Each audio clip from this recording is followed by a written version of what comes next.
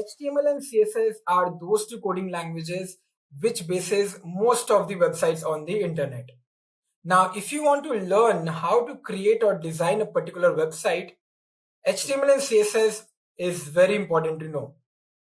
So, if you're ever thinking of creating your own website or your own web application for your own benefit or for your own business or for any such thing, HTML and CSS is good to go. Now, HTML and CSS are so easy to understand that a kid or a beginner or fresher going to the engineering college can also understand how to work with this. The only thing is the concept and the topics covered in HTML and CSS coding language is really vast.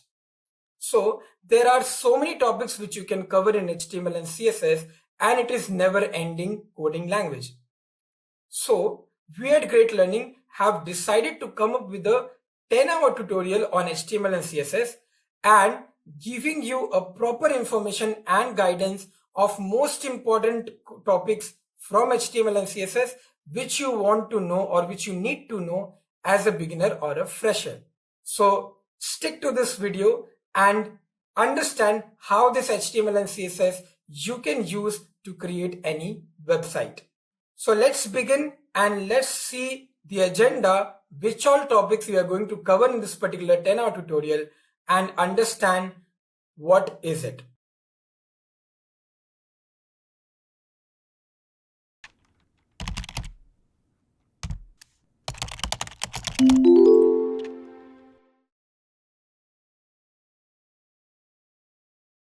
Before we get started, I want to introduce you to Great Learning Academy, a free initiative by Great Learning, where you can access over 200 plus courses with 1000 plus hours of free content on trending high demand domains such as data science, machine learning, artificial intelligence, programming, cloud computing, digital marketing, DevOps, management, and many more. Absolutely free. Award-winning academicians and leading industry experts design these courses. You can also get a free certificate of completion when you enroll and complete these free courses. You can also get access to the presentations, code notebooks, datasets, and quiz. We have courses in English and Hindi to give you the best learning experience in the language you are comfortable with. Check out the description of this video to access the relevant course on Great Learning Academy. So what are you waiting for? Register now and start your learning journey today.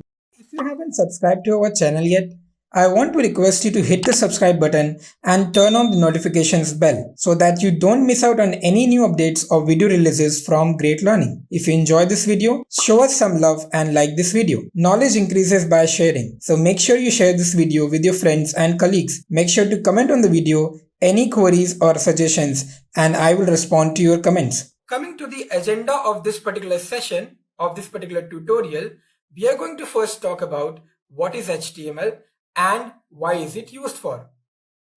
Next, we are going to see the basic concepts used in HTML. That means the basic tags, what is element, what is attribute, how we can actually write a code, which ID to use, which ID we have to download, and how to download those ID.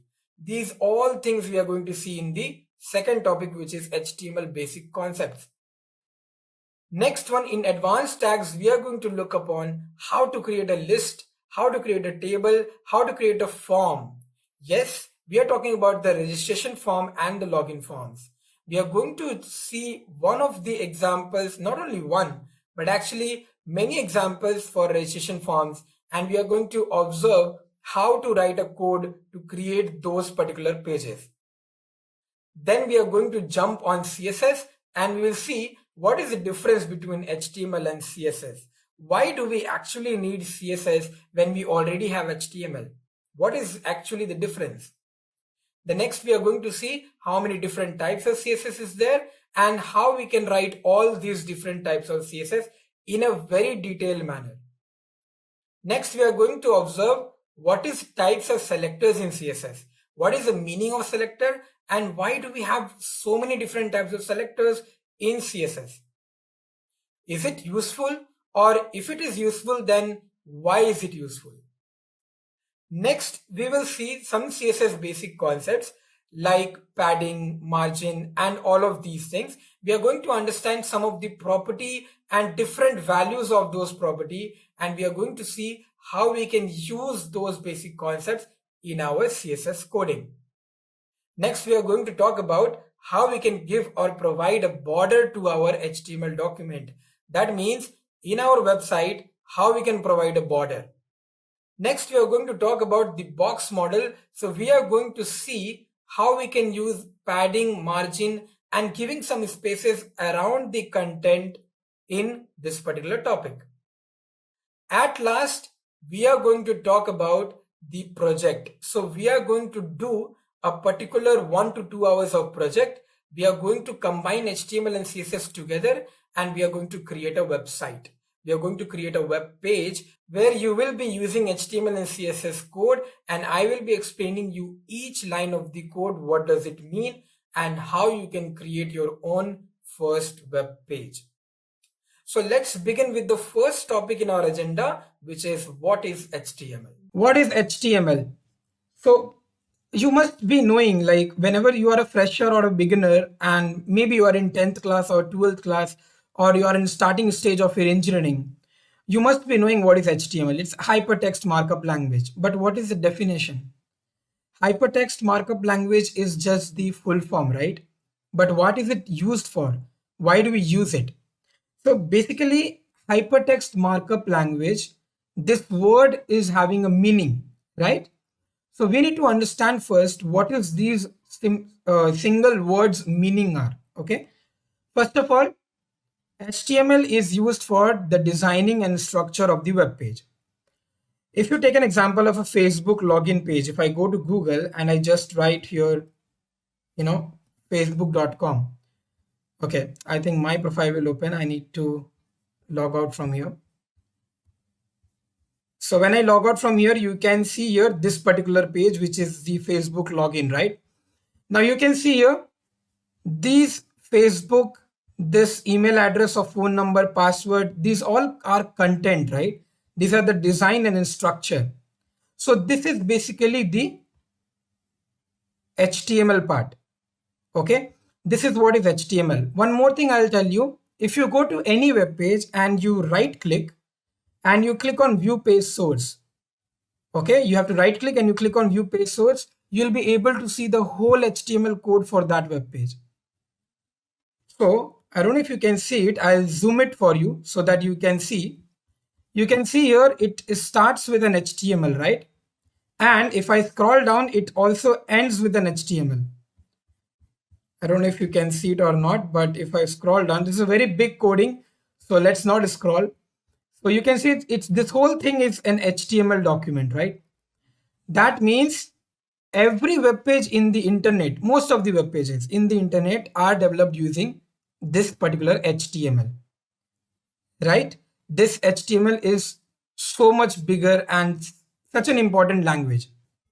One more thing, let's see something about Facebook Wiki. Let's open this Facebook Wikipedia. Do you remember I told you the full form of HTML? Hypertext Markup Language. There are three words here: hypertext, markup, and language, right? Let's first understand what is this hypertext, right? Let's first understand the first word, which is hypertext. Hypertext means, if you look here in this particular web page, there are several links here. Can you see these blue color links? These are nothing but hyperlinks, right?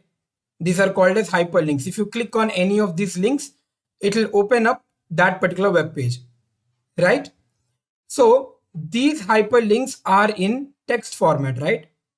That is why the name hypertext came. This web page is designed using HTML. Because of these hyperlinks, it is called as hypertext, right? So now we know the meaning of the word hypertext. Okay, let's go back to my slide and let's see what is the next point. So it stands for hypertext markup language. Hypertext means link between web pages, which I just showed you. Markup, what is the meaning of marking up? Okay, let's take an example. So when you want to cook something, you go for a recipe book, right? And in recipe book, what you can see the ingredients, you can see all the steps, what you want to cook, right? All these things are written. Okay, so it is mentioning that what all ingredients you want, and it's written heading as ingredients, right? The heading as ingredients, and then after that all the ingredients are present. So you are basically marking up that these things are ingredients, and the another things are the steps. Also in HTML, we do the same thing. When you write a paragraph, we mention that we are writing a paragraph. When we write a heading, we mention that we are writing a heading. So everything we need to mark up when you are writing an HTML code. That is why the word markup we use. Okay.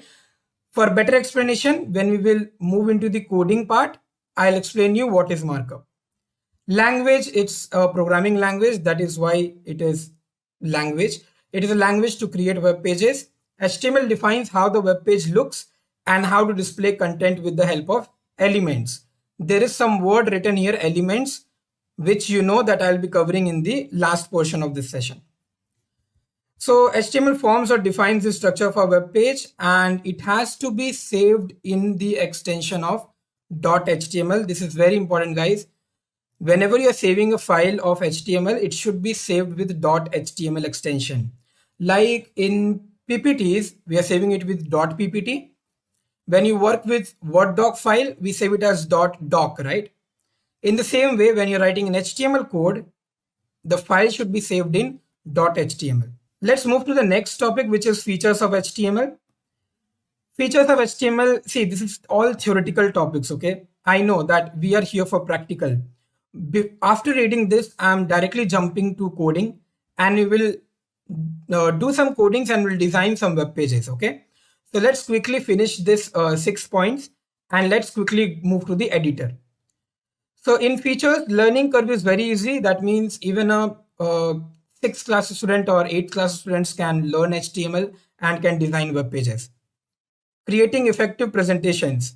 So yes, when you work with HTML, you can design and you can, show your creativity around the web page, whatever colors, which thing you want to wear. These all things can be managed using HTML.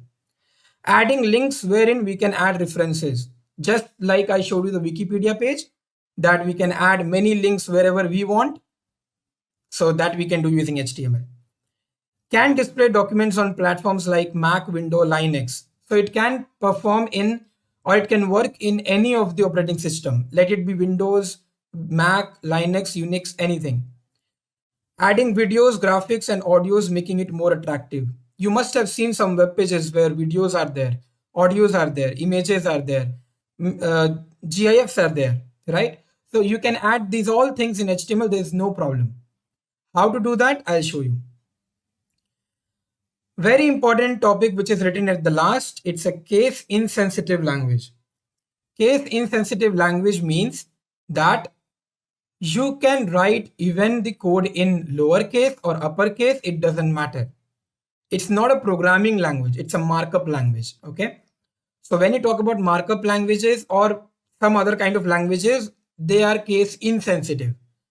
So even if you write the tag HTML in capital, it doesn't matter. It will not be like, there's an error. No, there's no error. Okay. HTML editors, we can use a lot of editors. So we have these 4 basic editors. You can use Notepad. You can use Notepad++. Notepad is already there in all of your systems. This is by default. Notepad++ you can download. It's a very easy download and installation steps for Notepad++. Atom and best editor is Sublime Text, which we'll be using in this session. And I'll be showing you how to download and from where. Let's first see how these editors look like. Notepad, you all must be knowing. So when you're using a Notepad for HTML coding, this is how it looks like. Okay. But if you look here, you can see everything is black in color. The whole code is black in color. So you are not understanding that which particular thing is a tag or an element or an attribute or whatever is there in this HTML coding. We are not understanding that in a very good manner, right? So we have Notepad++. In this, you can see several colors are there to identify what is tag and what is class, what is ID, what is attribute. These all things can be identified from here. Don't look at the coding. You will not understand any of it. It is just that I'm showing how these editors look like. Atom. You can see Atom is also a very cool looking, because when you do coding, you don't want the background to be white in color because it sometimes become boring. Some people like it, but some people keep, uh, for some people it's very boring. So Atom gives you a feature where black background can be there and the codes can be in colored. So it is very good to code in this kind of platforms. Same goes to Sublime. Now in Sublime, you can see how cool is this looking, and it is very clear that what is a tag, what is an attribute. So that's why we are going to use Sublime. Okay, now is the time that we should start the coding now. Okay, right now, let's move to Google and let's see how to, first of all, I'll show you how to download Notepad++. It's very easy. You have to just write here Notepad++ download. The very first link which you can see, you can click there and you can see the latest versions are released here. Okay, I suggest don't go with the latest one because there can be some complications when you're downloading and installing the Notepad latest version. So do download these kind of versions which is in the 4th and 5th. Okay, it will be the same thing. There'll be some changes, but that's okay. So download this one. You just click here and your Notepad++ will be downloaded. Talking about Sublime, so you have to write here Sublime Text Editor download. Once you do that, you have to click on download Sublime Text and you can see here 4 things are there. I'll just zoom in so that you can see. OS X, Windows, Windows 64-bit and Linux. So whatever your system is, check your requirements and download this. I am having Windows 64-bit. Just click on it and it will be downloaded. I have already downloaded it, so I'll pause it. Okay. Now quickly let's close this and open Sublime so that I can show you how this particular thing works. So I've already built some files here. Let me close that and let's open a new file. So here you can see when you go to file, click on new file, this file will be opened. This file is not saved, right? And if you start writing some codes here, you can see the colors are not coming. So when you start writing some codes here, the colors will not come here. For that, you need to first save it. So go to file and click on save. When you click on save, you can just save it in desktop. I'm just saving it in desktop. Let me name it as session1.html. Do you remember I told you that always whenever you're working with HTML file, save your file with .html extension. So that's what I am doing here and I'm clicking on save. Once you do that, now let's see what is the HTML skeleton and what is markup. Okay, let's do that. So first of all, you have to write here the very important thing, which is doc type HTML. This is the most important thing, the very first thing to write when you're starting with HTML coding. Why is it most important? Because this particular command will tell the browser, the web browser, whether you're using Chrome, Firefox, Opera, Safari, whatever, it tells the browser that user is writing an HTML5 code. User is writing an HTML5 code. So now browser will understand that user is writing HTML5 version code. So basically, doctype HTML tells the browser that you are using which version of HTML. Fine. Now, yes, you can see this is coming in color because I've already saved the file. Now, what is this angular bracket? Whenever you will see this kind of angular brackets, right? This kind of angular brackets, these are called as tags. These are called as tags. Whenever you will see these, whenever, so these are called as tags. Next, I'm going to close this HTML. When I'm saying closing, See, this is the opening tag and this is the closing tag. What is the difference? The difference is there's a slash. So when there's a slash, that means you're closing the tag. It is just simple as it is. Like when you open a door, you need to close it also, right? When you switch on the bulb, you need to switch it off also, right? Same thing happens here. Whenever you're opening a tag, you have to close it also. Fine.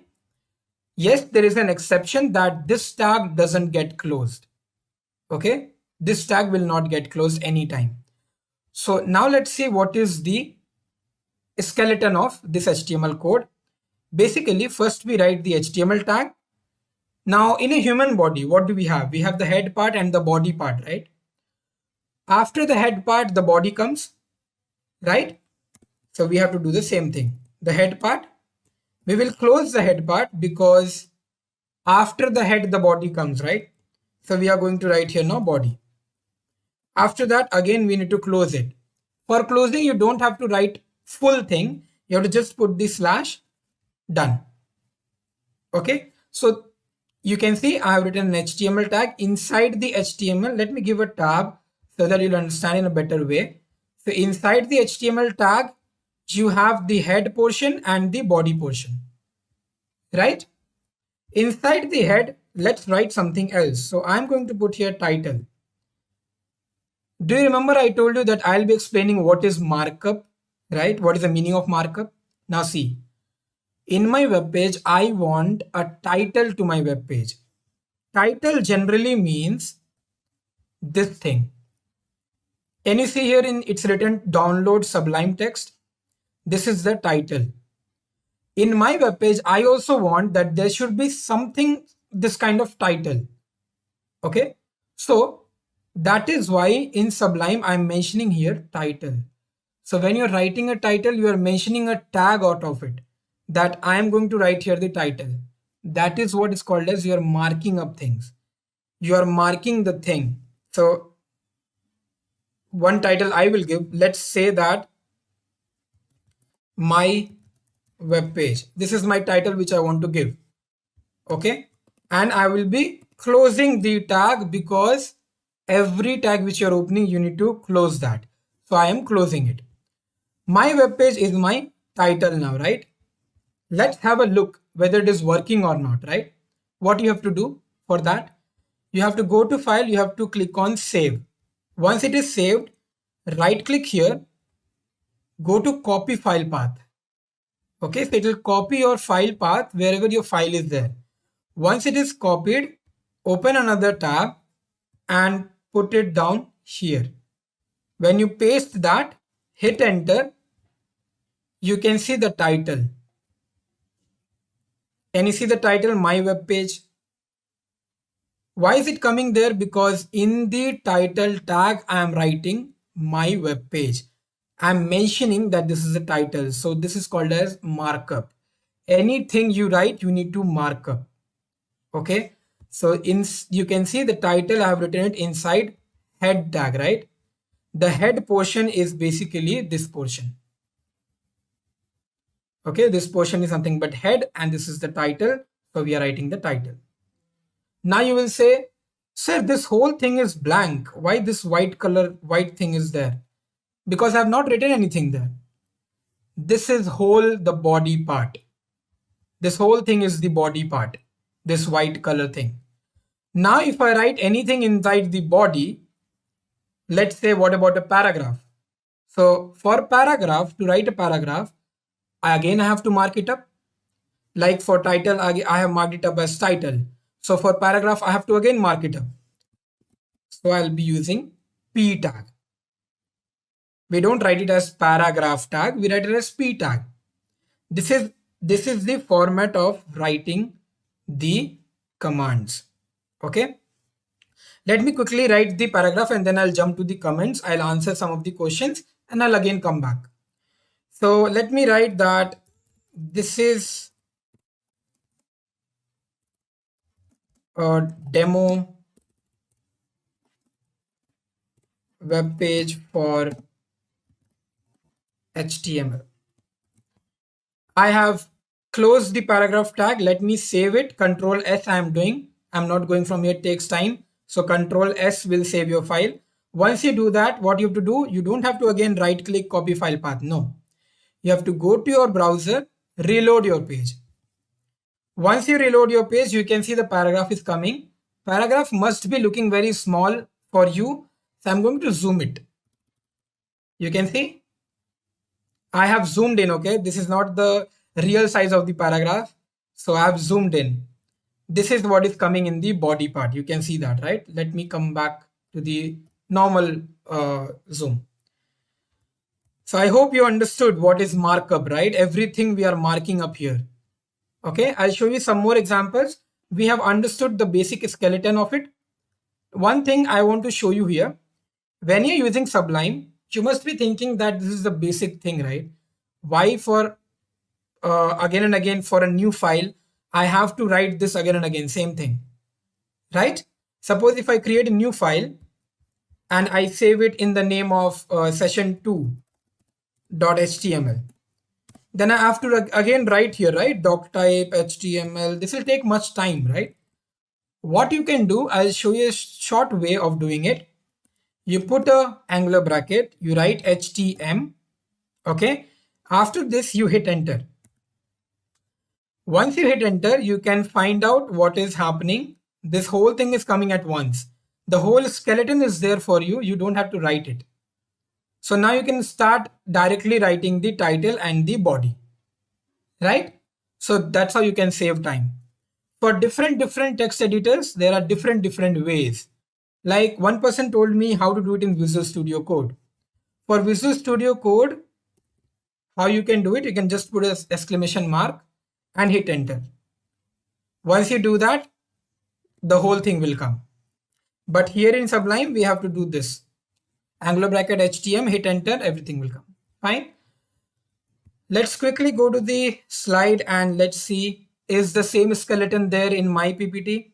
Yes, it is the same. You can see doc type HTML, head, body, HTML. So in head, what do we write? We write the upper portion of my web page, whatever will come in the tab portion. In the body, we write the actual web page content. Whatever I want in the content of my web page, I write it in body. This is just a normal description, so you can read it once, but in simple and layman terms, I have already explained what is it. Doc type HTML is the instruction to the browser about the HTML version. HTML tag is the root element and head tag is the everything written here will never be displayed in the browser. It will be displayed in the tab bar, right? The body will contain everything written here will be as a content which will be displayed in the browser. It can be text, image, links, videos, audios, anything. You have to put it here. Now, in this particular point, you can see there are some examples which is given. One is for paragraph. One is something called as ahref. We don't know what is it. Let's see what is it. And the next one is img, which is image. So let's do one thing.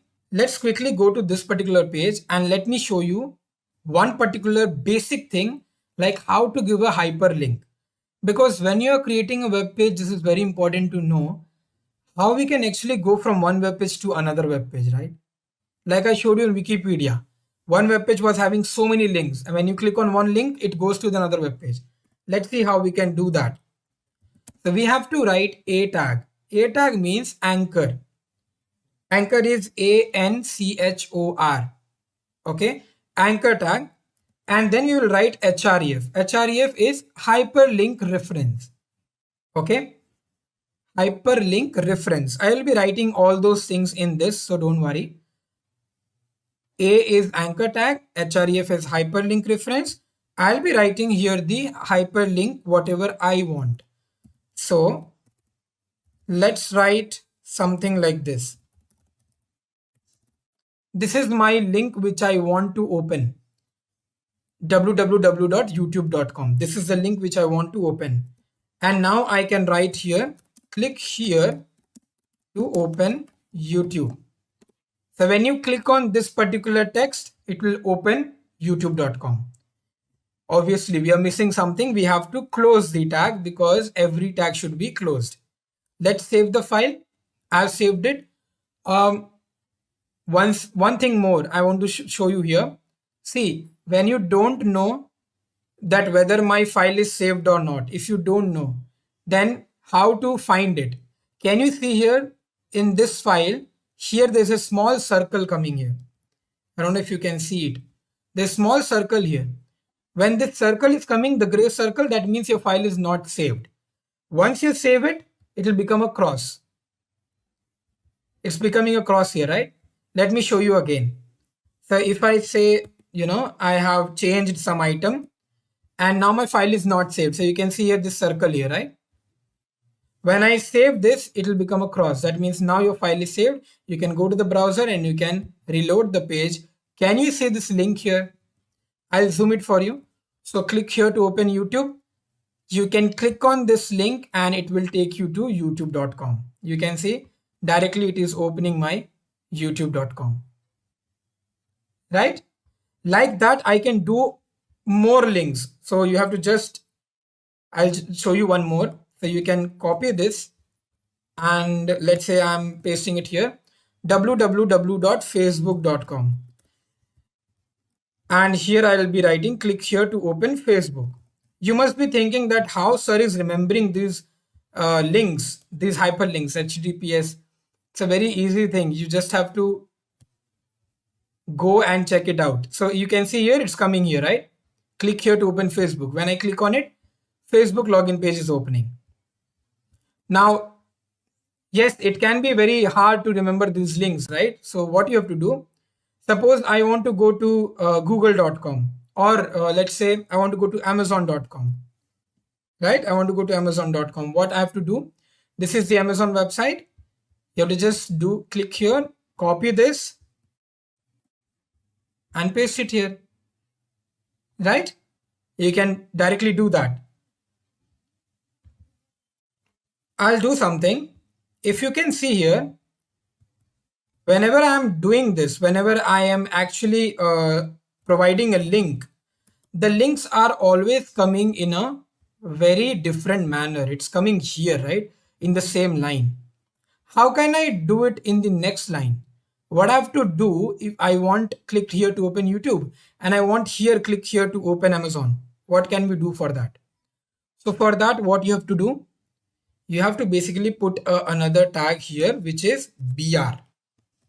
BR means break. Okay, BR means break. So it will break that line. So once you reload your page, you can see it is breaking that line. Another doubt can come in your mind, sir, what if I put here 2 breaks? Once you put 2 breaks, one more line will break here. Now it is looking quite a good web page, right? Okay. What about I want a separation here? I want a line here which will separate these 2 links. What we can do for that? So we can put a HR.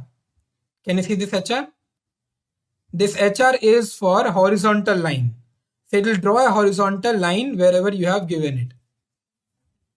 You can see the horizontal line. Okay. Now there's a lot of space here. So let me remove this BR so that that space will go off. I hope you're understanding how I'm writing the code and I'm shifting to web page and I'm showing it to you. Right? So HR and BR, you have understood. Okay, now let me show you some basic things also. Before that, let's learn what are comments. These are very important. That's why I don't want to skip it. So what is comment? Comments are not codings. Okay, these are not codings. These are normal text which you write in text editors. These are the normal text which you write in text editors. It helps to understand our code better and makes it readable. Now imagine that I have written a very long code and I have given it to any fresher who doesn't know what is HTML. Will he be able to understand what I have written? No, right? Because he doesn't know anything about that HTML. So how is gonna understand what I've written? So I'll be adding some comments which will make him analyze what I'm writing here. For an example, if you see here, I'm writing this paragraph, right? What I'm going to do, I'm going to write here that it's a paragraph. So I'll write here, it's a paragraph. Now how to make it a comment? So select this thing, this sentence, select it and then control slash. When you do control slash, I don't know if you can see it. This is the comment. It has become a comment now. It's not a code. It is not a code, but when I will send it to you, you'll be able to understand that, okay, sir has written a paragraph. Same thing I can do here. A is anchor tag. Href is hyperlink reference. I want to put this as a comment because I don't want it to be a code, right? Control and slash together. It become a comment. Now I'll be able to understand, okay, anchor A is an anchor tag and href is an hyperlink reference. The same thing I can do with this br and hr. I can just put it somewhere here that br is break and hr is a horizontal line. Select this, control slash, become a comment. Right? It will not affect in your browser. You can see I've saved the file, I've reloaded it. Does not affect anything, right? Okay, one more thing I want to show. If you right click here and you go to view page source, you can see this code here. Right? The same code is coming here, but you can't edit this. Obviously, you can't edit it here. If you could have done it, then you can actually edit all the web pages in the market, right? So this particular file you can't edit. If you have your original file in the editor, then only you can edit it. I hope you understood what is comments, right? If you want to comment this whole thing, like the whole thing, if you want to comment the whole thing, select everything, control slash. You can see everything is commented. Okay. And let's discuss what is tag, element, and attribute, which I said is a very important topic. So let's understand what is tag, element, and attribute. Let me close this. Okay, now look here, guys. These are three things which are very important: tags, elements, and attributes. So first understand what is a tag. I've already told you tags are something where you can find these angular brackets. Wherever you will find these angular brackets, these are nothing but called as tags. Fine. Now when you talk about elements, elements are the things which is written inside the angular brackets. Like body is an element, head is an element. See, when I'm saying body is an element, I'm saying like this: body is an element. When I write like this, then this is body is a tag. Easy, understood? So body, then HTML, head, a, these all are elements. And when you talk about tags, so body tag, HTML tag, these all are tags. What is an attribute? Attributes are nothing but extra features provided to a tag. Extra features provided to a tag. So understanding this line, if this is a tag, you can see this attribute here. This is an attribute because this is an extra feature provided to this particular a tag, right? This is an extra feature. If you look at this href, this is also an extra feature, right? Okay, let me show you one more thing. Somebody asked me how to increase the font size or font of the text, right? Let's do that. If this is a paragraph and I have to write here style, then I have to mention here color. This is for text color. So if I'm putting text color as let's say red, if I save this file, you can see in the paragraph I am changing the color to red. So when I go to my web page and I reload, can you see this particular thing? This paragraph is becoming red in color, right? Okay. Now what if I write here background color as black? What will happen when I do that? So when I reload my page, the paragraph background color is black. I hope you can see that. I'll again show you how I have written it. Style color equal to red. Color means the text color, it will become red, and the background color for that will become black. Now you will ask me, sir, what if I do this in the body? Let's do it. So if I write here style, then same thing, equal to background color. Let's say if I'm giving here purple, right? If I'm giving, now body is the whole web page, remember, the whole content. So if I go there and if I reload my page, the whole page is becoming purple, right? And these links are blue in color. You can't see, basically even I can't see because color combinations are bad.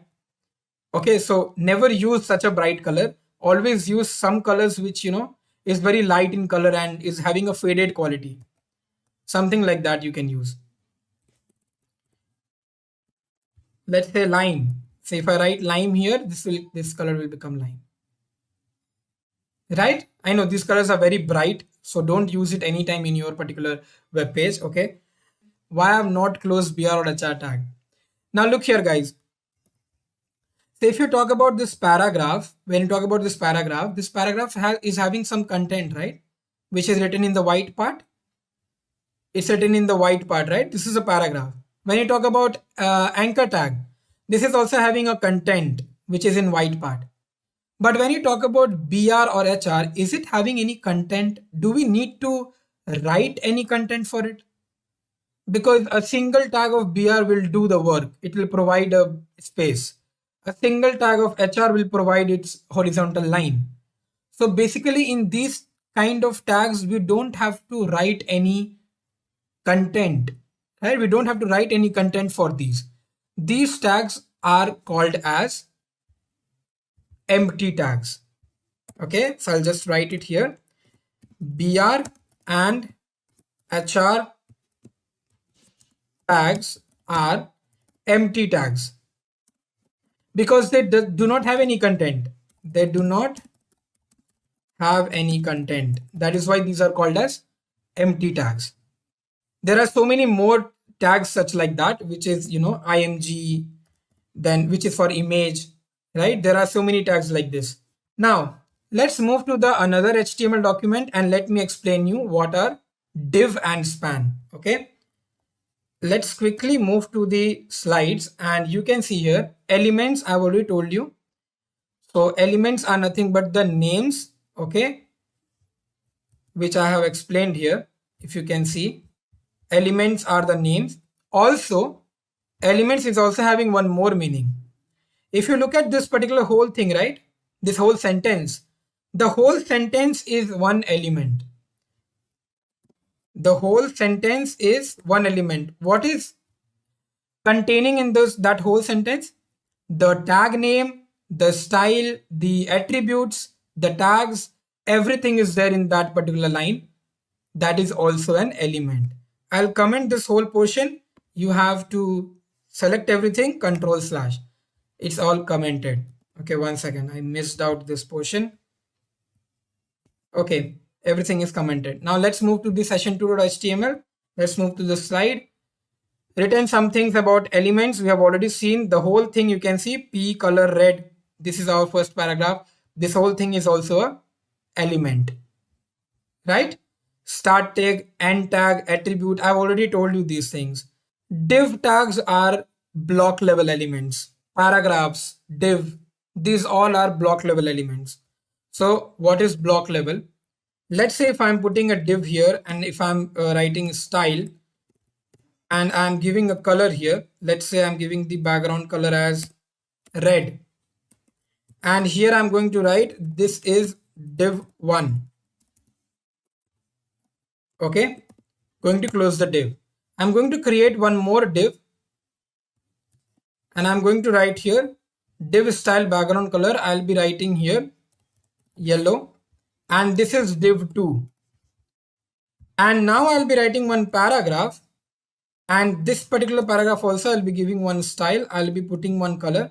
Let's say background color black. Let's say black.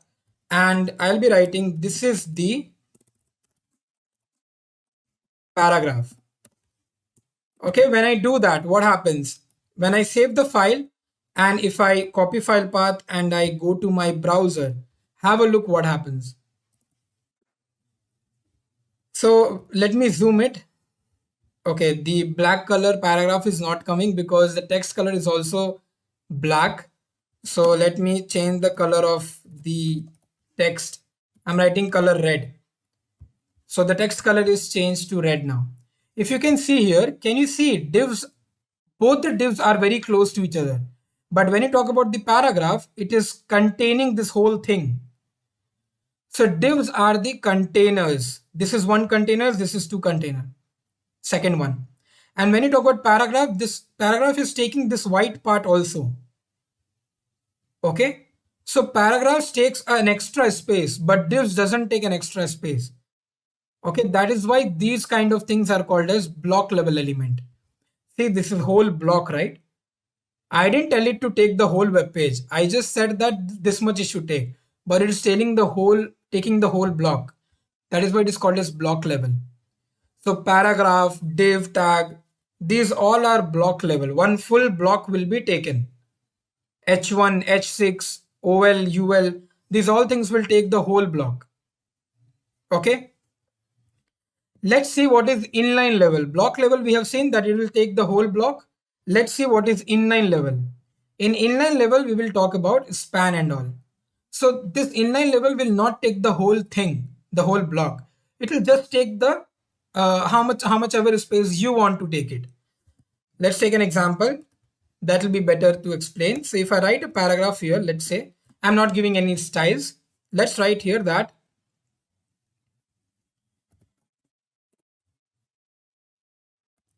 my eye color is blue.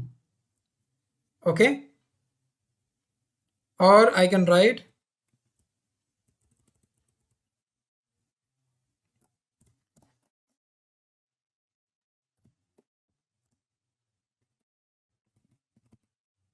mom is having blue color eyes. Okay. Something like this I have written, some random paragraph. Now, if you can see here, when I reload the page and I see, you can see here what is happening. The same thing is coming. My mom is having blue color eyes, right? If what I'll do here in this blue, I only want this blue should be coming in blue color. So see what we were doing.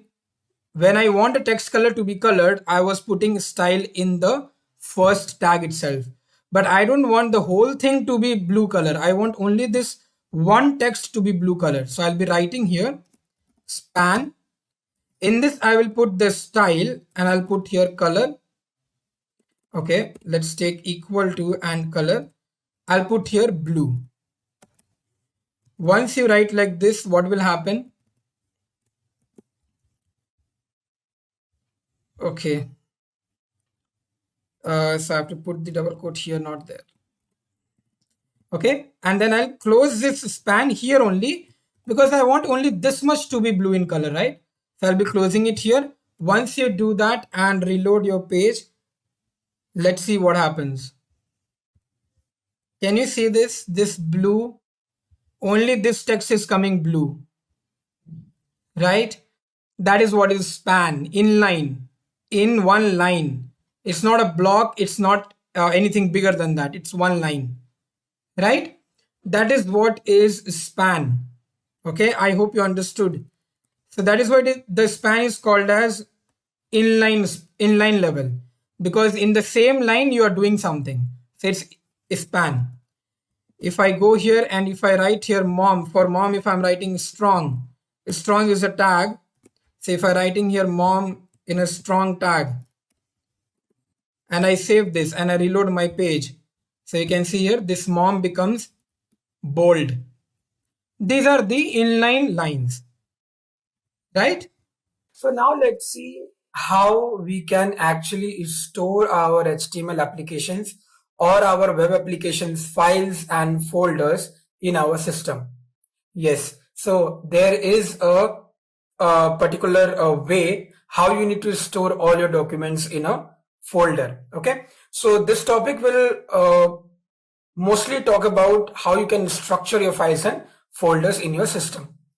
Now, let's suppose that I have taken an example of this kind of documents folder, inside which I have many folders of mine. My personal documents are there and some all other stuffs are there. Okay. Now, if you can see here, we have the root folder. Inside the root folder, I will keep all my files of my web application, the project which I'm working on. Okay. So let's zoom into that root folder and let's see what we are going to keep inside this root folder. Okay. You can ignore this default.rdp and zoom. Just focus on this root folder. So you have created a root folder, and now inside that what all things should be there. So there are mostly 4 things which should be there, 3 folders and some files. Let's see what are those files and folders. So the first folder will be CSS folder, the second folder will be the image folder, and the third folder will be the JS folder. It's not important that you have to name the folders like this only. No, you can just rename it like CSS, image and JS. That's it. Okay. And then what is sam.html? I'll tell you right now. So some of you must have understood what is this happening here. I'll tell you in more elaborated way what is happening. All the .html files will go here in the top level of the folder. That means all your HTML files, index.html or aboutus.html, contactus.html, these all things will go here in the root folder. That means just in this top level. Those files will not be inside any of these folders. Okay. So one HTML file which I have created is sam.html and I have kept it here. Now, all the CSS files, that means all the styling sheet files, will go in the CSS folder. Now, what is CSS? We will see in the later part. But right now, just understand that how HTML language is there. We have one more language which is CSS, and that will go inside this CSS folder. The next is the image folder, inside which all our images will go. That means in your web application, obviously you will keep some images, right? So all those images you need to store somewhere, and those images we store it in the image folder. Okay. Now what is this JS folder? JS means JavaScript. Okay. This is also a programming language. So how you keep all your HTML files in the top thing like here, and how you keep all your CSS files inside the CSS folder, we keep all our JavaScript files in the JS folder. So all the .js files will go inside this folder. Now why we are doing this? Why there is a file and folder structure for a web application project? Because you can see it is very well defined that where are your files. Let's suppose that you are creating a web application and you found some errors in the styling of the web page. So you know where to go. You have to open CSS folder and you have to open the .css file, because you know that a styling error will only come in the CSS part. If you have an issue with behavior means when your web page behaves, like suppose we'll take an example, Facebook login page. So when you click on the login button, your profile comes up, right? That means your web page behaves, right? Now, how it is happening? Because of JavaScript. Okay, because of JavaScript, your web page is behaving, correct? So those codes, those programming language codes will put it here. Now, if you find out that there is any problem in the login button or submit button, that the button is not working, it is not responding, it is not behaving, so then you know where you have to go. You have to open the JS folder and you have to correct your code there, right? Similarly, when you have a problem with the design of the web page or the structure of the web page, alignment is not proper, those things, then you have to go with the HTML files. So everything is very properly managed and well structured, right? That is why whenever you're working with a project, you should keep all your files and folders like this. It's a more better and efficient way whenever you're working with a project or a web application, right? Now, don't worry about JavaScript. Okay, JavaScript is totally a different programming language. So in this particular tutorial, we are going to only see the HTML and CSS part, right? Now, project root folder, which was the main folder, right? So this main folder is for the project and contains all other files and folders. On the web, it is called the root folder. Okay, because that is our main folder here, inside which all my files are there. If this main folder is deleted, then all your web application files will be gone, correct?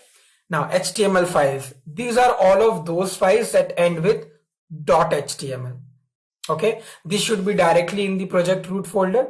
You don't have to keep it inside any other folder, okay, because these are .html and not in any subfolders. You must have understood this. Now, CSS folder.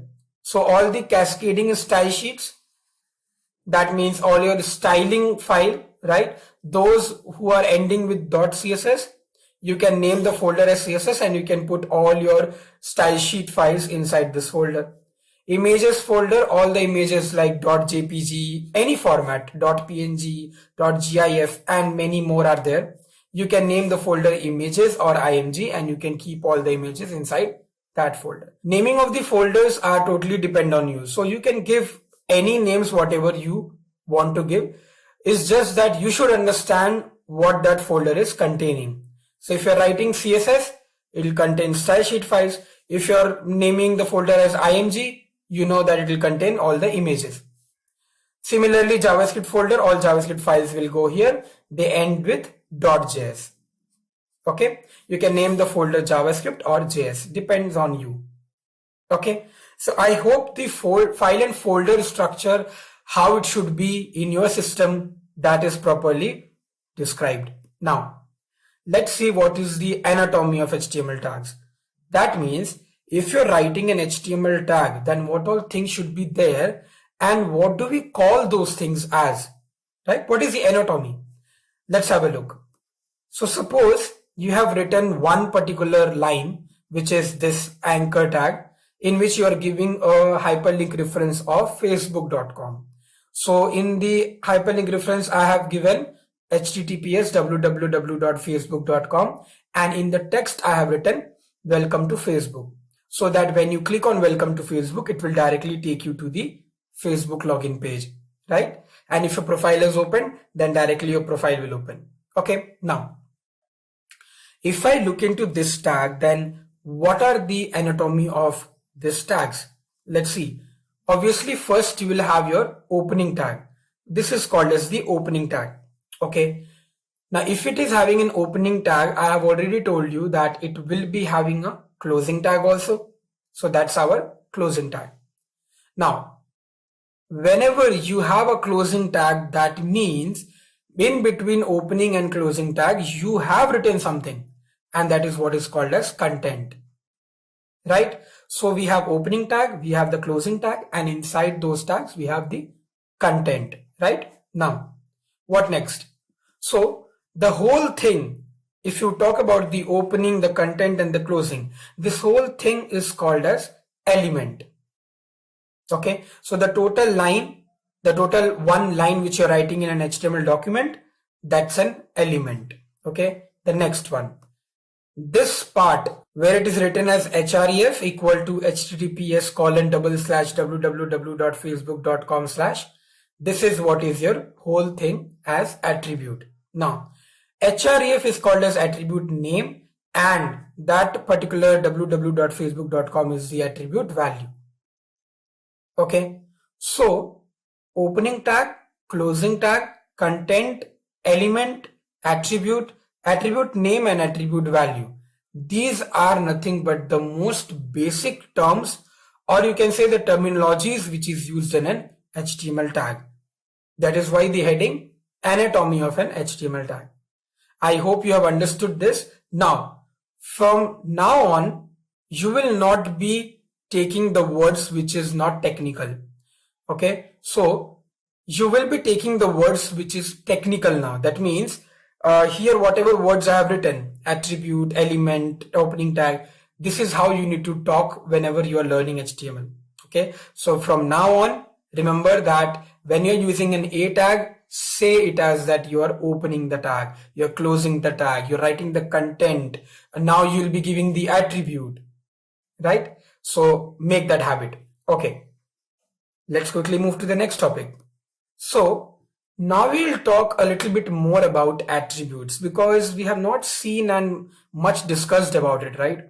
So let's see what are the other kinds of attributes for different tags and what is it, right? Now, attributes, as I have already told you, that these are the extra information provided to a tag, right? Now, if I talk about the anchor tag, which was the hyperlink, we are providing an extra information to it as a href, hyperlink reference, right? When you talk about attributes, these are the properties associated with each tag. Let's talk about the image tag, right? img. When you talk about image tag, obviously what image you want in your application, you have to mention that file name, right?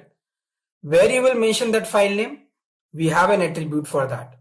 Okay, now let's have a look what are those attributes and actually what it is, right? So if you can see, these are the properties associated with the each tag. Okay, so href, src, these are some properties. How do we write it? We write tag name, right? The tag like h1, p or a, whatever, and then we write the attribute name and then we write the attribute value. That's it. This is the structure how you write a normal tag or an element, whatever you can say. Now, global attribute. There are some attributes which are global, okay? Now, what is global? Global means that for any HTML document, you will have these kind of attributes.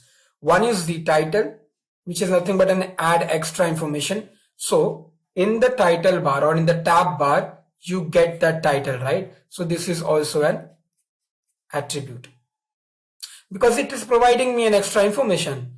Title in the tab bar, it is providing me an extra information. What is the style? This also gives me an extra information, right? So this is also an attribute. Okay, I will show you how do we write this. Okay, let's move back to the Sublime and let's see what happens when we are writing the title or this style. Okay, so this is my Sublime. Okay, let me show you first how to create a folder. So if you see here in this, there's a folder which I'm creating. This folder, I'll just name it as, let's say, HTML and CSS tutorial, right? And now in this folder, I'll be creating one file, which will be HTML, right?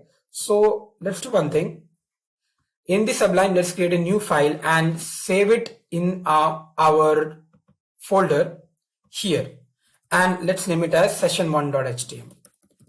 .html, I've told you it's very important to write, otherwise your browser will not understand which file you want to embed in your browser, right? He will not be able to understand what kind of file is this.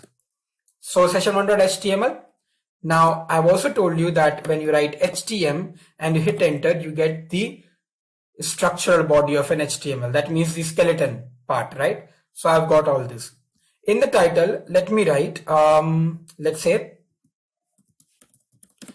Great Learning Tutorial, right? So this is the title which I've given. And in the body, let's say I'm writing h1 tag. And in the h1 tag, I'm writing, welcome to my first web page. Okay, this is done. Let's save this and let's copy file path. I'll go to my browser. So let's open one of the browser. Microsoft Edge will be fine. Now here, let's run this. So here you can see my H1 is coming. My zoom is 100%. I hope you guys can see it. If you can't see it, then I'll just zoom it. Okay, this is how my H1 is looking. Very simple code. I have not done anything. There's a title which is written as Great Learning Tutorial. Okay, now for an attribute, it was said in the slide that we can use title and style as the global attribute.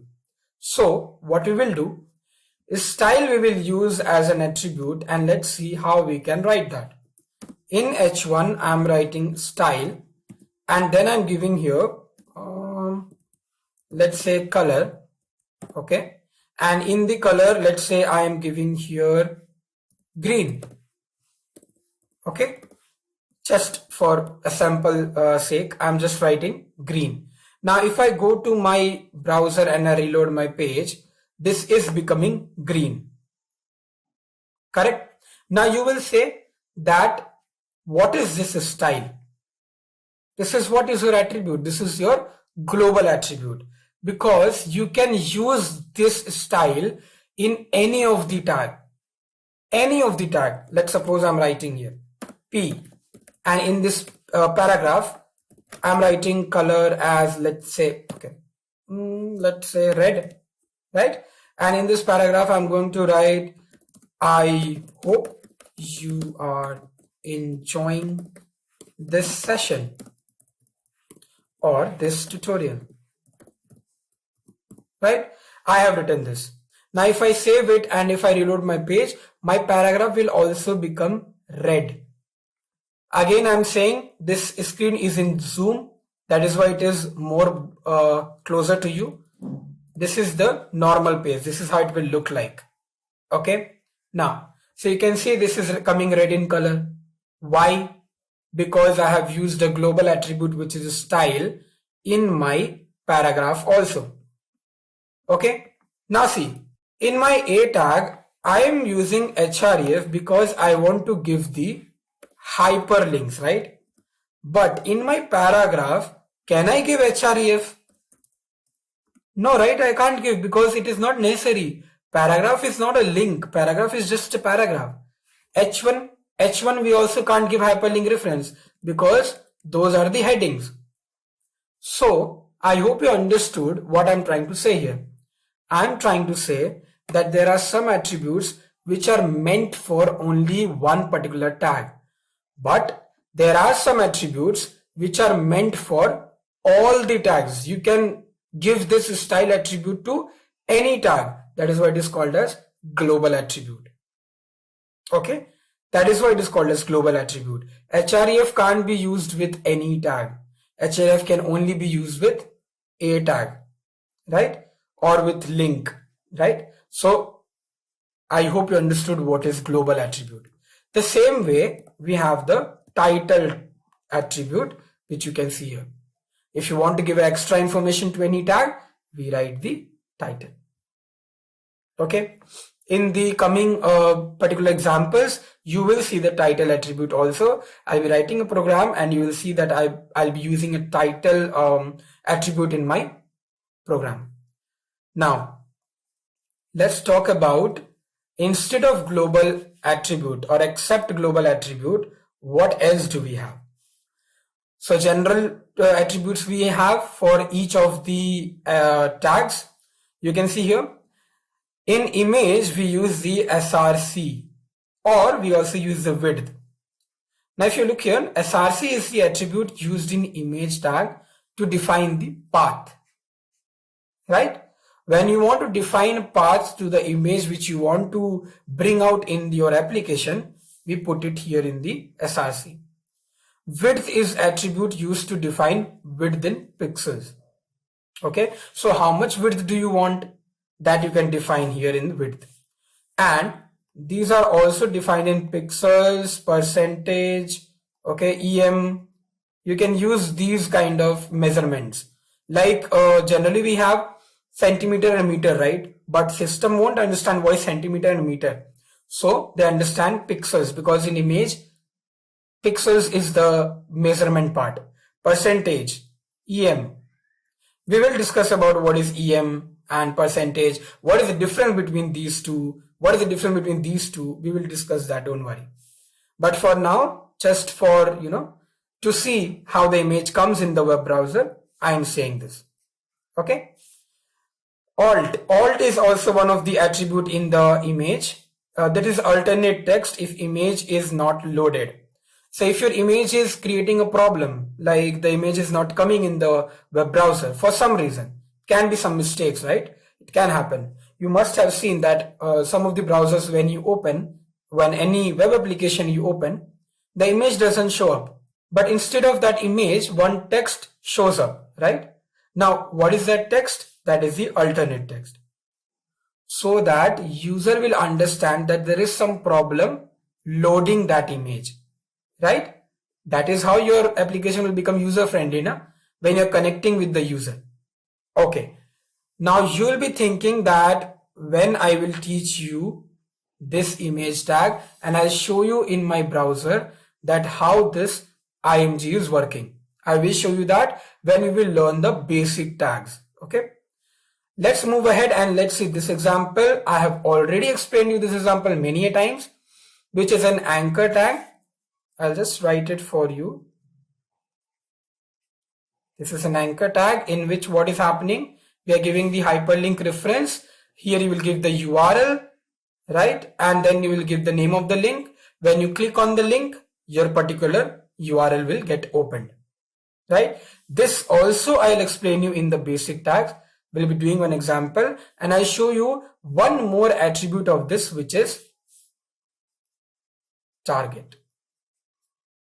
Okay, so let's move ahead so that we can directly jump to, or we can move to basic tags and understand how we can do this IMG and anchor. Now, so we are in the basic tags topic, and now we are going to see what are the basic tags which is very generally used in HTML, and we will see and we will use those tags and I'll show you in an application. Okay, so let's quickly move to the basic tags and let's see what all pointers we have written here. So first of all, we have written that it is enclosed within the angular brackets, right? All the tags whichever you will work with, these are basically enclosed with the angular brackets. Different tags render different meaning. Obviously, like H1 tag is for heading, P is for paragraph. So different tags render different meaning. What about title tag? So you already know that title tag is whatever is written in this tag comes up in the web pages tab. In above, when you see the tab bar, there only the title comes in.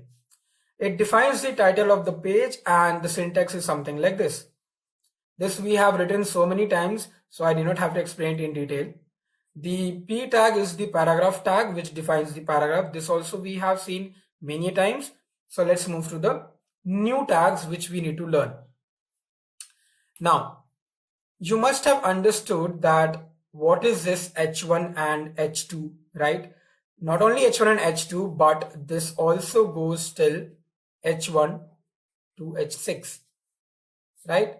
There is no H7, there is no H8, okay? I'll tell you what is the reason. But before that, these 3 pointers are really very important to understand. See, search engines means Google or, all the other Yahoo, Bing. These search engines use the headings to index the structure and content of your web page. Whatever headings you will give in your web page, that will become the index of your web page. Okay, when people will search about anything, the search engines always look for the headings. When you search for any document or when you search for any keyword, it looks for the headings from our web pages. That is why these tags are really very important. User often skim a page by its headings. It is important to use headings to show the document structure. What users do, they don't write the headings, okay? They don't use H1 and H2. What they do, they write a paragraph tag and they increase the font size. So it looks like a heading, right? But you should not do that. When you are writing a heading, when you know that that particular thing, that particular text will become a heading, you have to use H1 to H6, any of the tag, depending on what boldness or what strength of that text you want. So it is important to use headings to show the document structure. H1 heading should be used for main headings, the very main headings, the very first headings, followed by a H2 because H2 is a little bit smaller than H1, and then the less important, which is H3, and so on. You should also consider this fact that you should not misuse the tags which is given by HTML. H1 is for main heading, so you have to use it for main heading. H2 is for subheading, so you can use it for subheading. H3 is something like subheading. Okay, so use it for that. When it is already given to you, then make use of it, right? Use HTML headings for headings only. Don't use headings to make text big or bold, right? I did not have to repeat this line again. You must have understood this. Now, let's move to the next and let's see what is this. This is something new which you are now seeing in the screen. This is called as pre-tag. Now, what is this pre-tag? Before learning all these things, whatever is written here, before reading that, let's move to our Sublime and let me show you some examples. Okay, moving to my Sublime. This is my Sublime and this is the code which we have written right till now. In the paragraph, what I'm going to do, I'm going to write here a normal paragraph. Okay, just a normal basic paragraph. So let's say that please visit Great Learning Academy for free courses, and after completion get a free certificate. So something like this paragraph I have written. Okay, now I'm going to save this, and you know what will happen in the browser, right? One paragraph will come, correct?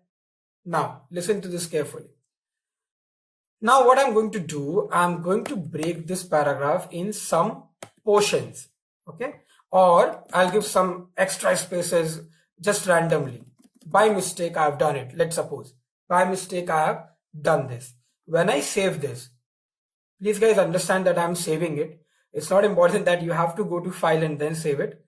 I'm doing Control S. You should also keep a habit of pressing Control S rather than going into the file and saving it. For beginners, you can do that for some time, but don't make it a habit. It really takes a lot of time. Go to file, click on save. Instead of that, just do Control S. Now, what do you think that what will happen in the paragraph? Will it come like this? Like all the spaces and all will be there? Or will the paragraph will come normally? Let's see. If I reload my page, nothing is happening. The spaces are not getting considered. Let me zoom it, right? And the hitting enter, the extra spaces are also not getting considered. Why? HTML, what it does, in a paragraph, when you're mentioning that it's a paragraph, HTML knows that you're writing a paragraph. And what it does, it considers this spaces as user's mistake. Okay.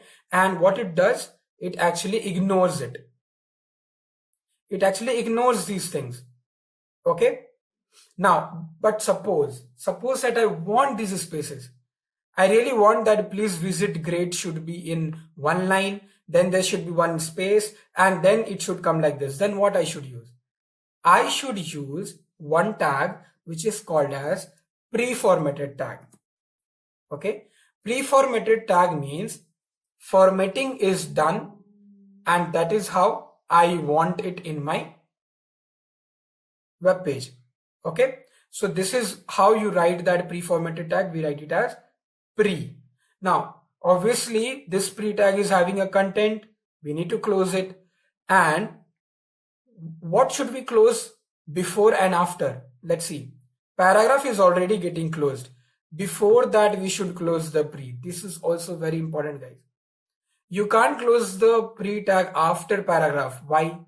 Because you are opening the paragraph and after that you have opened pre. So you have to first close the pre, and then only you can close the paragraph, right? Because inside paragraph you are using pre tag, right? I hope you understood this. Now let's save this. So remember that we have used the pre tag, right? Let's reload the page. What is happening? I am getting the same exact pattern how I have written my paragraph now, right? However, I have written it in my Sublime the same way it is coming, right? Also, you will observe that there is a slight change in the font style, right? The font style which was there back, like if I remove this pre for now and I refresh my page, look at the font style, right? It is different.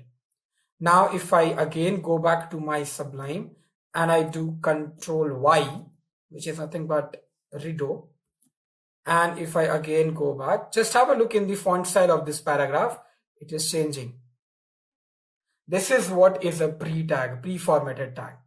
Okay, so when you want your any text to be written in the same manner how you're writing in the Sublime, then you have to use the pre-tag. Now let's go to our slide and let's understand what pointers I've written here. The pre-tag defines pre-formatted text. Text in a pre-element is displayed in a fixed width font. So this is totally in a fixed width. That means how much width you are taking? Only that much width it will take in the web browser also. And the text preserves both spaces and line breaks. So spaces, line breaks, these all things will be preserved when you are using a pre-tag. Sorry, when I'm using a pre-tag. Okay. Now, the text will be displayed exactly as written in the HTML source code. Okay. Two examples are written here. Now, if you look here in this example, there's a space here, right? So if you're using a pre-tag, this space will be maintained. It will be preserved. And look at this. This is like totally, random stuff, right? So this also will be preserved. It will be the same paragraph which will show up in the browser. Okay, the all spaces will be there. I've just showed you. Okay, now I hope you understood what is pre-tag. This is a new tag, right? Because we have right now only seen the HTML or the head, the title, the paragraph, the H1 to H6, but this is a new tag, right? Okay, let's move and let's see what all other new tags do we have. Now is the time when we will talk about the most of the new tags which are there in the HTML5, specifically HTML5 version. Okay, these are quotations, abbreviations, and citations. Okay, let's understand one by one what are these tags and how it will work. Okay, so now let's begin with the first tag from this particular section, which is the block quote. Now, what is this block quote? Let's understand in a theoretical manner and then we will do a practical. So to define a long quotation or block quotation, we use block quote. What is block quotation? See, many leaders have given some quotations, right? Where there's a will, there's a way, right? When one door open, another also opens, something like that. So those are the quotations. Now, in some of the web pages, what happens? The developer write the quotations in the beginning so that when a user is entering into his application, the user will read that quotation and then he will start looking into the whatever content it is having in the application or in the web page, right? So when he reads the quotes, he actually understands and feels very good. Yeah, some developers does that. Some web page developers does that. So if you want to put a quotation, we use this block quote. Block quote tag indents the quotation in browser. Now please understand what is this indent. Indent means, see, how I've written these 1, 2, 3, 4, 5, 6, there is a space given here, right? I'm not starting two dot from here. I have not written it here, right? I have given some space here. This is called as indentation. Okay, I have given an indentation so that it will look nice. Imagine that if I have written this in the corner, so it will not look nice, right? But one small indentation will make your presentation or will make your web page very good looking, right? Now, so block quote gives the indentation for the quotations in the browsers. How do we write it? Right? That's our question. Let's move to our Sublime. Let's write a code for it. I'll keep this pre-tag as it is so that you can refer to that anytime while I am continuing with my tutorial. Here what I'll do, I will mention that block quote, and here I'll write one basic kind of quotation, okay? A little bit bigger you should write. If you'll write in smaller one, I'll show you what will happen. Let me write the smaller one. Let me write the bigger one first, okay? So let me write this. Obviously, it's a quote, so we have to give the double quotations. Now, when one door closes, another opens. You can take any quotation. It's not important that what I am writing, you have to use it for your web page. No, you can write any quotations. Even your own will also work, right?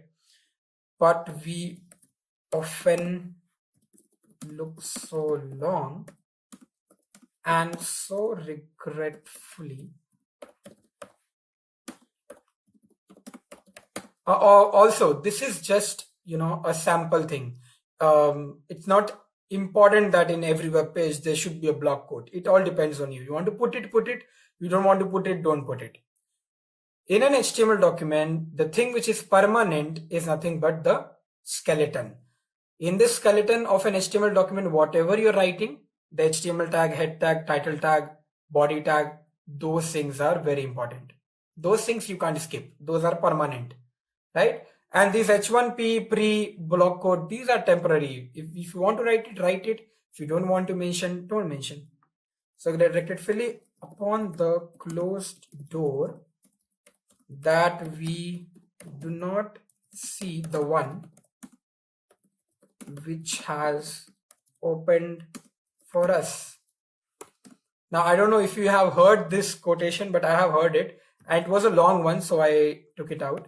And who told this? This is told by Alexander Graham Bell. Okay, this is done. Now I have to close the block quote. It is closed. You can see I just kept the slash, and Sublime already understood that I want to close the block quote. This is done. Save this and let's reload my page. What is happening? What is happening, right? So this is not even a paragraph. This is not even a heading. What is happening is, let me first show you in a normal size. So this is 100% zoom. If you can see, this whole block quote is coming in a center, right? And there is an indentation given, if you see here. That's what I told, that block quote will provide automatic indentation to your web page.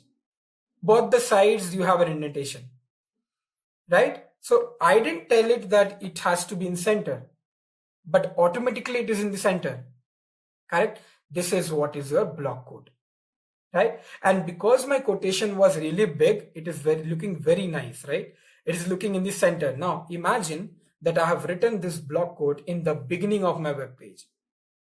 How cool it will be. It will look very nice because user will start looking into the web application or your web page from here, and he will read that.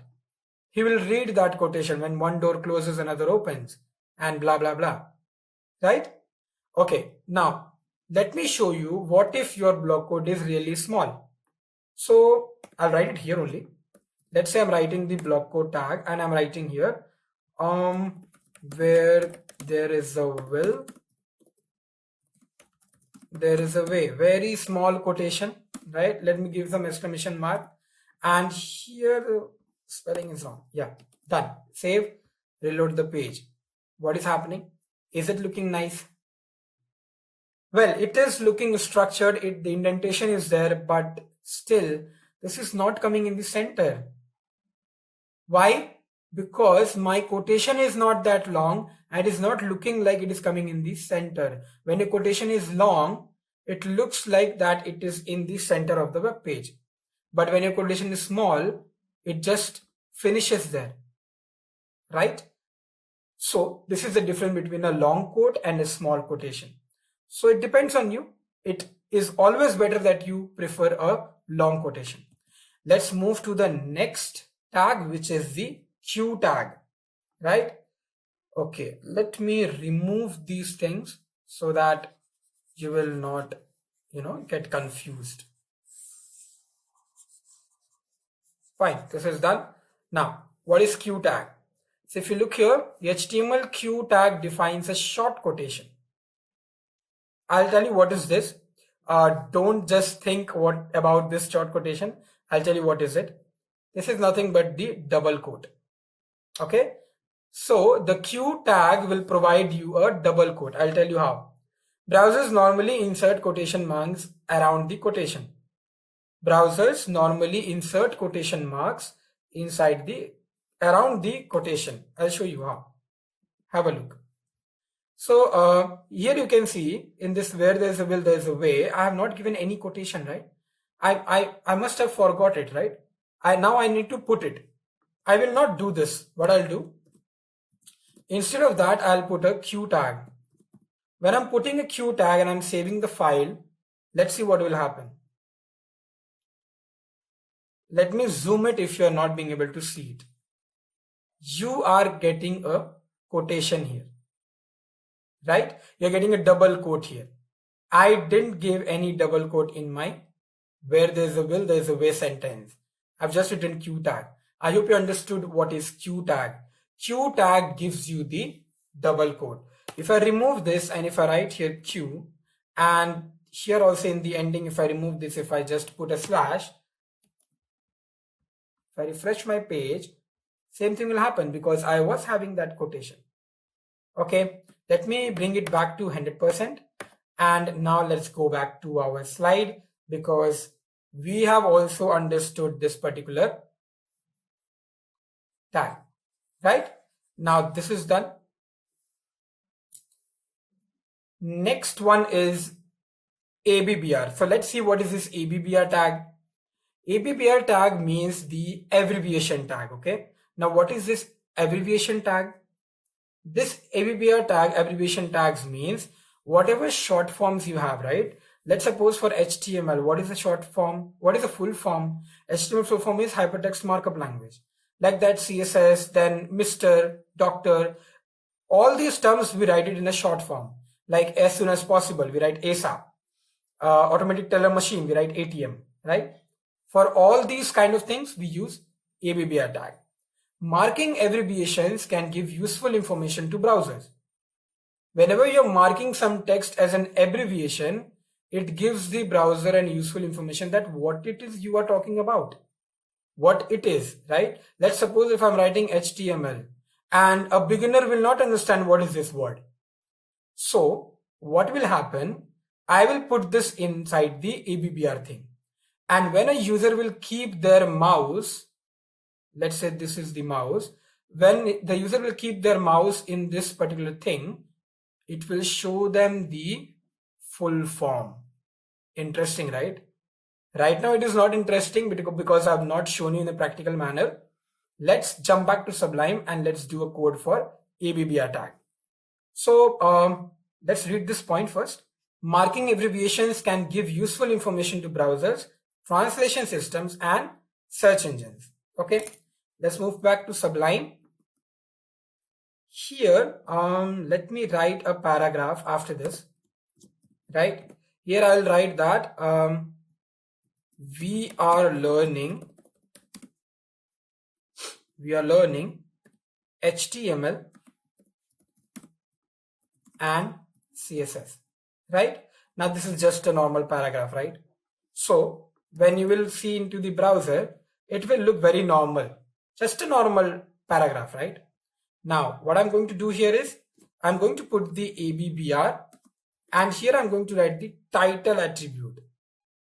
Okay, inside the title attribute I am going to write the full form of that HTML. So I'm going to write here hypertext markup language.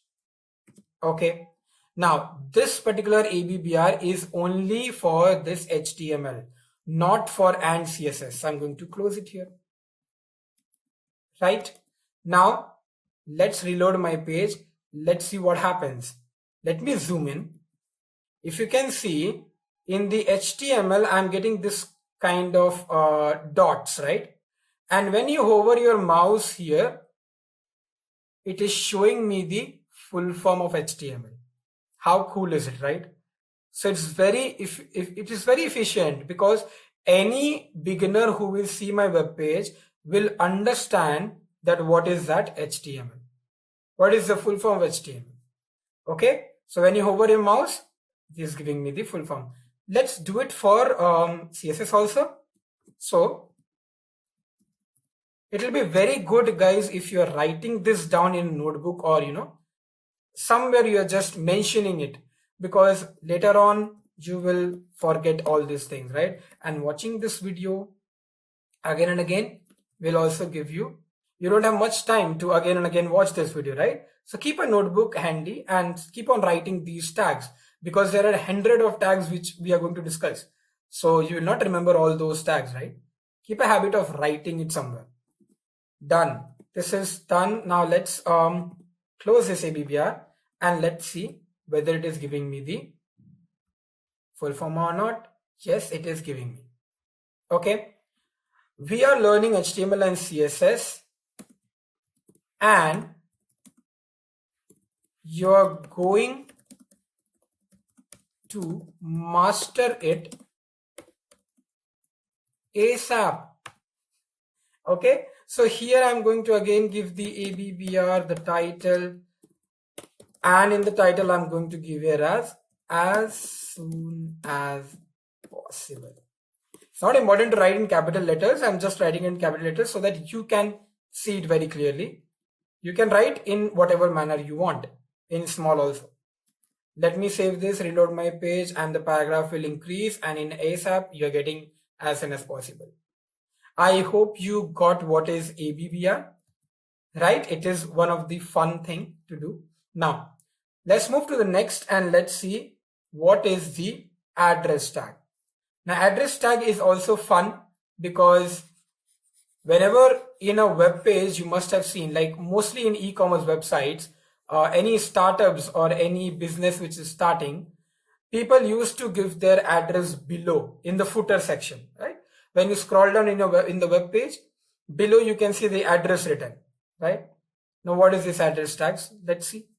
The HTML address tag defines the contact information of the author or the owner of the HTML document or that web page, right? The contact information can be an email address, URL, physical address, phone number, social media handle, anything. Okay, so let's quickly move to our Sublime and let me show you how we can write this. So suppose this is my web page, right? This is how my web page is looking like. Okay, now I want to end my web page. This is my web page. I want to end it. So I want to give my address and all. I want to give my contact information basically. So I'll write here address tag, right? I'll write here written by, mention my name, Ritvik Raj. Here I'll give, okay, I'll give that later on. So now here I'll write here contact number. Okay, something, and then I'll give the location, or you can write whatever state or something. I'm writing just location. Let's say I'm writing a random 567, Church Street, let's say Bangalore. Okay, and then I'm going to give here the pin code. Okay, done. Let me close the address. Let's see what happens if I go to my web page, reload it. Okay, this is something italic. It is looking like an italic, but it is not looking very good, right? It is not looking like an address kind of thing. Let's make it look like an address kind of thing. Nothing to do. You just have to add a BR tag here so that all the things will come in separate lines and will look much nicer. Let me show you. So if I do that and I reload my page, you can see this is how it is looking like. Okay, and this is what is the address tag. You must have seen this kind of things in many of the web pages, right? In italic, it must be written. Correct? So this is what is your address tag. Okay, now let's move to our next tag and let's see what is that. So this is called as site tag. Okay, now let's understand what is this site tag. So this HTML site tag defines the title of a creative work. That means suppose if you're doing a, writing a book or a poem or a song or a movie or a painting or a sculpture, in those things we write the site tag. It defines the title of it. Okay, it's a very normal tag. So whenever you're creating a web page for your own book, or you're writing a poem, or you're writing a song, when you're writing a poem you must be writing the author's names, right? So when you're writing that author's name, you have to use the site tag. For a song, when you're writing an author's name or the composer, right? So we write the site tag. Let me show you how does it look like. It's a very basic tag. So let's suppose beside this, okay, I am writing a normal just a poem name. Okay, just writing a poem name. Let's say I'm writing the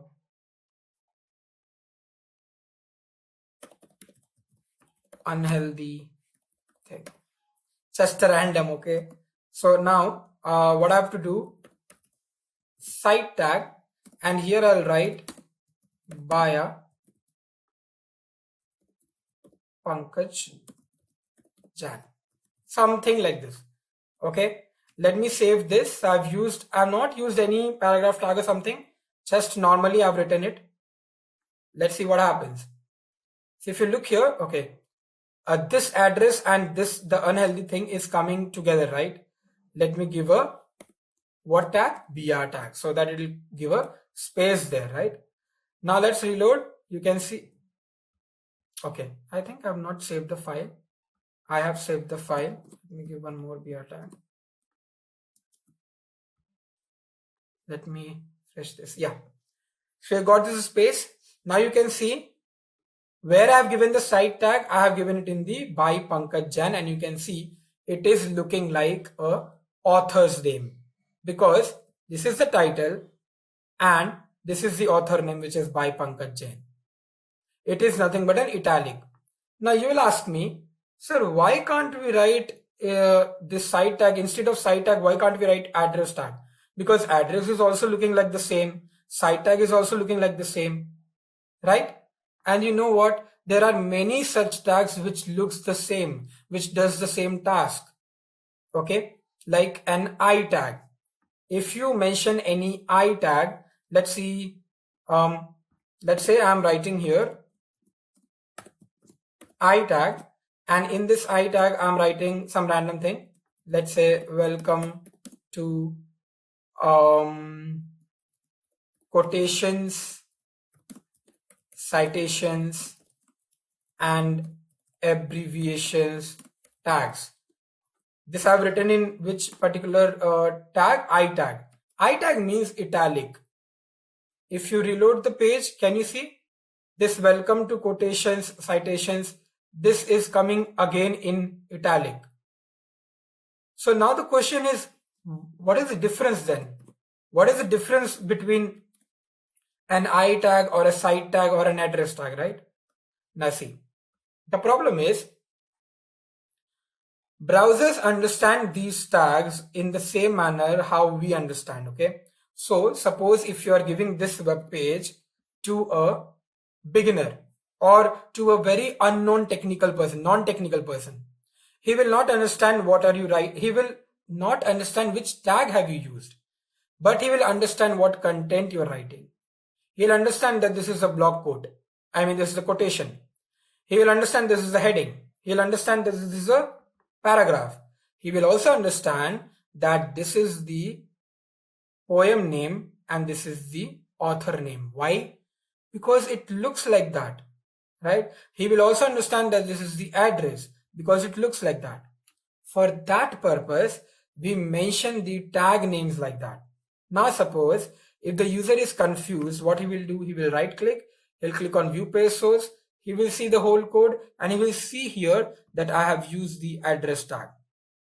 He will see here that I've used the citation tag. He will see that I've used the I tag. So he knows that which tag is used to write this web page. And that is what is very important for a developer. For a developer, it is not that you just make a web page and it is done. No. You have to mention those tags and all the commands very carefully because those web page or those projects are going to your client. The client will see your code. The client or the user will actually use your web application in a daily basis. Correct? So that is why we have a number of tags, but all those tags do a similar task. Okay. I hope you understood what is site. Okay. Now let's move to the next one, which is video. And let's see what is this video. So many new tags, right? Let's see what is this video. Video is nothing but a bidirectional override. The full form of video is bidirectional override. Now what is this bidirectional override? The HTML video tag is used to override the current text direction. So it will change the direction of your current text. Yes. Now you will not understand how it is, but let me show you a program on it and let's see what it does. So let me go back to my site. Okay, let me first see how my web page is looking. Okay, so I think I have to give one more BR tag here so that there will be much more space and you can see the difference also. Yeah, this is now looking great. Where should I give the video now? Let me give it around this thing. Welcome to quotation citation. Around this thing only I'll give. So here I have to use the video tag with an attribute of dir. Dir is nothing but direction. Let me write here LTR. LTR means left to right. Okay. And because I have opened the video tag here, which is after the I tag, so I have to close it before. Direction I have given what? LTR. Let me refresh this. Anything is happening to this line? No. Because left to right means left to right. That's correct. What if I write here RTL? That means right to left. If I reload my page, if you observe here, I know this is very crazy, but if you look here, my whole sentence is reversed. Welcome to quotations. What I wrote, okay, citations and abbreviations tags, right? So the whole thing is now reversed. This is what is your video, bidirectional override. Okay, perfect. So these are some tags which is very new and I hope you got it. What is the meaning of these tags, right? Now let's move to the next set of basic tags and let's see what are those. Okay, so now you can see there are so many tags which I've written here and let me give you one by one an introductory to all these tags. These are very small tags but very efficient. B tag, it will make your text bold. I tag will make your text italic. U tag will make your text underlined. Now these all things you must be knowing because in MS Word if you have worked on or if you have worked on any of your documents, you must have known these things. A small tag will make your text appear very smaller. Then you have DEL. DEL will delete your text. That means if suppose you're writing a text like, let's say I'm writing Abraham. Okay. Oh, my mistake. I did not wanted to write Abraham. I wanted to write Raj. So what I can do, I can use the delete tag around this Abraham. It will get deleted like this. Cool, right? I'll show you this, don't worry. Now ins means insert tag. So when you want to insert something, you use ins. That means it basically is an underline. See, you remember in our school times, we used to have a fill in the blanks kind of thing in the examinations, right? Where one sentence will be there and there will be a fill in the blanks where you insert your answer, right? Same thing happens here. So whatever you're writing, let's suppose I'm writing Ritvik, an underline will come in the insert. You will say, sir, you said U tag is also the same. Yes, U tag ins is the same. Is strong. Remember, I have already told you what is strong tag, right? In one of the example. This is for the bold, right? Again, emphasizing the text and making the text bold, it is not same.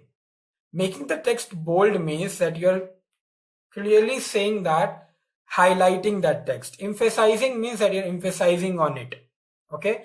But bold and strong does the same thing. So bold and strong is the same tag. It does the same thing.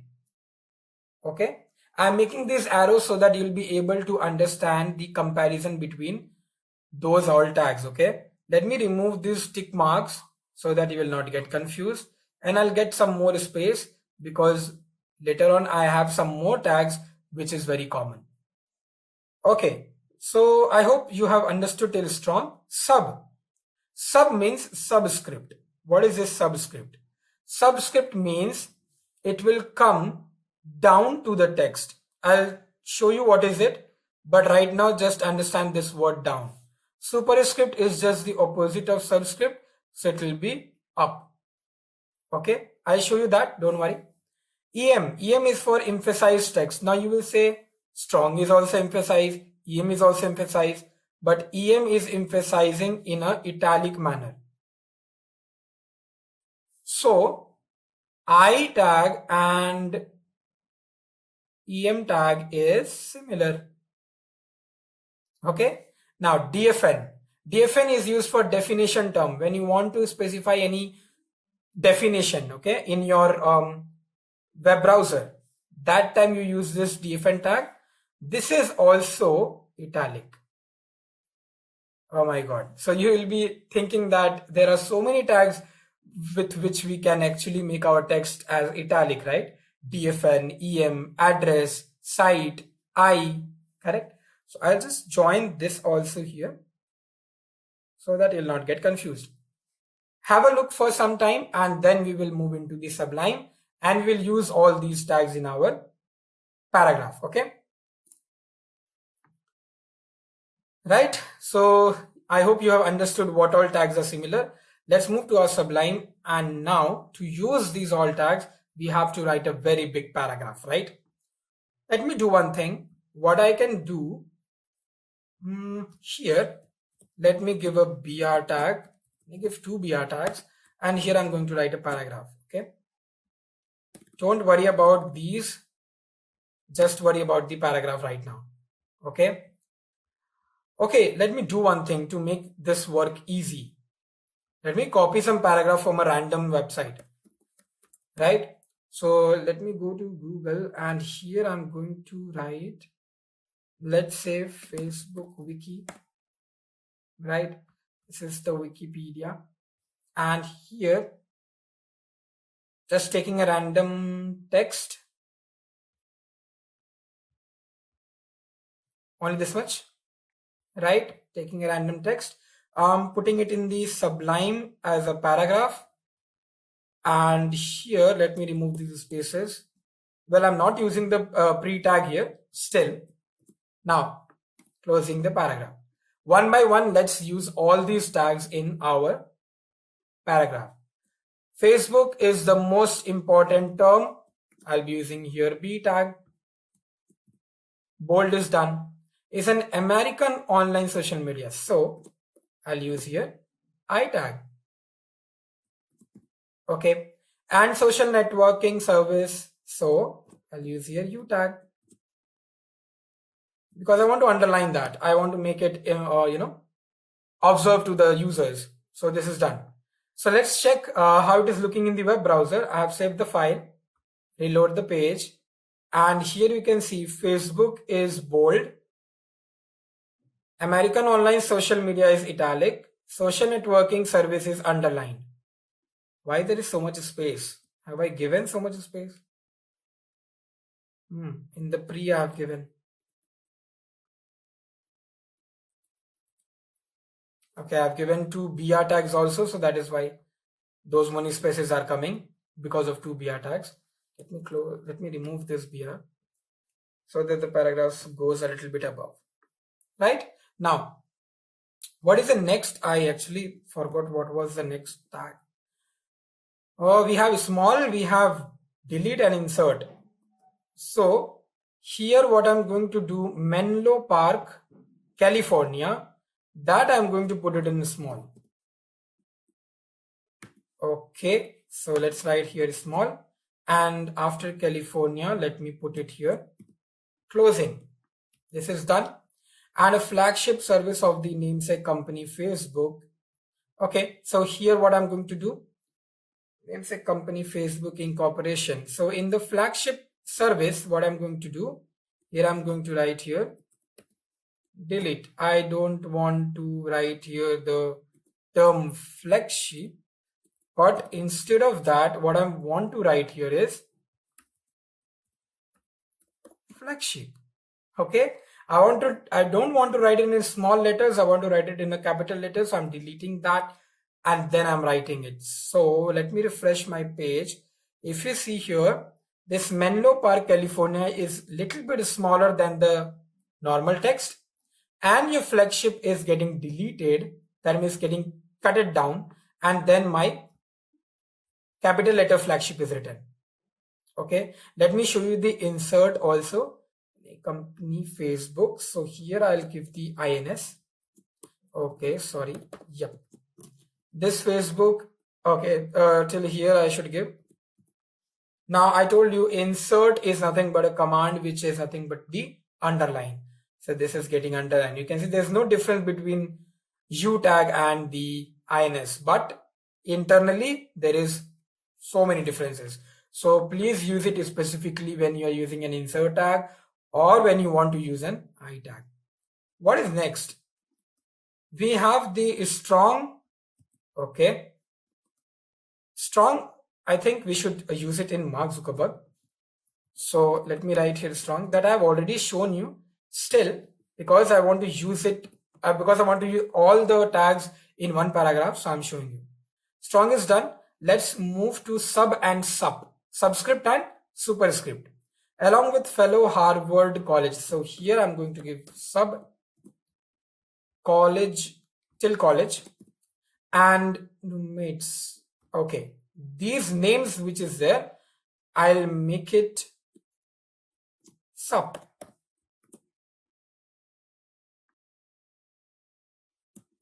Right? So subscript and superscript. A strong I've given to Mark Zuckerberg. Let's see. Mark Zuckerberg is strong, bolder, right? And Harvard College was subscript. So you can see it is down. Remember in the slide I wrote down, right? For subscript I wrote down, but for superscript I wrote up. So you can see here, that is what is happening. For subscript it is down, and for superscript it is like a power, like a, power when you write 4 to the power 3, something like that. Right? Okay, what next? We have DFN left and EM, right? Let's do that. So namesake, this namesake, let's give EM here. EM, I have already told you that it is something like a italic, right? Have a look in the namesake. Where is it? This is now italic. Yes. And let's now write for the definition, DFN. that I'll keep a separate tag. So here I'm going to write HTML. HTML is the word, the term, but definition I'll write here, hypertext markup language. It is used to design or structure your web page. Okay, cool. The define tag I have closed. Let's see what happens. This will also give an italic. As I told you, you can see it is looking like a definition. Right? HTML is the word, the keyword, the term, and this is the definition. Okay, so I hope you understood these all basic tags and how do we incorporate these tags in our normal web page application using Sublime, correct? Let's move to the next topic and let's see what is there. So now let's see the next thing, which is nothing but list of self-closing, or we also call it as empty tags. I've already told you some of the tags which is called as empty tags and what are those, but let's understand in a deeper manner. So what is it? Empty tags are those tags which are empty. That means it does not contain anything. Let's say, for an example, I write BR. When we write BR, it doesn't contain anything, right? We just write BR, that's it, right? Contain means, let's say I'm writing a paragraph tag, then it contains something and then we close it. But for BR, does it contain anything? It doesn't contain anything, that is why we are not closing it. So the tags which does not contain anything and is not getting closed, those are called as empty tags. Okay, so any tag which doesn't have content or it is not closing, those are empty tags. For an example, HR is also one of the tag. HR is called as horizontal line. Okay, so what is horizontal line? That we will see right now. And one more tag for empty tag is image tag. Because in image, we don't want to write anything, right? We just want to give the image. That's it. So this is also an empty tag. Okay, now let's see the use of HR and IMG tag in our particular Sublime, because BR we have already used many a times. Let's see what is this HR. If I go to my Sublime back and let's save this first of all, and let's go to my web page. Let's see how does it look like in a 100% zoom. Okay, 1 second. Yeah, this is how it is looking like. Okay, now what we have to do here is we have to use the HR. Now if you look here, there's a block code, and after the block code I want to give a line here. I want to give the horizontal line. So what I'll do, I'll go to my Sublime, and after my block quotation, let's remove this, or let's comment it. What is a comment? You know it. Comment is control/. When you do that, it is commented. So the second quotation I have commented, and here I'm going to give HR so that a horizontal line will be provided. Let's reload the page and you can see the horizontal line is provided. This is the HR. So this is an empty tag because it doesn't contain anything, right? Now let's see how we can include an image in our web page. Okay, first of all, let's find a location where I want to put my image. Suppose I want to put an image here, right, in this location after the pre-tag, the paragraph tag. Okay, let's do that. Now where is my pre-tag? This is my pre-tag. This is the BR.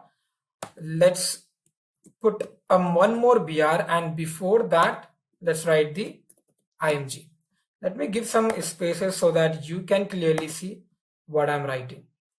Okay, IMG, here I'll write source. Okay, for source, let's say I'm giving a name download.jpg. Just a random I'm given. There's no such file in my location. There's no such file I've downloaded. I'm just randomly giving. I'll tell you why I'm giving like this. And then alt is the attribute. Remember I told you that alternate is also one kind of an attribute of image tag. So let's see whether this is working or not. The image is not uploaded. This is what I have written in the alternate text. Close this.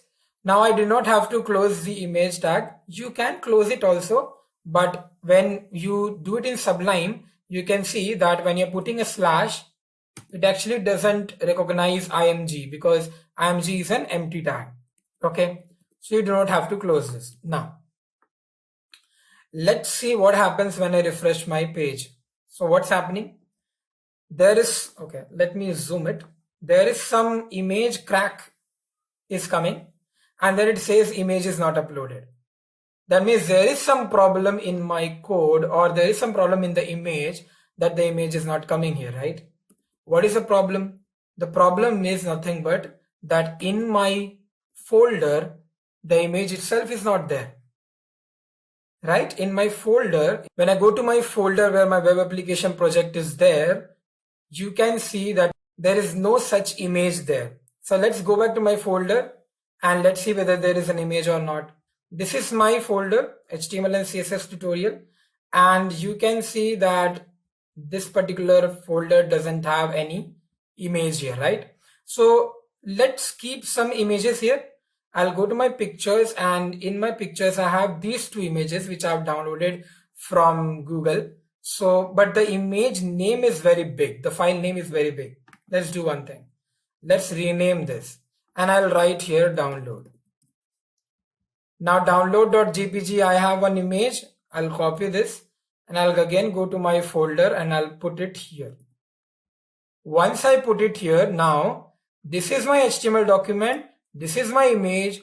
The image name is download.jpg, and in the Sublime also I've written download.jpg. Save the file, reload the page, and you are getting the image here. Right? Just after your paragraph, you are getting this image. Correct? Now, when you are getting this image, this is very big, right? If you look here, this image is really very big. I don't want such a big image. I want to make it small. How can I do that? Again, one more attribute which I told you was width. So for width, we can give the percentage, pixel, or whatever you want to give. So let's say I'm giving 100, just 100. Let's see what happens. So if you look here, 100 is really very small, right? Okay. Now let's give 100 pixel, px. Okay. Now let's see what happens. Nothing is happening, it's the same. Now let's give percentage. And now let's see what happens when I reload my page. 100% is really very big. Okay. It is actually taking the whole web page, the whole width of your screen, the full width of your screen, right? That is what is 100%. Now you will understand that what is the meaning of pixel and percentage. Percentage always refers to your width of the screen. How much width of the screen you have? 100%. When you give 100%, the image is taking the whole 100%. That means if I give here 50%, so my web page will take only half of my screen. You can see my screen is this much big. It is taking only the half of it. So now you know how you can actually understand the difference between percentage and pixel. Let's work with pixel now. Pixel, you saw 100 pixel was very small. So let's give 300 pixel. When I give 300 pixel, it will be a little much bigger. And now it looks fine, right? For this kind of web page, now my web page is looking quite good, right? So I'll keep at this particular stage. I'll keep this particular pic in this stage. Fine. Now you know how to insert an image also, right? One more question. What if my image is not in the same folder? What if my image is not here? What if my image is somewhere else? Then what I have to do? Okay, let me show you. So suppose this is my next picture, and here I'll just rename it to, let's say, download1.jpg, right? Download1.jpg. In my Sublime, if I mention download1.jpg, obviously it will not come because my browser will search only in that particular local folder, right? So it will say the image is not uploaded. Correct? Now what I can do here? So what you have to do, you have to copy the path of your file. Wherever your image is there, you have to copy the path of that file. So I'll copy this path. I'll go to my Sublime, and here I'm going to paste this. Okay. Now what you have to do, listen carefully. Wherever your cursor is, give a slash. Okay. And whatever slashes you have here, just make it opposite. Okay. Just make this opposite. Because in a system, that slash means inside folder, and inside folder. But in HTML, this slash means inside folder. Okay. So when I save this, and now when I reload my page, I am getting that image. Because my browser knows that where he will get that image. He will get it inside C folder, inside users folder, inside Ritvik Raj, inside pictures, inside camera roll, download1.jpg. So I'm getting that image, right? But this is a quite lengthy process. That is why, what do? We keep our image in the same folder itself. So let me copy this, go back. Here I'm going to keep it. Remember I told you about the file and folder structure. So what we can do, we can create a folder here and name it as images. And these two images, we can keep it in this folder. Now it looks really organized. Now what we can do, if I want that image, have a look. Because I have moved the image, this image will go now, right? Right now it will not go because in my picture already this image is there. So what I'll do, here I'll remove these all things and I'll just write here images. That's it. Because my folder name is images, and inside the images folder you have download1.jpg. I'm going to refresh my page. Am I getting that image? Yes, I'm getting it. What if I remove this one and write download.jpg? Am I getting that another image? Yes, I'm getting that another image. Perfect. I hope you understood how to insert an image in your file. Let's move and let's see what is next. So now we have some more tags, which is nothing but the div and the span. Div I have already explained in a very descriptive manner. Span also I've explained in a very descriptive manner, right? Both of these are used to group different tags. Acts like a container. So inside div, you can actually write whatever tags you want and then you can close it. It works like a container, okay? It doesn't do anything. It's a block level element, or you can say block level tags. So what it does is just a container which actually occupies all your different tags here. Fine. It is effective while styling because, if you want to style all these tags which you have written together, just give the styling to this div. When you give the styling to this div, all these 4 tags will be styled automatically, right? You don't have to give styles to them separately. Now, whatever I am saying, this is styling part, you will not understand because we have not started with CSS. So stick to the session. You will be able to understand what is this I'm saying here. And when I will tell about CSS, come back and then again, run this particular video. You'll understand what I have said here. Difference, div is block level, span is inline level, that we have very clearly seen, right? Now, img tag, it is used to add images in a web page.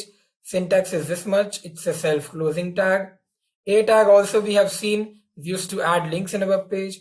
You put it like this. Okay, now we will move into the next topic, which is nothing but list. So we'll see how we can work with list and how we can design list in a web page. Okay, so when you talk about list, it's nothing but a normal list which you prepare when you go for a shopping, or when you with a family you go for a, or you prepare for a ration list, right? So whenever we prepare a ration list, we name it accordingly. Like suppose this kind of thing we write it like this: wheat, and then second rice, right? And then third, like maybe Maggie. This is what is a list, right? Now, this list can be written in many forms, right?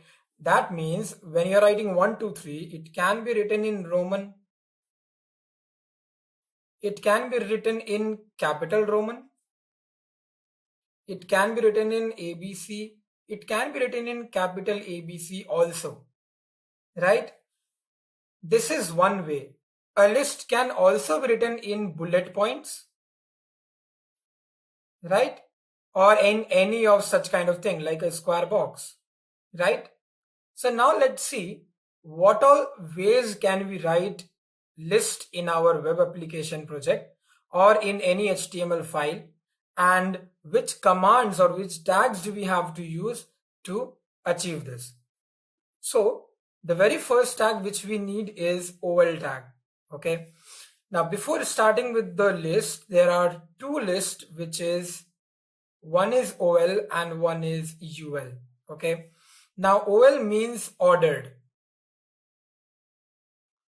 and UL means unordered.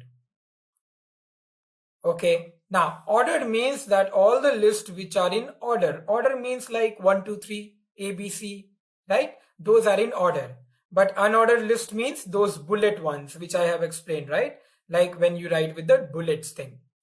Now, when you're using an OL tag, it stands for ordered list, to define series of events that takes place in some order, right? So if you want to define a series of events, or you want to produce or you want to provide a list of items which is should be in some order, then we use ordered list.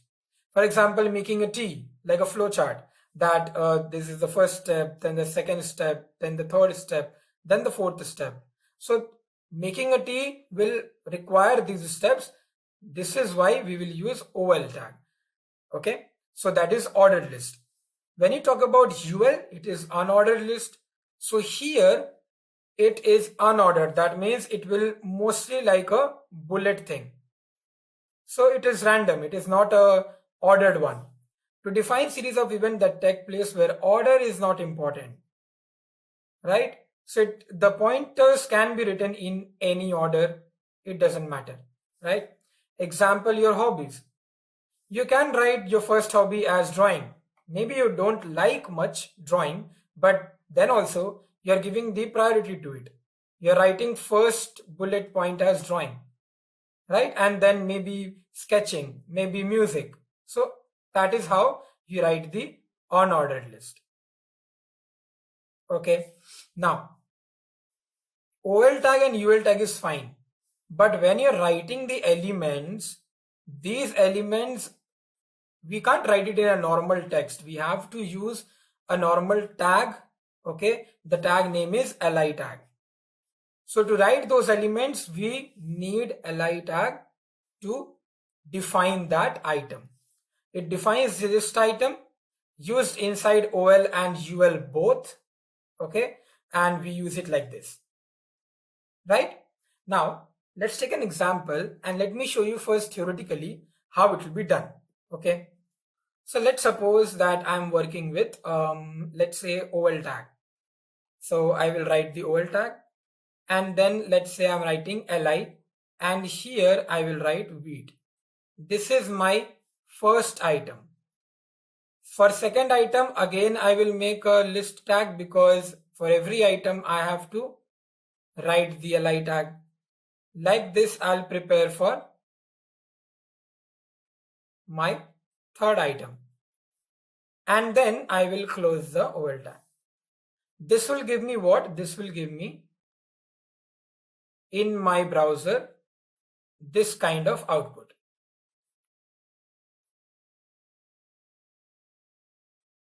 Okay, right?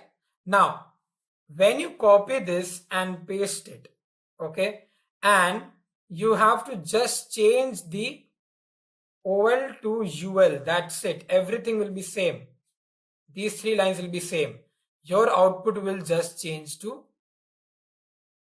this much. Okay, now why is it so? Because 1, 2, 3 is an ordered, and unordered we have the bullets. So this is the change. Now please consider that this whatever is coming, it is default. Okay, the 1, 2, 3 and the dots are nothing but default way. Okay, but suppose if you want it to be ABC, right, or you want it to be capital ABC, or you want it to be lower Roman, or you want it to be capital Roman, then what you're going to do, right? So for all of these we have one type, okay, one style typing. I'll tell you that what it is. So if you want to have an ABC, you have to write lower alpha. If you want to have a capital ABC, you have to write upper alpha. Okay, if you want to have something like this, then you need obviously lower Roman, and if you want to have something like this, then you will need upper Roman. And by default, if you are not mentioning any of these, then it will be 1, 2, 3. But this also we call it as decimal. Okay, now this is all about OL tag. In OL tag we have 5 things: decimal, lower alpha, upper alpha, lower Roman, upper Roman. Okay, similarly in UL tag, that means in unordered list, we'll have some things. That means this bullet points we call it as disk. Okay, then we have one more which is nothing but a square. So it looks something like this. I will show you these all examples in the Sublime also, but right now just for an example's sake I am explaining this. And the other one is this circle. Okay, so it looks something like this. Now you can see that in unordered list we have 3 ways. Okay, we have one as disk, another as square, another as circle, and in ordered list we have decimal, lower alpha, upper alpha, lower Roman, and upper Roman. We have more, but for now, for you as a beginner, this much is enough, right? Now we know how to write the list tags, right? We know how to use the OL tag, LI tag, and UL tag. Now let's understand in Sublime that how can we actually use these terms: decimal, lower alpha, upper alpha, square, circle, disk, these all things, right? So let's quickly jump to our Sublime and let's write a code. Now this particular session 1.html is totally filled up. So if I do a coding here again, it will mess up, right? So let's create a new file, and in the new file, let me save it in the same folder as session2.html, right?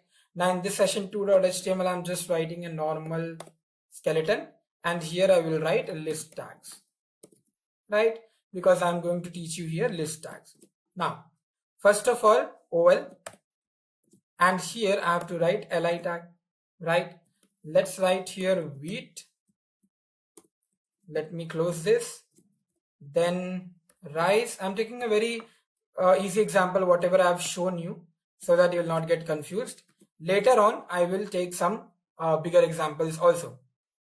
Now after this, I will write here Maggie, and let's close this. Now let's close the oval tag. Once you do that, let's see what happens in the browser. So if you can see, I'll zoom in. This is how it is coming. The default is 1, 2, 3, so it's coming like that, right?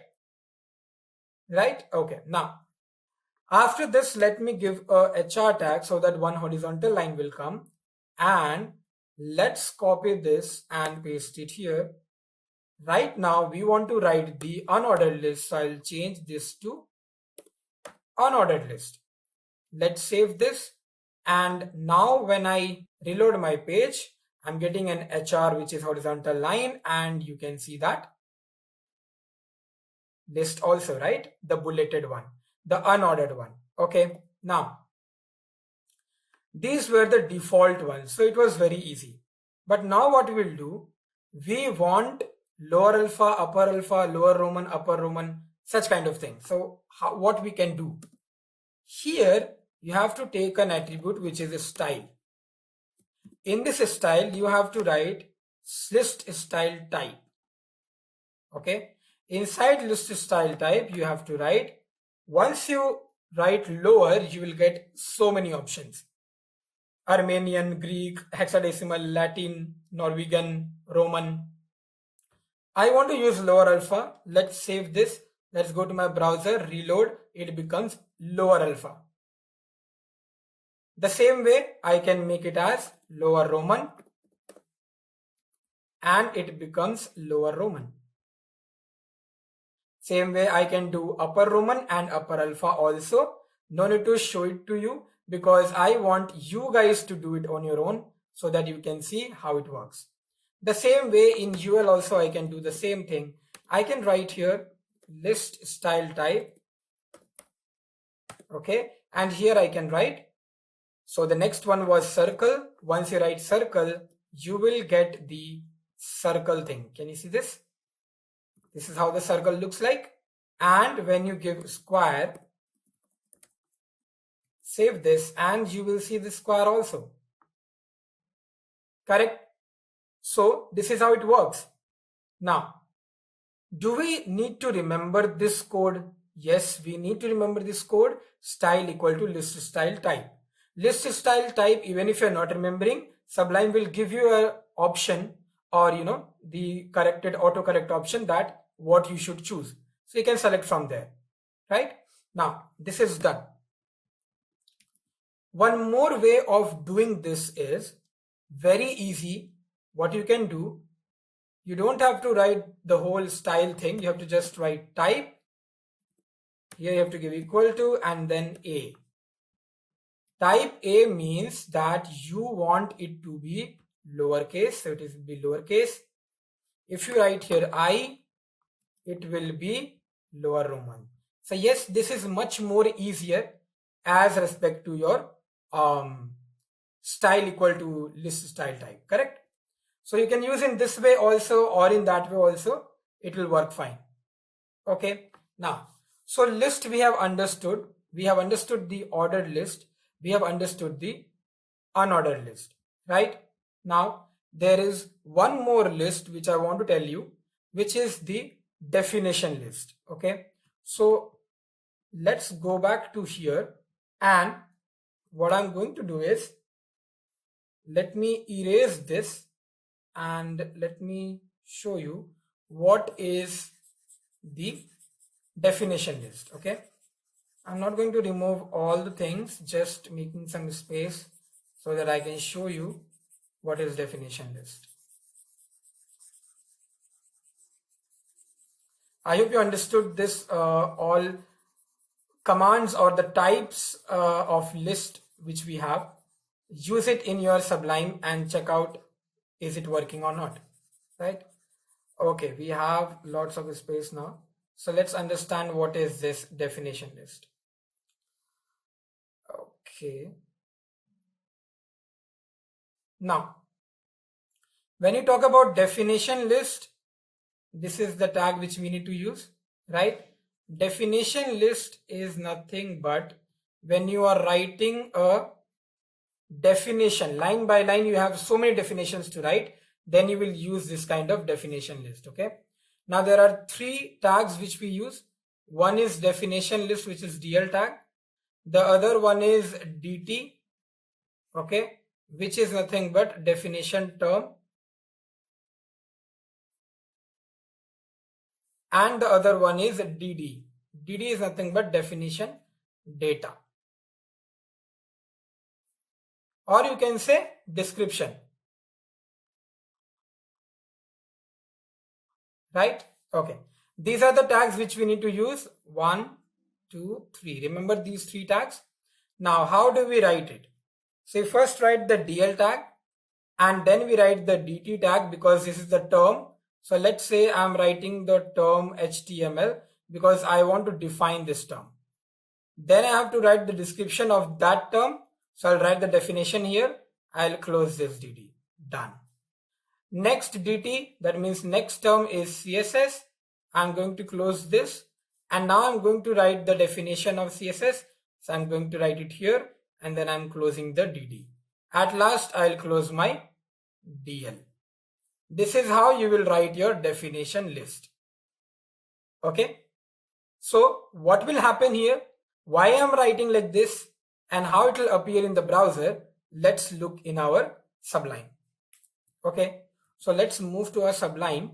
Here, the same thing I will do. What I'm going to do here is, let's put a DL, then let's put a DT, and here I'm going to write my definition term, which is nothing but HTML. And here I'm going to mention my definition data. That means my, whatever description I have for HTML, whatever definition I have for HTML. So HTML stands for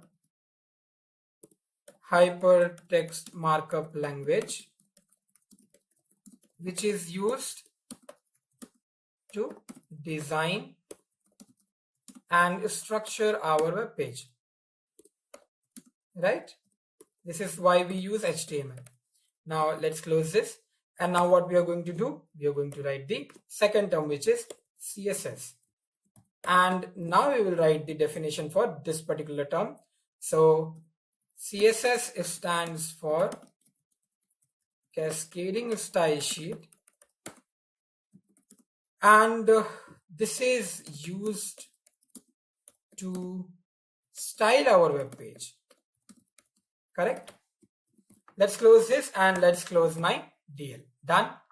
Let's see how it appears in my web page. Let me minimize this. Yeah. You can see how it is appearing. So the definition term is written in the corner and the definition data is having some indent so that it looks like that HTML definition is written below it. CSS definition is written below it. So this is one kind of definition list which we can write. It looks very good and in any of the web page you can use it to define anything. Correct? You must have seen in many of the tutorials web pages this kind of stuff will be there, right? This happened from definition list. I'll give a HR here so that all the list will be separated. So you can see this is my ordered list, this is my unordered list, and this is my definition list. Perfect. Let's move ahead and let's see what is we have next. So we have nested list. Now what is this nested list? Because we have seen a normal list how to create. But what is this nested list? If you look here, American breakfast delicacies. This is what bullet, and this is also UL. UL means unordered list.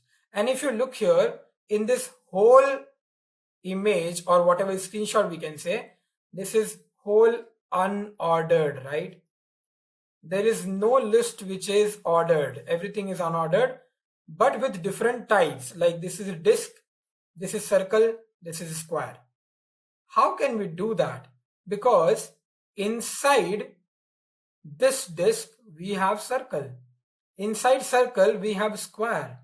And inside this American hot dog we have two more squares. How is it possible? How can we write such a thing? Right? So let's see how we can do this. and how we can write a code for this. Okay, I will explain you this particular example, and in the next slide I'll be giving you one more example. I'll just show the screenshot, but I'll not write the code for that. You have to yourself write the code for example 2. So for example 1, let's go ahead and Sublime and let's see how do we write this or how do we create this. Okay, now let's move to our Sublime. Here I've written all these things. Now after the DL, let's give an HR tag, that's a horizontal line, and let's start our list.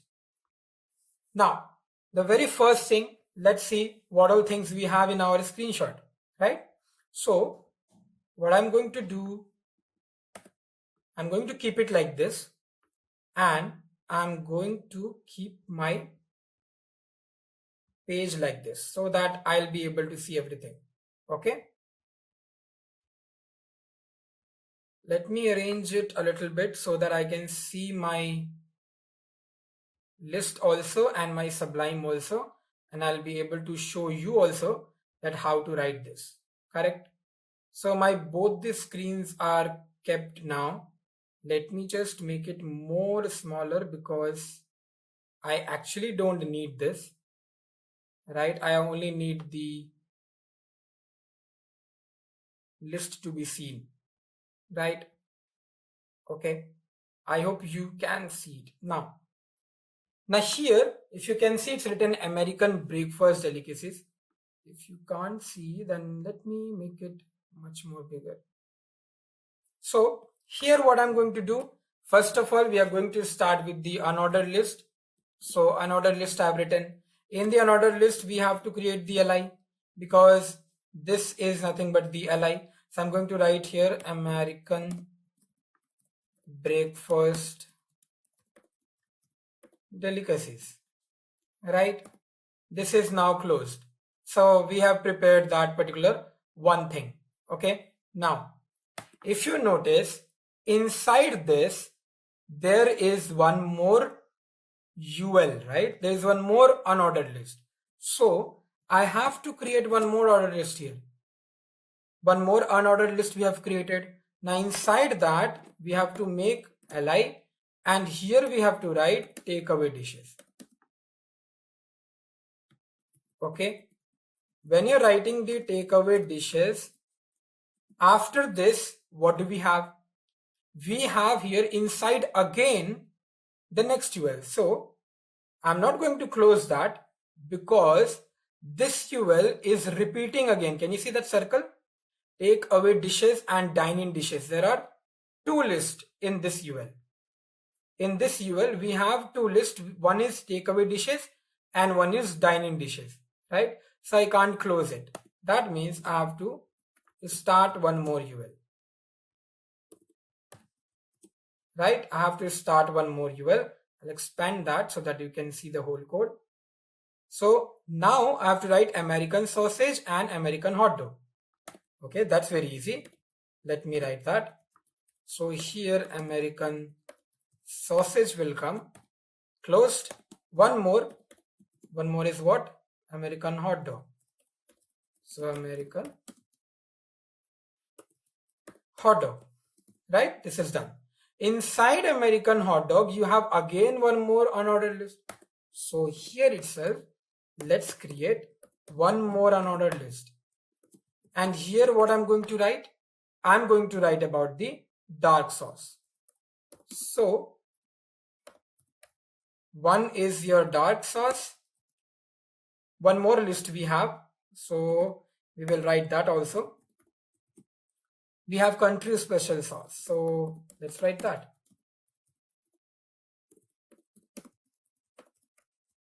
Done.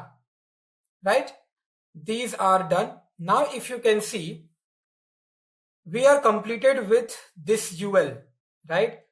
This two dark sauce, country special sauce, this UL is completed. So close that. Now if you see American sausage, American hot dog, and in the same line we have one more which is American toast. That means here I have to write one more li with American toast. Right? Okay, this is done. After that, is it over? Yeah, that UL is also over. So let's close that UL. Okay, now what about takeaway dishes? Okay, there is another list here. So I have to create another list, and in this I have to write dine-in dishes.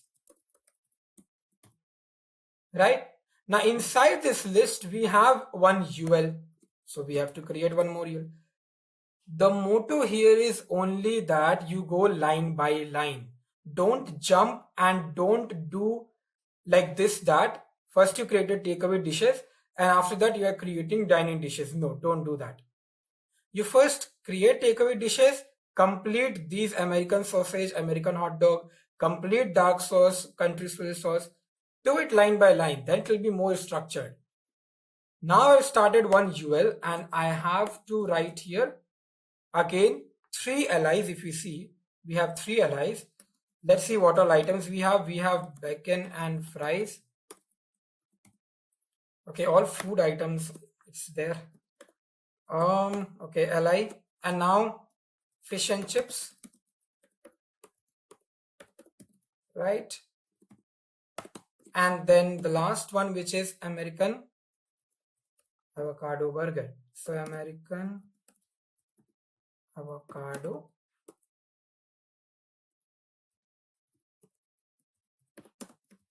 Perfect. So this is done. Now I can close the UL because this UL is completed, and the American breakfast delicacies UL is also over. So I can close that also. Right?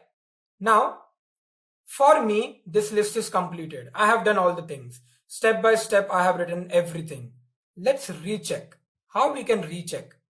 If you see here, this UL is starting here, right? So this, you can see that this dark line here, the gray line, that UL should close there. Okay. This UL is starting here, so that UL should close there. This UL is starting here. Let me see. This UL is closing here. This UL is closing here. And you have this UL which is closing here. So we have to close this here. And this UL. So see, now we got to know that one UL is not closed and we need to close it. Once you put that, this is done. Okay, let me show you the whole list. This is how it looks like. Okay, now okay, let me show you the result first and then I will explain it again once more. Now if you see here, this is my list which is coming. Let's compare it with my PPT, whether the slide is same or not. If you look here, you can see the same thing is coming. There is nothing which is wrong. It's the same thing, right? Now, if you have not understood how it happened, then let me make you understand this. So what I'll do, I'm going to keep my PPT this side, and this is my code which you can see, right, in Sublime. So let's now compare. If you see the very UL tag, the very first UL tag is here, right? And then you have the LI in which we have written American breakfast delicacies. And that's all. This particular UL is not having any other list. So that's all, right? Inside that we have one more UL in which takeaway dishes are there. Inside that we have one more UL which is American sausage, American hot dog. Inside American hot dog we have 2 more LIs. And that's it. So we are closing it. After that, we have one more list for this UL, which is American toast. So we wrote that. After that, do we have in more list? No, we don't have more list for this UL. So closing that UL. After that, we have one list for this UL. So we are writing dining dishes. Inside that dining dishes, we have 3 lists, which is unordered. We have written that and we have closed it. And then we have closed rest all of the UL tags, whatever was opened. Right? This is what is called as nested list. And these type of questions can be asked in your interview also. So please understand and write the code. So now you can see this is how it's looking. So this one is your ordered list. This is your unordered list. This is your definition list. And this is your one example of nested list. Let's go back to my slide and now let's see what example of nested list I am giving you to do. This is the example 2 and this example you need to practice. Okay, so you can take a screenshot or you can just stop the video here and go to your Sublime and start creating this particular nested list, right? It's a very easy nested list. If you can see, the only change is I have used here OL and UL both. Okay, so that is why it's a challenge for you. Check out how you will do it. Okay, and then you can just keep that answer with you so that you can just recheck in your browser that what is the answer coming, is it the same or not, and just be happy that you have done it. You know how nested list works, right?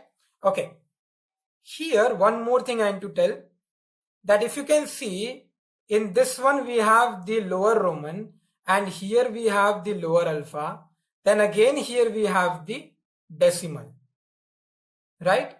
How you will do that? It's really very easy, guys. Just one example I'll show you. So in the Sublime, let me go back and here I'll put one HR. If you can see in the PPT what was there, it is nothing but something like history and then Mughal Empire, British Empire, Mongol Empire, Russian Empire, right? This is like inside history we have these two and inside British we have these two, right? I'll just show you this much, how it will be done, correct? Let me keep it like this and let me keep my Sublime like this. Okay, now I'm going to do only the half part, not the whole thing, because it's more like a homework for you. So not going to completely do it. Now, first of all, we need OL because it's an ordered list.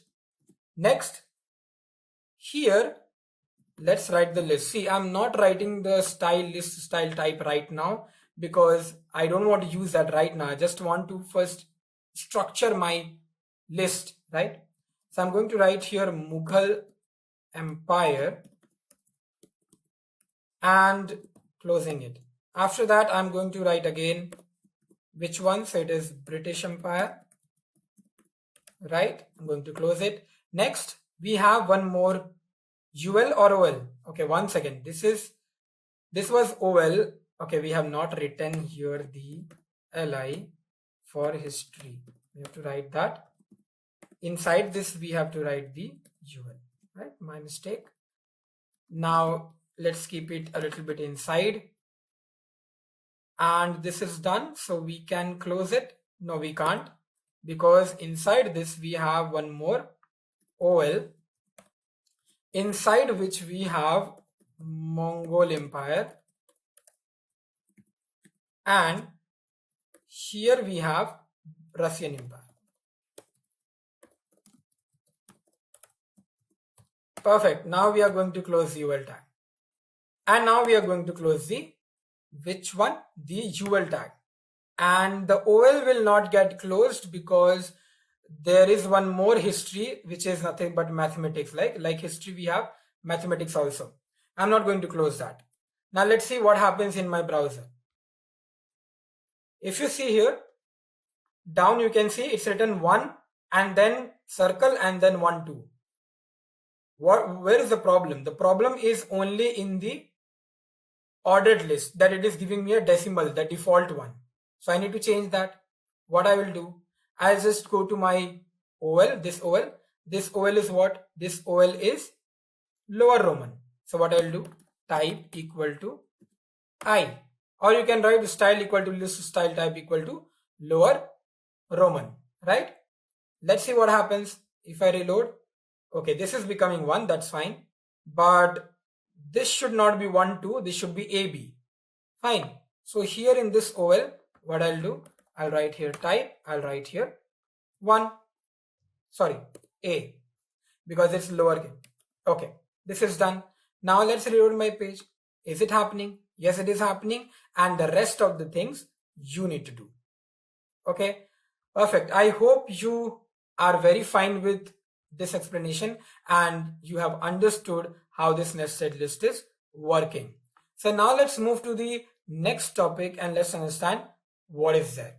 So now we are going to look upon the most important tags, which is table tags. Now most of the people say that it is very hard to understand, but it is not.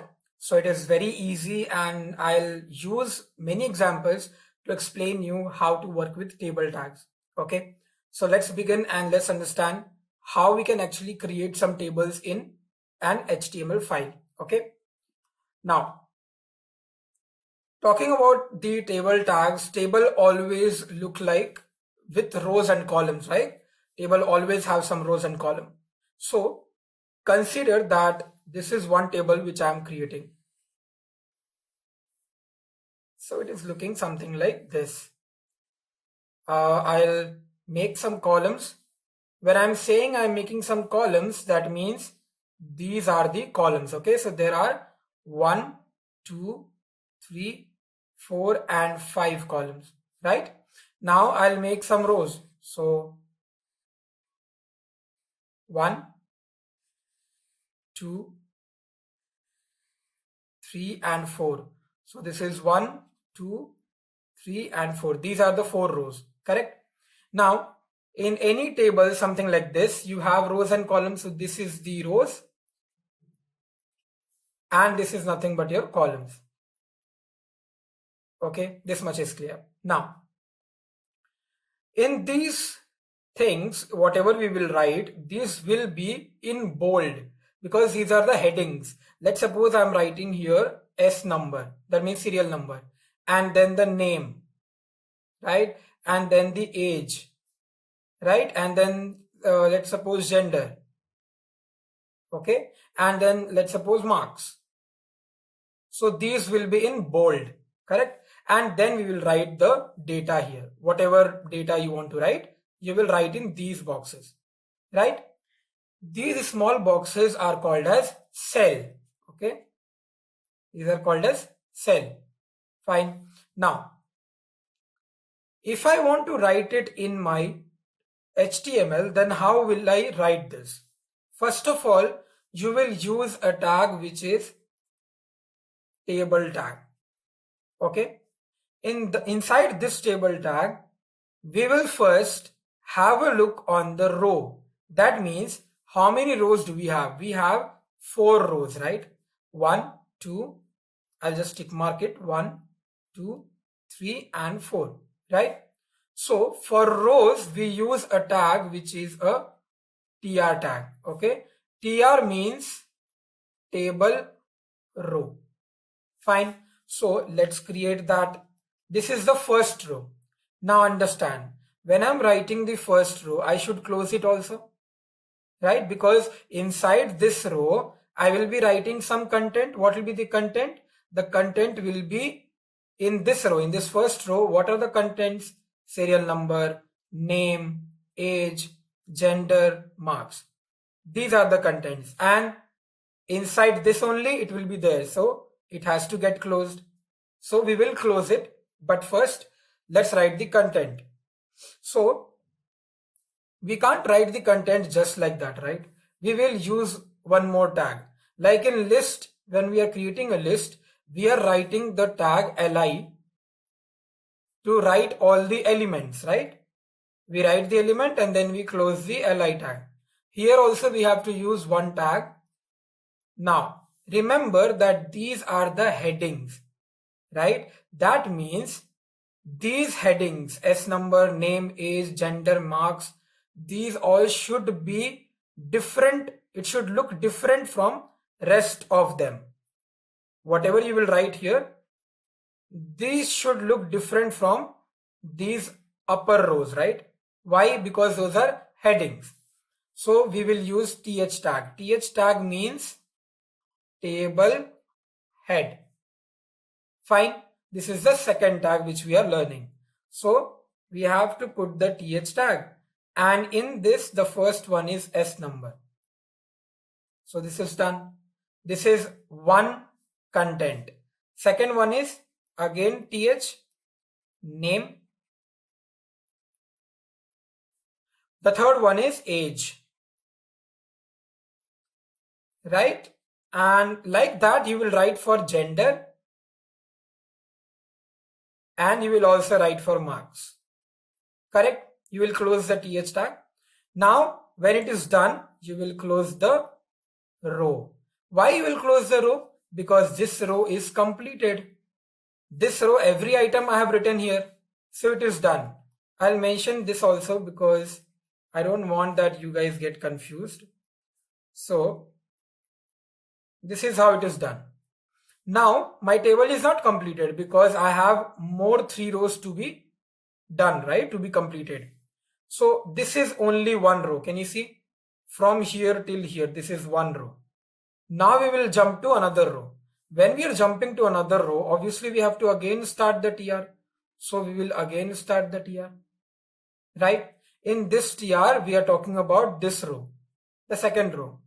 We have to put the data here, right? Those data which we'll put here, these are not to be bold because these are not headings now. These are normal data. For that, we use the third tag, which is table data, td. So we use td tag now. What we have to use? Same thing we have to do. The only change is instead of th, we have to use td. Now in this td, what we have to do? We have to write the whatever content is there. S number will be 1 for the first row. After that, what is their name? So let's write the name. Let's write my name itself.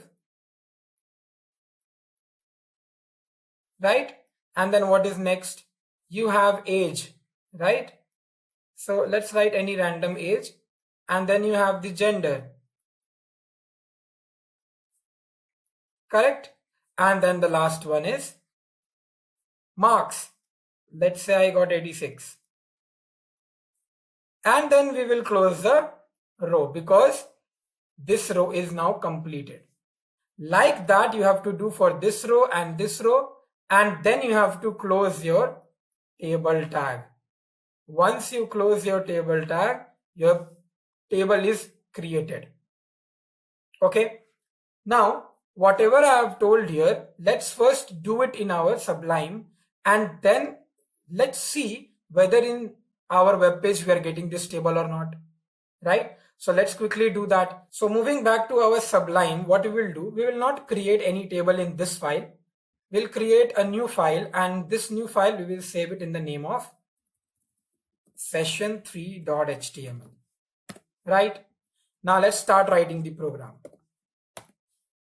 Okay, so here I will write table tags so that it will be easy for you to understand.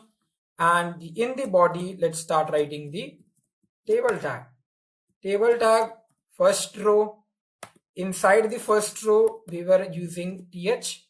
In the th, we were having serial number.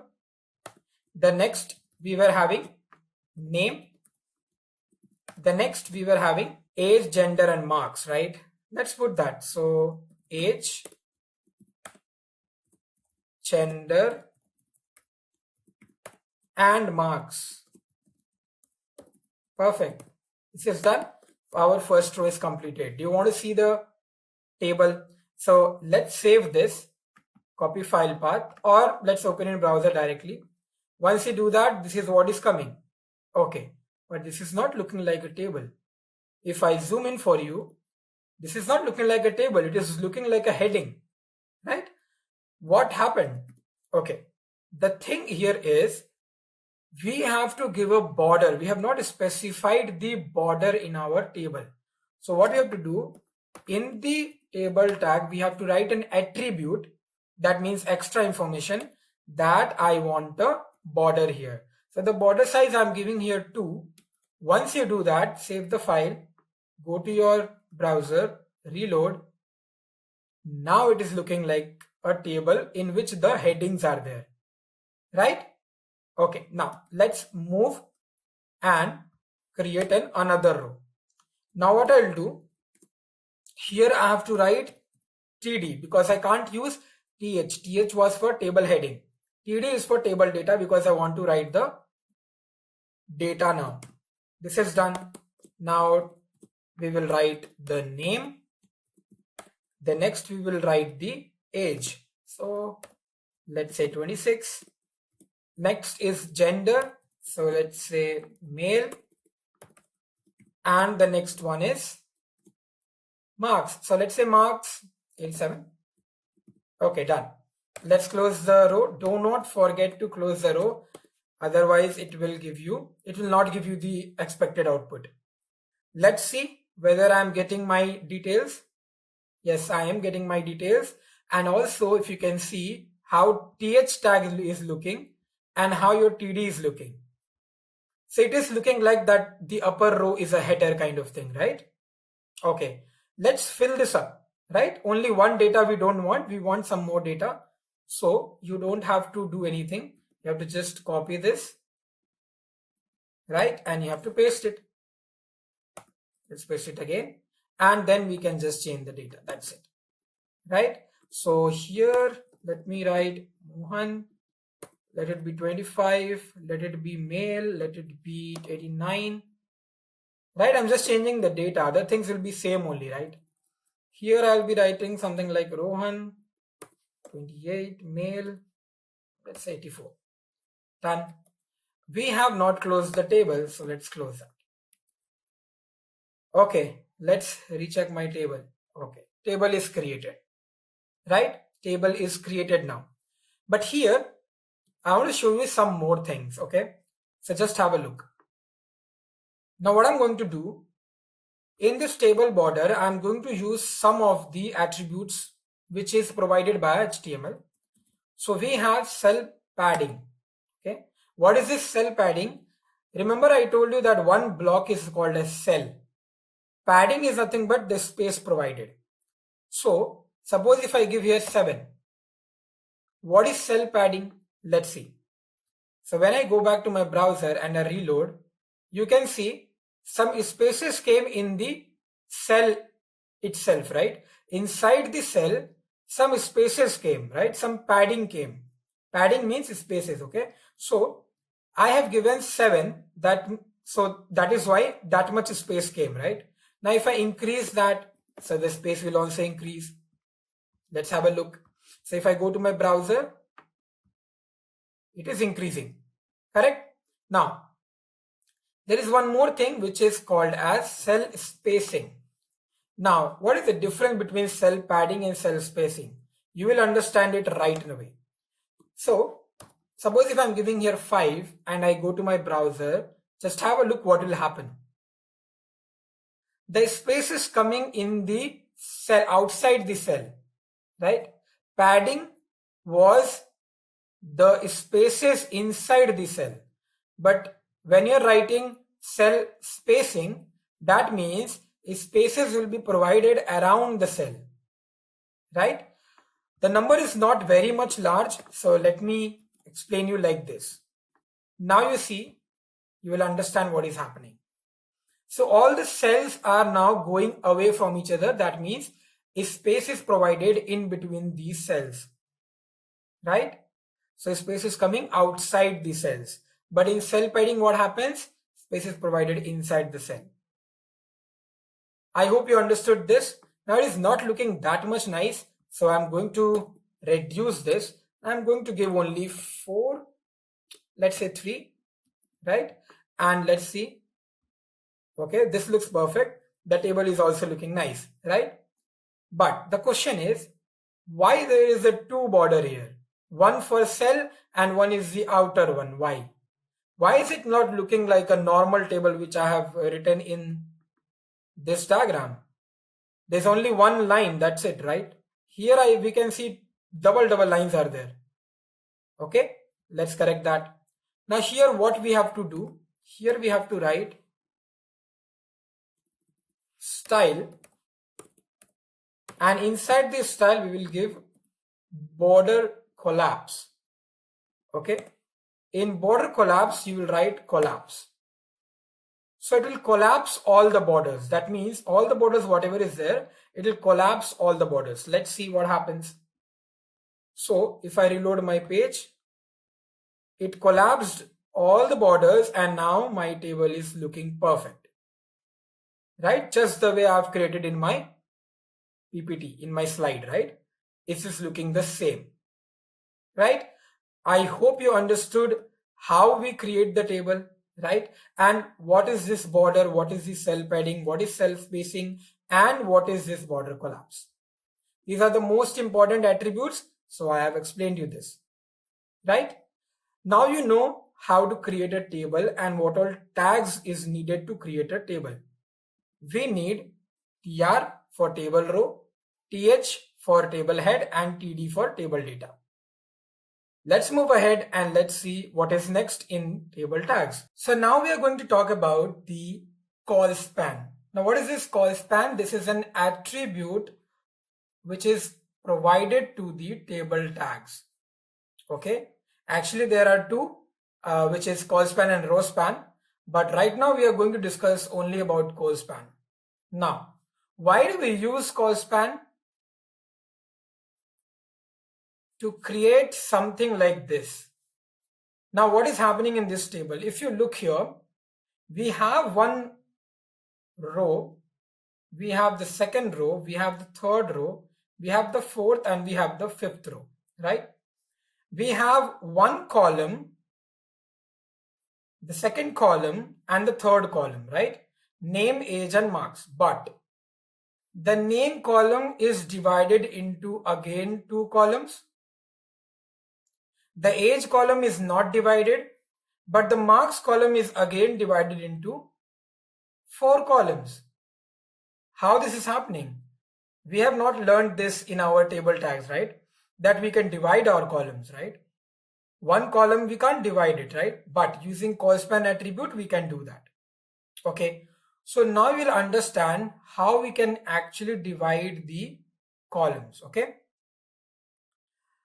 Before going to the Sublime, let me make you understand from here itself that what we are going to do. So, first of all, if you look here, the row, right?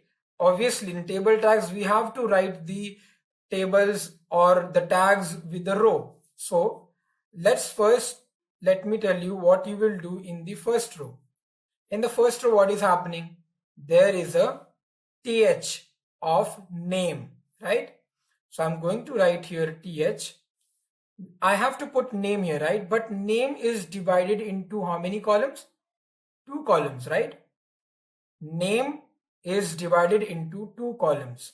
So what I'm going to do, I'm going to write here call span equal to 2, and then I'm going to write here name, and then I'm going to close the th. Why am I doing this? Because my name is divided into two columns, I've written call span 2. Now what is next? My next is age, but age is not getting divided, so I'm simply writing it. When I come to marks, again I'm going to write call span. And this time how many columns the marks is getting divided? 4. So I'm going to write here 4. And here I'm going to write marks. I hope this much is clear. So my first row is completed, right? Our first row is completed. Now, when I'll go to my next row, you have how many data? One is first name, second is last name, third is empty, fourth is math, fifth is English, sixth is social, and seventh is science. That means total 7 th will be there in the next row. Yes or no? Right? There will be 7 th. How come this 7 th came? Have a look here. 2 column here, then 3, and then more 4. Total is how much? 7. This is how you will do some mathematics, and you will be able to understand that in my next rows how many th I have to write. Let's see in this one, how many? 1, 2, 3, 4, 5, 6, 7. Again you have 7. So in the next row also you must be having 7 tds, not th. I'm so sorry. This is not th, this is td, because the text are not bold, right? Those are only the data. Those are not heading. and in the next row also 7, right? So I hope you understood how to do this. How much column you are dividing, you have to add all those columns and then you have to put it inside the rows, right? So let's move to our Sublime and create this table, right? Okay, moving to our Sublime, we have created this table already. What I'm going to do, I'm going to put here one HR tag, going to start another table. Okay, in this table I'm just going to give here border 2, no cell spacing, no cell padding, that we will see later on. Right now we have to first create our table, right? That is the most important task here. So let's do that. What we are going to do, first we are going to make our TR. Inside the TR we will do the TD. Now what we can do here is we can keep our Sublime like this, right? Let us keep like this itself. Okay, here we have our TD and we can see the table also down, right? Okay, so we have the table here. Now see, have a look here what is happening. TR is the first row. TD, which I have explained here also, will not write TD, sorry, TH. In TH we are going to give the call span. How much call span I have to give? I have to give 2, because name column is divided into 2 columns, first name, last name, right? What I'm going to write here, I'm going to write here name and I'm going to write here TH closing. The next one is not getting divided into any column, so I'm going to just close this. The next is getting divided into how many? It is getting divided into 4, so I'm going to write here 4, and here I'm going to mention marks. This is also done, and now I'm going to close the TR tag. So my first row is completed. Now I'm going to do for the second row, and let me scroll down. Now we have to work in the second row, and I told you in the second row how many TH you have to use? 7, right? So first TH, what we will write? First name. Done. The second one will have last name. Done. The next one is empty, so you keep it empty, no problem. The next one, maths, so let's write here maths. The next one, English, so we'll write here English. Like that we will do for more 2 and it will become 7. So here I'm going to write social. Always try to copy and paste because you will not waste time like that. So the tables can be very bigger, so you can just write it as it is. So you can copy and paste the codes which are very similar. It is not like you are doing something wrong. So now here we can close the TR. This is done. We can save this. Let's not see the result right away. Let's do one more row and then we will see the result. So we are going to create another row. Here also we will have 7 TDs. Can you see here? Right, the 7 TDs.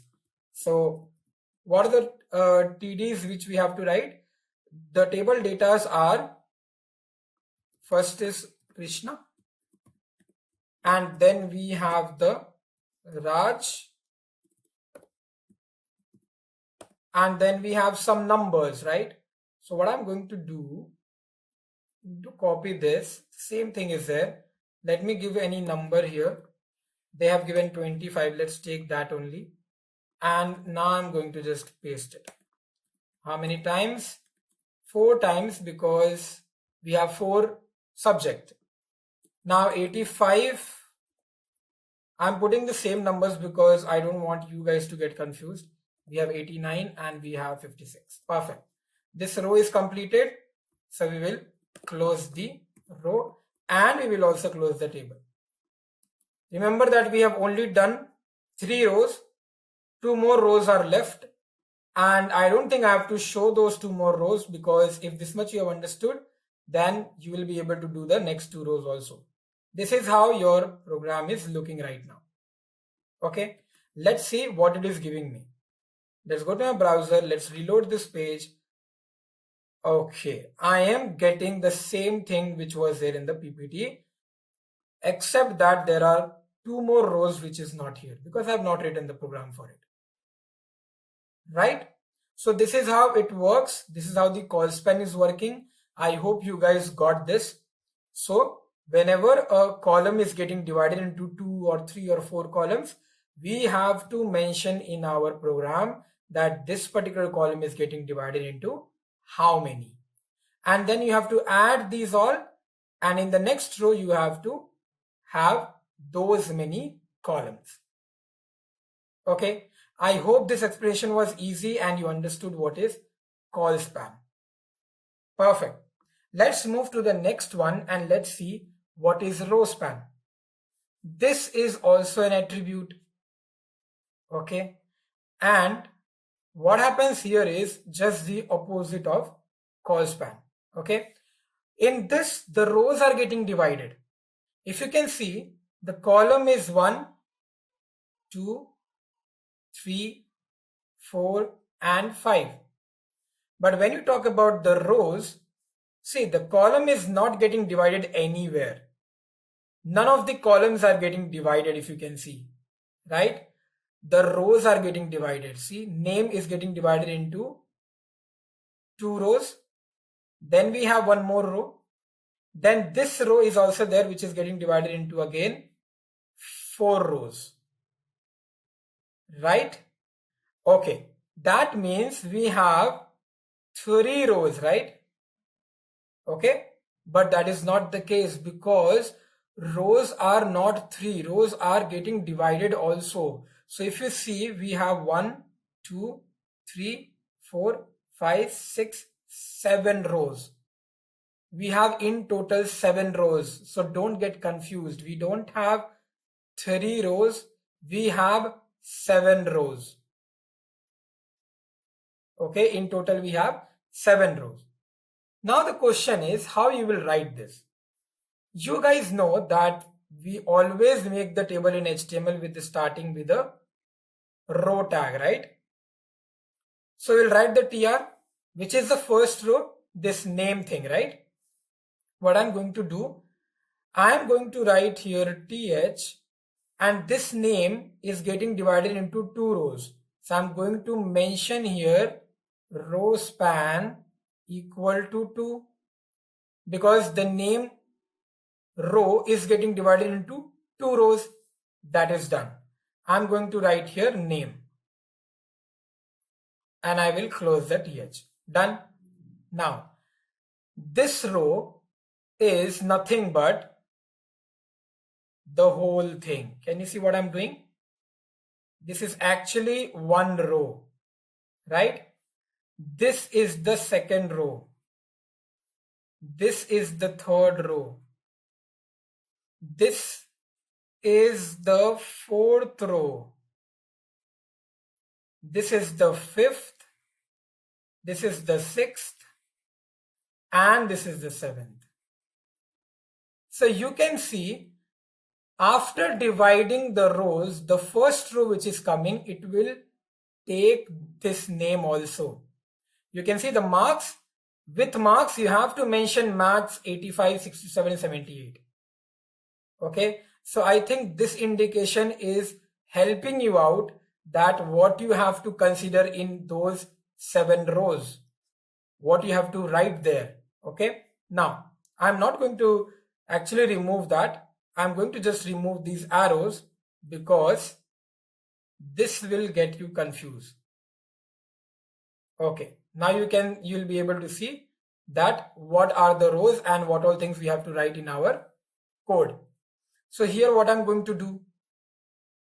In this first row, I told with name, first name will also come, Krishna will also come, Mohan will also come, and Shubham will also come. So what I'm going to do, I'm going to create another th. This th I'm going to write first name. Going to close that th.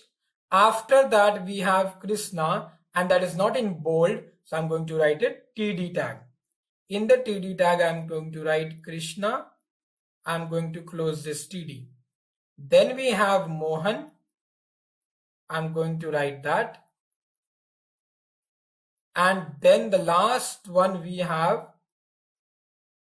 Shubham. And I'm going to close that. Okay, this is my first row. Check out how many columns do you have. 1, 2, this is 1, this is 2, this is 3, this is 4, this is 5. Do we have 5 columns? We have 5 columns. This is how you check that your code is correct or not. Okay, now we'll move to the next row. In the next row, what all things will be there? See, in the next row, name is already taken, right? Name is already taken. So we have last name. So we are going to write here TH. We are going to write last name. And then what? Raj, Kumar and Garg. Those all things will come here. And then we are going to close the TR. Like that we are going to do for all the rest of the 5 rows. These are the 2 rows which we have written. Rest of the 5 rows also we have to write like this. Okay. I hope you understood this. Please do not get confused when you are working with row span. This doesn't work like call span. Okay. In row span, you have to focus on one thing, that whichever row is getting divided. I'll use another color to explain you. This particular row is getting divided, right? So it will take the first divided row with him itself. You can see name, it is taking with first name Krishna, Mohan, Shubham. And the next row will be last name Raj, Kumar and Garg. The next row will take age, empty, 25, 26, 25. The next row will take marks. With marks, it will take the first divided row, which is maths, 85, 67 and 78. The next row will take English, 45, 78 and 76. Like that it will go on. So this you need to take care about. Okay. Now, I'm going to remove these lines from here because when I am writing the code, I will repeat this. I want you to concentrate on the table. Okay. So let me remove these dots also. And then I'm going to open my Sublime and we will code this. Perfect. Now what I'm going to do, let's open my Sublime. And this particular table was completed. So I'm going to again give an HR tag here. Going to create another table tag with the border 2. And here I'm going to start with the first row. Keeping like this. Okay. And what is in the first row? What I have written here, 5 columns I have to create, right? 5 columns is starting with TH, row span. How much is the row span? If you see in the table, where is the table? 1 second. Yes, so in the table, my row span is getting to, let me keep it here. Yeah. So the row span, first row span is divided into 2 rows. So I'm going to write here 2. And here I'm going to mention name. Perfect. Now what? So here I'm going to close this because this is done. Next, we will write the first name because that is my next cell. Going to close this. And the same thing is there, Krishna, Mohan and Shubham. So I'm going to just copy paste this and change the data. Oh, sorry, this was TD. Okay, so I have to make it TD and then I have to make these also as TD.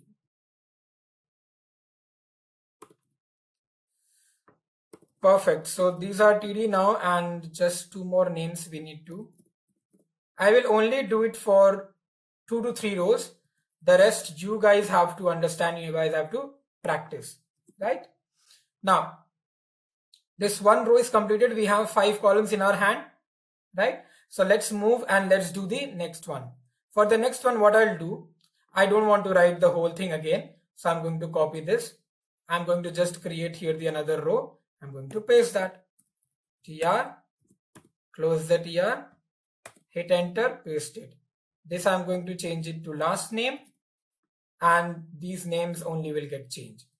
So let me write Raj, let me write Kumar, and then the next one is Garg.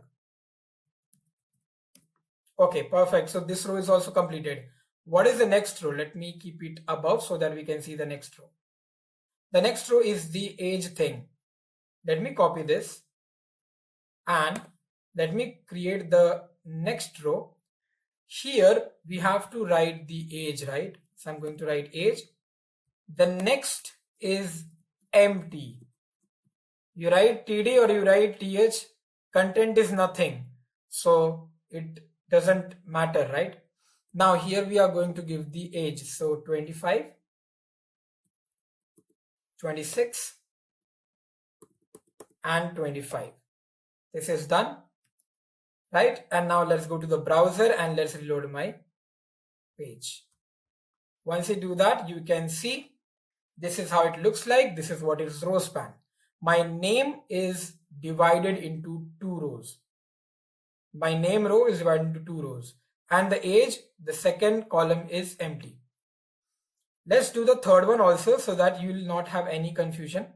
So what I'm going to do, I'm going to open my Sublime also here. Okay, now let's move to the next row and complete that also.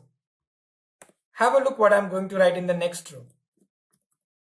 If you have understood the coding for this, you must be knowing what I'm going to write.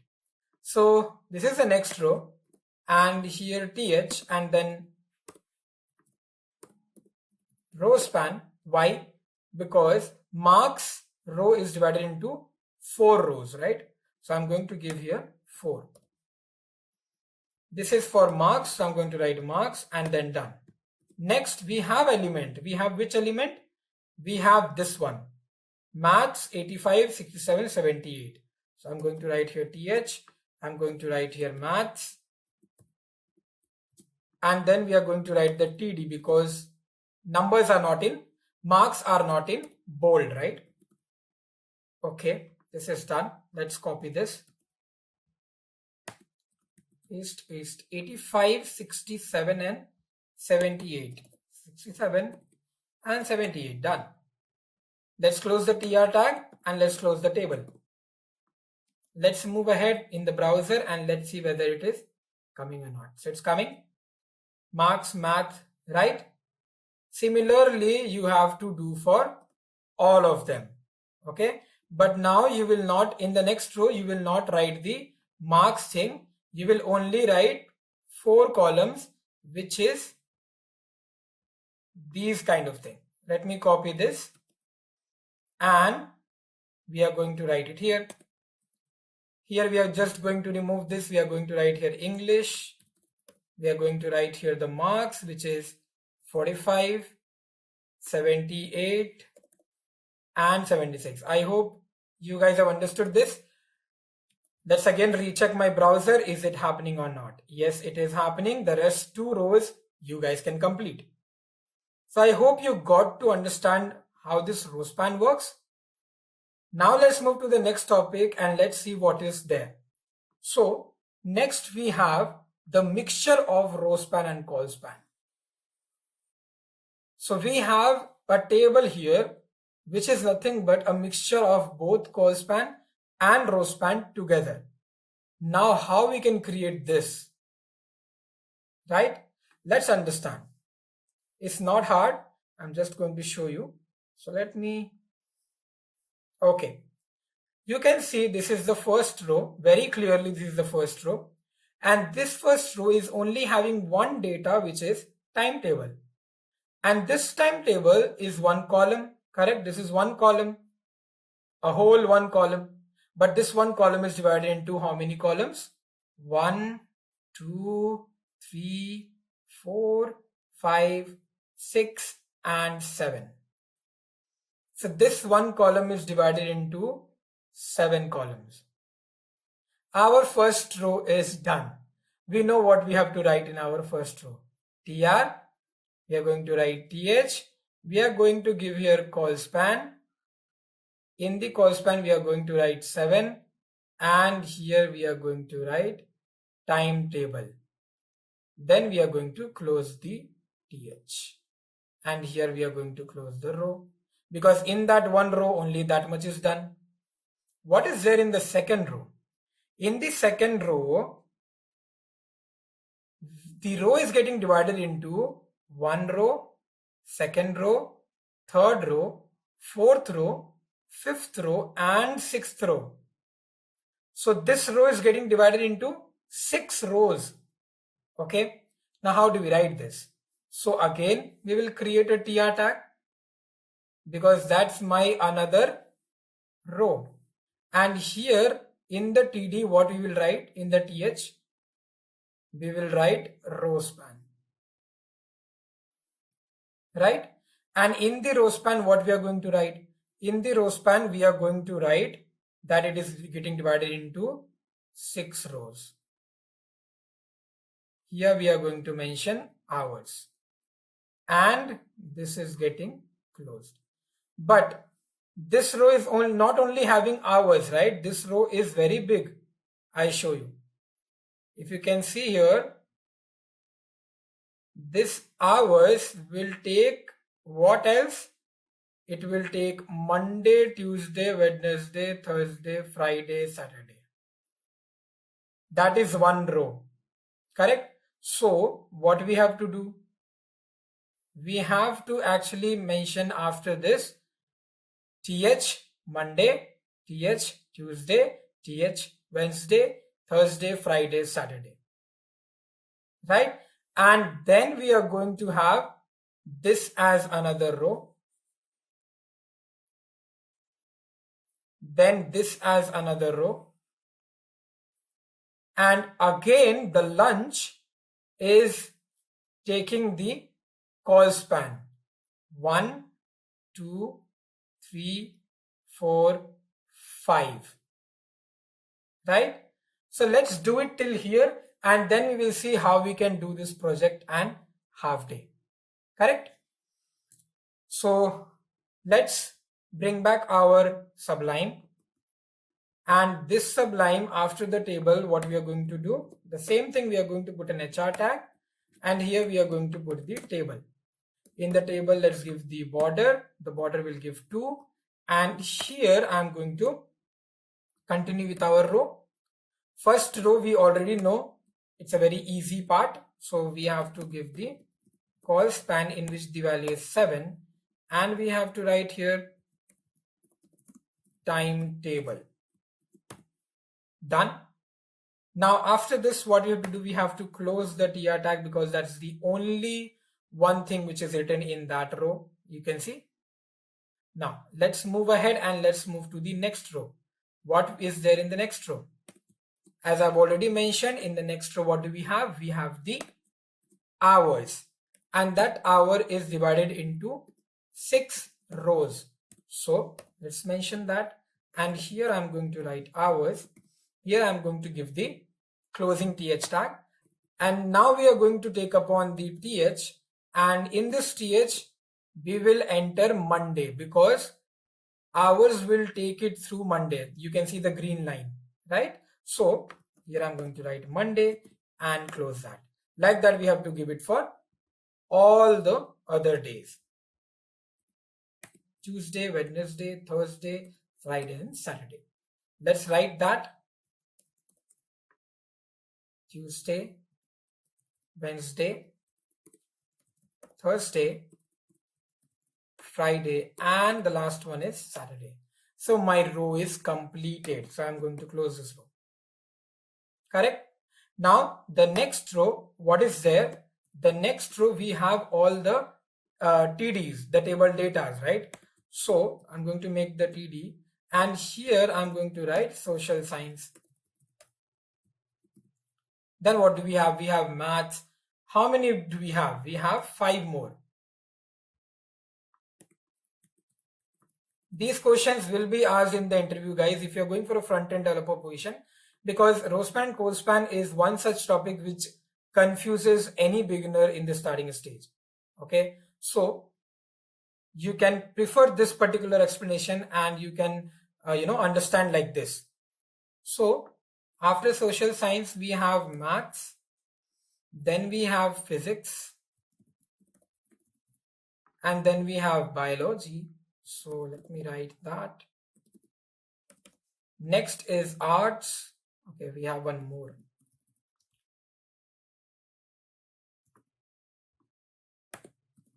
So we have physical education.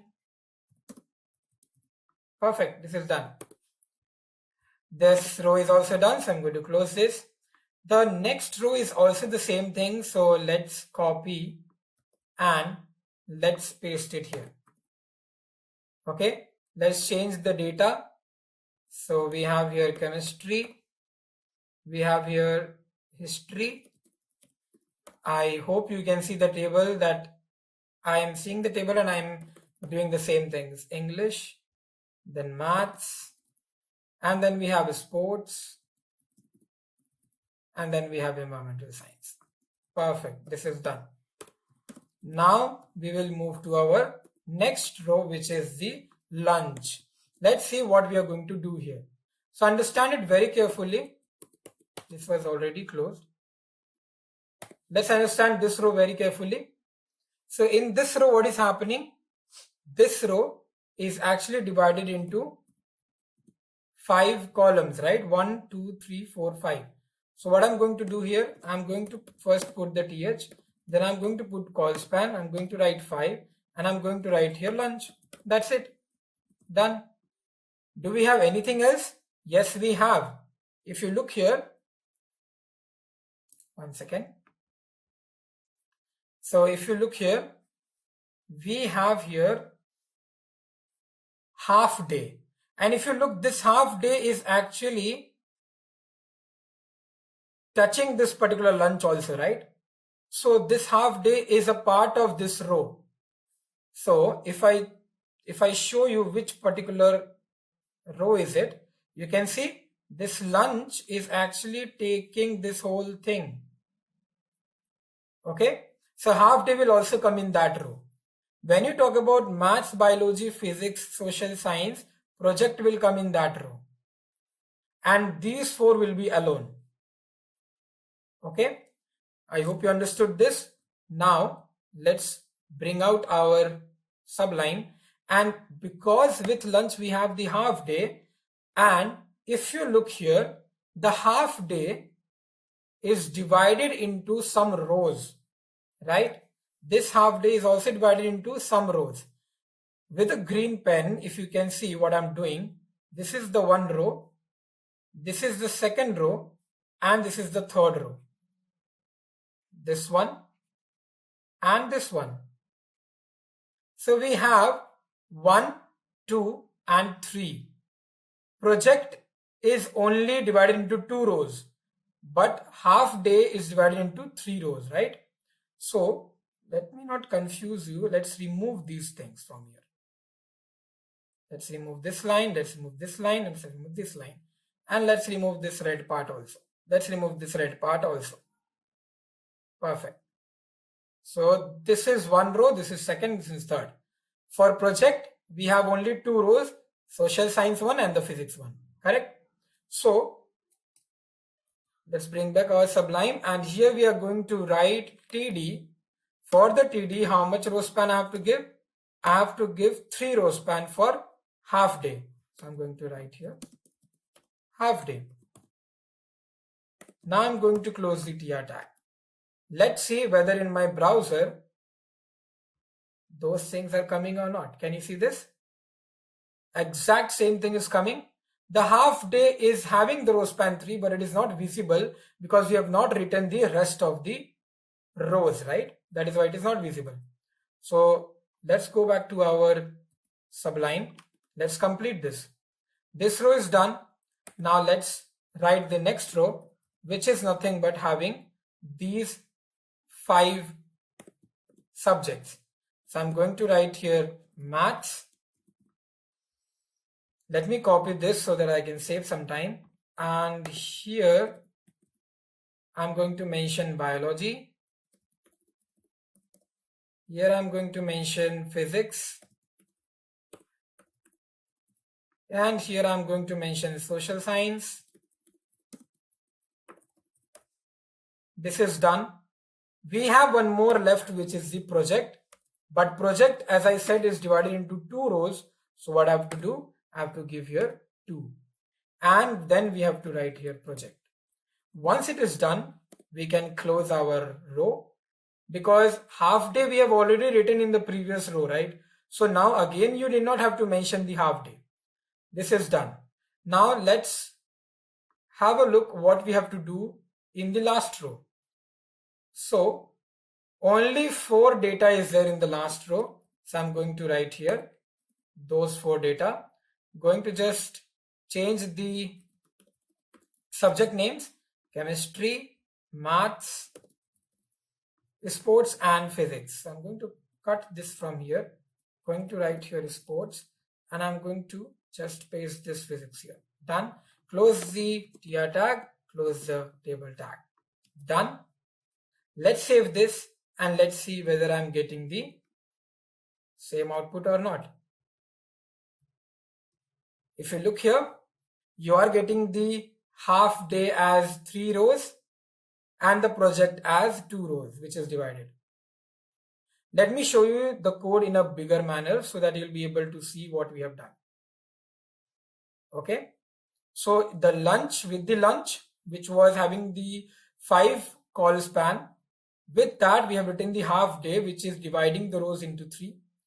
And in the next row, we are dividing the project into 2. And in the last row, project was not written because we have already written project here, right? This is how you will be doing the code for tables, which is having row span and call span together.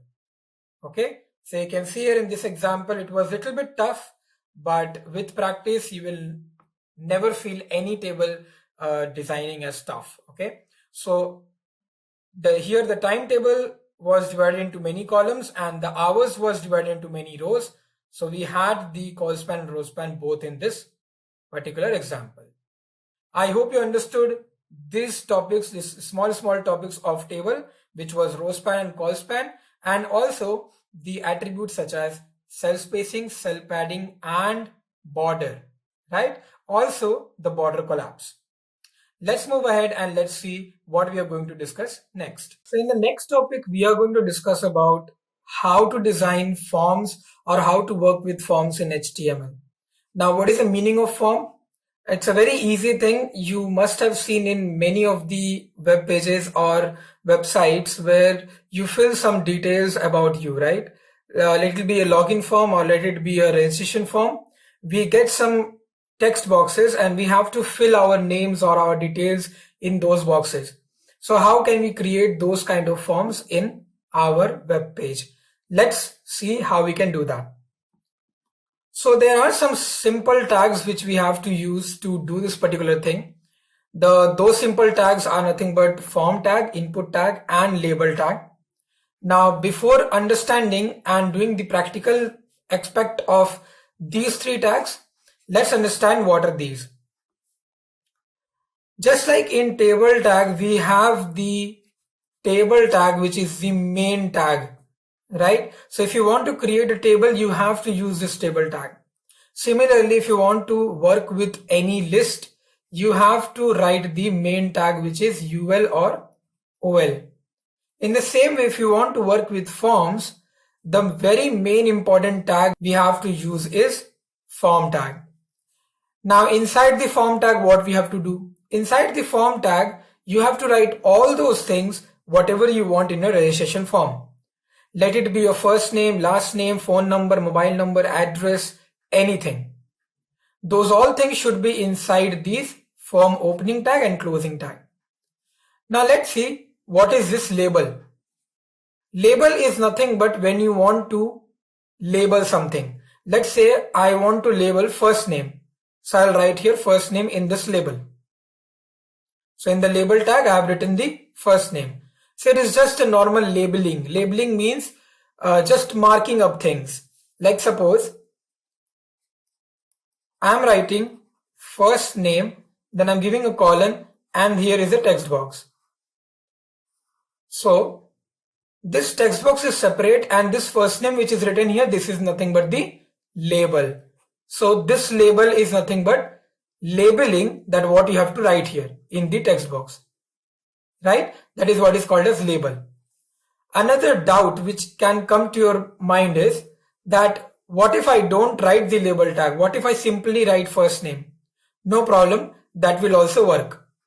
So without label tag also, if you're writing first name, it will give you the same thing which I have ticked here. But what is the reason that we have to use label tag? The reason why we have to use label tag is nothing but about this for attribute. So we use one attribute which is for in our label. Now what is this for? We will see just in 2 minutes. Before that, let's understand what is this input tag. Input tag is basically providing the text box. So whatever text box you can see here, a very decent size text box will appear when you are writing input tag. The size can differ or can be manipulated by you, but we will see that later on. Now it is written type text. That means inside this particular text box, you can write any text. That is why we have written type equal to text. Another question, do we have any other value except text? Can we write any other value here? Yes, you can write, and I'll show you what all other things we can write. If you can see, I have created a table something like this. So instead of text, you can write radio, checkbox, submit button. We will see what are these things. But right now, let's stick to type equal to text. Then we have written some ID, and then we have written some name. And then we have another attribute which is value. Now let's understand first what is this value. Value is nothing but what value you want to be there in this text box by default. So by default, I want Ritvik should be there in this particular text box. So by default, this is there in my text box. What is this name and what is this ID? Now have a look. In any registration form, when you fill that particular form, you'll get a submit button. And when you click on that submit button, what happens? Those all data gets saved into the server. Those all data get saved into the server. Now, when it is getting saved into the server, it will be saved in a very organized manner, something like this. So it will be saved like fname equal to Ritvik. Why it is looking like this or why it is saving it like this? Because we have mentioned here name equal to fname. So why we are assigning name equal to fname? Because in the server, how it has to get saved, that we are writing here. So we are basically telling our browser that if the user is clicking on submit, inside the server, it has to save it like this. Okay, where the name of that particular component will be fname and the value will be Ritvik. This is how it has to save. Same thing will go here. Name equal to lname, value Raj. That means it will be saved like lname equal to Raj. This is how it will be getting saved inside the server. Now, the last thing is what is this ID? Now, do you remember I told you that in the label, we are using the for? This for and this ID should match. That means the for of the label tag and the ID of the input tag should match, so that the browser can understand that this label is for this text box. Similarly, you can see in this label, we have used the for as lname, and in the input, we have used the ID as lname. So now the browser knows that this label is for this input box. right? So it is just an indication for the browsers that it is basically something like a roll number. In your school time or in your college time, you must be having a registration number or a roll number, right? Same thing happens here. So whenever in school your roll number is called out, then you stand up, right? Same thing happens here. One roll number I have given to label, one roll number I have given to input. Okay, so it is matching. That means these two are connected. Similarly, these two are connected. So it is very easy for the browser to understand basically what are you writing in the code. So browser can understand the code in a very descriptive manner. Okay. Now let's do one thing. Before understanding this table, let's complete this code and write it in our Sublime so that we can see how this particular thing is working. So let's go back to my PPT. Let's copy this particular code. And in my Sublime, let's create another file. So I'll create a new file and name it as session4.html. This is created. Now let's have the skeleton and let's write here HTML forms. Now inside the body, let me paste this. Now inside the body, what all things I have pasted? I have pasted the form tag, I have pasted the label, the for, the first name, then there is a BR tag. Let me correct this. And then there is the input tag in which type equal to text, ID fname, name fname, value Ritvik. Now remember that we are not writing any submit button, and also inside the form we have not written that where this page should get saved. If you want to save this particular or you want to submit this particular form, then you have to use an action attribute, and here you have to write the particular file name where you want to save all the data. But right now I don't want to confuse you, so I'm not writing that. So just consider that there is no submit button. Okay.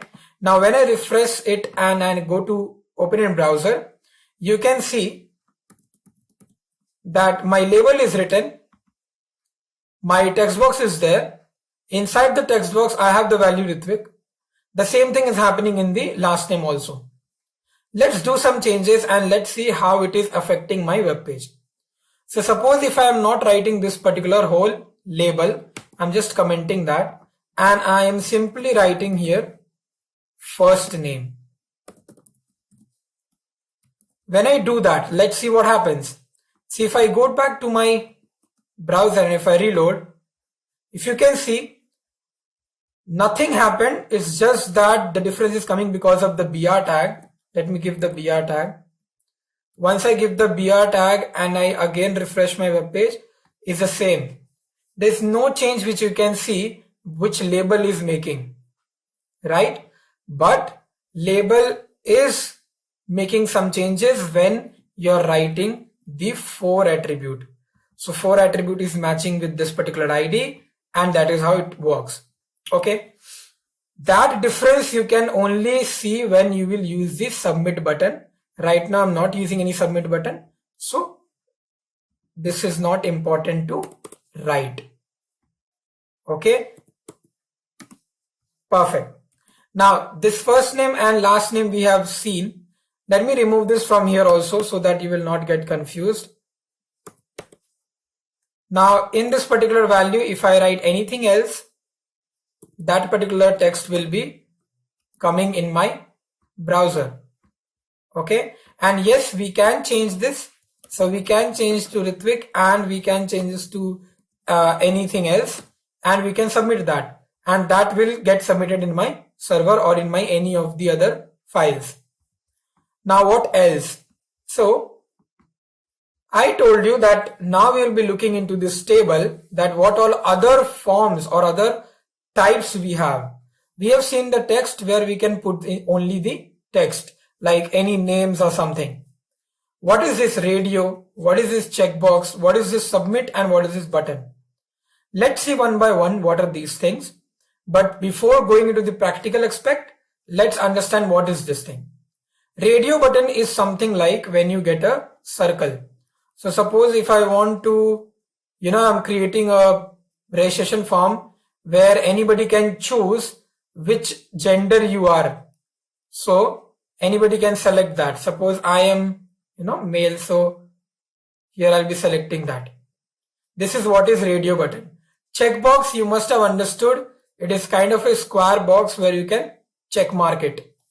Submit is nothing but this submit button, which I've already shown you like this. You'll get a submit button. And button is nothing but just a normal button. You can write anything here. Try it or, clear. Any such thing you can write in this particular button. Now let's one by one, let's see how this particular coding will be done. And let's make you understand how we can create it. So here is one proper code which is written here about the radio, right? So because we are not using submit button, we are not putting a submit button. Let's write it in a very simple manner. So what I'm going to do, I'm going to copy this particular whole code and let's go to my Sublime. And here inside the form, I'm going to give a BR tag so that there'll be a space and then paste it. Now see, inside this label you have for, inside this also you have ID, but we don't need that because right now we are not actually submitting our registration page or registration form, right? So we don't need these things. So we can remove it. Why I'm removing it? Because it is of no use right now. Now after removing, let's see what all things we have written and why here we have written label in the beginning, but here we have written label at the last after the input, right? Why we have done that? Let's first show you what is happening in the browser. So if you can see, we are getting some circles and we can choose these circles basically. And these are nothing but stating what particular gender are you. Correct? So you can choose any one of these, whatever you are. Now, what is happening in the code? Basically what we have done, we have written here an input. Okay, let me remove this form tag. We have written this input tag in which type is equal to radio and name is gender and value is male. Okay. Now, when the value is male, that means you are choosing the male radio button. Okay. Now, I hope you can understand why I have written here value male, because once you submit your registration form, when it goes to the server, in the server it will be stored in a very structured manner, something like value equal to male. If you will choose male, if you will choose female, then it will be saving value equal to female. That means gender equal to female, gender equal to male, because name is gender, right? So gender equal to male or gender equal to female. Something like this it will save in your server or in any other web page where you are submitting your form. Same thing happens to this other part. Okay. Now, because you have written here radio, that is why it is showing a radio button, which you can, either one of these you can select, right? Now, let's suppose if I have not written this particular part. Let's suppose if I have not written this particular part, only this much I have written and I reload my page. If you can see, still it is working, but when you are choosing any of the data, it is not selecting any one data, but it is selecting all of them. Why is it selecting all of them? Because we have removed the code of name and value. That means my browser is understanding that what I want, but my browser is not understanding that after submitting of this registration form, which one it has to go and put it in the server, male, female or other. So he's not giving any options. He's saying you can select any of them or all of them, right? That is why it is really very important that you mention these three things in your commands, in your forms, so that browser will have all the related information. Actually, what do you want? Now see, it is working fine. That is the reason that it is important to write name and value in any of the form tags, whether it can be input type text, input type radio or anything. Now, what I'll do, I am going to copy this particular whole thing and I'm going to type now about the checkbox. So let's write here radio and here I'm going to put checkbox.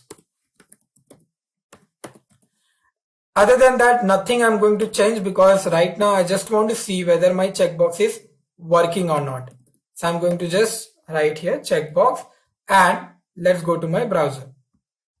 You can see you are getting the checkbox. Once you click on it, you are getting the tick mark.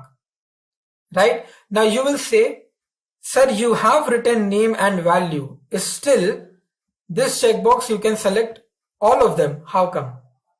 Checkboxes are used to select multiple items, right?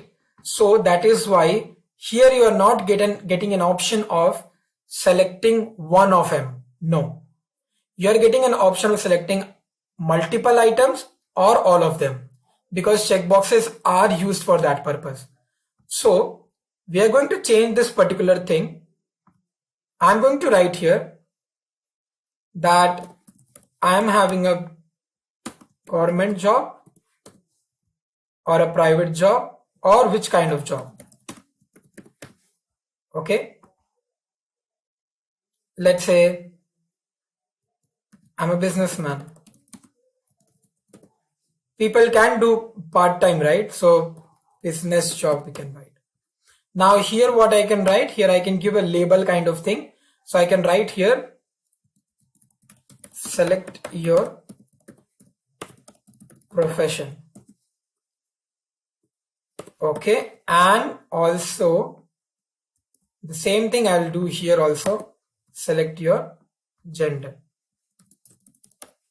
Obviously let's give a BR because there'll be a separate line after this. Let's see how it appears. So you can see, select your gender, male, select a profession. I'm doing a private job and a business job or maybe a government job, all of them. So I've selected all of them, right? This is how you create the radio buttons and the checkbox buttons. Fine. Now let's move ahead and let's see how we can create the submit button. So for this, it is a very simple thing. You give a BR and you give input, then type, you give submit. Name we don't need here because it is just a submit button. And now when you just go to your browser, refresh, you can get a submit button. That's it. So you're just writing input, type, submit. That's it.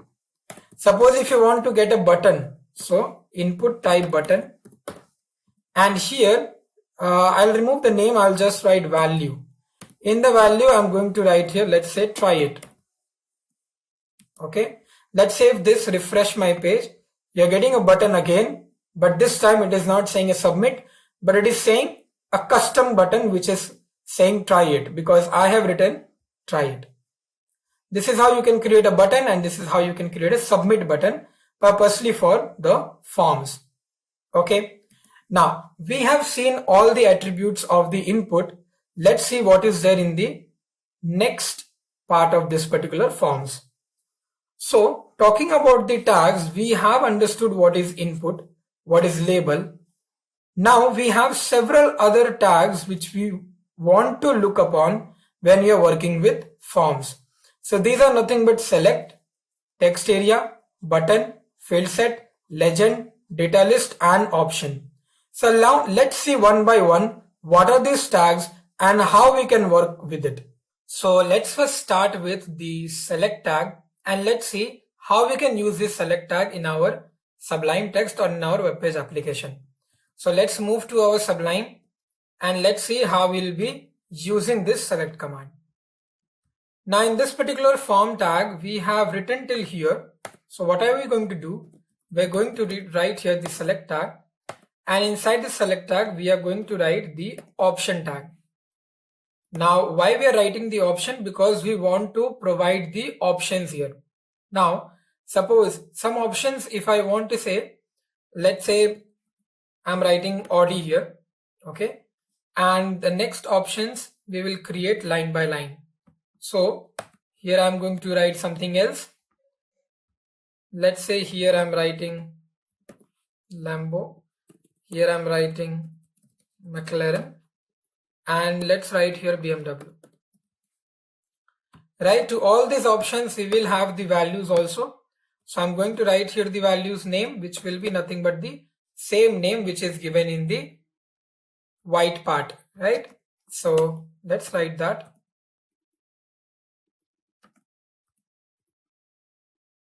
Now when this will be done, we have to just change these values for each of them.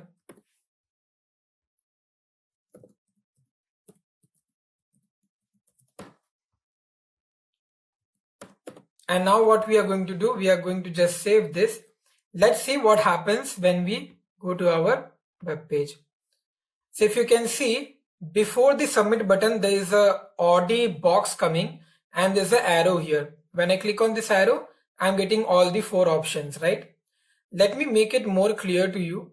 So what I'll do, I'll bring up all the BR tags one by one once again, so that there will be much more spaces provided after every tag.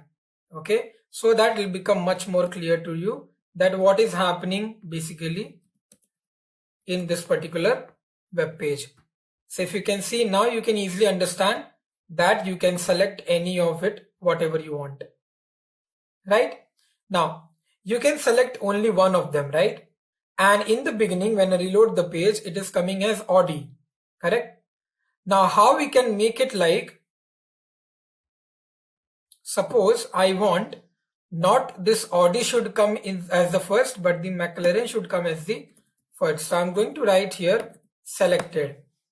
Once I write selected, what will happen? Let's see. So once you write selected and you reload the page, McLaren will be selected first. Okay, so that will be selected first. Now, if we have written selected here, let's do one thing. Let's give here select size equal to 3. If I give size equal to 3 in the select tag, let's see what happens. So you're getting 3 options here. The size of that particular select tag has become 3. You can drag down and you can see the 4th one. Right? Like that, you can drag it. These arrows are coming automatically. I'm not designing these arrows, right? So it is coming automatically. Now, we can select multiple items also once you write multiple here. Okay. So let me not first reload the page. I'm not going to reload the page. Let's first show you that whether it is selecting multiple items or not. So in computer or in system, you must be knowing that how you can select multiple items. You have to hit control button, and while pressing the control button, you have to select multiple items. But if you can see right now, I'm not being able to do it. Well, I have pressed the control button, but still I can't do it. But now when I reload my page and multiple keyword I have written here, now let's see what happens. So I can select multiple items, right? So when you want to select multiple items from a list of elements, you can use this multiple in your select tag, right? So I hope you understood what is select and option. Now let's move ahead and let's see what is our next tag. So if you look here, we have the select and option which we have done. So now we are with text area. Let's see what happens in this text area. So let's go to our Sublime, and after this, let's write here text area. Now in text area, you can write whatever text you want to write. This is an area where you can write whatever text you want to write. Suppose I want to write here, let's say, welcome to great learning. This is what I wanted to print in my text area. Okay, but let's see what happens. Only this much. If I execute, if I reload, what is happening? So you can see a text area is provided, okay, which is draggable. That means how much bigger you want to do it, you can do it. It all depends on you, right? Let me make this submit button go down a little bit. And then here what I'm going to do in the text area, I'm going to write here rows. Rows I'm going to give, let's say, 5, and columns I'm going to give, let's say, 5. Now understand, if you are working with the rows and a column, what will happen? So if you are working with the rows and column, that means rows is these and columns are these, right? So 5 rows and 5 columns means what? 5 rows and 5 columns means something like this will become, right? So you have this much space to write your text. You can write whatever text you want to write here. So 5 rows and 5 columns space is there. That is what is the meaning of text area. I am providing a text area with 5 rows and 5 columns. That much space. How much I have given? I have given 5 rows, 5 columns. Let's go to our browser. Let's reload the page and you can see this is what is 5 rows and 5. One second. Did I save my file? I have not saved my file. I have to save my file and then we need to reload. So you can see this is your 5 rows and 5 columns. Now you can see it is very small, right? Now what I'm going to do, I'm going to increase my column. Let's say I increase my column to 20. Have a look what happens in my browser. So the column got increased to 20. What if I increase my row to 20? So my rows will get increased to 20, right? And this is also draggable. So whenever you want, you can drag this and you can write whatever you want in this particular text. This is nothing but your text area. Okay. Let's move ahead and let's see what is next. I hope you understood what is text area. The next, if you can see, we have the button tag. That means you can use the button tag to create the button. We have already used in one of the type equal to button, but instead of using type equal to button, you can actually use the button tag also. So what I'm going to do here is I'm going to create a button tag and I'm going to just write here, let's say clear everything, right? This is a button which I have created. Now if I go to my browser, if I reload, if you see here, there's at last there's a button which is clear everything, right? So a normal button, if you want to create, you can use this button tag. It will work similarly as input type equal to button. The next one, if you can see, is field set and legend. So let's understand what is this field set and legend. Coming back to my code, what I'm going to do, after this br tag, I'm going to write here field set. Now what does this field set do? I'm going to copy this br here so that there will be a space, and in this field set I am going to write legend tag. Inside the legend tag I am going to write, let's say, personal information. So all the personal information related stuff will be inside this. Okay, and now what I can do, all the personal information related things means these all things I want it in my field. So I'm going to copy this and here I'm going to paste it. So if you can see what I've done, field set, to the field set I've given a legend, and inside that legend inside that particular field set I've given all these labels and inputs.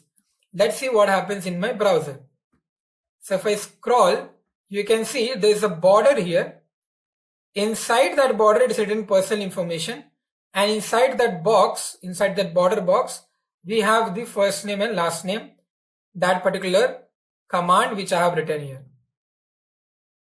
So you must have seen this kind of registration form page in your college websites or school websites where they want your degree details, personal information, graduation details, school information, those all things. So such kind of boxes are prepared, and whatever details you want, they will put it inside this box.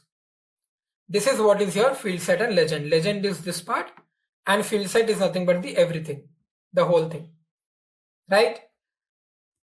Okay. Data list, which is the last one, is very similar to what is your select an option. Okay. So how your select an option works, the same way your data list also works. Let me give you an example. So I'll just copy this select an option thing and I will put it after this. Okay. I'm going to remove this command because we don't want to show you to how to use select. Actually, we want to show data list. So I'm going to use that. I'm going to cut this particular portion from here because I don't want it. And I'm going to delete this also from here. So now you check out how this will come up. So if I go to my browser and if I reload my page, okay, data list. So my output is not coming, which is expected. So what we have done is we have just written the data list.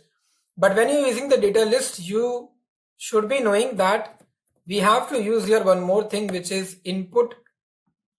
And then we have to mention here which kind of list do we want. So we want here cars list. So I'll write here cars. And in the data list also you have to mention which particular list are you referring to. So I'm referring to cars list. So this input is a text box, okay, in which the list is cars, and this data list ID is referring to it. So these two are connected to each other. Okay, now let's refresh my page and let's see whether I'm getting that or not. So if you look here, I am getting a text box. Can you see why I'm getting a text box? Because I've written input here. But this input should show me which list. It should show me cars list. Where is the cars list? The cars list is here in the data list. Okay. So when you want to show up a list of items, then you have to use this kind of data list. In the earlier, when I wrote the code, why it was not showing anything? Because I did not write this line. See, when I comment this line and save the file, you will see you will not be able to see anything because that input text box is not there. Now, once I write that input text box, you will see the text box, plus when you click here, you will get all your data, right? So this is how your data list and option you can use in your form. So now you can see overall, this is looking like a registration form. I know it is not in the center and all CSS styling and all is not there. I mean, it is not looking attractive. So we will do that. But I have already created one registration form, which I want you to do it as an homework. Okay. So let me show you how this particular registration form looks like. So I'm going to open that particular file for you. This is the HTML registration form. Now this is how I have created this. Okay. And let me open it in the browser so that you can see how it is looking. So you can see an H1 tag is given, the HR line is given, and then first name, middle name, last name. Okay. Then department, you can select whatever. This is what? This is select option, right? And then you have the radio button. You have the phone number. You have the current address. You have your, drop your resume. So you can choose file from here, from your desktop or from your system. Enter email, enter password and retype password. Now, there are so many things here which we have not seen, right? Let's see some of them. First of all, let's start with this particular thing. If you see in this text box, there's a light gray color written first name here, and I can overwrite that. I mean, I can write in that particular thing itself. What is this? This is called as a placeholder. Okay, it's a placeholder. If you look here, in the label first name, I have written here placeholder equal to first name. See, if I want, I can write here my name, Ritvik. Once I save this and reload my page, so here Ritvik is coming. Okay, same thing I can do for all of them, right? Now, the next one is for department. We have already know select an option we have to use. So you can see they have used select an option, right? All the values are given. So if you choose management, BCA is the value which will go to the server. If you choose human resource, BBA is the option which will go. Something like that I've written. The next is the phone number. Now in phone number also some interesting facts I'll tell you. Now have a look here. So in the phone number, what I have written here is I have given the placeholder country code. So if you look here, the placeholder country code. Okay, 1 second. Which one is this? The phone label is here. and then there's the input type text. That input type text is not visible. Is it visible? Yes, it is visible. Here is it. The value is already there. That is why the placeholder is not coming. See, either you can give the value or you give the placeholder. Let's suppose I am not writing this, the value. Only the placeholder is written. Can you see country code is coming here? Right? So because the value is also written, that is why it was not showing the country code placeholder. Okay. So what I'm going to do, I'm going to save this particular file. It is not saved. And let's reload my page. So you can see a 9.1. Let's see what is this placeholder. Let's understand it in a very easy way. What is this? So if you look here in the telephone, when you want to give a telephone number, you write type equal to tel. You don't write type equal to text. Okay. Type equal to tel means you are actually in that text box will be writing a telephone number. Size is 25. That means 25 values or 25 bits is the size of that text box. After that, the pattern is this pattern. What is it? I'll tell you. Now, in India, we have a pattern, right? Which we can follow to give a mobile number. That we have 10-digit mobile number. 4 digits of the first will be a service provider number, and the other 6 is a random digit number. So 4 digits can be from 0 to 9 anything, and after that you have to provide a dash, and after that 6 digits can be randomly 0 to 9 anything. This is the pattern how you have to write the phone number. And for an example, in the placeholder I have attached an sample that this is how it should look. 4 numbers random, then dash, then 6 numbers random. Right?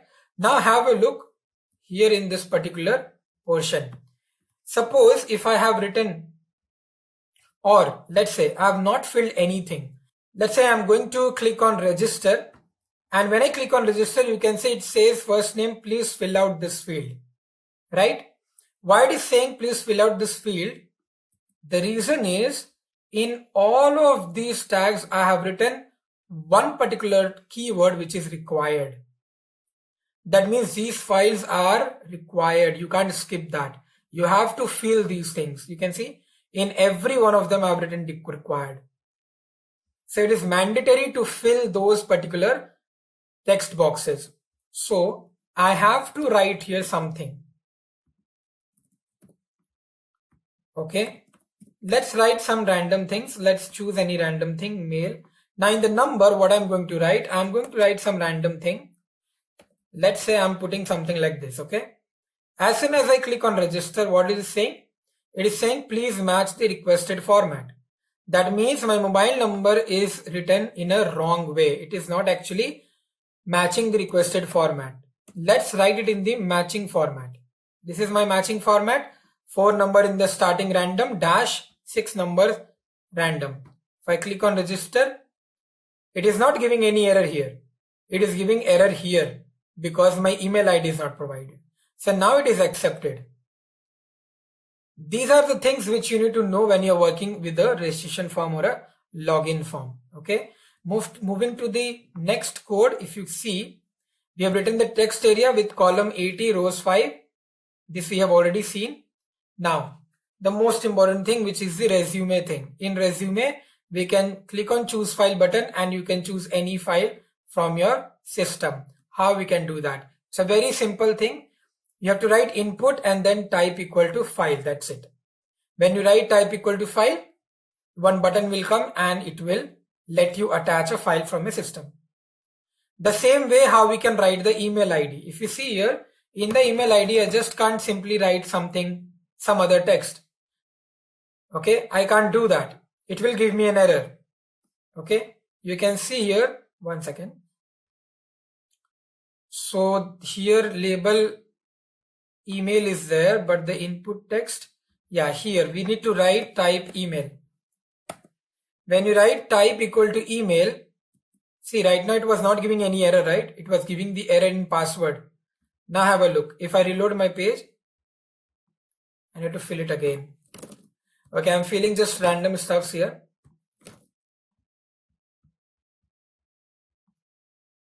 This I can't fill random. So yeah. Okay, enter email. Now if I put anything, it is telling please include an @ in the email address. So you have to put it like a email ID, an original email ID. You can't put anything whatever you want. Even if you put an @ here, then also it will give you an error. It will say please enter the part following @. That means after @ what do you write? You write something like this, right? If you go to register, then it is not giving me any error. So it totally depends on which type you are writing. If you're writing type equal to file, it will create a button and it will let you attach any file from the system. If you're writing a type equal to email, it will accept only email IDs from you with the @ symbol and .com, right? The same way we have type equal to password. Now I hope you must be understanding what is the password thing. So if you look here, passwords are protected, right? So if you write anything, it is protected. You can't see it. When you click on this I thing, then only you can see that particular password. The same goes here, right? So this thing, how it is happening? It is happening because of this type equal to password. Because we are not writing here type equal to text, we are writing here type equal to password. Okay, so this is all about your forms. We have seen a lot of things.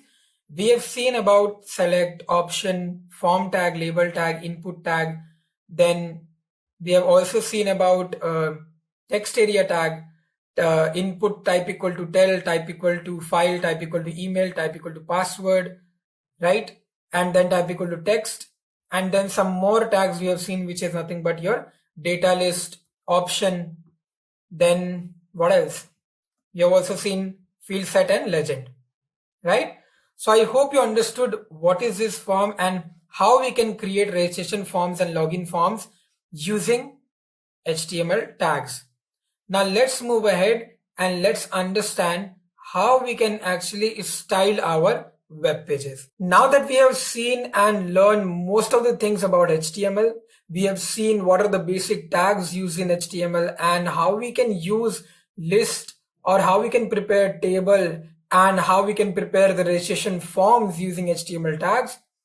Now is the time that we should learn how we can actually style our web pages. That means how we can totally make our web page attractive, right? Because we have already seen how we can design and give a structure to the web page, but our web page is not looking that attractive.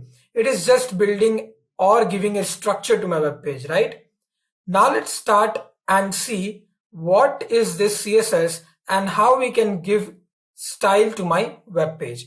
So let's first understand what is CSS.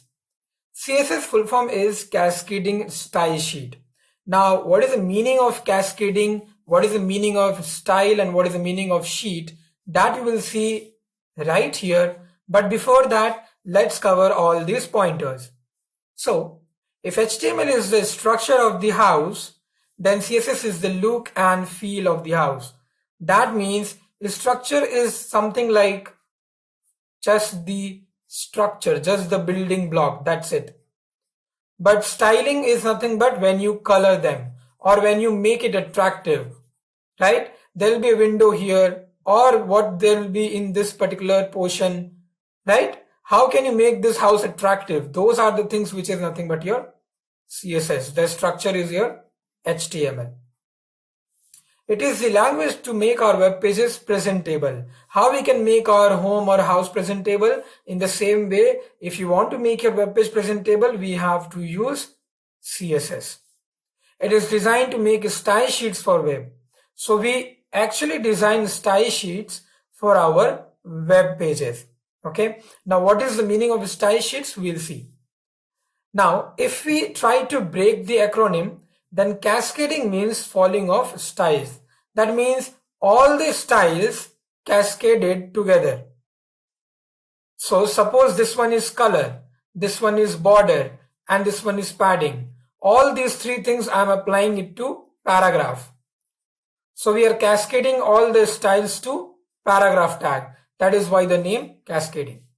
Style means adding designs, styling our HTML tags.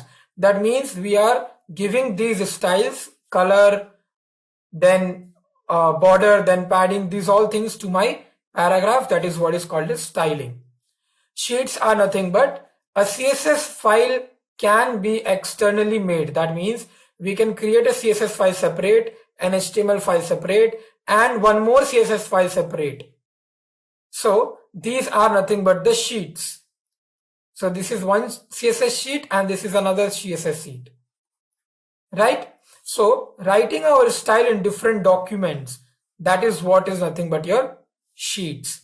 We can write our, or we can specify our styling in different documents, right? Okay. Now let's move ahead and let's see what is next. So now let's understand what is the history of CSS, because this is most important when you're learning about any language. When you're learning about any coding language, you should know who is the developer of that language or who actually built it, right? Starting with 1994, it was first proposed by Hakon Viom Lee on 10th October. Okay, so he came up with an idea of styling our web pages using CSS. Then in 1996, CSS was published on 17th November. That means it became public with the influencer Bert Boss, and then CSS was in use. Later, he became the co-author of CSS. That means CSS language was written again by a Bert Boss. Okay. Now, in 1996 again, CSS became official with the language named CSS, which was published in December in 1996 year itself. 1997 created CSS level 2 on 4th November, and then in 1998 it was published on 12th May. So these were the actual scheduling, or you can say how things got updated in CSS. What was happening around 1994 till 1998 when people came up with this idea of styling our web pages, which is known as CSS, or which is done by a CSS. Now after this, all the people who are using or creating web pages and putting it in the internet, they are using CSS widely to style their web page. Now this is all about the history of CSS. Now it's not important to have all these informations, but yes, you should know the first year and the developer name, right? These two informations are very important when you are a fresher or a beginner. You should know this information because you will become a front-end developer or a full-stack developer, and you have to pass the interviews, right? You have to crack the interviews. Now, in interviews, they can ask this type of questions. Moving to the next slide, which is CSS editors. What all editors we can use to write our CSS code? Obviously, you will say that whatever HTML we are writing in Sublime, we can use the same editor to write the CSS. Perfect, you are right. But instead of all those editors, we have some more editors where we can write our CSS, such as Atom. This is also like Sublime. Then brackets, Espresso. So all the Apple Mac users, you can use Espresso for writing the CSS commands. Notepad++, you guys are very familiar with this. This is an updated version of Notepad where you can actually write the codes and you can see it in colors. So all the tags, elements and attributes will be in different colors, so that will be easy for you to understand and write the code. Komodo Edit, this is also very simple particular editor which you can use, but instead of using this, the best one to use is Sublime Text Editor, which we are going to use in this particular tutorial. So we are going to use Sublime Text Editor, which we have already used while writing the HTML codes. It's just that we have to create another file and we have to save it in .css file format. Now you must have understood that we were saving the HTML file with an extension of .html. When you work with CSS, you have to save your file with .css. Okay, don't worry, we will see this in a practical aspect also, and we will see how we can actually style our web page using CSS files. Okay, next let's see what is the basic structure of the CSS and how we can actually write the CSS commands in our Sublime Text Editor. Before going into the practical demonstration, I want to first show you theoretically how we can actually write the CSS. Now there are three things which you have to mainly focus on. The first one is selector, the second one is property, and the third one is value. Now let me take an example and first show you how this particular thing works. So suppose if you have an H1 where I have written the word welcome. Only this is the particular HTML tag which I have used, H1 tag, in which welcome I have written. Now if I have to provide styling to this tag, how I will write the CSS? You have to choose which particular selector you want to provide the CSS. So I want to provide it in the H1 tag. So that will be my selector. So H1 is my selector. I have selected in which particular tag I want the styling. I'll put a curly bracket and here I'll specify the property and value. What is this property and value? That means what actually do you want with this H1? What actually you want it to do? So suppose I want the H1 to have the text color of red. So I'll write here color : red. So this welcome will become red in color in my web page. Suppose I want that the H1 should be text aligned to center. That means this H1 should actually come into the center of the web page. So it will come to the center of the web page. Now this is what is your property and this is what is your value. This is as easy as it is. Right? Now if you want to work with the paragraph tag, then you have to just type another CSS with paragraph selector, and whatever you want to give here, you can give that. Let's suppose I want to give here blue. This is a colon, not a semicolon. This is a semicolon. Like this, you can give the CSS to all your selectors. Right now in your mind, there will be many questions that how we can give same particular styles to all my tags, or can we give different styles to different tags, right? Those things we will cover it in the next topic, but let's see what are these pointers written here, and let's do one practical example of our CSS command. Now a selector means it selects the element you want to target. I wanted to target H1, so I have taken the selector as H1. I wanted to target paragraph, so I have taken the element as paragraph. There are few basic selectors like tags, IDs and classes. Don't worry about this if you're confused with this line. This is just saying that there are basic selectors, like this one is nothing but type selector. We call it as type selector. We have some more like ID and classes. We will discuss it in the next particular topic when we will jump into types of selectors. But right now, information of only this much is enough for you guys. Okay. Now, so we will skip this particular point. We will understand this in our next topic. All forms this key and value pair. So this property and value which you can see, this is also called as key and value pair. That means you have a key and you have a value to it. So all CSS will have a key and value pair. Keys are nothing but the properties, attributes like color, font size, background, width, height, text align, anything such like that. So if you want to change the color, if you want to change the font size, if you want to change the background color, the width, the height, anything you can do, and that is what is called as properties, the keys. The value is nothing but the values associated with these properties. Something like red, center, 400 pixel, 500 pixel, those are nothing but my values. Last point, it always remains same whether we apply it internal or external styling. Again, this particular line you will not understand now, but we will see it in the topic of types of CSS, which is our next topic. We'll be seeing what is this internal styling or external styling meant. Okay. So right now we have these two lines which we need to understand, and keep it in your mind, these lines, that what we are going to do or what we are going to understand with these lines, and we will see it in our next topic.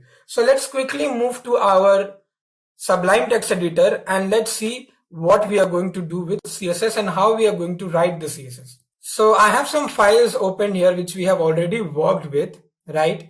And let's go to our most first one, which is nothing but the basic tags one.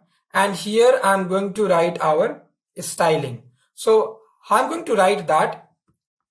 I'll first of all write here inside the head tag, the style tag, because CSS when you're writing, you have to use the tag which is style tag. So if I have opened it, I have to also close that. Now this particular thing, inside this, I'll be writing my selector, property and value.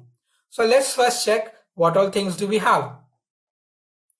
If you can see, we have the H1, we have the paragraph, we have some more paragraphs, and we have many things here, address and everything, right? So what we are going to do here, let's select one of the selector and let's give it some color. So let's say if I'm choosing this address, okay.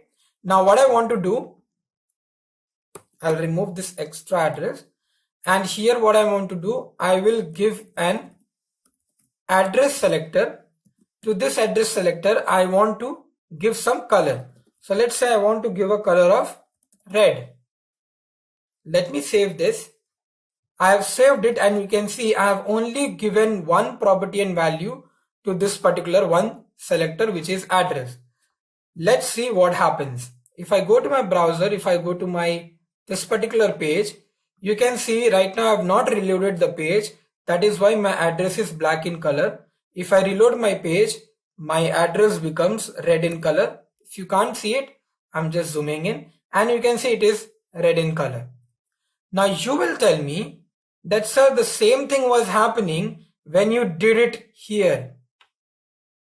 So in H1 and paragraph, we wrote style equal to color green and this particular H1 becomes green. If you can see here, the same goes to that paragraph, it becomes red. Then why are we creating this kind of a style tag and we are writing it here? Correct? That's a very good question if you have it in your mind. Now let me tell you what and why do we require this. Understand that this is also CSS and this is also CSS. There's no difference in that. Obviously the difference is in the writing. So in the writing you can see that this CSS is written in a different manner and this CSS is written in a different manner. Now why is it so? Let's talk about it. When you're writing style in your particular tag itself, we call it as inline CSS.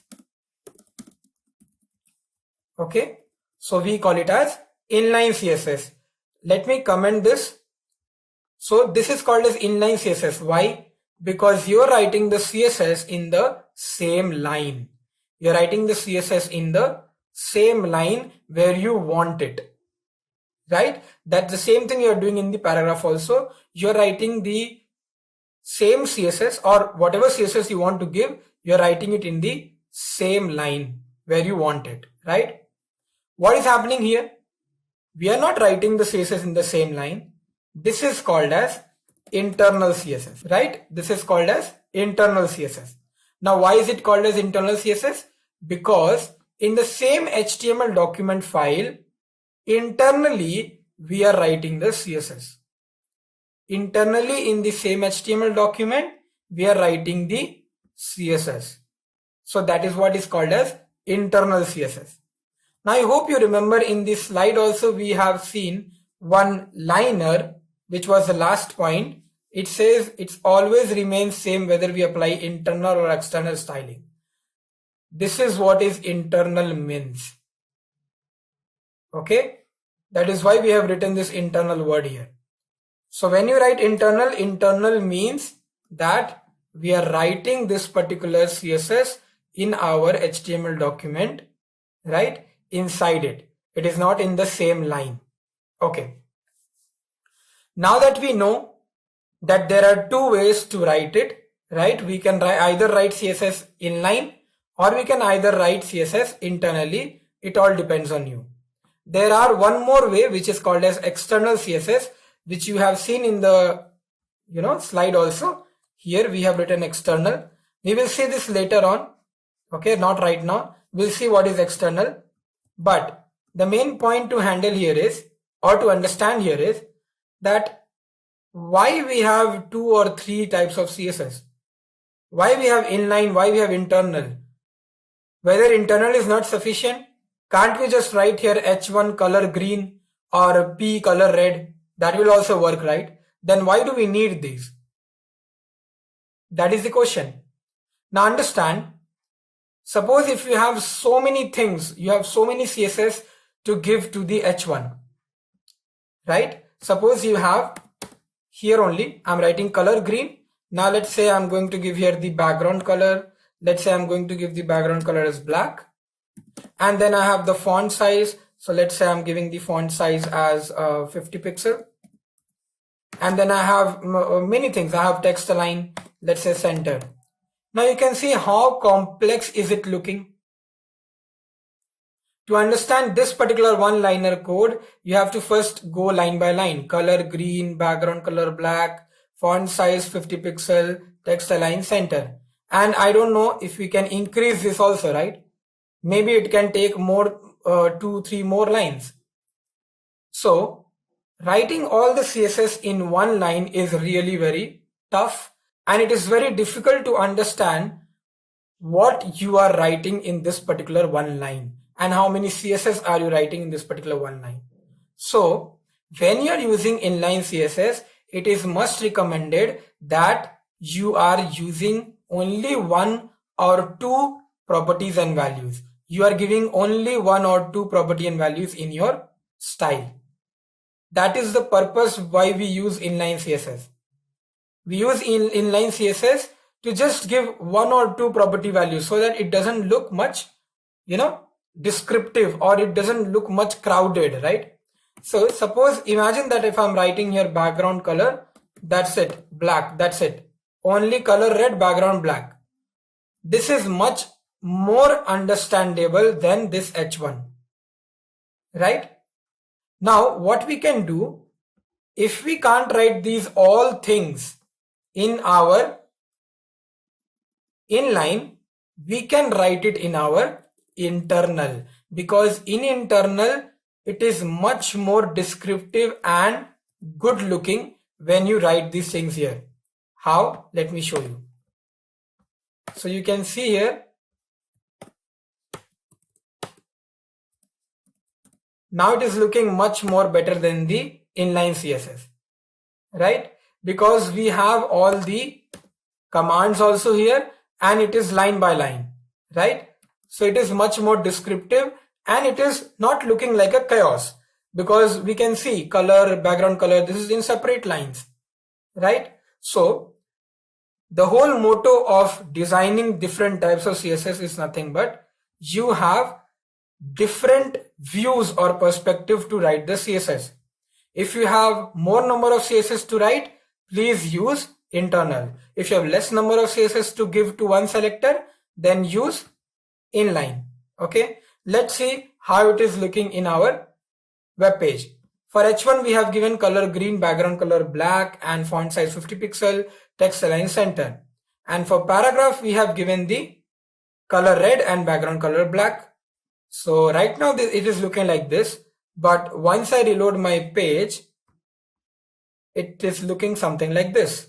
So for H1 my text align is center, font size is also increased, it has come to the center, and the background color is black. Same goes to the paragraph. The paragraph background color is black and the color is red. That's what we have given in our CSS. So this is how you totally work with CSS. This is just the beginning of CSS. We have one more type of CSS which is pending. We have not understood. So that is external CSS. We will look into it in our next topic. But this is how we use CSS and write it in our HTML code. I hope you understood this particular topic. Let's move to our next topic and understand what is it. So our next topic is talking about CSS comments. Now HTML comments we have already seen, and we have seen how we can actually write or we can actually make any statement as a comment, right? What are these comments? These comments don't render on the browser. That means these are not a code. These are just basic information, or you can say descriptive information about our coding. So if any beginner or a fresher or any developer is looking into it, he can totally understand by reading our comments that what code we have written there. It helps to understand our code better and makes it readable. It helps for debugging the code. That means debugging is nothing but when you want to understand the codes line by line, you want to understand each line, what is it saying, right? So after this line, what is happening? After this line, what is happening? After this line, what is happening? That is what is called as debugging. There are two ways to comment, a single line and a multiple line. We will see these two things right now in our Sublime, but you must be confused that how we are commenting in our HTML isn't the same way we are commenting the CSS also. Yes, it is the same way. Then where is the difference? Let's see. So we know that this is our paragraph and this is our HTML, right? There is no CSS. If you see here, whatever text I've selected, there is no CSS. So if I hit Control/, what is happening? This is getting totally commented. How? Just with this angular bracket, exclamation mark, double dash, and ending with double dash and angular bracket. This is how HTML is getting commented. Let's come to our CSS. This is our CSS. Let's select this and let's comment it. When we comment it, is it the same way is it getting commented? No. The way of putting the comment is different, right? I am pressing Control/. That is the same thing. In any programming language or in most of HTML CSS programming languages, not programming languages, but yes, in working with HTML and CSS, if you are, working with comments, if you want to give comments, you hit Control/, right? Here also I did the same thing, but when I did that, there's a different kind of comment which is coming here. If you see / and then //, it is not giving me this kind of comment. Why? Because both HTML and CSS is having different kinds of comments. Okay, that is the reason I told you that if a question is coming in your mind that what is the difference in the comments of HTML and CSS, this is the difference. Now suppose these we have done it for multiple lines. What if I select only one line to comment, that is single line? So if I comment this, you can see it is doing it in the same way how it has done for the multiple line, right? Let me uncomment this.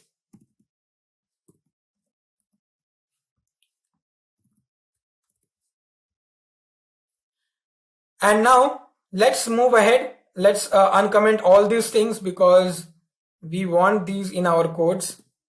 So let's uncomment these all things. So I hope you understood how different is it looking when you're commenting it in HTML and when you're commenting it in CSS. You can see here when I commented internal CSS, the same kind of CSS comment is coming. But when I commented inline CSS, you can see a different HTML comment is coming here. So I hope you understood what is the different types of comments which is given in HTML and CSS. The meaning of comment is actually same.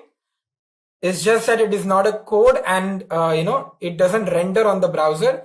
It is just an information or description for the user. That's it.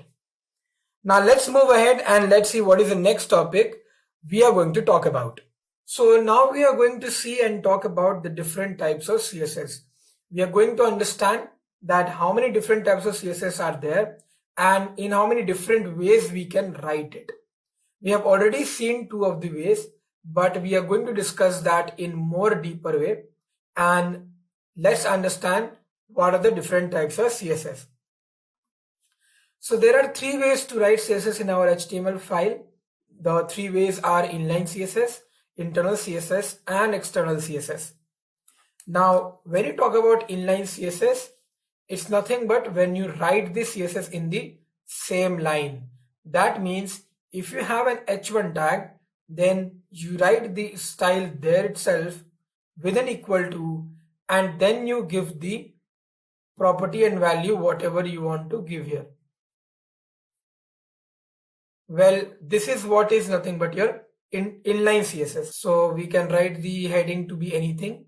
And now, talking about internal CSS is nothing but when you are writing the CSS tags or CSS commands in your HTML document itself using the style tag. So inside the head, you write the style tag and then you mention the selector, and then inside that you write the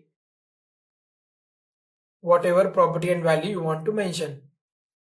This is what is about your internal CSS. Then what is external CSS?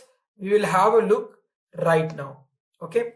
So before going to the Sublime and do a practical on all of these, let's understand what is the priority order of it. Priority order means that suppose that you have written inline also and internal also for the same selector, then which will be followed? Obviously the inline one will be followed, because priority order for this particular types of CSS is inline is greater than internal, which is greater than external. So for h1 tag, if you are giving an inline CSS and an internal CSS, inline one will be followed. We will see it in a practical way also, that what I am saying. So let's move to a Sublime and let's see what here I am talking about. Now in Sublime, we have already created so many files. So I don't want to work with these files. So let's close these files and create a new one. So I'm going to create a new file and I'm going to save it. So here I'm going to write session.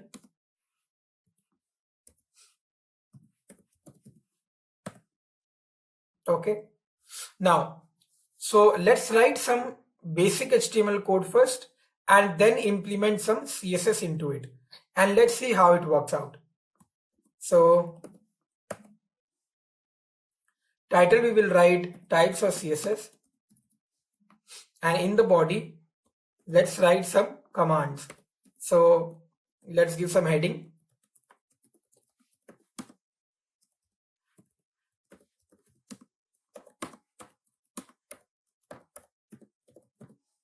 Okay, and let's give some paragraphs, or let's say a subheading.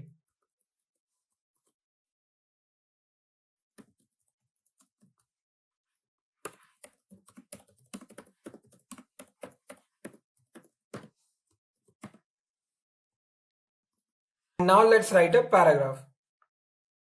So in paragraph we can write any random thing. So I'm just writing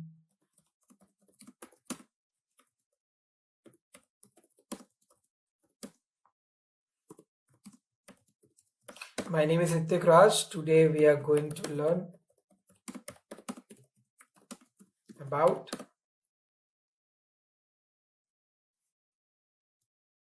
different types of CSS. Just a normal paragraph, that's it. Okay, now let's understand one by one what is this inline, internal and external CSS. Right now we have not given any kind of CSS in this particular file. So we have saved this and let's see in the browser how it looks like. We are going to close these all because we don't need these. Now here you can see we have a heading h1 and then h2 and then a paragraph, right? Now there's no color, no style, nothing. It's very normal looking, right? And let me just keep it in 100%. So it looks like this. Now let's go to a Sublime and start giving some commands to it. Let's first start giving the inline CSS. Now see, how do we give the inline CSS? We write the style and then we give the equal to sign and then we give the color. Now it can be anything. It's not important that you have to give color only. You can give whatever particular CSS you want to give, whatever property you want to give. So in the color I'm going to write here, let's say red. when I'm writing red and suppose I want to add some other property also, then I'm going to give a semicolon here to separate one property from another. Now I'm going to write a second property. Let's say I'm going to write text align, and here I'm going to give center. Okay. Now you must be remembering that while writing an inline CSS, the CSS should be small. That means it can have properties like 1 or 2. So I've written only 1 or 2. Okay, I'm not writing much more, because if I'm writing much more, then I should go for internal CSS, right? So I've written this much CSS for H1 tag. Now let's reload the page, and yes, it is working. Okay, now for H2, I want to give some more properties for CSS. So I'm going to use internal. What I'm going to do here is style tag, and here I'm going to write H2, and for H2 I want some things. So let's say color, I'm going to use here green.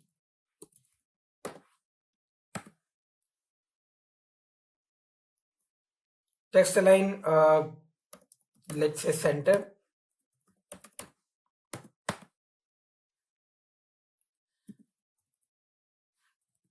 And let's say font size, I'm giving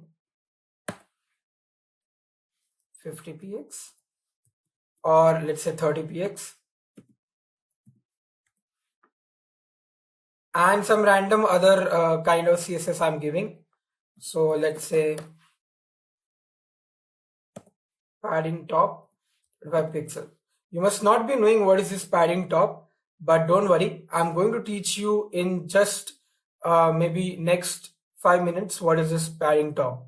So now this much CSS I've given for H2.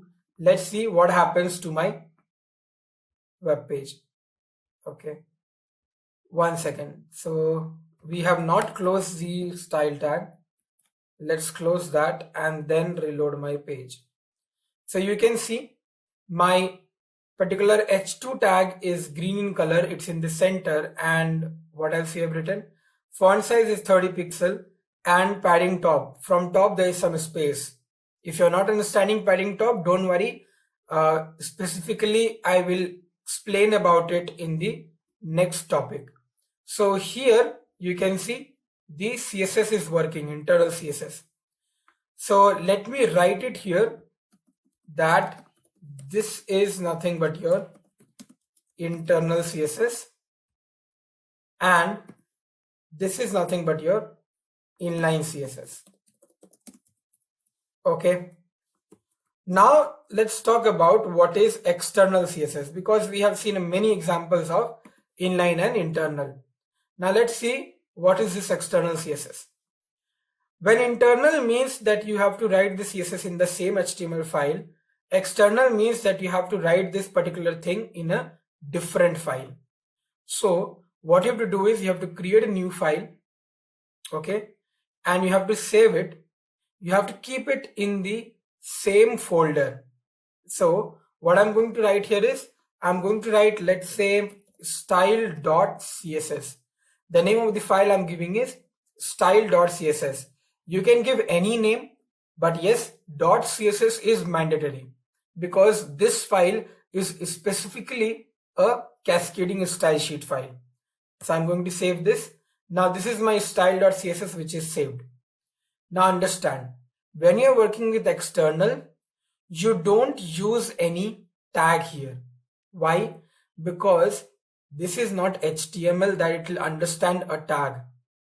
This is a CSS. This is a different language other than HTML, right? So in HTML, when we are working, we write style tag.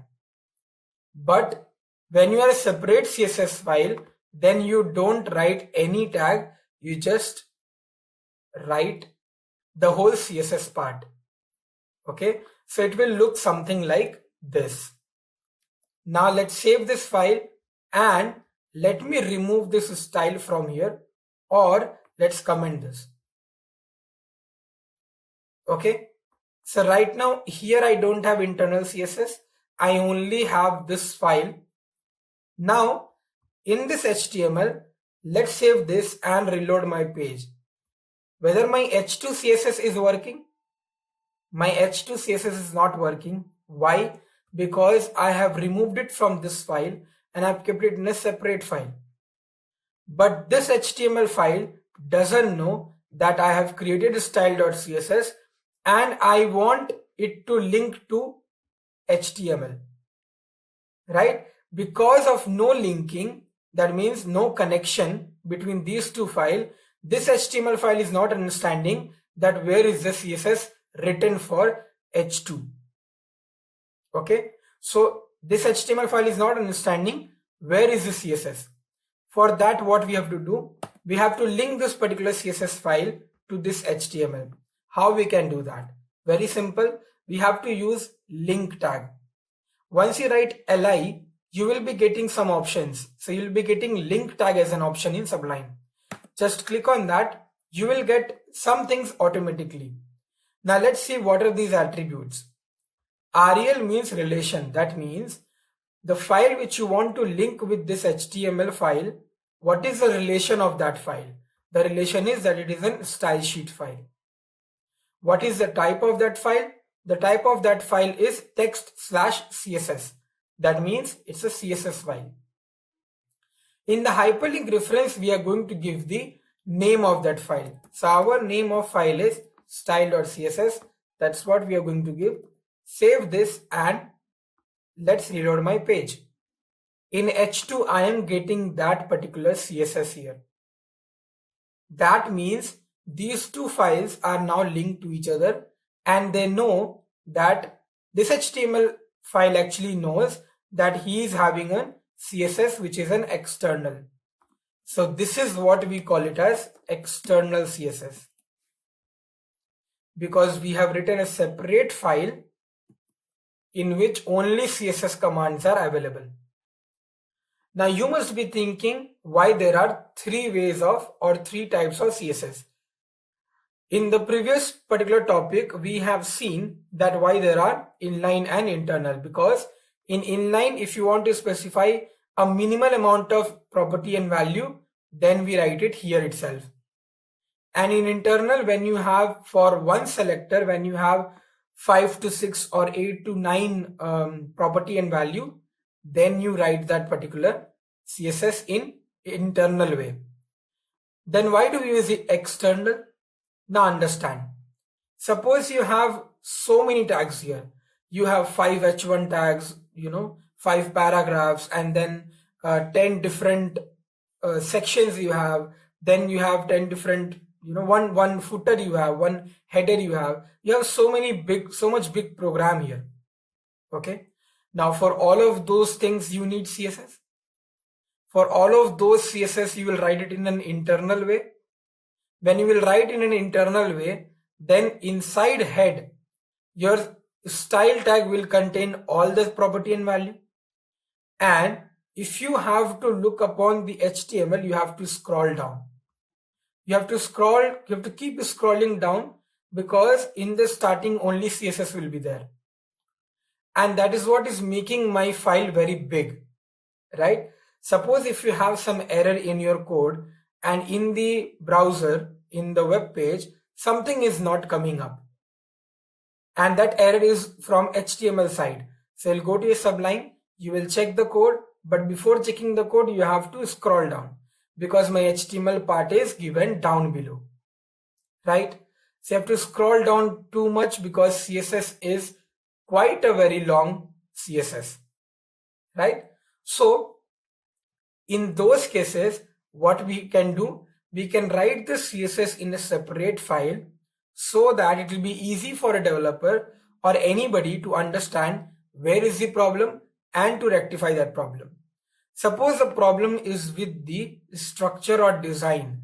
That means some paragraph is not actually coming up here. So we know that problem is with HTML. We'll go to HTML file and we will see why that paragraph is not showing. But suppose if the problem is with the color or the alignment or border or padding or margin, then we know that the problem is not in HTML, the problem is in the CSS. So we can directly go to the CSS file and we can rectify here. That is why it's really very good to have different files for HTML and CSS, because both the files will look very compact and it will be structured. So your both the files will not be very long, so that you get bored and you get scrolling and scrolling to check out the errors in your, or to find out the errors in your code. I hope you understood the different types of CSS. So let's go back to our slide and let's see what is written there. Now, talking about inline CSS, let's have some pointers. So before CSS, this was the only way to apply styles. Now, when CSS did not came into the market, for HTML tags, we used to give the styles in the same line. Now, when people came to know that, if you have larger number of CSS, then your file will become more complex, right? Or more crowded. That is why it was not an efficient way to write, as it has a lot of redundancy. Okay. Then self-contained. So inline CSS is self-contained because in the same h1 tag or a p tag you are writing the whole CSS. It is uniquely applied on each element. Yes, for h1 it is uniquely applied. For paragraph, again it will be uniquely applied. For all the tags it is uniquely applied. Idea of separation of concerns was lost. That means there is no separation. If you want to write the CSS, you have to write it inside the tag itself. So there was no separation of HTML or CSS file at that time. The examples are given here. If you can see, the same way h3 style color red and paragraph style color green. So this is your inline CSS. Let's talk about the internal CSS. What we have learned? We have learned with the help of style tag. So we use the style tag. We can apply styles within the HTML file. So this is one thing which we have seen. Redundancy is removed, right? That redundancy means duplication, right? So duplication is removed when you talk about internal CSS. Then, but idea of separation of concerns is still lost. That means is still your CSS and HTML is not separate, right? Your CSS is still inside your HTML, right? So still it is very complex to understand the particular code. Uniquely applied on single document. So in whole HTML document, we apply one section of CSS. That means wherever we start with the style tag, we start with the CSS, right? So in one file, there will be one section where CSS will be written. So every document will have one CSS, correct? Every document will have one CSS. Understand this very clearly. That means each file you make, there will be one CSS. If this is one HTML, there will be one CSS. Again one HTML, there will be one CSS. Why I'm saying this and explaining it again and again, I'll tell you when we will discuss about external. For example, you are writing this style tag and then you are mentioning your selector property and value, and then you are closing your style tag. This is what is your internal CSS. Let's jump to external CSS and let's talk about this. With the help of link tag, we link our CSS style sheets to our HTML, correct? So with the help of link tag in head tag, we can apply styles. Reference is added. Reference means href, hyperlink reference is added. Of which file? Of the CSS file. File saved in .css extension. Obviously the CSS file will be saved in .css extension. Redundancy is removed here also because it's a totally different file.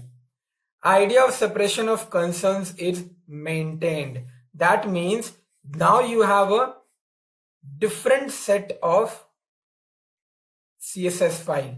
That means totally a different document, correct? So this is HTML, which is a separate document, and this is CSS, which is a different document. So separation is there, correct?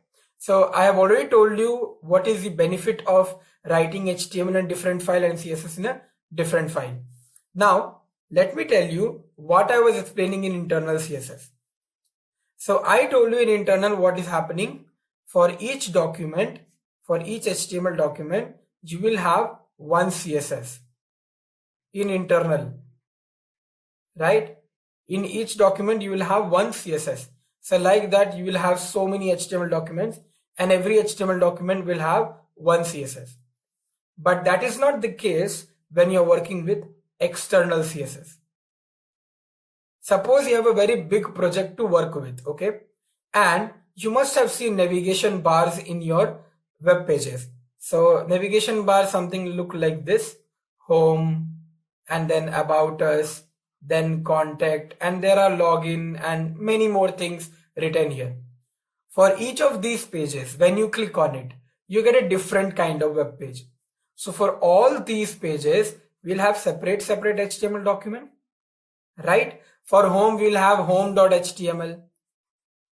Let me write it so that you will understand in a better way. For home, we'll have home.html file. For about, we'll have about.html file. For contact, we'll have contact.html file. Right? Now, when I'm writing these, or when I'm creating these HTML files, do we have to create separate CSS file for each one of them? If yes, then understand and think how many different files will be there. 3 HTML files, that means 3 more files of CSS. That means in total we will have 6 files to work with.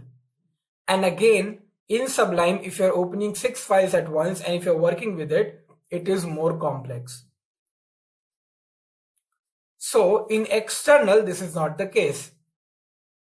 In external, what you have to do: home.html, about.html, contact.html, and there will be only one file which will be style.css, and all the styles for these 3 files will come in this CSS file.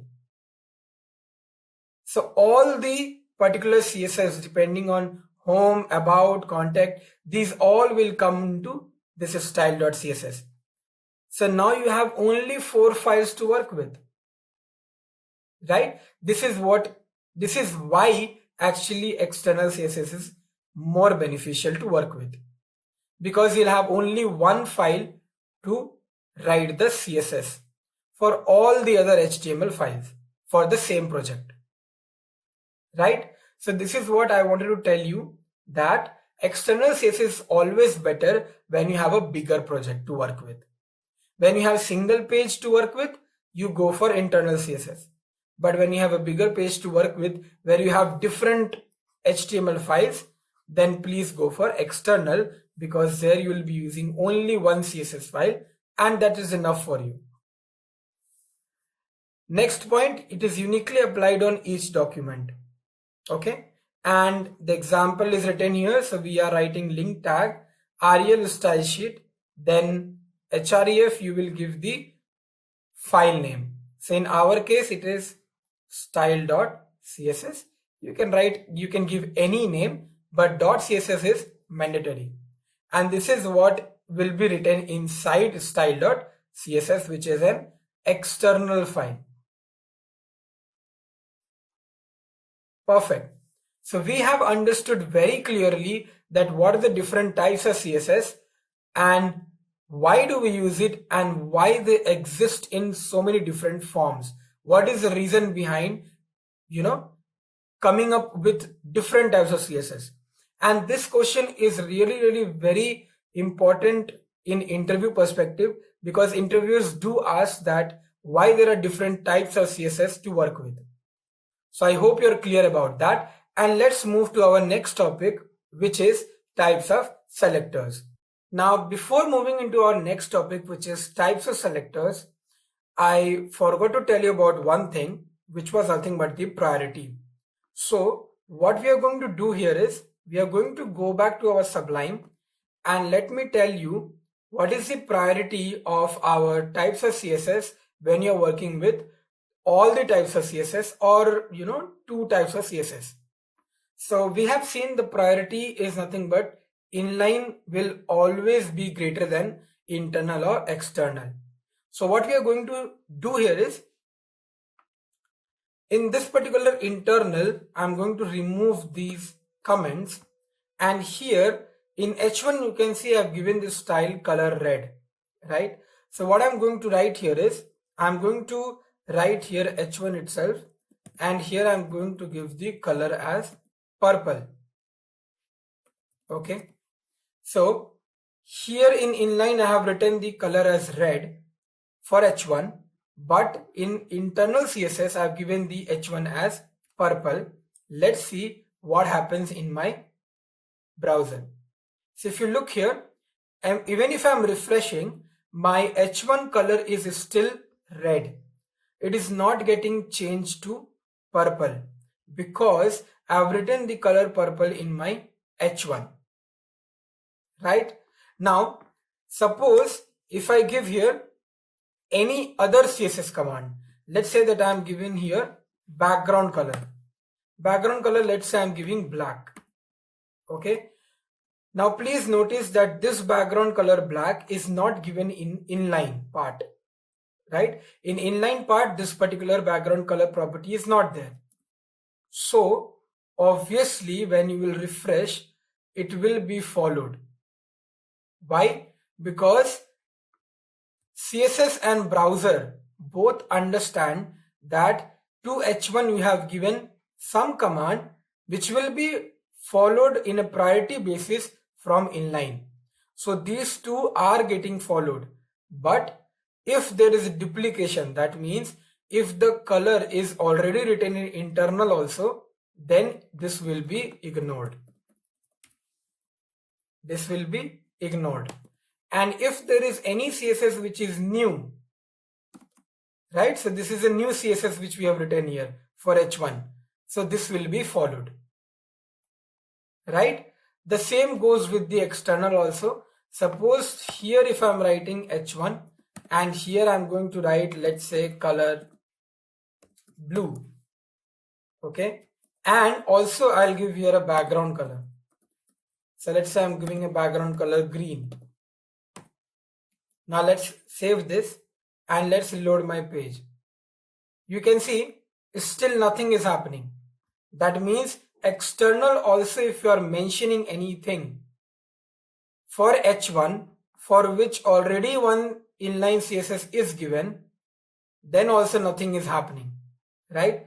Now talking about the background color we have not given in inline, right? Background color we have only given in internal, but internal is greater than external. That is what is the priority, right? So internal will be followed, then external will be followed, right? So background color black is followed, not green. Okay, if I'll remove this from here or comment it from here, then yes, possibly your browser will become green. I mean your heading will become green background, will have a green background, right? So this is what is your priority. I hope you have understood that what is the priority basis of inline, internal and external. Now let me tell you that what is the correct way of writing a CSS. Again, reiterating, when you are working with minimal property and value of CSS, you go for inline. When you have a larger CSS, go for style. But if you have lots of CSS to give to lots of selectors, then please create a different file of CSS so that your HTML file doesn't get bigger and bigger. The next thing is, whatever CSS you are giving and you know that, suppose for H1 you want it to be red only, it is fixed, you will not change it, then give it in inline. Because even if you are changing it in your external or internal, it will not get changed because inline will already have that color. and inline priority is more. Okay, so you need to understand and keep these things in mind when you're working with different types of CSS. Now let's jump to the topic of types of selectors.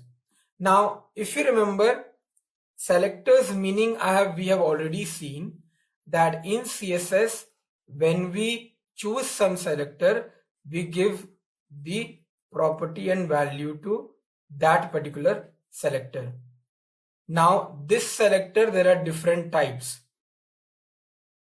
I mean, how we can have different types of selectors here, right? We have to just write that particular tag here, right? But no, there are so many things when you talk about this selector. Let's see what are those things. So when you talk about selectors are used as target elements. Target elements means that in that particular selector, you are actually giving your CSS, right?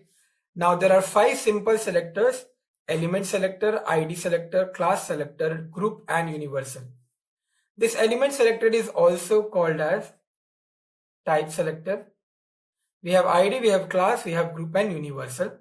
We will see what are these things, but before going deep dive into this, or before understanding what is these selectors, let me tell you one thing, and I want you to keep this in mind.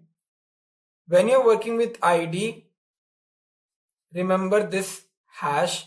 When you're working with class, remember this dot. When you're working with group, remember the comma. And when you're working with universal, remember this particular symbol, which is star. So before going into these topics, understand these particular symbols and remember it. Okay, so for ID it is hash, for class it is dot, for group it is comma, and for universal it is star. Priority of selectors are nothing but ID will be given more priority than class, and then it will be given priority to element.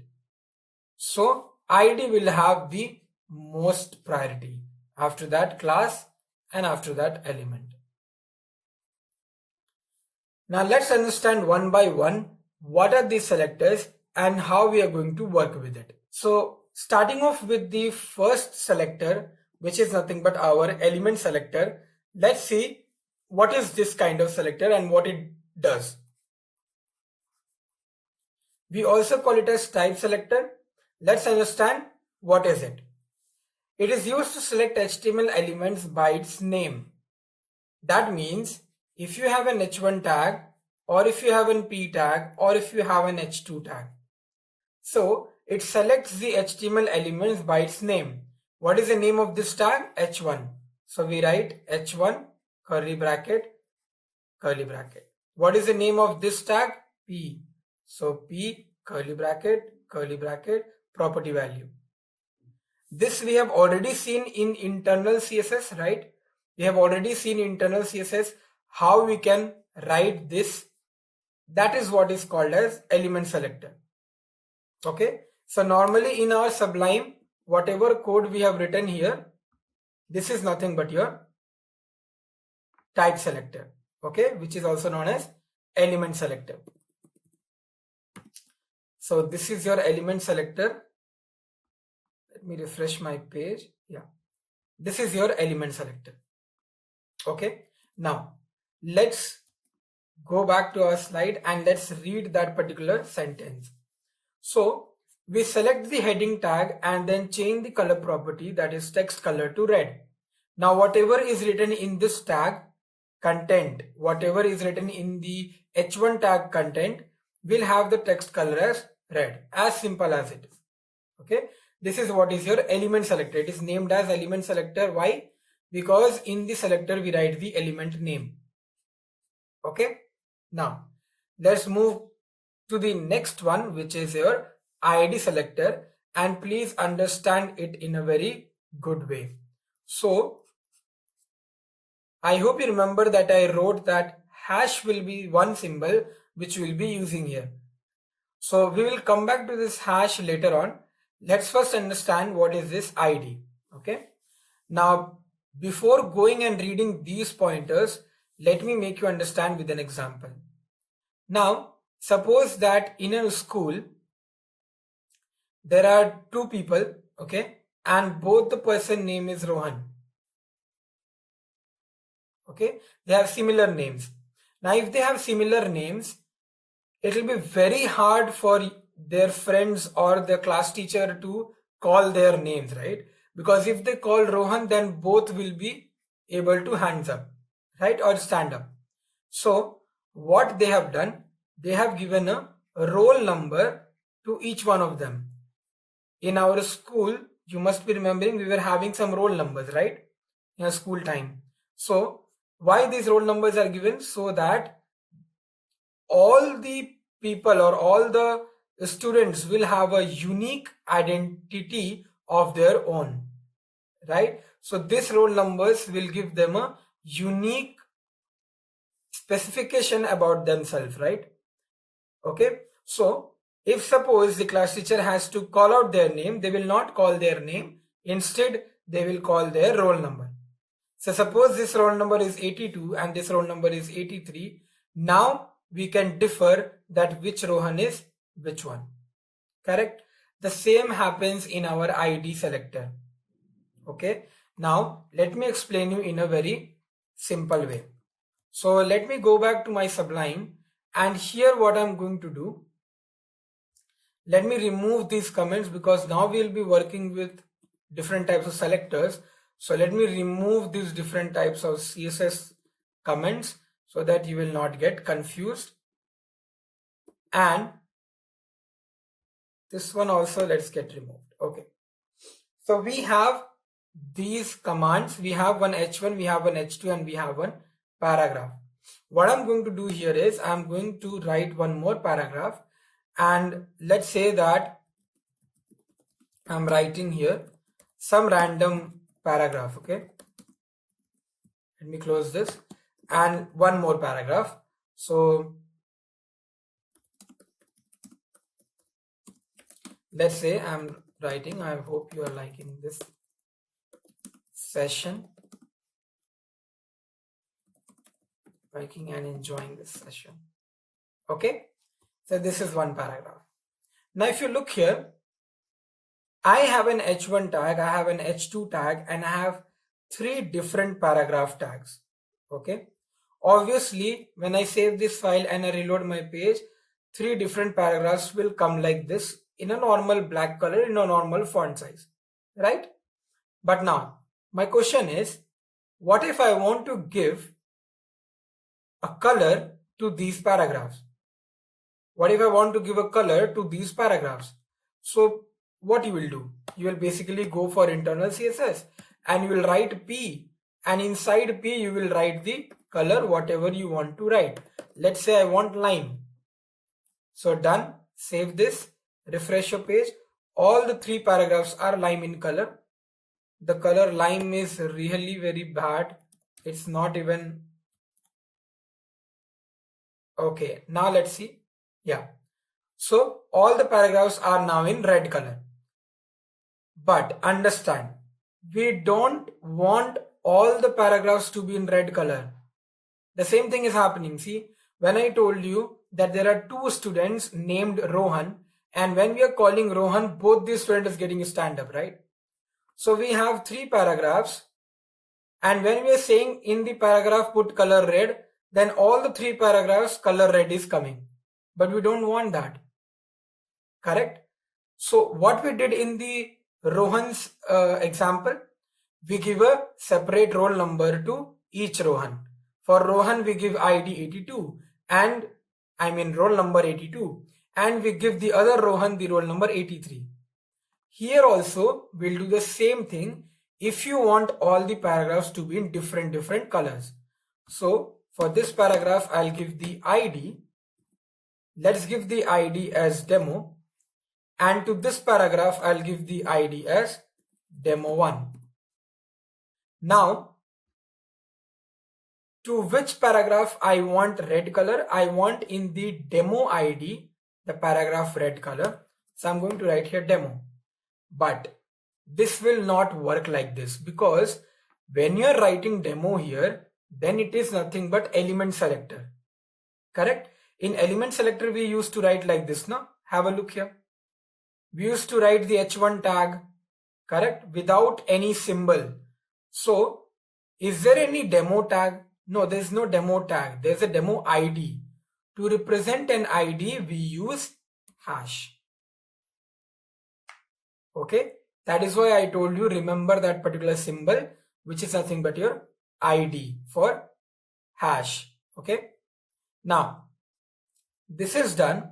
Let's save this and let's see what happens in your browser.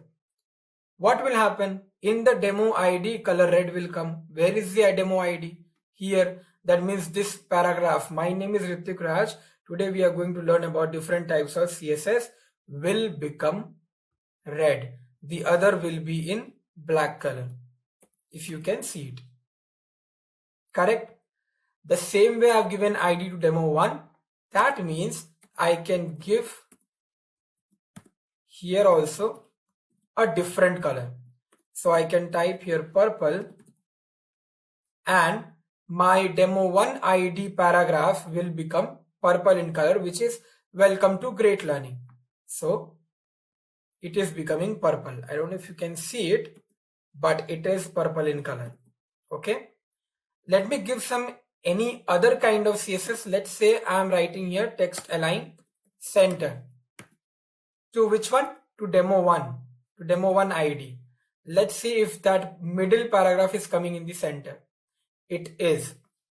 I hope you understood what is ID. Now, why there is different types of selectors, right? Why there is this ID? This you must have understood very clearly that why there is ID selector, because when you have similar tags or when you have similar HTML tags to work with and you want to distinguish between them, you put the ID selector so that all those similar tags will become unique to each other. Simple, easy. Now, let me give here also ID so that, or otherwise what we can do. One question. Let's see what happens when I'm writing here P and then I'm writing here color green. Let's see what happens now. Because paragraph is this also, and this also, right? The only thing is that this paragraph is having an ID demo. This paragraph is having an ID demo 1, but this paragraph is not having any ID. So let's see whether which particular paragraph will be red, purple or green. Now if you focus here, I don't know if you can see the colors, but only my last paragraph is green in color. Okay. Now why is it so? Because we have already given IDs to my rest two paragraphs. There is only one paragraph in which there is no ID, and that is why this color green is applied to only that paragraph. So it's really very easy for you to actually give separate colors to all the similar tags, right? So there will be no confusion. I hope you have understood what is ID selector. Let's read some pointers from the ID selector slide and then we'll move to the next selector. ID attribute is used to select HTML element, used to target a specific or unique element. This is a very good point. It is used to target a specific or unique element.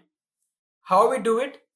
We use we take the h1 tag, we give the ID, any ID, you can write your name also, and then in the CSS we put the hash symbol and then we write that particular ID name and we give the style. We selected ID and then change the color property, that is text color, to red. Now whatever is written in this tag, that means the content, will be red color. Right? Now, I hope you understood what is ID. Keep this ID selector in your mind because I don't want that in later selectors you get confused and did not understand what is the other selectors. Coming to the class selector, I told you that you have to remember about one symbol, which is dot, right? Now let's understand what is class selector. Before reading these pointers, let me explain you with an example. Okay, the similar way how we did it in ID. Now, when you talk about class, okay, let me talk about ID. When you talk about ID, what was happening? We were having similar tags, right? And we were giving different IDs to all of these, right? So this was different ID, let's say 1 and let's say 2. Different IDs to all these paragraphs, right? To make it unique, to make all these tags unique, so that we can provide unique styles to all of them. That is what we were doing. Now, this was happening in ID. In class, what happens? Understand this. In class, you will be working with different tags, not similar tags. These were similar tags. In class, we work with different tags. So, if you have an H1 and H2 and a paragraph, okay, and what I want to do here is, I want to give the same CSS to all three of them. I want to give the same CSS to all three of them. That means I want all three of them color to be red, all three of them text align to be center, and all three of them padding top to 50 pixel. So what I can do, I can give here a class. What I can write here, I can write whatever class I want, but the same thing will be written here also. The same thing will be written here also. Class equal to demo, class equal to demo. So for all these three different tags, I am giving the same class name. Why? Because I want to give the same CSS to all these three tags. Okay, let me give you a real world example of this. Let's say there are three students, Rohan, Mohan, and Ram. Okay, now these all students are roaming outside the, in the campus, in the school campus. They all three are roaming in the school campus. Okay, now one class teacher came and they told Rohan that what are you doing here? So he said, I'm just roaming in my campus and I am searching for my classroom. Okay, so what the class teacher will do, he will ask him that which is your class, or you are in which standard. So he will say that I am in 7th standard. The class teacher will send him to class 7th. Now behind Rohan, class teacher can see Mohan is also coming, and he will ask Rohan that, Rohan, do you know him? So he will say, yes, he is my friend. That means he is also in the same class.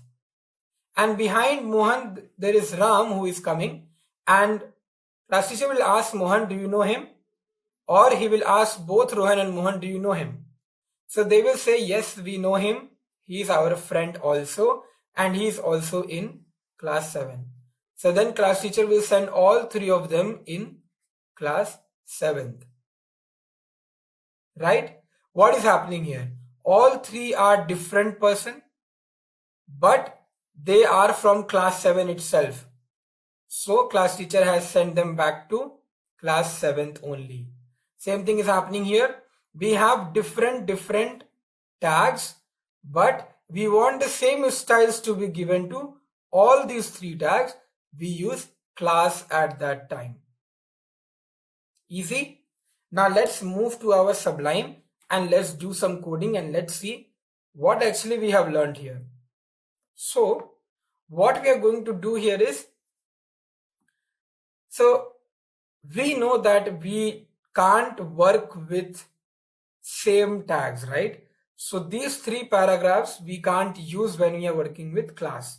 What I'm going to do now is, I am going to remove this style from here, which is the inline one, and I'm going to give here the class as, let's say I'm giving here sample. This is my class name. I want h1, h2 and this last paragraph to be having the same kind of CSS, exactly same kind of CSS to all the three tags. So I have to give the same class to all of them. Let me copy this and save this in my paragraph also. Done. So we have written class for all different tags. Now see, it is very clear for you, right? When you have the same tag, which is these two paragraphs, you're using ID. When you have different tags, which is h1, h2 and paragraph, you're using class. Very simple. Now in CSS, how we can mention it? Yes, it is very simple. You must be remembering about that symbol. So it is dot. You use the dot and then you write the class name and then you give whatever CSS you want to give. Now, suppose I want the color should be, okay, let me see what all things we have already. Let me save this. Let me go to my browser. Let's refresh it. Okay, so it's looking something like this. Why? Because in the external CSS also we have given the background color and all. That is why. So what we are going to do here is, let's give the color to be, let's say white. Okay, and the background color, let's say we'll give black, right? From here I'm going to remove the background color black, or else let's keep it. Let's remove this color purple. Okay, because we have already given this color white to h1, right? This dot sample is also h1, so I did not wanted to give it twice, so I have given something like that. But that's a good thing. Let's see what happens if I'm writing color purple, because both color purple is for h1 is for this also, right? Let's see that. So if I reload my page, you can see my h1, my h2 and my paragraph, all three background colors are black and the text is also in white color. That means your color purple is not getting followed here, right? It is neglected or rejected or removed or ignored. Why? The reason here is that whatever new updates you are giving to the CSS, that will be followed. Okay, so if you are giving color purple and after that you have given color white, so white is the one which is the new updation, right? White is the new color which you are giving, so purple will be ignored. That is why at the beginning I removed this to show you that for one particular tag you have to give only one color. Otherwise what will happen? Your code will become bigger unnecessarily, right? So this is how you use your class. Now you can see for all my three different tags, I have the same kind of CSS. So I hope you're understanding the difference between ID and class, right? And why there are different types of selectors in market, right? So when we talk about ID, we work with same tags. When we want to give different CSS for all the similar tags, we use ID. And when we want to give same kind of CSS to all different tags, we use class, right? We represent ID with hash, we represent class with dot. That's it. Let's go back to our slide and let's see what is that particular statement which is written down. So class attribute is used to select HTML element. It is used to target specific class of element. How we do it? We write the dot command, dot symbol, and then the class name which is written in the HTML tag, and then we specify the style. We selected class and then change the color property, that is text color, to red. Now whatever is written in this tag, hi, will have the text color as red. I hope there is no confusion in ID and class selector. It is very simple concept, but a very important concept in CSS. The most important and bigger concept in CSS is nothing but this. So I hope you understood this part. Now, let's move to our next selector and understand what is it. Okay. So I told you about something which is group selector. Okay. Now let's see what is this group selector. So what I'm going to do here is, here itself I'm going to write some more h1 and some more h2s. So let's say I'm writing here h1 and let's say, hi there.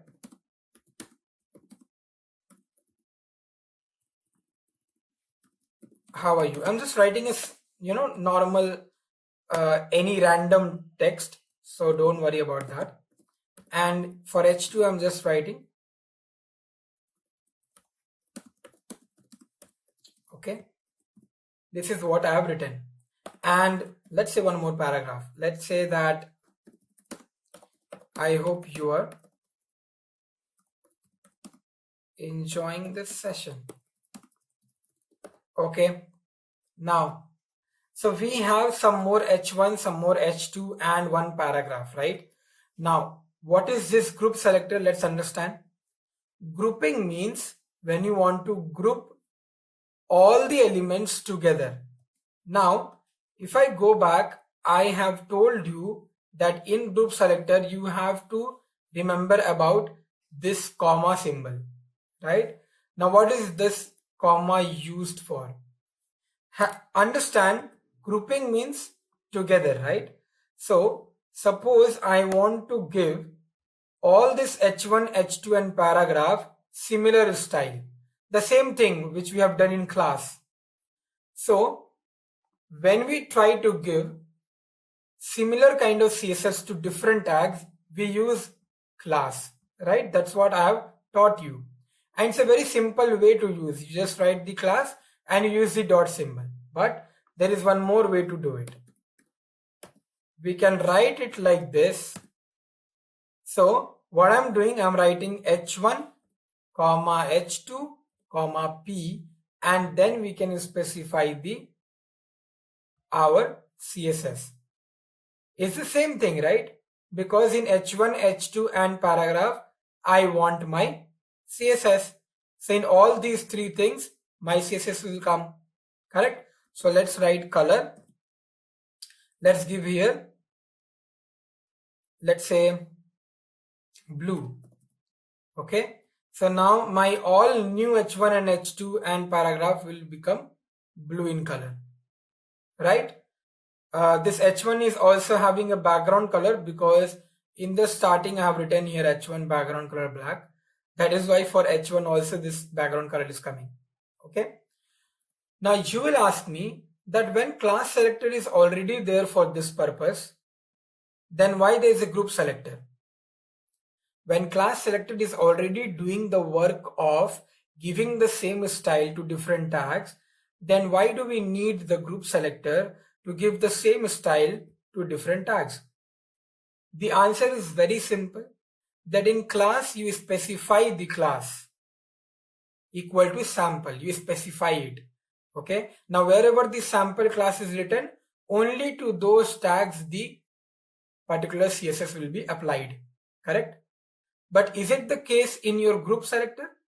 No, we are not specifying any name here, right? We are not specifying any unique name here, right? That means if I have another h1 and h2 and paragraph, right? So this CSS will be applied to those h1, h2 and paragraph also, right? But is it the same case in your classes? No, right? Suppose if I'm writing this again, okay, but this time I'm not mentioning any class. So will it have the same CSS? Will it have the same CSS which is written in sample code? No, right? Because I have not mentioned the sample, the class sample, correct? So if you see, it is not following that. The color is not white here, correct? So that is the reason why there are different selectors. Let me remove this H1 and H2 because it will get you confused, and this H1 and H2 paragraph also. Okay. So I hope you understood what is group selector. We use the comma to do this, correct? Okay. Now the last one, which is the fifth selector, which is nothing but universal selector. What is this universal selector and which symbol do we use it for it? We use a star. What is this star and what it does? Let's understand that. So if I go back to my Sublime and I have so many tags here now, right? Okay. Now suppose I want to give all my tags, whatever tags are there, I want to give all my tags a specific CSS to all of them. To all of them. Let's say I don't have this class written here. I don't have this ID written here. There's nothing specified. There's no ID, there's no class. There are just simple tags which is in the body in a normal tag. Okay, in a normal way. Correct? Now there is no ID, there is no classes, so I can remove these all things also. Right? Now what is happening? This is a very normal code of HTML. I'll remove this also. Right? Now, suppose I want this all tags should be having only same kind of CSS, a very similar kind of CSS. So what I'm going to do, I can't write here h1, h2, p, whatever other tags are there. If suppose you have so many more tags, a, tr, td, you have so many, then it will go on, right? If you have a very long HTML code and you want to give the same CSS to all those, you won't be writing the group selector, right? Because it will go on, comma, how many commas you will give? What we can give? We can use the star. Once you give a star and once you give the color, let's say red, and once you give text align, let's say center, and once you give the, let's say background color, it will look awkward, but let's see. So this is nothing but a universal selector. Now what is the meaning of universal selector? That to all my commands, to all my HTML tags, the same CSS will be applied. Background color is totally black and my all the h1, h2 and paragraph are red in color. So how much code we have to write? We have to write only this much. Suppose or imagine if you have to write like this, h1 then same CSS, h2 same CSS, paragraph same CSS, it will be much longer. Imagine that you're writing like this, h1, h2, p, that will be also much longer. But this one is looking very precise and structured, right? So when you want to have a web page in which you want to give the similar CSS to all the tags, you use universal selector. Okay, so we have seen 5 selectors, which is nothing but element, ID, class, group and universal. And I hope that you have understood the differences between ID and class, because in interview this is the most and hot topic when an interviewer takes an interview of a front-end developer. They will ask the difference between ID and class.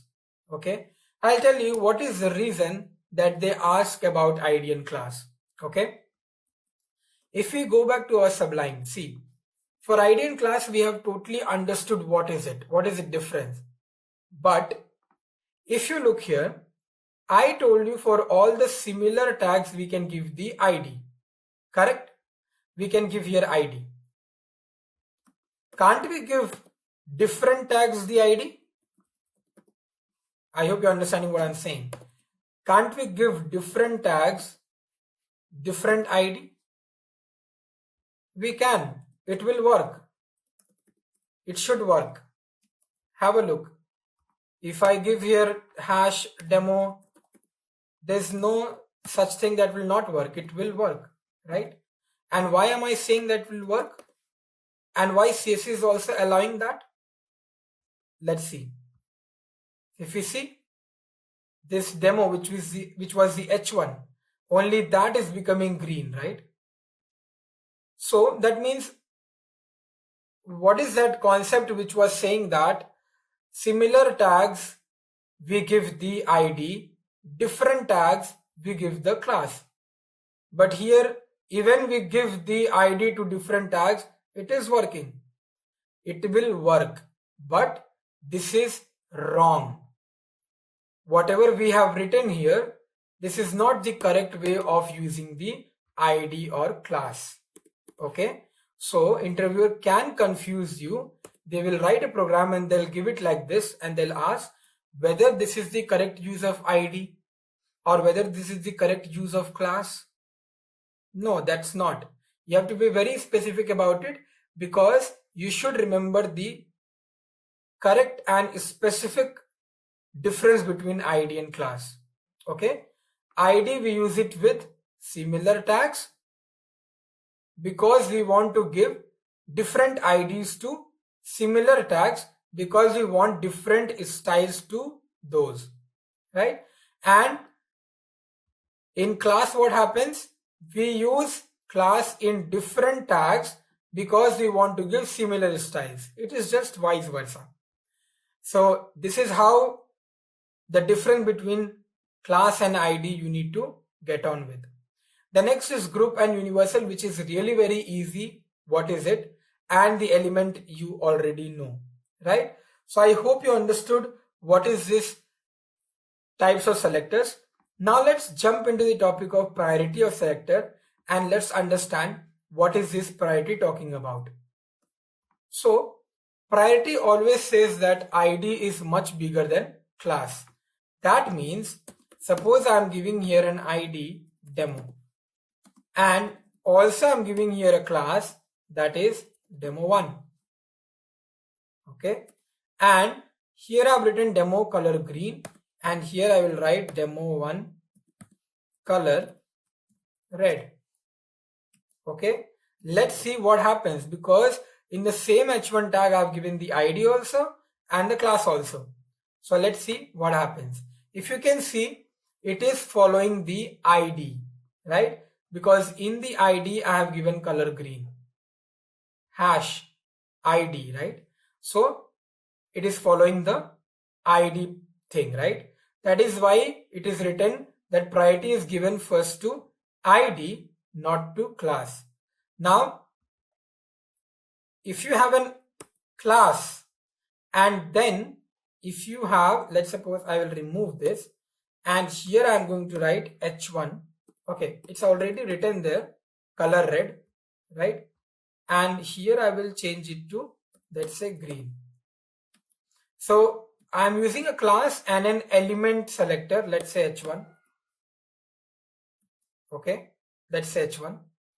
So I'm using in h1, in the element selector, I'm using color red, and in the class I'm using color green. Let's see which one will work. So if you look here, what is happening? Now if you look into the code, there are two h1s which is present here. One is down, which is hi there, how are you? And one is above. Okay, the class where we have given demo1, that is becoming green, and the class where it's not given, only the tag is given, which is element selector, is becoming red. Okay, what I will do, I will remove this particular h1 from here, so that I can actually tell you that between class and element selector, what is the priority. So you can see it is still giving me green. Why? Because for the class I have written green.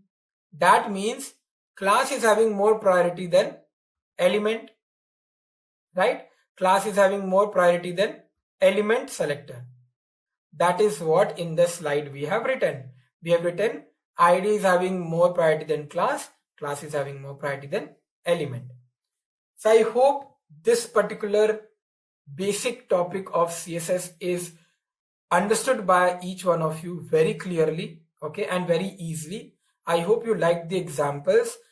Now let's go to the next topic and let's see what is it. So we are going to now talk about the CSS color. Now when we talk about CSS color, that means how many colors are there in CSS and how we can give it, what are the different ways how we can specify our color. Now you must be thinking that obviously there are 12 main colors, which is red, blue, green, and all the other main colors, right? But that is not enough. In any web page, you can see there are variety of colors which is used in any website, right? From where those colors are coming. Because if you talk about the blue color, then there are shades of it. If you talk about the red color, then there are different shades of it, right? How we can get those different shades of color? We don't remember all the names, right? We don't remember each shade's names, correct? So from where we can get those colors, correct? Let's see.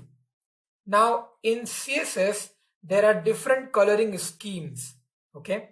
Now two widely used techniques are RGB and hex. Now let me tell you what is this RGB. RGB means red, green and blue, okay? Now these are the main colors, main components of creating any color. So if you want to create any black color or white color, blue color, or purple, violet, any such kind of colors, you have to use these three colors. You have to basically take a proportion of red color, take a proportion of green, take a proportion of blue to create whatever other colors you want to create. So these are the main colors which you need in designing any other color or forming any other color, right? This starts with RGB and takes three parameters. Three parameter basically corresponds to red, green and blue. Value of each parameter may vary from 0 to 255. Now value of each color, that means for red the value will vary from 0 to 255. Same will go for green and same will go for blue. Okay, we will see how we can use that. Let's see one of the example. If you can see, RGB bracket 255, 0, will give you color red. Why? Because this is R, this is G and this is B. So R is 255, that means complete red. I don't want any mixture of green, I don't want any mixture of blue. So that is why it is complete red. If you will write 0 to 55, 0, which color it will be? It will be green. Because for green, I am giving 255 the whole value. Other than that, red and blue are 0. Okay. Now, not only this, but we can use any kind of mixture, something like 144, 156, 8. Something like this also we can use, and it will give me a very different color. Let's see how this works. Now, let's go to our Sublime, and we have this particular code here. So what we are going to do here is we are going to mention some colors here, okay? Now if you see here, for H1 I have written color red, right? What I will do, let me put one H1 here. If you can see, I have one H1 here, okay? And here I'm not going to write red. What I'm going to give here is I'm going to give RGB. Let me first show you a simple one which we have already seen in the slide. So 255, 0, 0 will give you which kind of color? Will give me red color, and you can see my H1 is coming in a red text color. Correct? Now what I'm going to do, let's see one more simple example. Let's make this middle one as 255 and let's see what happens. Obviously, you will get a bright green color. Okay? Now, let's do one thing. What I'm going to do, I'm going to write here 255 for red, 255 for green and 255 for blue. Let's see what happens. Here, you are getting a totally white color. Why you are getting a white color? Because if you combine a very bright red with very bright blue and very bright green, it will result into a white color. That is why you are getting white. If I give here 0, 0 and 0, I hope you understood what I'm doing. So you will get a black color. And because my text is black, that is why you can see it is totally black coming, because my background color is also black and the text is also black. So it is not visible, but you can check it out when I'm selecting it. You can see the text is there, right?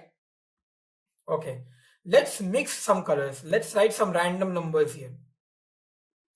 Let's write 34, let's write 45,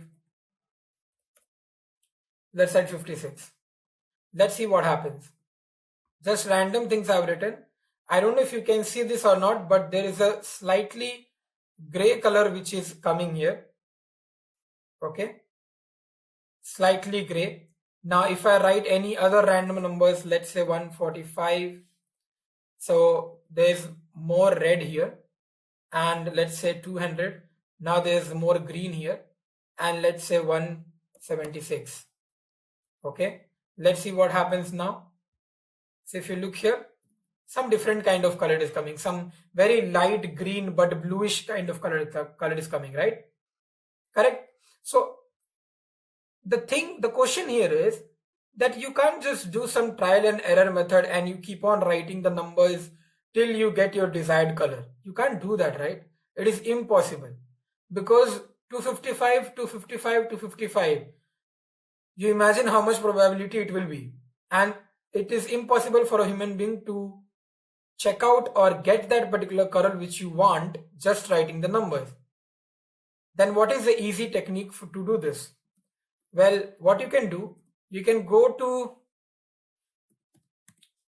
one of the website which is nothing but your HTML color codes. So you have to just write in your Google HTML color codes. Once you write that, click on the first link.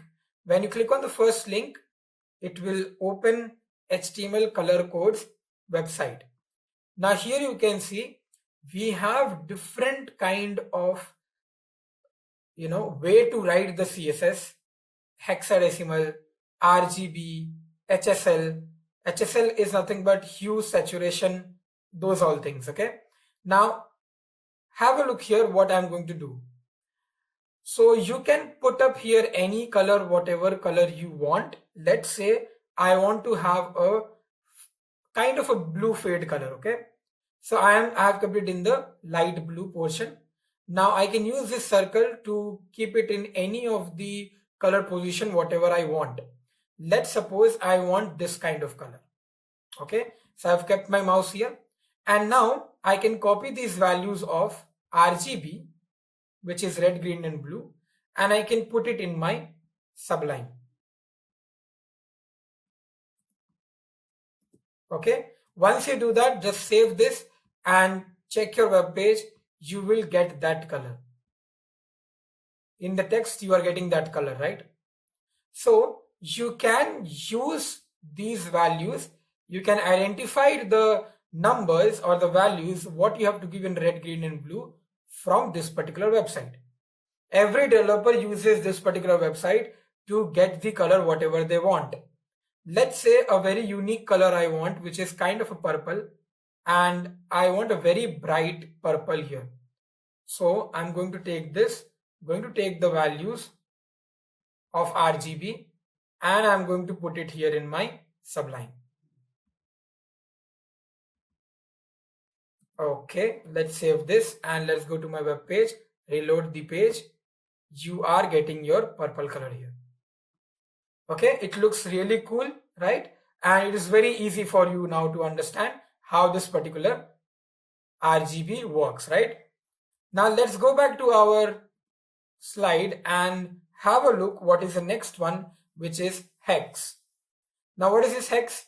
Hex means hexadecimal value. Now hex code starts with hash. Okay, don't compare it with ID. ID is a complete different thing. This hex is a complete different thing. It is a color concept. So we use hash, and it comprises of 6 numbers, okay, which is further divided into 3 sets. Now what are these 3 sets? I'll tell you. So what is going to happen here is you will write a hash and there will be 3 sets, making it 6 letters. So something like this will be there, FF, FF, and then again FF. So this is one set, this is second set, this is third set.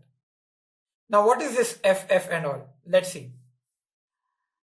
255 in decimal is 255. In hexadecimal we call it as FF. Okay. So in hexadecimal it is called as capital FF. Okay. Now that means this is for red, this is for green, and this is for blue, right? And this is also 255, this is also 255. The only difference is in RGB we are writing the values, but in hexadecimal we are writing the hexa values of that particular decimal number itself. So its sets basically corresponds to red, green, and blue. A single set value can vary from 00 to FF. 00 is nothing but your 0 in decimal, and FF is nothing but 255 in decimal. Right? Now example, FF 0000. FF is red, so the whole color means red. Let's try to do this and let's see how this hexadecimal values we can write it in our Sublime and we can use it. So I will remove this particular RGB from here. I'll write a hash and I'll write FF 0000. Let's save this. Let's go back to my, okay, yeah, 1 second. Yep. Now reload my page. You can see it is in red color. Now the same thing I can do for this also. So I'm mixing red with green. Let's see what comes up. Yellow. Okay. Now let's mix up with green and blue and give the red as 0. So green and blue, let's see what happens. It is kind of a light blue. Okay. Now coming back to my HTML color codes, you can see here the hexa value is given. So for this purple color, my hexa value is D903FA. So I can put it here. Obviously, you can't remember all the hexa values, right? Again, you can't actually do the trial and error methods again and again, correct? So you can take help of this particular HTML color codes and you can see you are getting that purple color here, right? So this is your hexadecimal values, how you can give hex values. Remember that always you have to put a hash symbol in front of your hexadecimal values. Okay. Now next, if you check out this particular website htmlcolorcodes.com, you can find a lot of things which is given here. So you can see, if you select, you can select from these blocks also which faded color do you want, because these colors are basically used in any web applications. You will never see a very bright color in your web application, right? In your websites, you can only see a kind of a light color or a faded color, these kind of colors, right? So they have given a section where we can actually get all the faded colors, okay, which is very good for your website. Then there's a color chart, okay, there's a names given for all the kind of red colors or all the faded colors of pink and all. So there are names, there are values, and the RGB values are also given. Okay, color names are, if you want to write the names, you can browse the full list. If I click on it, you can see all the names of the colors are coming here. Okay, we can write this color, there is no problem. We can write tomato. So if you look here, what I can do here, I can give here tomato. Okay, let me save this and reload my page. So this is coming like a tomato color, right? So these names also you can directly write it down, but obviously you can't remember all the names, and that is why we don't follow that. We basically follow the hex or the RGB, right? Like suppose this one. Okay, what I'm going to do, I'm going to just write it here. I don't know how to pronounce it, but I think it's fuchsia. Okay, so let's go back to our code and refresh it, so you can see that kind of color is coming here. Perfect. Now let's go back and let's see what else do we have. So that is what they're saying. Can't remember all 140 HTML color names? We have got you covered. Check out our guide for a quick reference of all the HTML color names grouped by color. That is what we have seen. Then there is color library. So you can actually take out any color from here. Okay. There's a CSS color basics given here. So these things are not mandatory for you right now. Let's go ahead and let's see this HSL. HSL is basically the hue, saturation and light. Okay. So what we are going to do here is, you can see here when you will put the mouse here, you will get the full form also of this. Yeah, you can see hue, saturation and lightness values. Correct. The same thing which you do it in your pics. When you click a picture, you try to edit that, right? And you try to add some contrast, some hue, some saturation values. You increase the saturation value, you decrease the saturation value. The same values they are talking about. Okay. Let's see what happens here. So for this, how you will write? You will basically write it in the same manner how you wrote the RGB.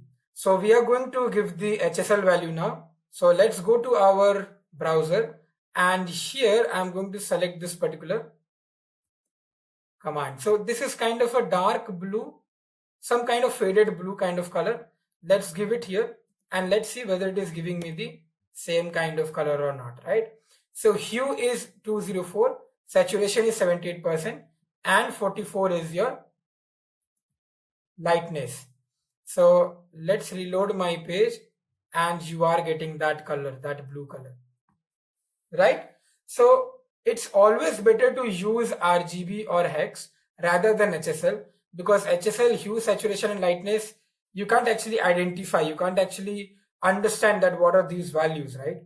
So it's always better to use red, green and blue or the hexadecimal values, right? Now, I hope you understood how to mention these colors. And yes, in the starting, I told you that how many colors CSS can use. It's infinity. Okay. There are so many colors. So there is no count that how many colors you can use in any website. Okay. These are any numbers you can use. You can put any value, whatever you want in your RGB and you can get that color. Right. So let's move ahead. And let's see what is the next topic in our tutorial. We are going to talk about CSS background now. Moving into the topic of CSS background, let's see what we are going to discuss here and what is the meaning of this background. Is it background color or is it background image? Now, when you talk about CSS background basically means that in your website, in the background, you can actually put any image as your background product. Okay. So a whole image can be put down here and above the image, you can write the content, whatever you want to write. Now, how to give this background image? That is one question. The next is how the size of that image will fix to my screen width. That is second question. The third question is that can we repeat the images again and again? That means suppose if the content is really big and automatically there's a scroll bar coming in your web page. So you have to scroll down. When you scroll down, whether the same background image will repeat or will not. That is the third question. So let's find out the answer to these three questions and understand how we can use CSS background in any website. The first thing is background image. Now, obviously, first we need the background image, right? So the background image property is used to set an image as a background of an element. By default, the image covers the entire element. So by default, the image will cover the entire element. Okay. Now suppose if your image is of HD quality, that means your image is basically of this size. This is what is HD, right? If if this is the size of your image, that means it will cover the whole screen width of your laptop or whatever device you're using. But suppose if your image is a little bit smaller than that, then obviously it is not going to completely cover your screen. It will be slightly in the center. Okay, and the spaces here will be empty.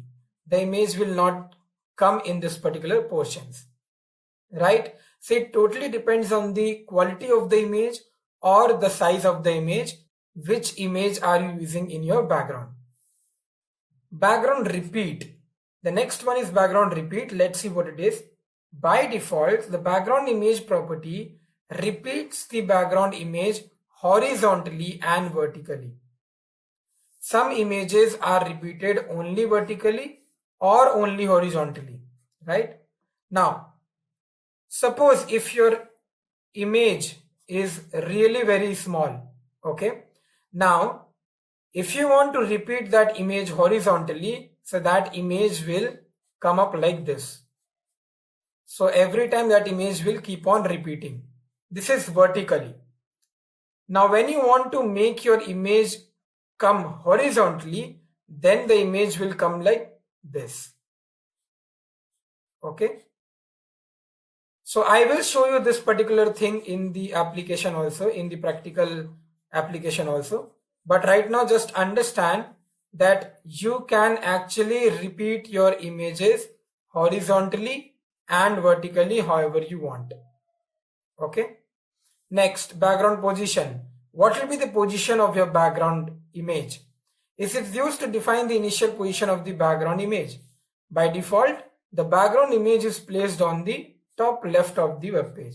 If you are not specifying any position, it will be on the top left. Top left is what? Is this portion, right? So this is your top left. Now, this we have understood theoretically, that how we can put the background image, how we can repeat our image vertically or horizontally, and how we can actually position our background image. But now let's write a program and practically let's see that how we can actually work with the background image. Remember, in our folder we have already kept some images, like 2 images, right? We will use those particular images and we will provide the background. Okay. So I have already written one code here, which is a very basic code. I'll just copy this and I will tell you what I have basically written here. Opening my Sublime and creating a new file here, saving it in the same folder and naming it as, let's say, session6.html. And now here I'm going to make my structure. Here I'm going to write the background image thing, and in the body I will paste this. Now obviously this style thing will come inside my head part, so I'm going to remove this. And I think it is done. Only this is repeated, so I'm going to remove that. Perfect. Now if you look here what we have done. So we have given the title background image and then we have given the style. In the style, we are giving the style to the body. Let's first see what all things we have in the body. We have 5 paragraphs. The same thing is written again and again. So no need to care about this.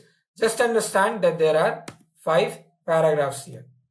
Let's see what property and value we have given in the style. We have put up a background URL. Okay. Let's see what is this background URL. That means in the background you want images/download.jpg. Let's find out in our images folder what is download.jpg. This is this image, right? Now that means in the background that image will come. Other than that I am not writing anything. So let's do one thing. Let's reload my page. So once I reload my page, okay, 1 second. This is another file, so I have to open it. Yeah. So this is what I'm getting when I'm just putting my image in as a background. Okay. So you can see Scrolling is not happening. Why? The reason is the text is not that much. I know you can't see the text, so I'm just selecting it so that you can see the text is written here. Okay, the text is there, but because of the image, you are not being able to see it. Okay, the next thing is because the text is not that much bigger, that is why scrolling thing is not coming. Okay, so only the fixed width screen is coming. If I minimize my screen, you can see there are multiple images which is creating automatically. This is how your background actually works out. Okay, now suppose what I'm going to do, I'm going to write this paragraph for like 10 to 15 times. Okay, let's say I'm writing it like 10 to 15 times or 20 times, 25 times. Now if I reload, you can see the scrolling bar has come, and the scrolling bar is also giving me my background image again, right? So I hope you understood how this background image is coming only by writing this much statement. Okay, now let's do one thing. Let's go to my PPT and let's see what is this background repeat, no repeat, right? Now what is this background repeat, no repeat? Background repeat, no repeat means that you don't want to repeat your images. So if I reload my page, my image is now not getting repeated. Scrolling is happening, everything is working fine, but my image is not getting repeated. The actual size of the image is just coming in my browser. Now this background repeat is having more properties, like it is having 4 of them. It is having repeat, repeat X, repeat Y, and no repeat. Repeat means that it will get repeated, which is the default one. No repeat means it will not repeat, which we have just seen. Repeat X means horizontal. So you must have learned Cartesian coordinates in which X direction is nothing but the horizontal thing, right? So now let's reload the page and you can see horizontally my page or my image is getting repeated, right? There's no scroll bar on the horizontal side because the text is not that long. That is why there is no third image coming. Okay, but once you write a long paragraph, the third image can also come. Okay, now the next one is repeat Y. Repeat Y means vertically. So if I reload my page, the image will come vertically, right? If you write only repeat, then it will come horizontally, vertically, both the ways.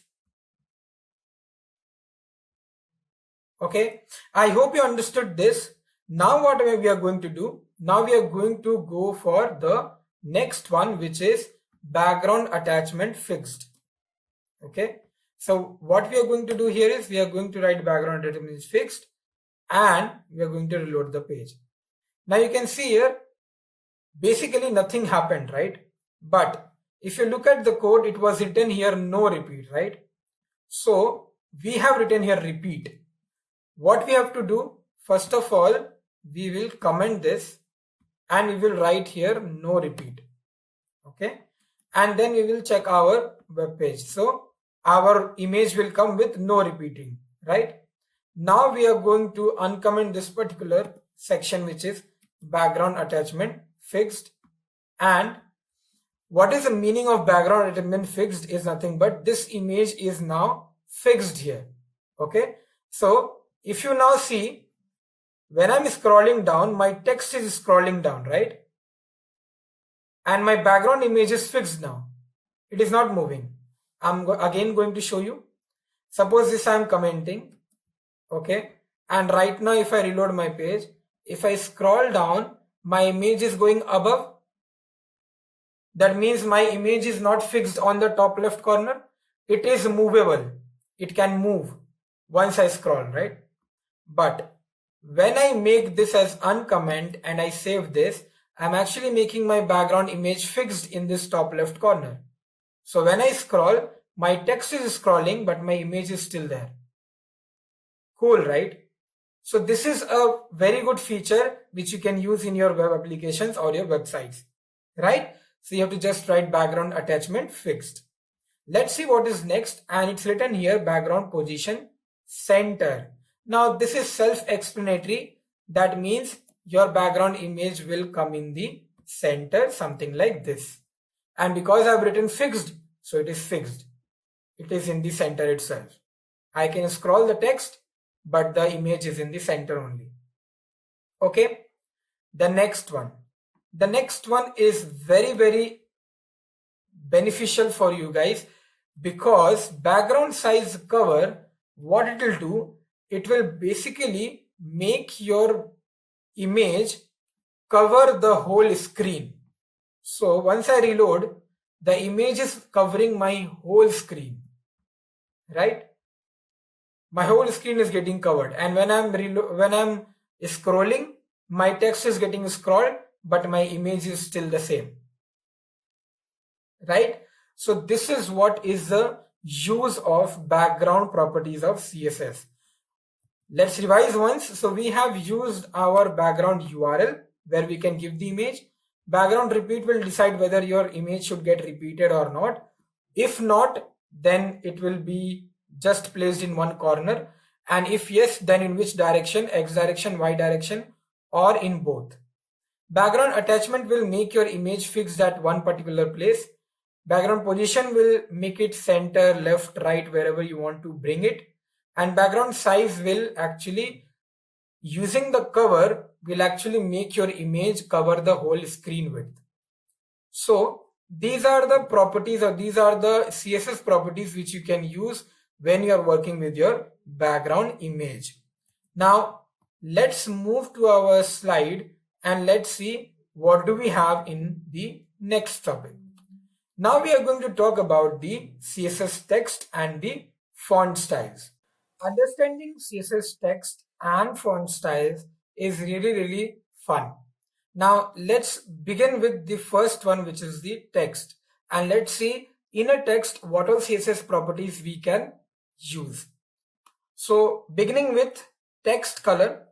So a text color can be given to a text, which is nothing but we use the command color and then we give red or whatever color you want to give in an RGB format, in a hexadecimal format, or an HSL, whatever you want to use, you can use. This we have done quite a few times, so there should be no difficulty in understanding what is this color property, which is used to set the color of the text. Next is the text alignment. That means the text can be aligned in which particular corner of the page. That means whether it can be aligned to the left hand side, to the right hand side, to the center, or it can be justified. Now what is the meaning of justified? Let's understand. Now if you have worked with the Word document or MS Word, then you must be knowing that in that there is an alignment property in which the text can be aligned to the left hand side, the text can be aligned to the right hand side, the text can be aligned to the center, and the text can be aligned as a justified. Justified means that all the lines of the text will be equally proportioned. Okay, so all the lines will be equally proportioned. None of the letters or none of the words will be coming out of the box. Okay, this is what is justified. Okay, it works purely fine with some paragraphs. So if you have a paragraph which you're working with, if you declare a text to be justified, you'll be able to see the difference. Okay, in a single line you won't be able to see the difference of justifications. Let's move to the next one, which is text decoration. Now you must be understanding that when you are using a color, you can give n number of colors here, right? When you talk about alignment, you have 4 values: left, right, center, and justify. When you talk about text decoration, we can actually decorate our text. How we can decorate our text? We can decorate by giving 4 things. We can give underline, we can give overline, and we can give line through. So basically 3 things. Okay. Now what is this underline, overline and line through? We will check it out when we'll go to our Sublime and do a practical code there. Okay. Let's first read what description is it saying. It is saying the text decoration property is used to set or remove decorations from text. The value text decoration none is often used to remove underlines from links. Right? So text decoration, if you are giving none, so I was actually correct. You have 4, which is 1 is none. Okay. So when you are putting none, that means you don't want any text decoration in your text. Okay. When you put underline, 1 underline will come. When you put overline, 1 overline will come. Something like this. And line through means it will just cut your text. We will see these all things in our Sublime, so don't worry about that. Now let's move to the next one, which is text transformation. That means you can transform your text to something else. What is that? Either you can make it uppercase, lowercase, or you can also use capitalize. Okay, so you can make your particular text as capitalized. Now, before moving into the font styles, let's go to Sublime and let's do all these 4 kind of text CSS properties in our coding. So let's not create a new file, but let's work in this particular same file itself. I'm going to remove some of the paragraphs from here because we don't need these many. Okay. And in these particular 4 paragraphs, let's do some text properties. Let's give some CSS text properties here. So we don't want any background image. So basically we will remove this whole thing. And let's first see how my web page is looking. So this is how it is looking. This types of CSS will close it for now. This is how my web page is looking for now. Okay. Now what we want to do, we want to give the CSS here, right? So we'll use the type selector. Because you are writing P, that means we are putting the all CSS whatever we will write in our all the 4 paragraphs, right? Let's start with the color. So a color can be any color. So we are writing red and all the paragraphs will have the red color. Let me maximize this so that you can clearly see what is happening. Okay. The next one is what? The next one is text align. What I'm going to do here, I'm going to give center. Okay. And before loading the page, let me move back to 100%, because if I'll be zooming in, then you won't understand where is it getting shifted and all. Once I load my page, my all the things are coming in the center, my all paragraphs. What if I write here right or left? Obviously, it will go to that particular direction. Okay. Now, what we will do, we will see how we can actually use the justify thing. Okay. So, I'm going to copy this one particular paragraph and I'm going to make it a little bit bigger so that we can see how this can be visible. So, I'm writing the same line again and again to make it look like a paragraph. And let's see right now what is happening in my screen. Why is it on everything on the right hand side? Because my everything here is also on the right hand side declared. If you look here, it is set right, correct? Let me make it left, which is the default thing.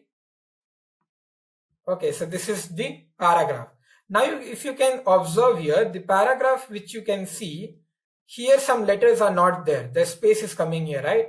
After content also you can see some space is coming here in the corner, correct? Now, what I'm going to do, I'm going to write here justify. When I write justify, let's see what happens. Can you see? Now in the corner, I don't have any spaces left. Now my whole paragraph is looking very concised and very structured, right? There's no extra spaces which is left on the corners. That is what is the meaning of justify. Okay. Now suppose if I write here center.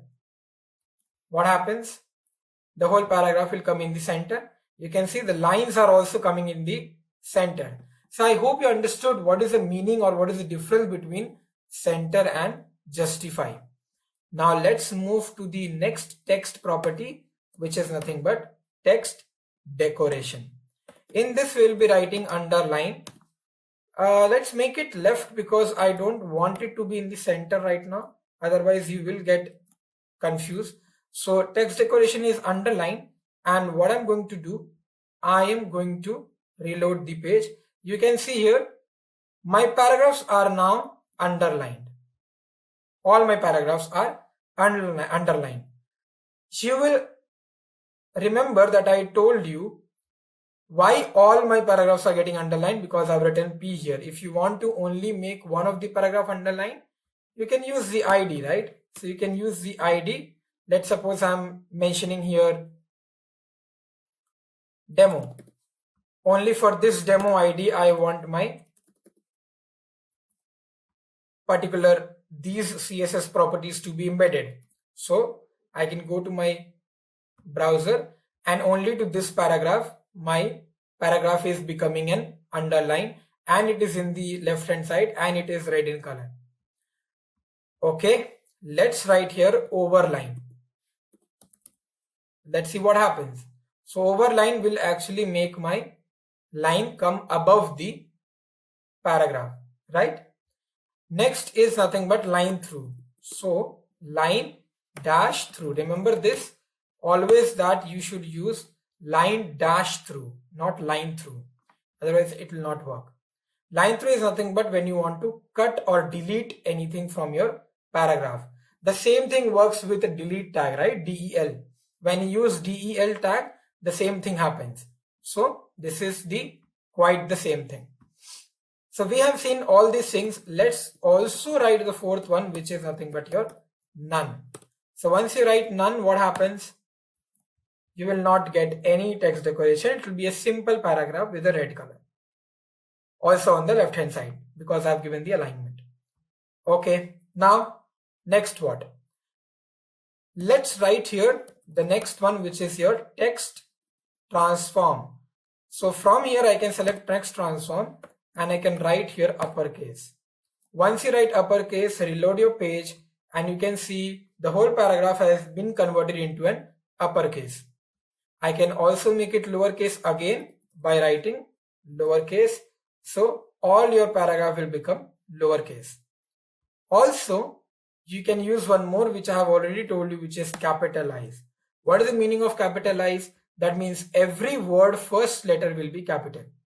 So every word, each word first word is capital, right? So these are the text properties which you can actually use. And also if you want to look for more text properties, you can just write text and you can see you will get a lot of commands here. Text decoration, text align, text overflow, rendering, indent, shadow. If you want to give a text shadow, to the text, you can use this. So these are all the text properties of the CSS which you can use in your web application. Okay. Now let's quickly move into the concept of font styles and let's see what do we have there. Now talking about font styles in CSS, we have so many properties to work with when you talk about the font styling. Okay. Let's see one by one what are these font styles and let's understand how we can actually write these in our HTML code in the CSS part. Okay. So CSS font property is used to control the look of the text. Okay. And font style property is mostly used to specify italic text. Now let's do one by one. What are these? CSS font color. This property is used to change the color of the text. This is that normal color command. Okay. So this will also come in the font color kind of thing. And then we have the font family, which is nothing but if you are using MS Word, you must be knowing that in doc files or when you're using Word document files, there are font families given such as Arial, then Verdana, then you have Calibri, right? And then you have Cursive. These are some of the font families which you can use. We have serif also, right? So these are the font families which we can use in our particular HTML document, or we can also put it in our web application. I will show you how to do this, and all of these things one by one we will be seeing in our HTML application. Font size is nothing but how you can increase or decrease your font size.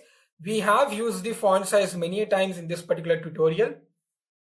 So you must be now knowing about what is this font size and what it does. It increase or decrease the size of the font. Font style. Font style is basically making your font bold or italic or oblique. Now you can use the B tag or I tag to make it bold or italic, but yes, those are the tags, HTML tags. When specifically you want to do it within CSS, you have to use font styling.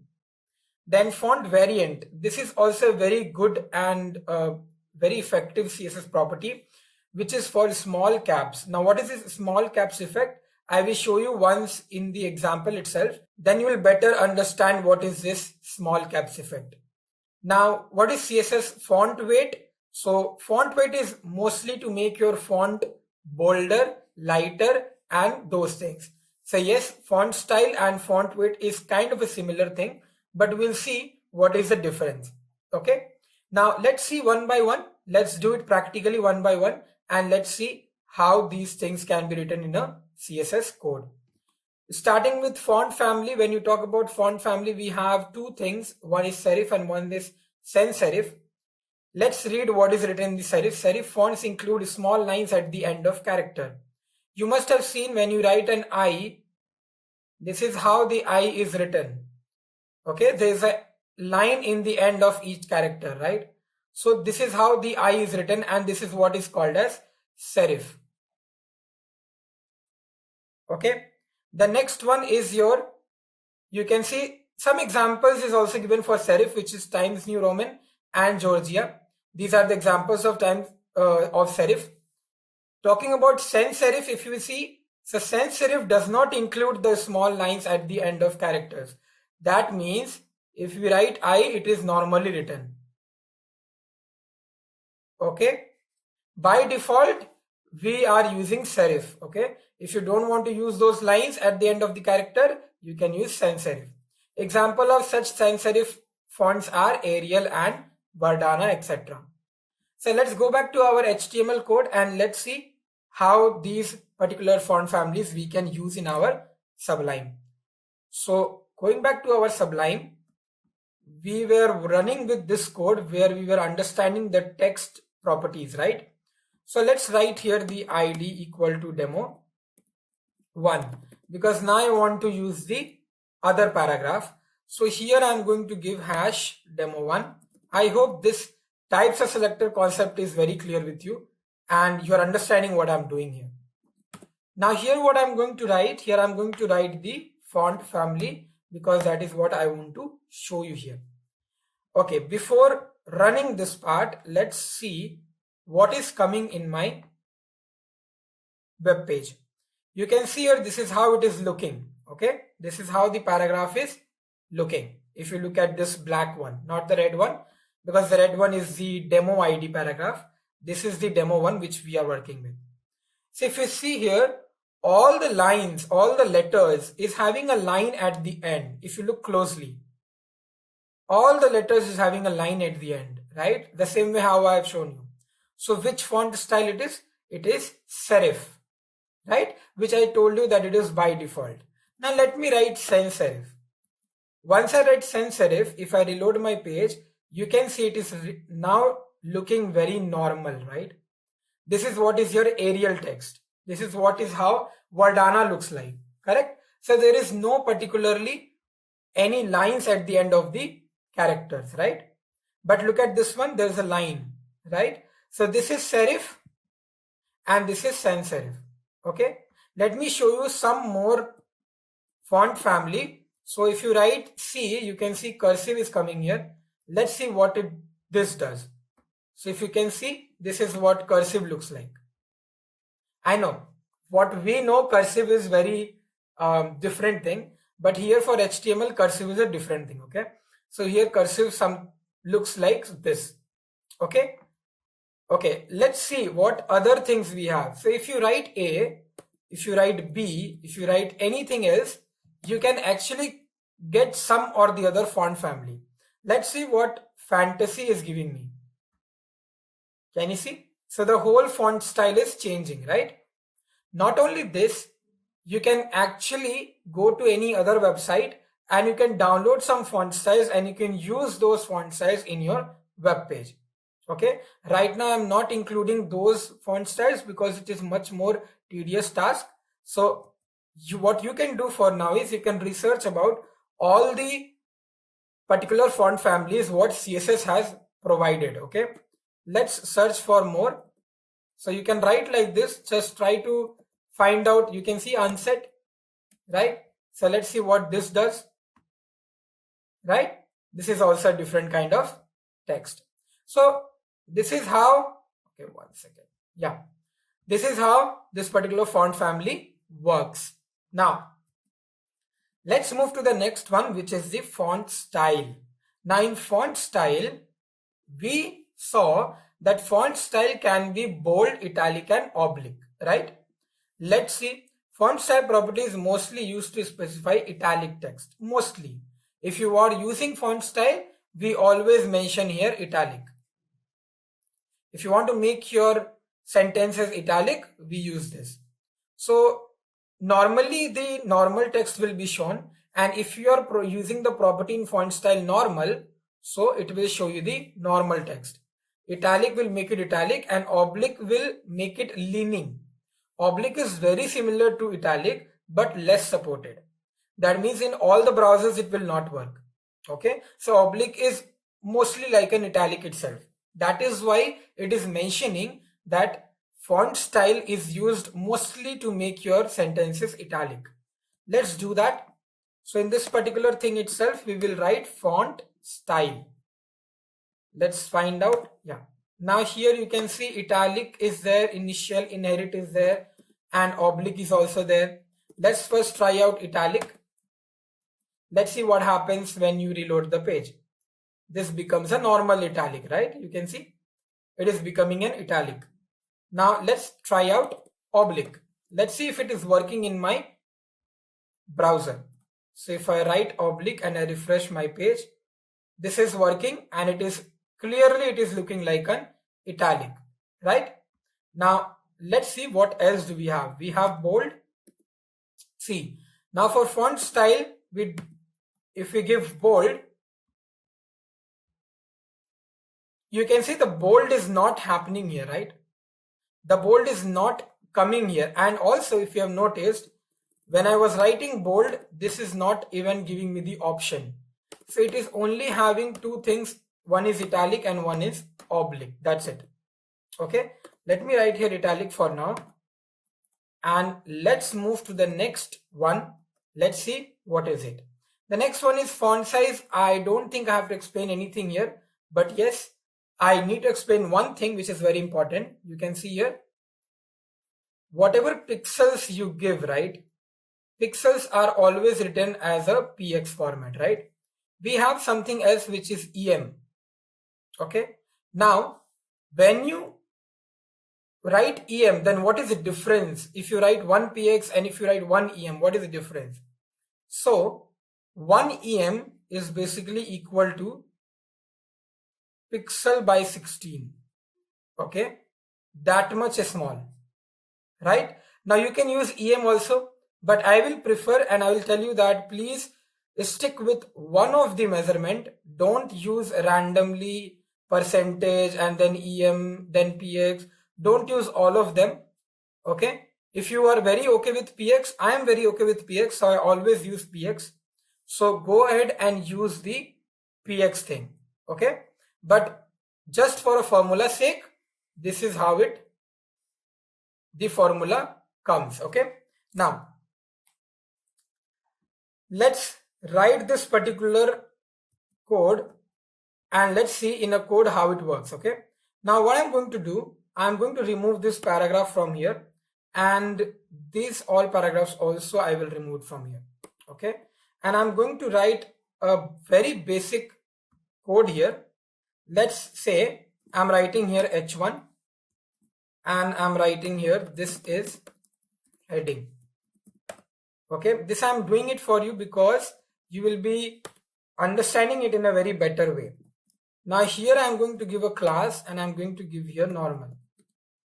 Okay, now in this I'm going to give here, this is a paragraph in a normal style. The next one, what I'm going to do, the next one I'm going to write it as a italic, and the next one I'm going to write it as an oblique. But those are class, okay? I'm not writing the actual CSS here. These are just the class names. Okay, oblique. This is a paragraph in italic. This is a paragraph in oblique. Right? Now, these all three things are done. The body is also closed. Now, let's go to my CSS, and here what I'm going to do, here I'm going to write p.normal. Why I'm writing p.normal? Because my class is there, which is normal. So I'm going to write here font style normal. And then what else? We have p.italic. So let's write that p.italic. And here I'm going to give the font style as, where is my font style? Italic. The next one, we have what? We have p.oblique. So let's write that. And in the font style, let's mention oblique. Done. Now, let's talk about the font size. Okay, before that, let's see the web page. So I'm getting three things. One is one H1, which is this heading. This is a paragraph in normal style. This is a paragraph in italic. And this is a paragraph in oblique style. Now let's do some coding for your font size. So I'm going to write here H1 and I'm going to write here font size. In the font size, I'm going to mention here 32px. Okay. So H1 is already so much bold. And now what I have done, I have given font size 32px. Let's see what happens to it. 1 second. Am I giving it to H1? Right. Font size 32px. Okay. I think this is the height. Let's increase that. I think that is the normal height. Let's increase it. And now let's see. Yeah. So this is increasing, right? Let it be 32. It was looking fine. 50 is really very big. 32 is fine. Okay. Now, what else? So either you write H1 font size equal to 32px, or what was the formula for that EM part? It was nothing but 1 EM equal to pixel by 16. That means in my example, I have given 32 pixel, right? So 32 by 16 will give me how much? 2. Correct. So what I can write here is, I can write here 2 EM. Right? When I write 2 EM, things should not change. And you can see nothing is changing because 2 EM is equal to 32 pixel, right? And that is what we have done here. Now let's move to the next part and let's see what do we have here. So we have CSS font variant, which is nothing but your small caps and all. Okay, so let's try it out. Let's write. So it is only having two values. One is normal, one is small caps. Let's try both of them. One paragraph in small caps and one in normal. Let's do that. Let's see what it does and how this small caps looks like, right? This small caps is something new. So let's see what it does. What we are going to do is in this particular, which one should we give?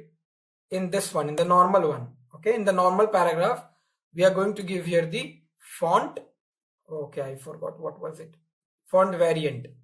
So let's write here font variant, small caps. Let's see what happens to this normal paragraph. Where is my normal paragraph? This one. Let's see what happens. If you can see here, the whole paragraph is now changed to capital letter, but it is not actually the capital letters. It is looking like a small capital letters, right? Right? If you talk about the capital letters look like this when we use decoration, no, transform, right? And we use uppercase. So you can see the difference. The down one is the capital letter and this one is the small caps. How cool is it, right? So this is what is your small caps. And obviously when you're writing font variant normal, so there will be nothing it will be doing, it will be a normal text. Okay, let me show you that also. If I reload my page, it's a normal one, only the oblique style is coming. Right, now let's move to the next and let's see what is there. Font weight. Font weight, we have three things: bold, bolder and lighter. Let's see what is this bold, bolder and lighter. And if you read this, it is written CSS font weight property defines the weight of the font. Specify that how bold a font is. Possible values of font weight may be normal, bold, bolder, lighter, or you can give the number from 100 to 900. This is on PX. Okay, let's do one thing. Let's copy this particular code from here itself because it's an inline CSS. So let's not waste time. And here, after this paragraph, let's give a BR tag and paste this. Right? Now let's go to my browser and let's reload the page. Now you can see the font is bold, this is bold, this is bolder, and this is lighter.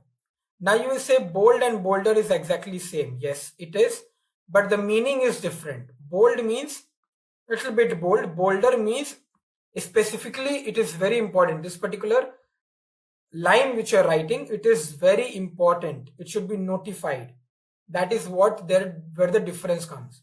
So bold means just a normal bold. Bolder means that you want the user or the client to be more focused in this particular text.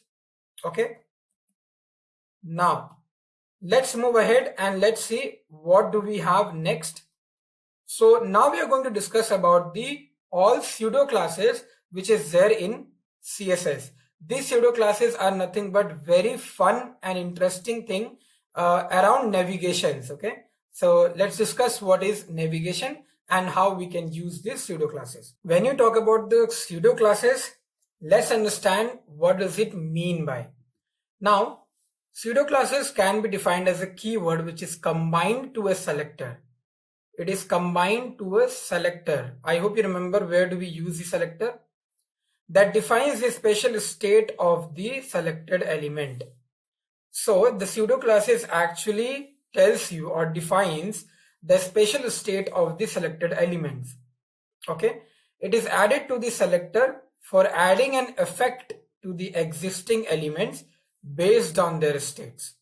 Okay, that means suppose if you have a button, okay, now this button when it is just kept like this, like suppose I've written here click and it is just kept like it.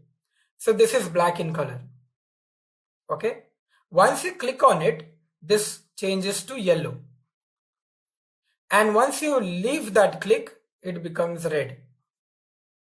So what is it saying? It is saying that it defines the spatial state of the selected element. The spatial state of this selected element will be what? Will be nothing but when it is normal, when it is clicked, and when we are leaving that click. Right? So these are the three states, and for all these three states we have some or the other color specified. This is what is called pseudo classes, and we will see how this will work. Now there's a syntax which you should follow when you are writing a pseudo class, okay, or when you are creating a pseudo class. So first of all we will write the selector. Let's suppose that I have the selector h1, then we give a colon, and then we give a pseudo class name. One of the pseudo class I'll tell you which is active, and then a curly bracket, and then whatever property and value you want to give. Let's suppose I want to give color black. So this is done. This is how you create your pseudo classes. Okay, we will see some practicals also. Let's move to our next slide and let's see what all other pseudo classes do we have in CSS.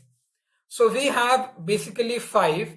One is active, hover, link, visited, and first child.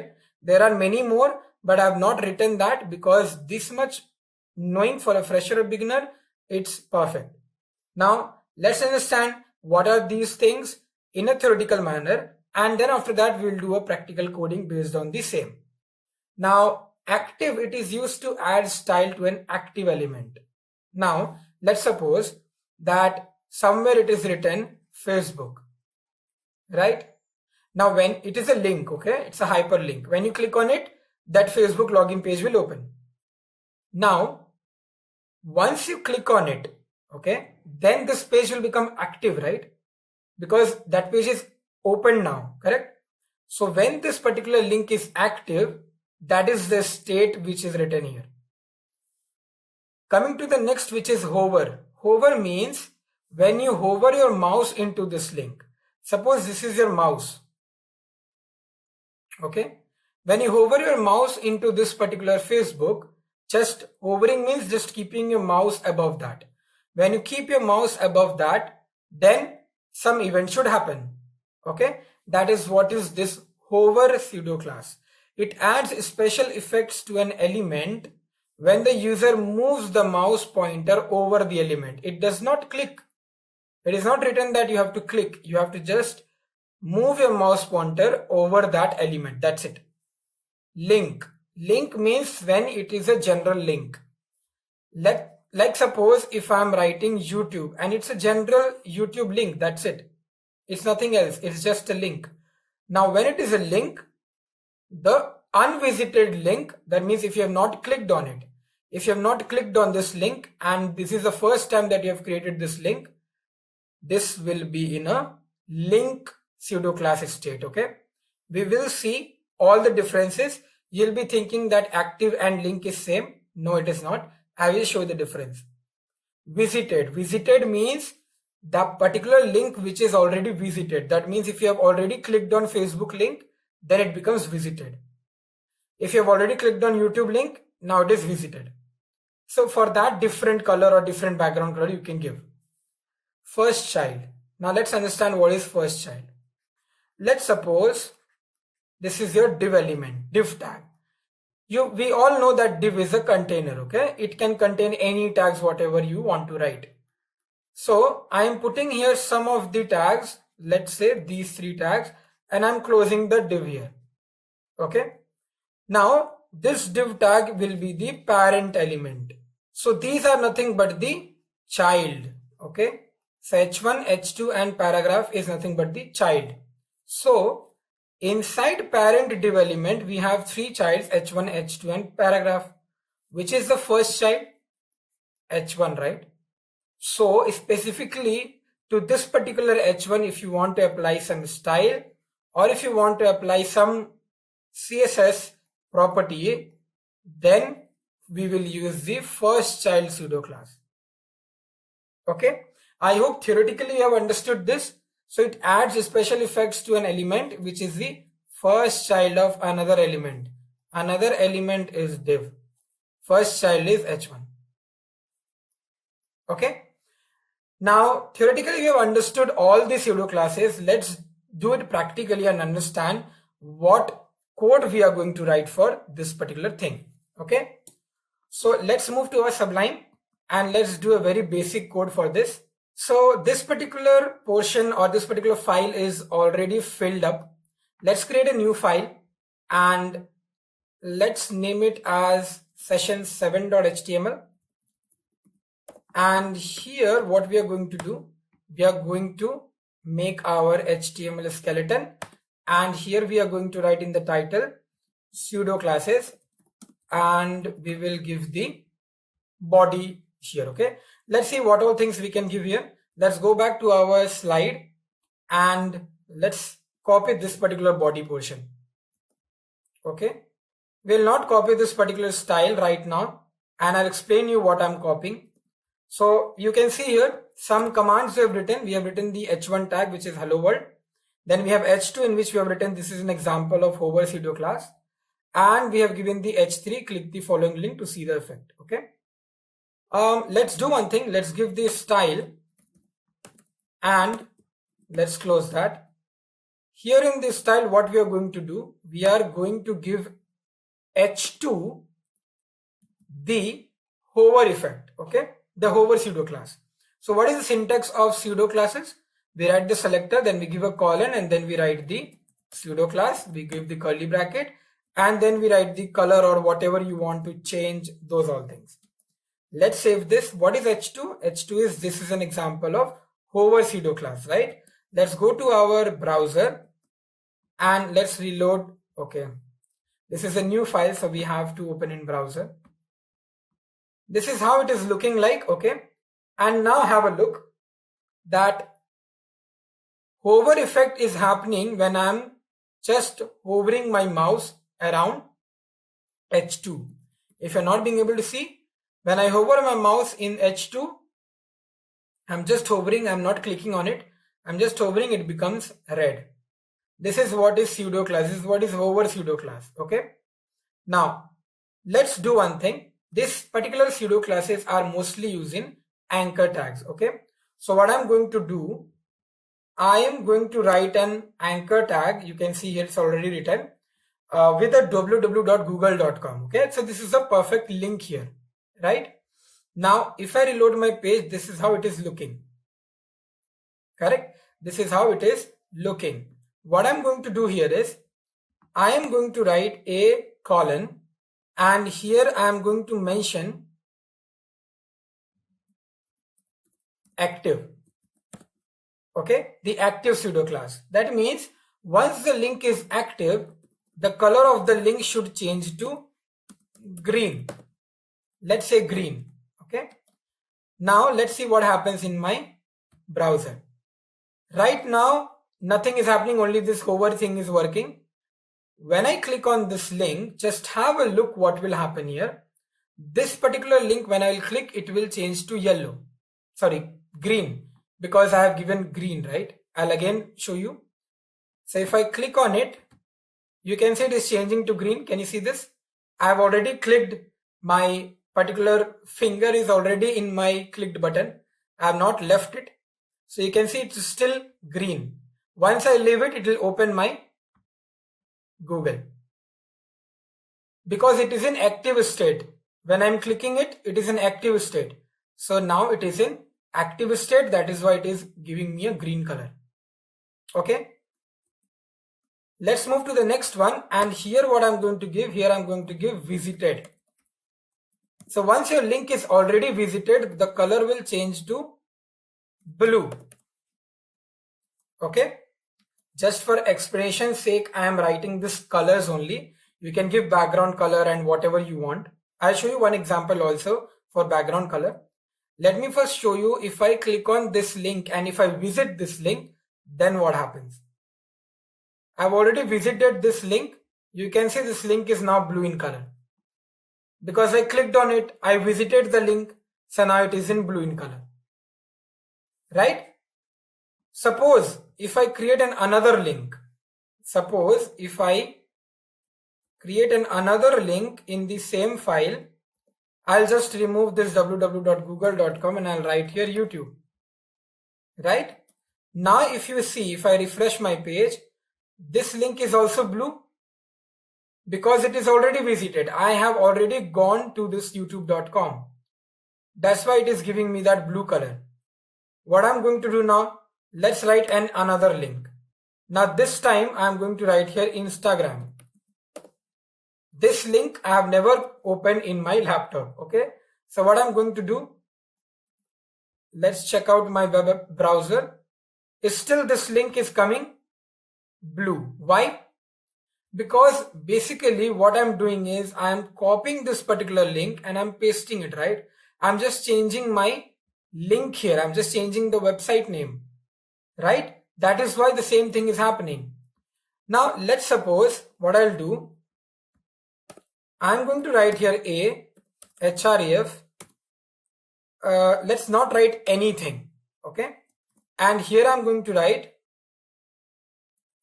sample, okay? Let's see what happens here. Still you are getting the same blue color. I have not visited this, still I'm getting this blue color, right? Because it is counting it as visited. let's do one thing.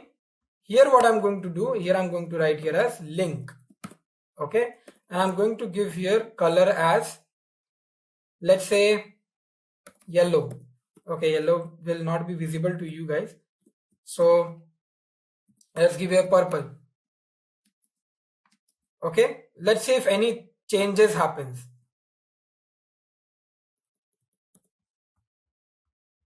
Let me write this particular code again. If I write a fresh code and if I write Facebook here, if I reload my page, you can see now when I have written link, right, as soon as I write the link pseudo class, this is now looking like a link, right? What is the link color which I gave? Purple. So you can see this purple. Till the time when I did not give the link, right, my all copied anchor tags was coming as blue in color. That means it was saying that these are visited. But this is a new link and I have not visited this link. So it is right now in purple. Once I click on it and I open Facebook login, once I go back, it becomes blue in color. That means it is now visited. How cool is it, right? So now you can understand if you click on a button that whether somebody has clicked on that particular link or not, whether they have already visited that link or not. Correct? I'll also show you one thing which I was talking about, the background color. So let me write it in the over. If you're writing background color here, let's say if I'm giving black. So what's going to happen?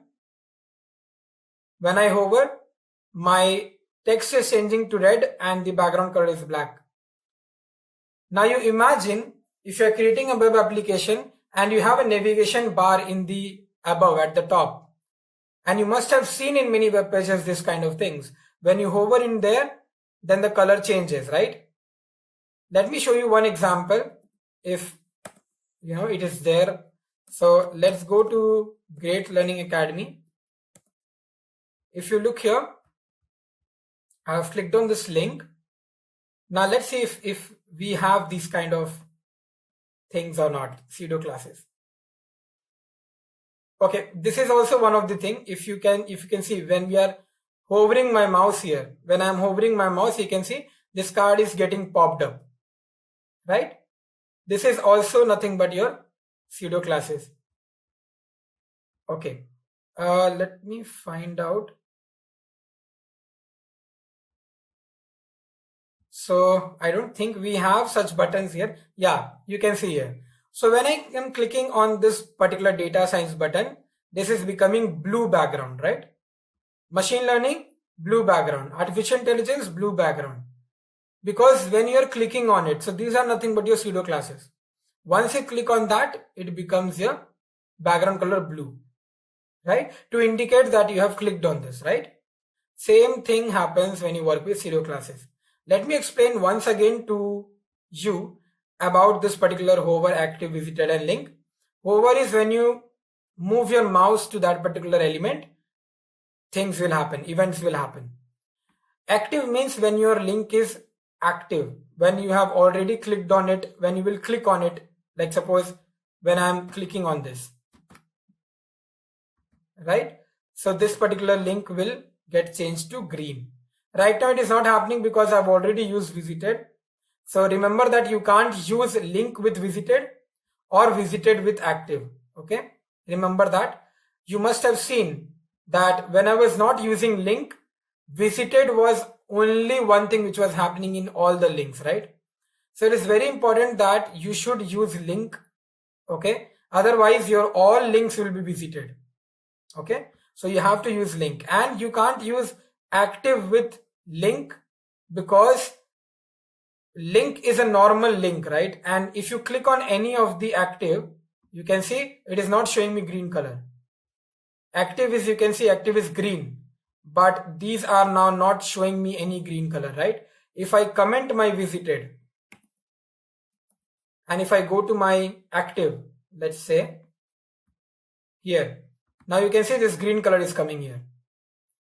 So you can't use visited with active. Okay, for the first time you can, but after that you will not be able to see the changes. Okay, so be clear with that. There is a little bit confusion between these three, but practice that, you will understand. When you will practice these three things in one particular anchor tag, you will understand how this is working. So whatever tags and CSS properties I am telling you, keep a note of it and try to do it on your own. If you're not doing it on your own, then there is no use. You're just watching the video, right? That's it, right? So please do it on your own and understand what is happening when you're writing only active, what is happening when you're writing only visited, and what is happening when you're writing link. These are all the particular pseudo classes. Now what program I have written in my particular file, let's complete that. Let's see what is happening in this one. So I'm going to open my Sublime. In this style, I'm going to remove these all things because that is my own thing which we wrote together. But now I'm going to follow my program which is given in this slide. So let's remove this part and let's paste it. Done. Let's see what all things we have written here. H1, H2, H3 and then 2 anchor tags. So here also you can see H1 hover color red, same thing. For H1 we have written. Let's go to our browser. Let's reload this. So for H1 it is coming red in color. That is working fine. Well, let's see what is next. For body, text align is center, so everything was in center. For A, visited, active and link is given. Visited is red. Let's see. So both the links are already visited, so that is why it is showing me red. Active is yellow. So active will not, okay, you can see active is working here. So when I'm double clicking on it, it is showing me yellow color. Okay, it got opened. What is next? Next is link will be green. So if I write any other new link, that will come in green color. Let's see if it is coming. Suppose if I write here Facebook. Let's see if this is working. Okay, visited is already written, so it is not coming, right? Visited is already written here. Correct? If I will not write that, I will get the green color. You can practice that. I have already shown you once. You can go back to the video and you can see it once again. Practice this and you'll be very fine with it. You have to just practice all these four things, 4 pseudo classes. Now, the last one is our first child. Let's see what we have to do in our first child coding. So let me remove this and write here the div element, and let me create 2 tags here. One is h1 and one more h1 we will create. Here I will be writing it is the first heading in div. I'm going to close this. Next h1 I'm going to write it is the second heading in div, and I'm going to close this. This is done. Now in the pseudo classes, in the style portion, what we will be doing? We'll be writing some CSS commands here. Let's see what I'm going to write. h1 first child, and here I'm going to give text indent. Now those who don't know what is text indent, it's nothing but if you give a indentation from the side. So also I'm going to write here color blue. h1 first child means h1 is the first child. To this only it should happen. Let's see. You can see this second div. I'll minimize this. So everything is in the center. That is why I have written a body, right? That is why it is happening in the center. And the next thing is the h1 is indenting 200 pixels. There's a space here, right? That is what is text indenting. So this is indenting 200 pixel, and the another second heading is not indenting. Why? Because the h1 is the first child. if I'll not write here first child, if I'm not writing here first child, then that particular CSS will be applied to both of them, which I don't want. I want only in the first child it should happen. That is why this is working like this. I hope you understood what is this particular first child and all the pseudo classes. You need to just practice these pseudo classes with navigation links and all, and you'll be fine with it.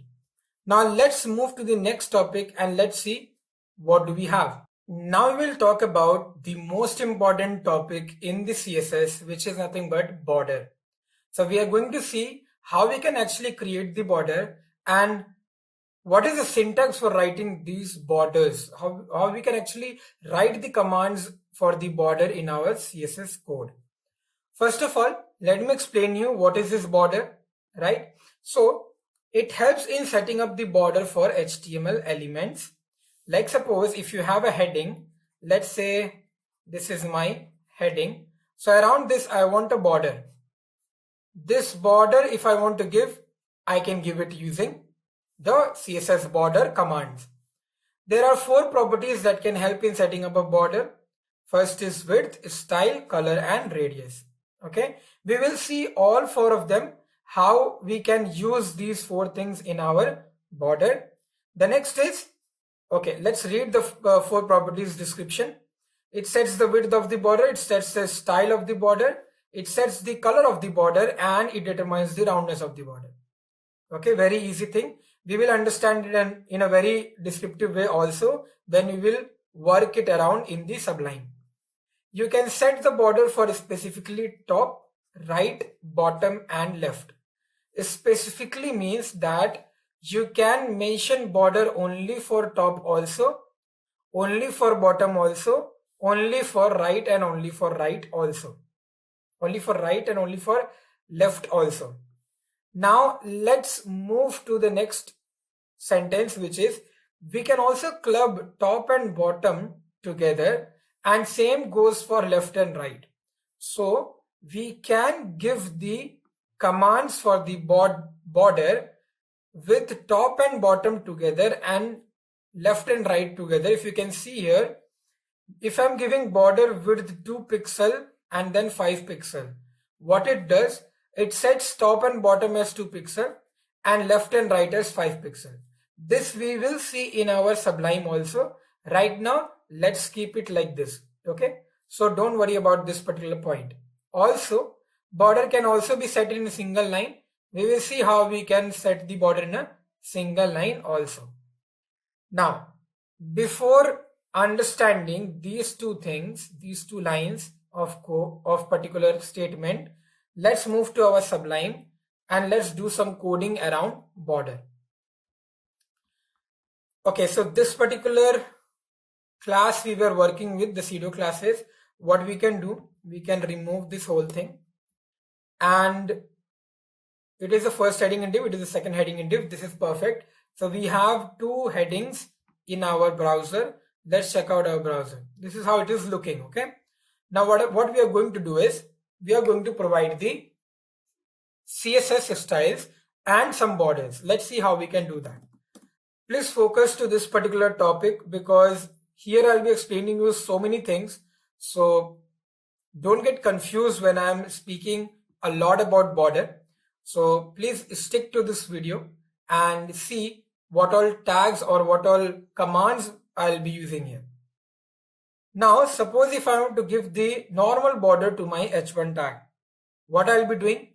I will be first writing border. Once you started writing border, you will find many commands from the CSS, which is border style, border width, border right, border spacing. So many things you will get here. Okay. Very first thing what I'm going to show you is border top. Now in border top, that means the border will be given only to the top part. Okay. First we will give the width. That means the thickness. So what is the thickness of the border I want? I want 2 pixels.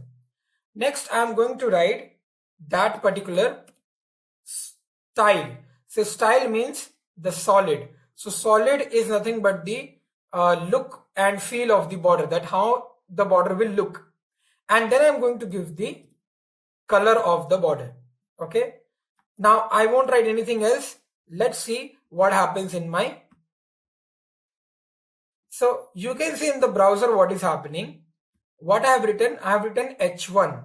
H1 is this also and this also, right? So in my browser only top border is coming for both the headings. You can see. Now, not to confuse you, what I'll do, I'll make it as H2 so that we will work on only one of the heading, right? Because it is H2, now in H2 the border top is not coming, border top is coming here. Like that, what I can do, I can do it 4 times. So I can write it for border bottom. Then next I can write it for bottom right, because I want border from all the directions, right? So I have to write it like this, border left. So that means from all the corners of that particular H1 heading, 2 pixel size of border with solid style and with red color, it will be coming. Let's see if it is coming.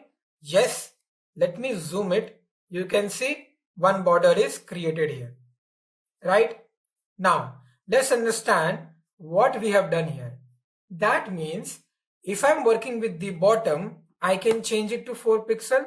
I can change the color also.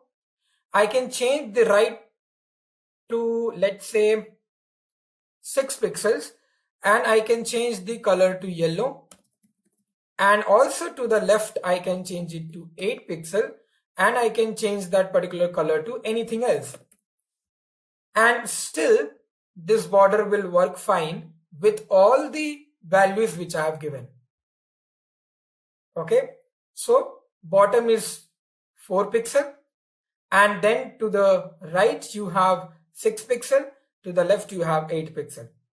You can see the height is also, width is also changing, the color is also changing, and we have not covered the style. We have not changed any style. We'll see it later on, but right now you can understand that how you can actually create a border in your HTML document, right? Perfect. So we have understood this much.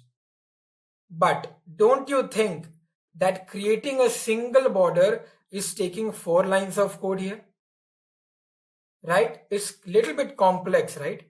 That a single border which is around H1 is taking 4 lines of code to write. Correct? What we can do here is, there is another way of writing this particular border. So I'll comment this for now, and let's save this, and let's see, this border will not come now, right? What we can do instead, we can write here, let's say border, and to this border what I'm going to do, let's say border style. Okay, so I'm giving now only border style, correct? But you can also give border top style, let's say solid, border top color red, border top width, which is 2 pixel. We can do like this, but then it is more bigger, right? Why it is more bigger? You will do this like how many times? 4 times. That means these 3 codes will be written 4 times again. Why? Because we have to do it for bottom, left, right. Now this is much more bigger. So this is also one way, but this is much more bigger, so we are not going to use this. Okay. Now let's see what else commands do we have, what other commands do we have. We can write it something like this. We can write border, and then we can mention that how much width do you want. Let's say border width. Okay, border width we can mention here, let's say 2px. Okay, after this border style, directly We will not write anything else. Like top, left, bottom, right, we are not going to mention here. We are just going to write border style. We are going to give here solid. Next, the last one is border color.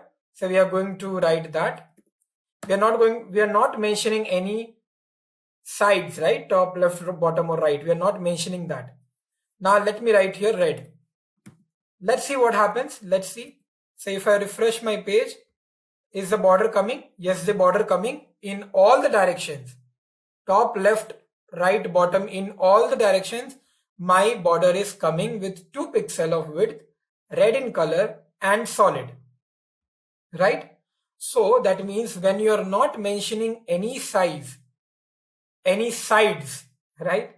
Any sides, if you are not mentioning any sides, then it will take to all the 4 corners. Now this is much easier code, right? This is much easier code than this one, because the same thing was taking 4 lines, now it is taking only 3 lines.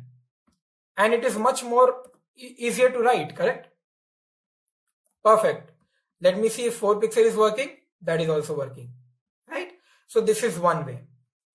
But suppose I actually don't want that in all the directions this width of the border should be same. I want different width. Then what we have to do? Let's see what we can do. So this is another way. So I've just commented it right now. And now let's see what we can write. What we will do now here is we will be mentioning border width, okay, border width. And now what we can do, we can write the specific values related to all the sides, okay. Now let's suppose I'm writing 4 pixel, okay, and then I'm going to write 6 pixel, then I'm going to write 4 pixel, and then I'm going to write 6 pixel. What I'm doing here, let's understand this. And before that, let's understand, if I write here border style, I'll explain you the earlier code, but let me write the whole code. Suppose if I'm writing the same thing, border color as red, right? Let's see what happens in the browser. Are we getting a different size in our right and left? If you can't observe, let me give a bigger value. Let me give here 6 and let me give here 8 so that you can see it in a better way. Perfect. Now let's move to our browser. Now if you can notice, my top and bottom is having the same width, but my left and right is also having the same width, but bigger than top and bottom. Now why is it looking much more thicker and bigger than top and bottom? Let's understand that. When you're giving a value something like this, basically what you are doing is you are mentioning the directions or the sides in a clockwise direction. Clockwise direction means top, right, bottom, left. So top you have given 6 pixel, right you have given 8 pixel, bottom you have given 6 pixel, left you have given 8 pixel. That is why right and left you are getting thicker than top and bottom. Correct? I am going to comment this from here so that you will not get any doubt when you are working with this kind of code. Okay, perfect. Now if you look here, we have understood that how we can actually give separate width to all my sides. Let's suppose I want in the top to be 10 pixel, in the right I want to be 15 pixels, in the bottom I want it to be 16 pixels. Okay, 16 is really very close. Let's give 20. And in the left I want 25 pixels. I know the border is really thick. Generally in any web page projects we don't give such a big border, but to explain you I'm just giving this. So you can see the top one is little bit smaller, the right one is little bit bigger than the top one, the bottom one is little bit bigger than the right one, and the left one is very much bigger than all of them. I hope you understood what we have done here. Now one question will be coming to your mind, that if we can do this in our width, can we do it in color and style? Yes, of course. And because I've written only one value, solid and red, so all the sides solid and red is coming. But we can actually give other values also. I'll show you. Top I want red,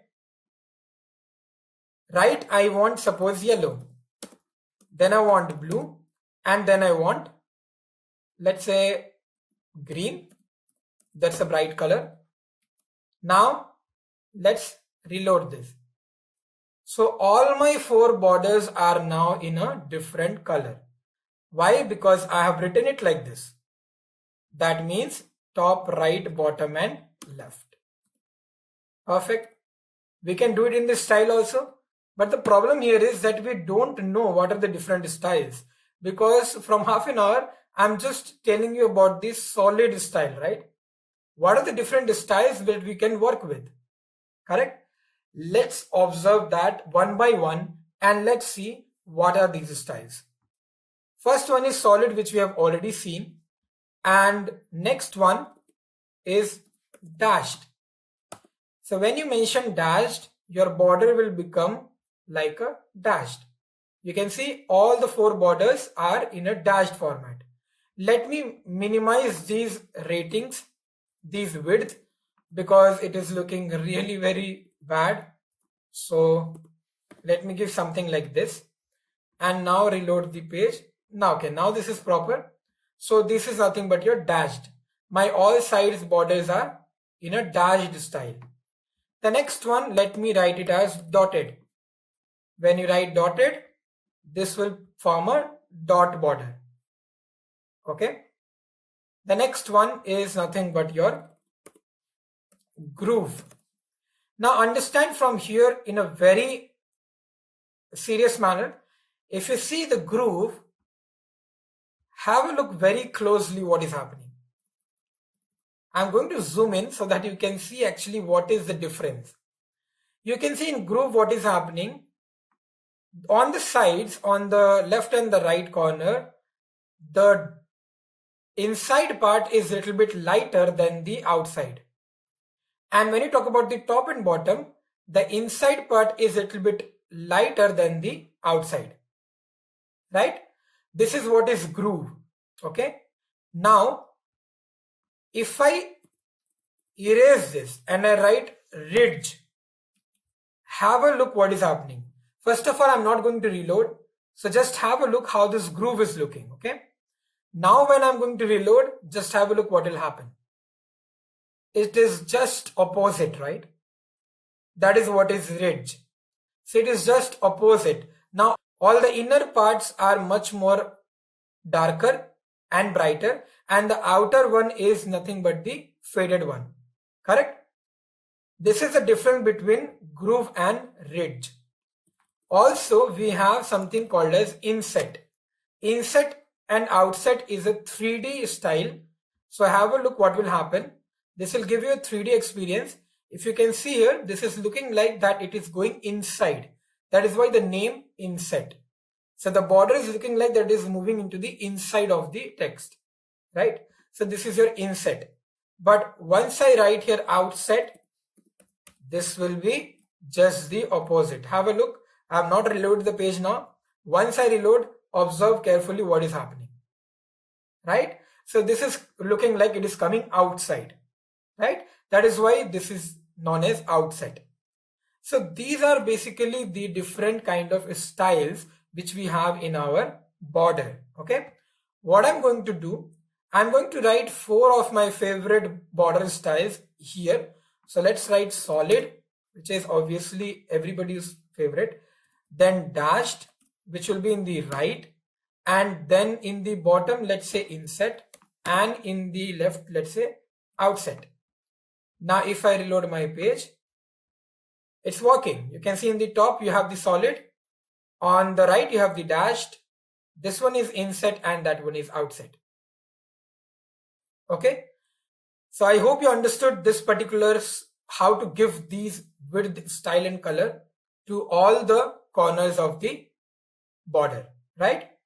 Now what I'm going to do, I'm going to comment this and let me show you how we can actually write the rest of the code.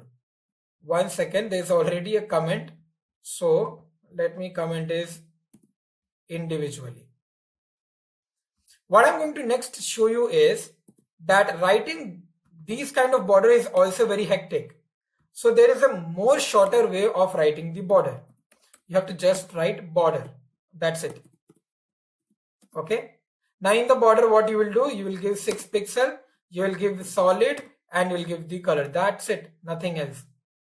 You are not mentioning any top, bottom, left. You are not mentioning any clockwise direction of top, bottom, left. You are not mentioning where is the width, the style, and color.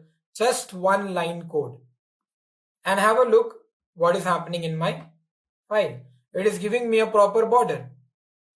So instead of writing this code or this code, this code or this code, you can actually do everything only with this particular single code.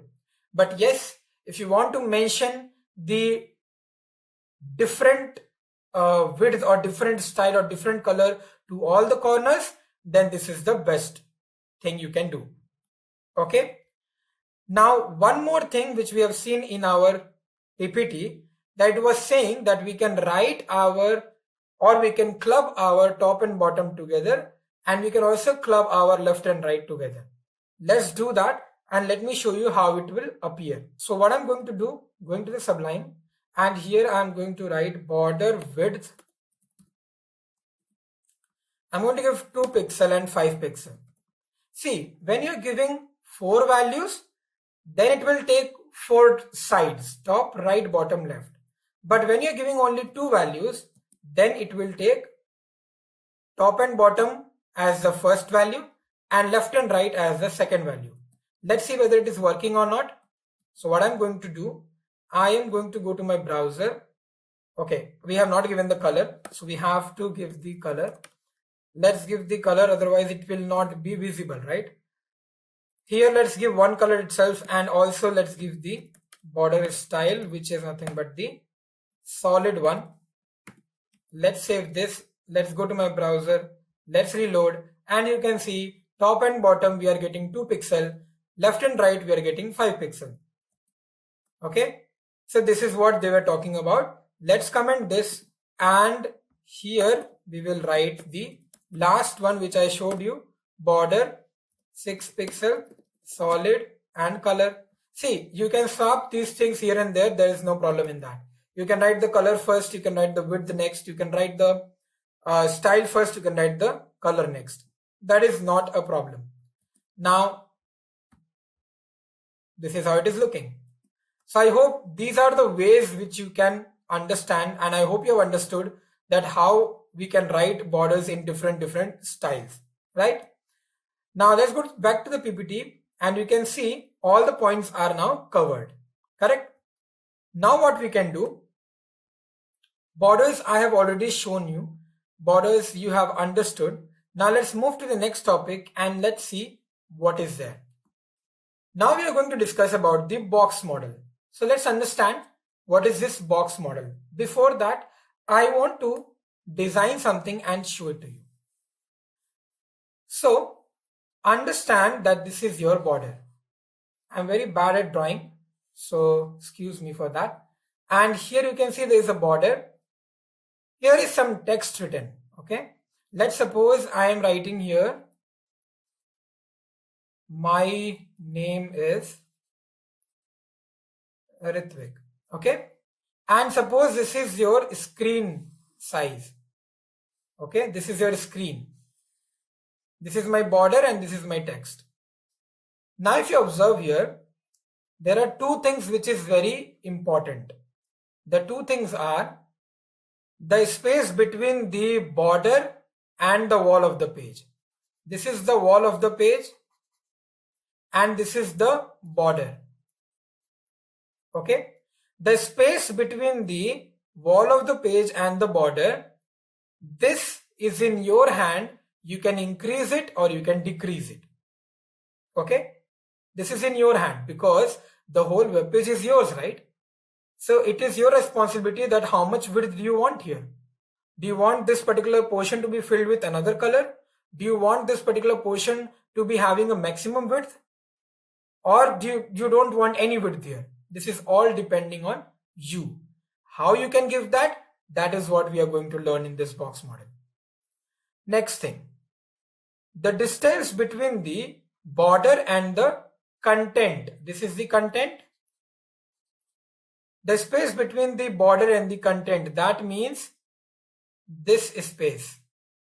Okay, this space is also in your hand. You can suggest to the application that how much space do you want here. Okay, this is what we are going to learn in this box model, and that is why it is named as box model, because in the box, if you take any box, these two spaces are mandatory. Imagine that you have a container, you have a carton, and you are packing your stuffs. Okay, you're shifting somewhere and you have a carton and you're packing your stuffs. You will put all your kitchen items in one container, right? When you're putting all your kitchen items in one container, there will be some spaces left in your box, right? On the corners, right? In the corners, some spaces will be left, correct? And when you see that, you're actually moving your items and adjusting so that some more spaces can be found out, right? You can find some more spaces so that you can put more kitchen items in that particular carton. So that is why it is called as box model. Those spaces is all depending on you, how you're going to manage and how you're going to actually cover those spaces. These are those spaces which I'm talking about. Okay, let's now go to box model and understand what all things we are going to see here. Every element in CSS can be represented using box model. That's really very true. I'm going to show you how it helps developer to develop and manipulate the elements. It consists of 4 edges. One is content edge. Remember, in this particular thing, this is the content edge. This part, I'll show you. Let me mark it with another marker so that you can see it. You can observe that. See this dotted things. This is your content edge. Okay. Next is padding edge. It lies in between content and border edge. Content is this one. Border is this one. This is your padding. Next is border edge. Border edge is your this edge. Right? The next is margin edge. Margin edge, what is written? It is outside border and controls margin of the element. Outside border, that means this one. Okay? I hope you are understanding. This is the content edge. This is the padding edge. This is the margin edge. Okay? Now, don't worry. I'm going to explain it in the Sublime also. You will understand there in a better way. Okay? Right now, just understand this particular explanation. And let's move to the example. Let me change it back to the red. And now you can see the example, what is given. Border, margin, padding, content. Right? Let's understand what is this, what they're writing here. Okay, in a very simple and easy manner. Let's go back to our Sublime. In this Sublime, we have already given the border here, right?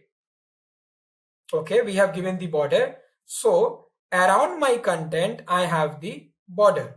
Correct? I have told you about 3 edges.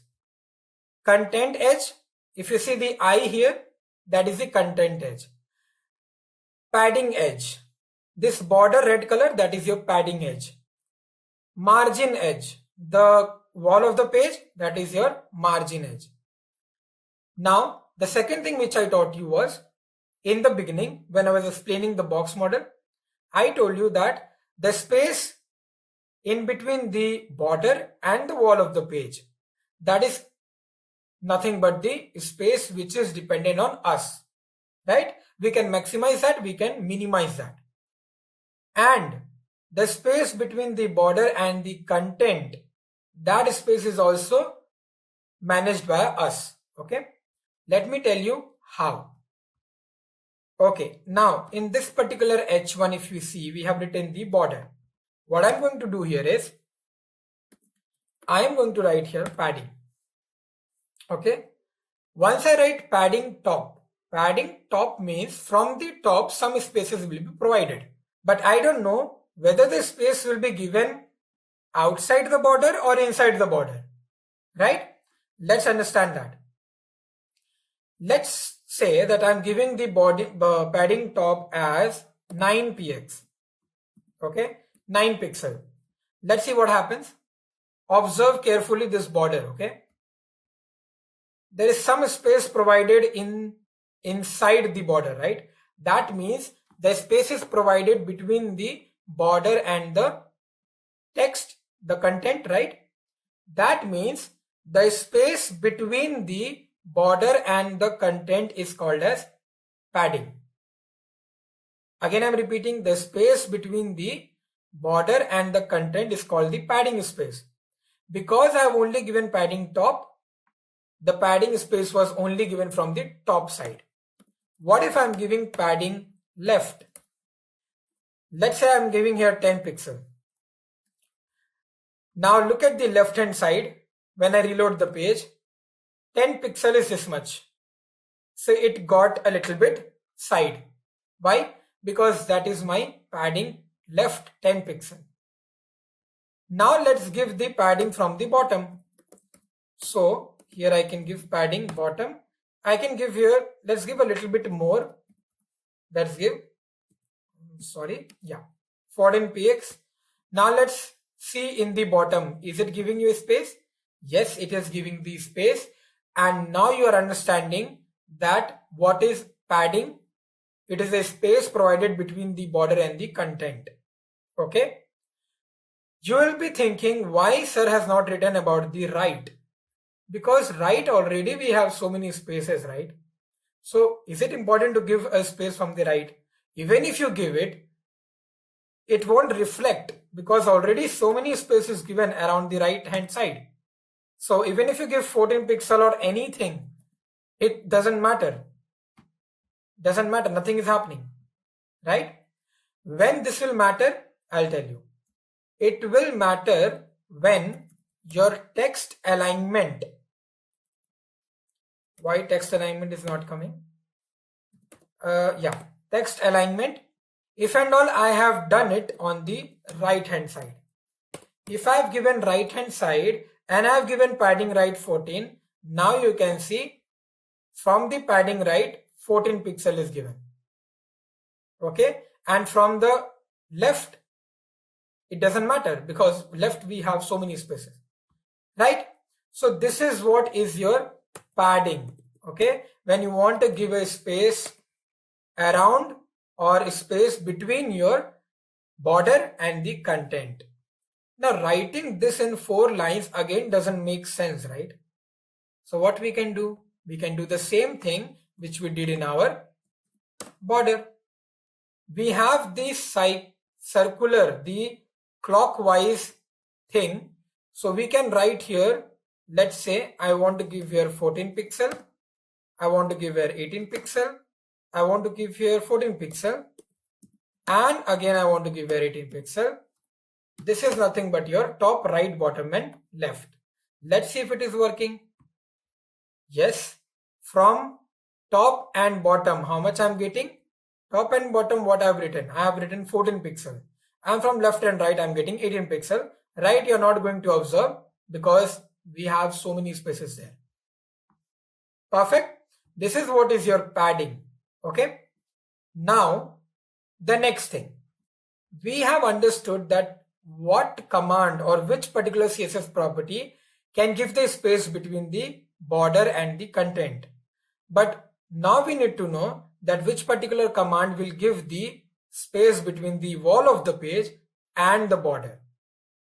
Okay, so let's do that. Here I'm going to write margin top. Margin top I'm going to give a little bit larger value so that you will be able to see the difference. 25 pixel I've given. Now look at this particular space.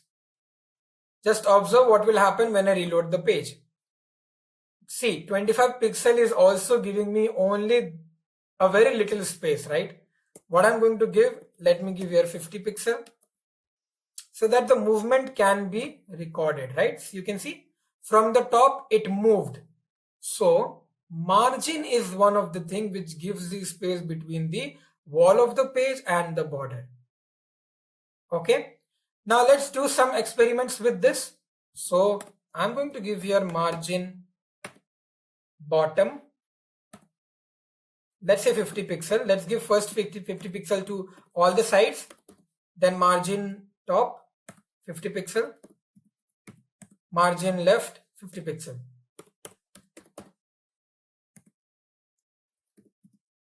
Done. Now I'm going to save this and let's reload my page. From all the corners 50 pixel will come. Obviously from down, if you notice, this is 50 pixel. Can you see the second heading moved a little bit down because this is 50 pixel. Okay, why my right is not working? I've given top here. Okay, now I think from the right also this should work. So now from all the corners we have the margin space given. So margin is the space which is provided between the wall of the page and the border.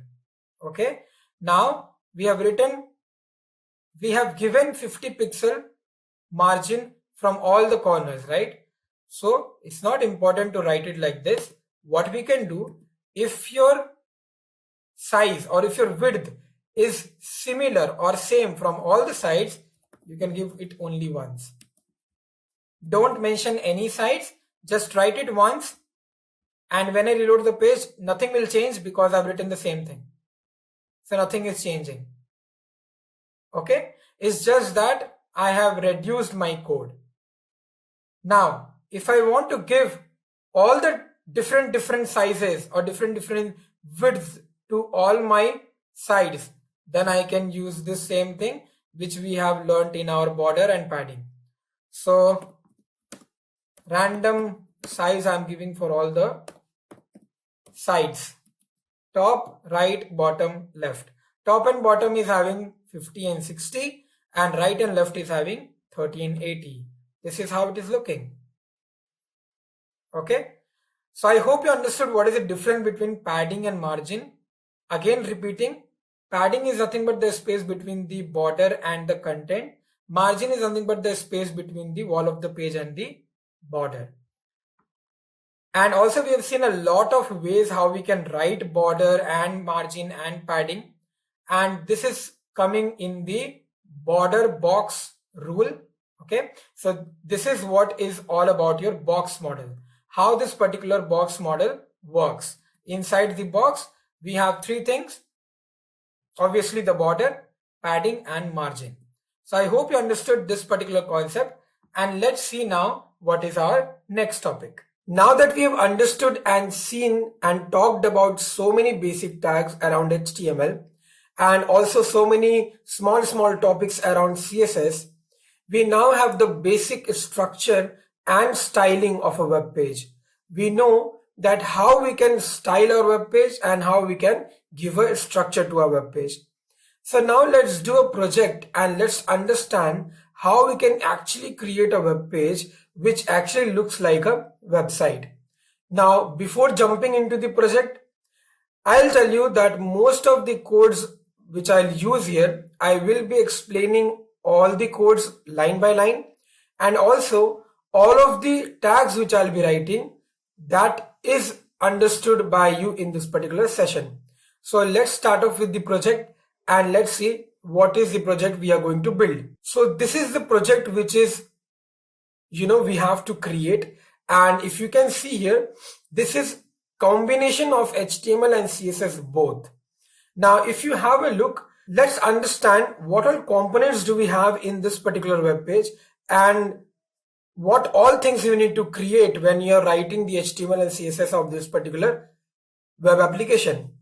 Now in the starting, you can see there is a small bar, the black color bar, in which you can see some navigation links are written. So if you click on it, then obviously something will happen. But right now I have not given any commands to these links. That means any hrefs I have not given to these links. So it is not taking me anywhere. But this particular web page talks about GL Sports. Okay. and then about us, indoor, outdoor, history, GL sports. This is nothing but the particular navigation links around this bar, and then you have the heading, and then you have some small paragraphs, and in the background we have a image. But remember that background is not all over the screen, it's just that in that particular heading. Okay, now how to do that we will see when we will start the coding. The next part is very interesting, which is the footer. Now understand that in any web application we have two things. One is header and one is footer. The header means where you write all the header materials. That means the navigation links or any such logo, or whether you want to give your company taglines and logos, that you will give it in your header. Right now I have not used any logo of GL, but what I have used is I have used the navigation bar here as an header. Okay, and the next thing is footer. So footer is nothing but the down part. So in the down part you will be getting all the extra links which you want to provide to your customer, or the details which you want to provide to your customer in every single page. So this is a kind of footer which I have created here. Okay, and then there is a small bar at the last for the copyright, but that is fine even if you don't give. But most of the companies recommend that you should give the copyright standard here.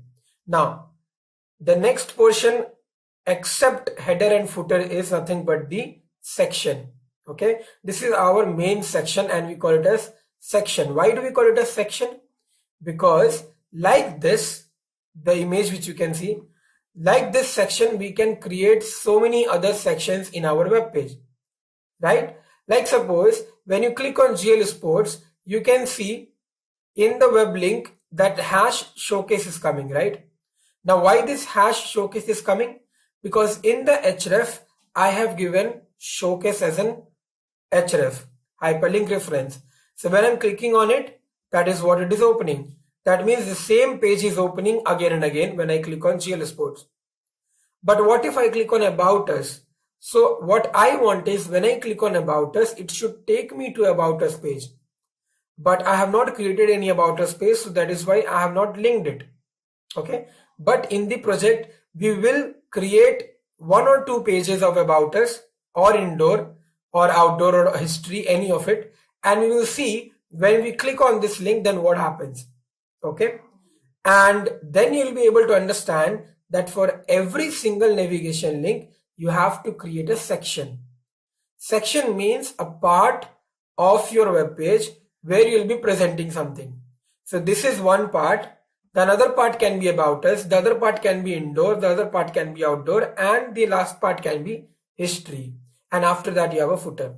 So all those sections which is about us, indoor, outdoor, history, those all are nothing but your sections. It is called as sections. The next thing is your aside. What is aside? Now let me first clear you that in this particular project I have not given any aside. Okay, now let me tell you what is aside. So in many of the web applications you must have seen that on the side, on the left hand side or on the right hand side, you will see a small bar. Okay, different section will be provided on the left and the right hand side, in which some advertisements will come, or you can say some menu items you have given, or you can say some more links you have added there, right? The best example is Wikipedia. You must have seen on the right, on the left hand side there will be a bar, right? And in between all the content will be there. So those sidebars are given by the use of aside tag. Okay, so these aside tags will make sure that your all content is on the aside. Now what I'm talking here is nothing but header, footer, section and aside are nothing but the preliminary tags used in HTML. That means it doesn't do anything. Header tag, footer tag, aside tag or section tag, these all tags doesn't do anything. It is just a container to let the user know that this is the header, that this is the section, that those are the asides. Okay, So it is just to let the user know that when he will see the code, or when the developer will see the code, they will understand that where the header is written, where the section code is written, where the footer code is written, and where the aside code is written. Okay, and that is what we need to make sure when you're writing a program or when you're writing a project on web development. Okay, now without wasting much time, let's start off by creating this particular project, and let's see what all things do we need here. Before again going to the Sublime, I must tell you that writing an HTML of any web page is really very easy.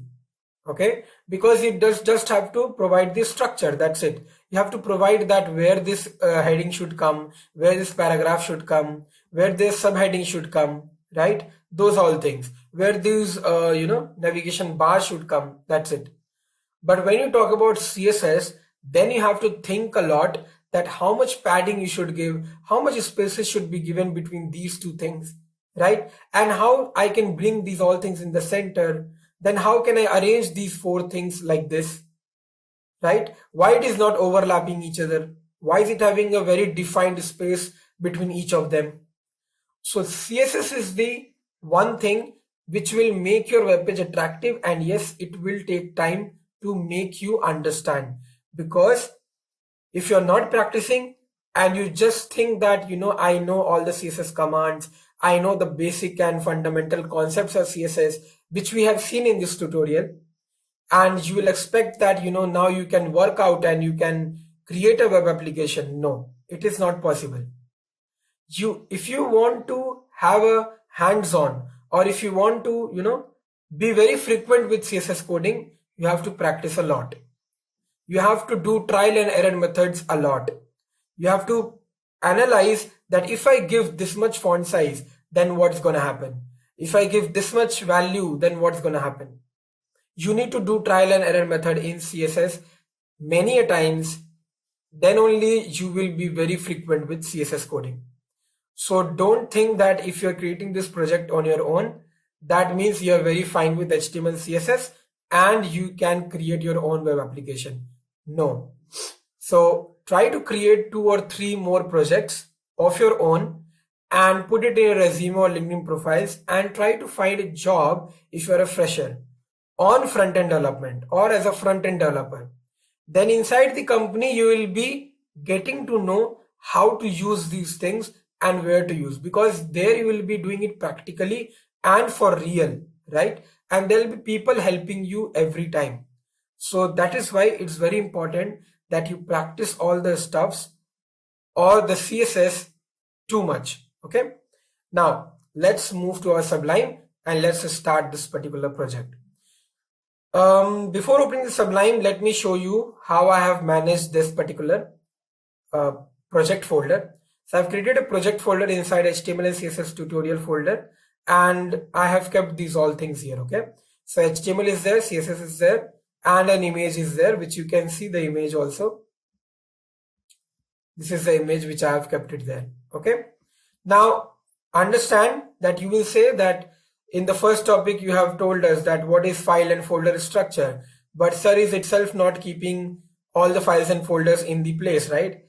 I mean to say that I have not created any CSS folder and kept the CSS there, or I have not created any images folder and I kept the image there. Why? Because I am using only one CSS file and one image file, right? So I don't think that it's necessary to create another folder and increase your folder structure. Again and again, you have to go inside different folders and you have to open it, right? Why to do so? Because you have only one file. So that's why I did not create any folder, so that it will be easy for me. It will be convenient for me. Now, so obviously we are not going to again create the same thing in the same folder. What we are going to do, we are going to open the Sublime and create a new file. And this I'm going to save. Let's say in HTML CSS tutorial itself, I'll create a new folder and I'll write here sample project. Okay, and in this particular folder I have to create an HTML file. So I'm going to write here, let's say project1.html, right? So project1.html is done, and also I'll be creating a new file again and save it in the form of CSS, because see, when you're working with HTML, it's not important that you should first work with HTML and completing HTML, after that you're moving into CSS. It all depends on you. What I prefer is nothing but we write the whole HTML at once and then we go to CSS. What you can do is you first create the header of HTML, and once you complete the header of HTML, then you go to the CSS and provide all the styling for that particular header, so that at least header will get completed. There will be nothing left for the header to be done, right? But doing that can affect your other sections of the page, right? So that's why I don't prefer it, but it all depends on you. Now let's write the CSS file name. So I've written style.css, and now we have to start writing our code. Now first of all, what I'm going to do, I have already opened this particular page here, right? What we will do is we will write here a normal structure of our code, okay? And here I'm going to give the title as GL Sports, okay, the title. Let's save this, and what we will do is we will open it in the browser.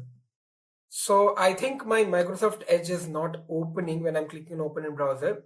So let's do one thing. Let's copy the file path from here and let me open it just beside our main project. Okay, so you can see this is our page and the heading is coming here, GL Sports, right? Now we have to start creating our HTML file for these all things. Let's do it one by one and let's see how we will do it. Now, when we talk about the body portion or the main portion of the file, what do we have in the beginning? We have the header in the beginning, right? So what we are going to do, first of all, we are going to provide the link, okay? Because we have to give our CSS file here. So I'm going to name here style.css. Now once this is done, our title and link is ready. Now in the body, I'm going to type my div. Why I'm writing the div? Because I want to actually give header a particular container. You can see this particular black color bar is nothing but a container, okay, inside which 5 or 6 things are written, correct? So this is nothing but a container inside which all the necessary things are written. What I'm going to do here, I'm going to give a div, and to this div I'm going to give an ID. Why I'm giving an ID?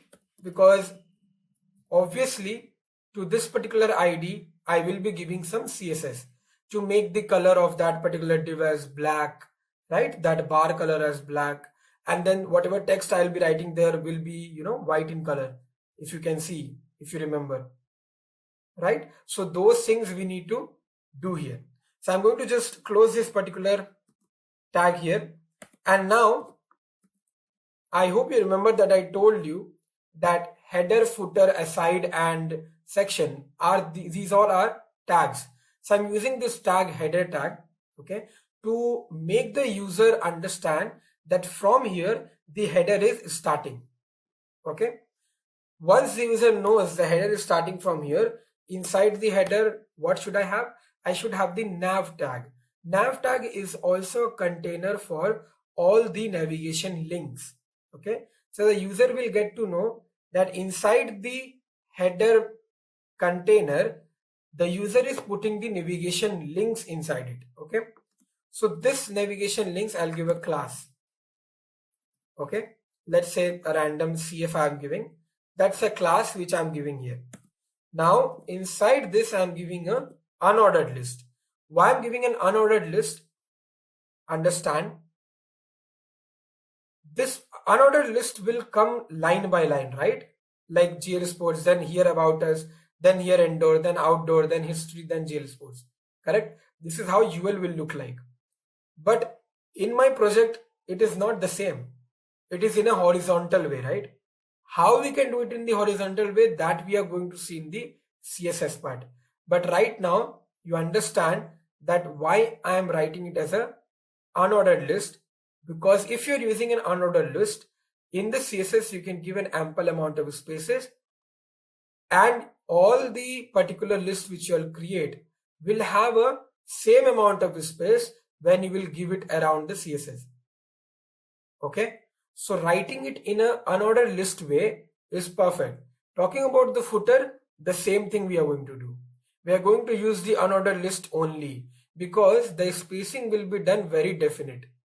Okay, now after the UL, in this particular also I will be creating a class and I will be naming it as CF. I will tell you why I am creating these classes and ID. And now I'm going to do an li. Okay, now in this particular li, I am going to give the links. Okay, now let me give a link of showcase here, and I'm going to give the heading of GL Sports. So this is the first link which I have given. I'm going to close the li. This is the first link. Let's see what happens in my browser. One second. Yeah. So you can see this is what is expected, right? Because I have what I have written in the HTML. I have just written the UL tag and the li, and this is how it is looking. And the li, we have given the a tag. That means whatever content you are writing in your list, that's a anchor tag, that's a link. So it is coming as in the form of a link. Perfect. Now what next? Understand that why I have given here hash showcase when I'm writing href. I hope you remember that when I said when I'm clicking on GL Sports, in this particular, let me just reload the page once. So you can see here when I click on GL Sports, in the link, in the URL, you can see hash showcase is coming, right? Why is it coming so? Because in the href I have written hash showcase. Same thing is happening here. In the href I have written hash showcase. Now when I will click on that particular link, hash showcase should come. When I click on this link, hash showcase is coming. What is the meaning of this?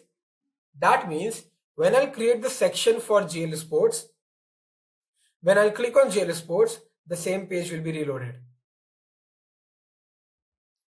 The same page will be reloaded.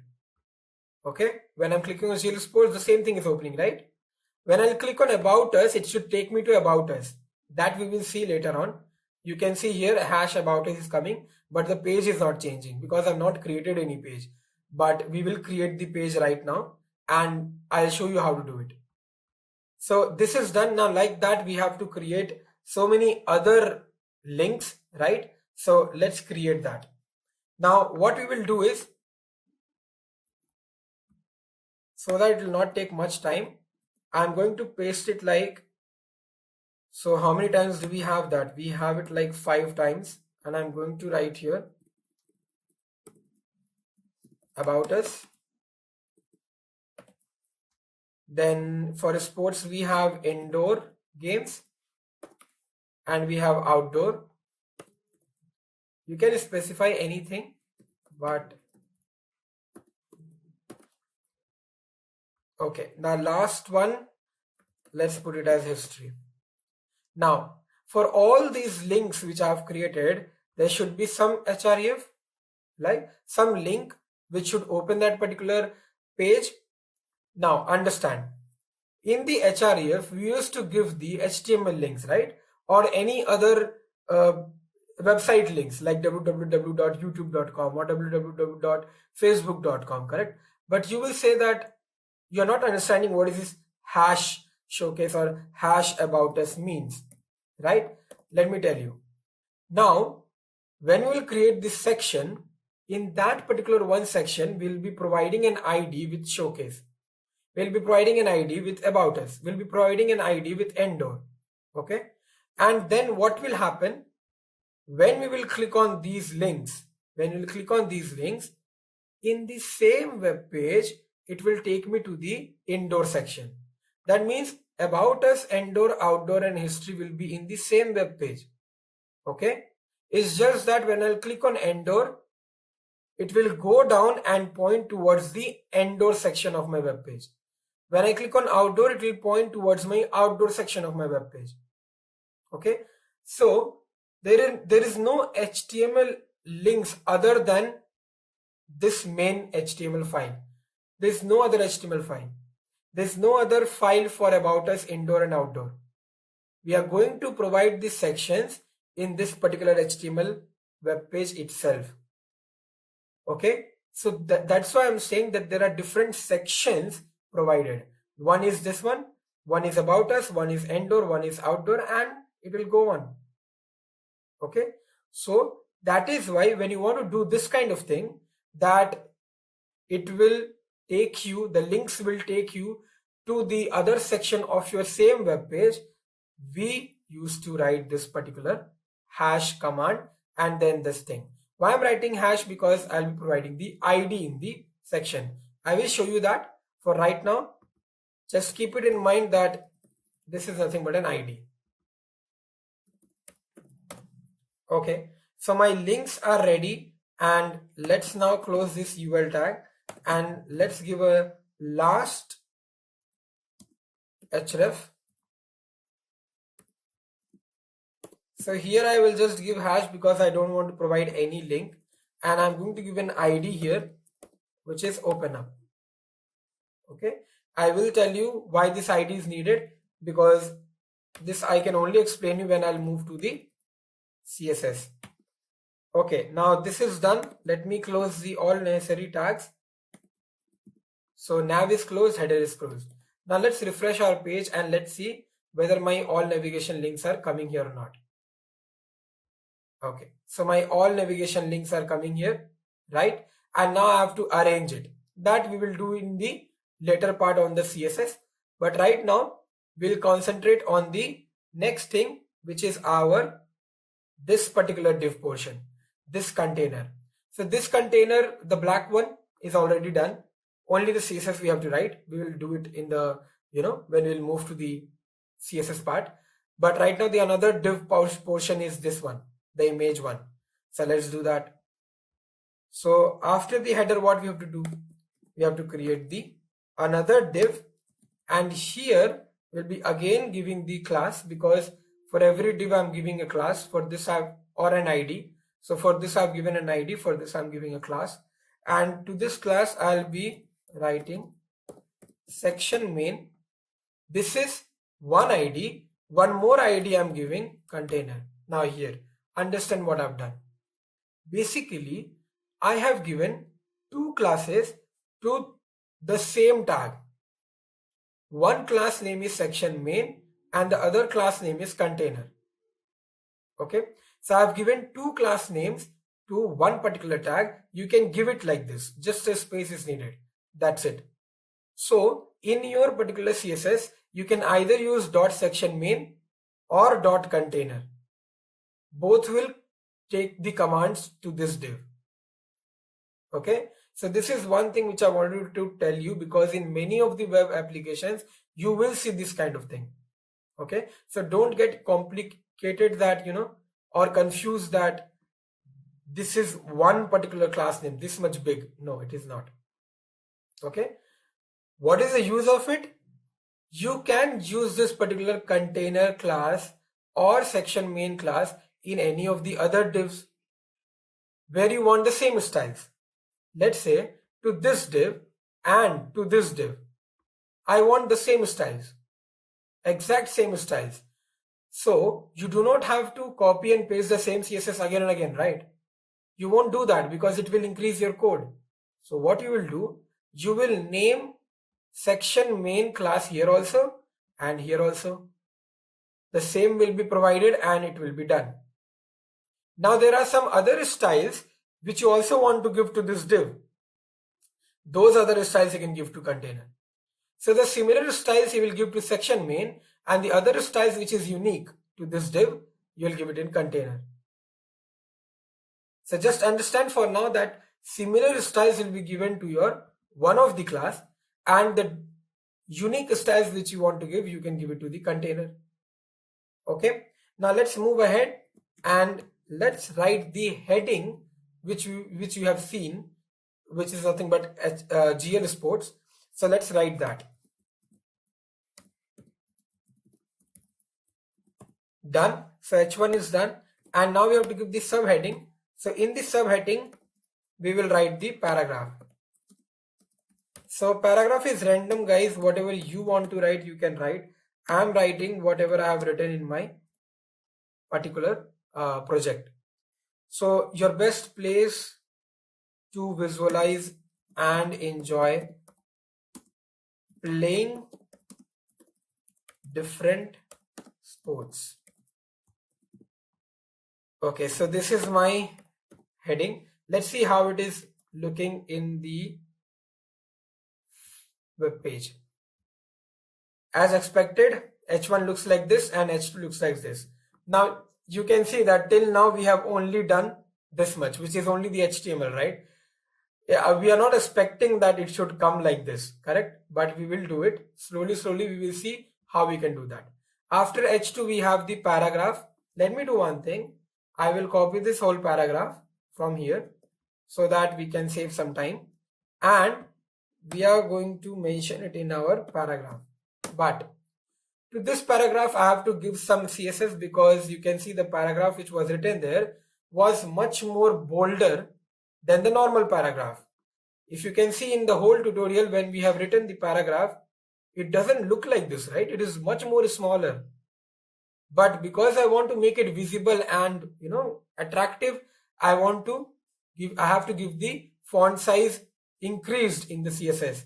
So I'm going to give a class, because I want to write the CSS for this particular portion. So again I'm giving two CSS for this. Okay, these are the two CSS which I'm giving here now. You can give any name. I'm also giving just random names. And now I'm going to paste up my paragraph, and I'm going to close my paragraph. I'm going to close my div, and I'm going to close my other div also. Okay, now you can see the first div I have not closed it here before starting the another div, because I wanted that inside one div you have two things. Inside this is the whole div, okay, the image and the black bar, this is the whole div. Inside the div you have one more div, okay, something like that is happening in our code. So this is done. Now what is next? Next we have the footer.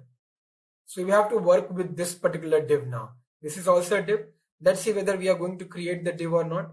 So after this div, what we have to do is we have to create the footer, and here we need to write the div again, one particular div we have created, and to this div I am going to write the container class. You can see here container class I have also given here, and I have also given here. Why? Because there are some styles which is common to this div and to this div also. That is why I have written it here. Okay, and in the section main there will be unique styles which will be only for this div, and I'll not use this section main anywhere else. Okay, because this section main is unique to only this div. I hope you are understanding what I'm saying. Now let's move to creating another div, and here I'll be writing the CSS for footer. So I'll be writing here the CSS name as footer calls. Now you'll be asking that to the same div you are giving two classes. No, I'm not giving classes to the same div. You can understand that inside this div you have another div. Okay, so it is not the same. That is why I'm not writing here footer calls. Okay, I'm writing it in another div. That's another div which is having another class footer calls. Okay, now what next? Now we have to create all the unordered list. So how we can do that? UL li, and to this li, obviously, what is first? Let's see. You can see we have shop and play, right? So we have to write here shop and play, and it is not having any link. If you see here, this is not clickable, but these are clickable. All of these are clickables. So the first list is not an anchor tag. It is not a link. The first list. All the next list are anchor tags. So this one I'm not creating a anchor tag, but the next ones will be a anchor tag. To this, what reference I'll be giving? Right now I'm not giving any reference, so just putting it like a hash.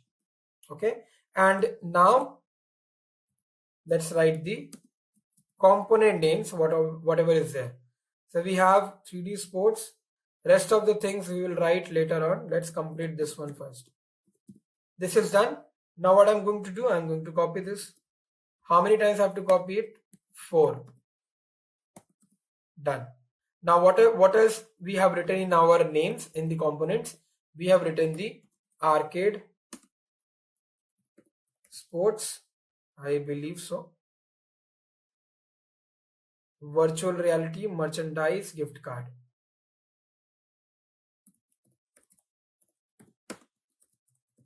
Virtual reality, merchandise,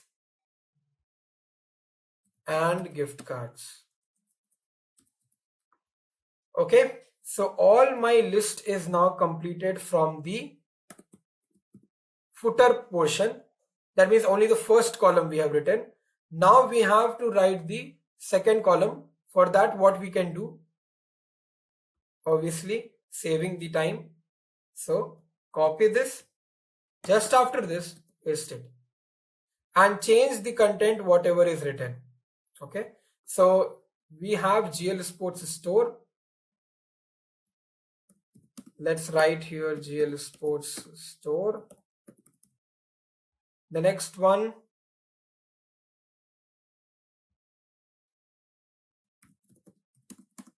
find a store.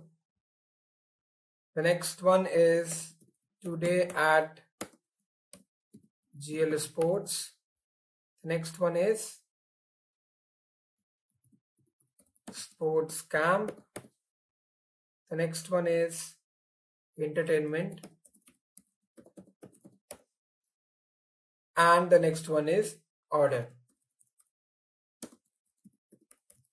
Order sports items. So I hope you are understanding what is happening here. We are creating these 4 columns one by one, right? Right now it will not look like a column because it is just a normal list. So this is how it is looking, okay? I'll create the more 2, okay? And then we will move out to our next portion. Let's see what is the next thing. So, okay, this is already copied. So I'm going to just paste it once more. And this is done. So we have created our 4 columns. Changing of names will be done. Let's not waste time and let's change the names and let me come back, right? So now we are done with all our list and everything. So you can see here we have all our 4 columns, whatever we wanted to create, and we have changed the names of all of them. So let's go back to our browser and let's see how is it looking. So if you can reload the page, you can find out that all the names are different and all my 4 columns are created. Now have a look that whether we have completed our structure or not. If you can look in this particular web page, our structure is what? Our designing is what? Our designing is nothing but the content whichever you are writing. So the navigation content is nothing but these links. Then we have the heading, subheading, paragraph, and all these footer components, right?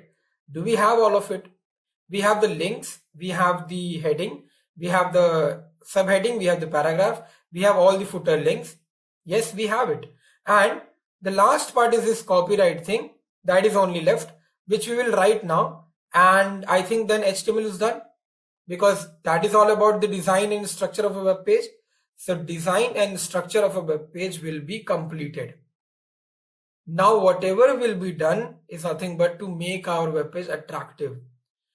I hope now you will understand, and you are understanding that why CSS is very important, right? You can see that this is only given me the HTML part, and it is not at all attractive, not at all self-explanatory, and I can't even recognize what kind of web page is this. Sometimes you must have seen that when you're opening a Facebook login page, it comes like this, right? It doesn't come in a proper way, but it comes like this. It loads like this, right? Because the reason is the CSS of that particular code is not loaded properly in the server. That is why all the styling is not coming in a proper way from the server. Only the HTML part has recovered and only the HTML part is showing. You must have seen sometimes in many web pages it happens that the web page is coming like this, right? So this is what is all about your HTML and CSS and why is it important, okay? Now, let's go back to this and let's see what is here. We have copyright 2021 great learning. But the problem is, what is this particular symbol? This is not @ this is something else. How can we give that? Right? Let's see how can we do that. So we have written all our complete 4 columns. We should close some things. Let's find out what all things we need to close. Just put a slash, okay, div, one more slash, okay, div. So 2 of our divs which was opened here is now closed. Now what we have to do, we have to write that copyright thing. So what we are going to do here is we are going to create a different div, because if you look here, this is having another container which is gray in color, right? This is kind of another container which is gray in color. So don't you think we should create another div? So we are creating another div, and to this we'll give a class. We'll write the class name as footer bottom, because it comes inside footer but it is in the bottom part. I'm just giving a random class name for self-explanation, but you can give any name whatever you want. This is done, and here I'm going to write the statement copyright. After that copyright there was a symbol, but in my keyboard I don't have that symbol. So how can I give that symbol in HTML? You give the and then you write copy, then semicolon. Once it becomes in purple in color, you will understand that this is doing something. What it does, let's see. So I'm writing only this much and showing you in our web page whether that symbol is coming or not. I don't know if you can see it. Let me zoom in and you can see that symbol is coming here, right? So this is how you can give those particular symbols. And not only this, but there are so many other kind of and commands which you can use to give such particular symbols. Okay, check it out in Google and find out that what all other symbols do we have around like this. Okay, right now let's complete our sentence. So we have 2021 and then great learning. Perfect. So I think this is done. Now let's close the div and close the footer, right? So this all thing is done from the HTML part, and you can see it's not a very big code. It's just necessary things we have written, whatever we require in our web page. So should we go and start our CSS? Yes, surely we will start now. Now, this from now, when we are starting the CSS, it's very important for you guys to understand each one of the codes, whatever we'll be writing one by one. First of all, if you look into your HTML, you have to always compare your HTML with your web page. That which component or which tag have you used? Like suppose I've written this body here, right? So I know that my body contains my whole web page, right? And I want to change the font family of this particular web page. That means how is it written here? It's not very attractive, okay? It is not looking very good to me. So what I can do, we'll give the body and we will write here the font family. For the font family, I'll be giving here PT Sans, which is nothing but a kind of a font family, and comma I'll be giving sans serif. Why am I writing sans serif? Because I want it in the normal way. I don't want that there should be a line at the end of all the characters. I hope you are understanding what I'm saying. Let's reload my page.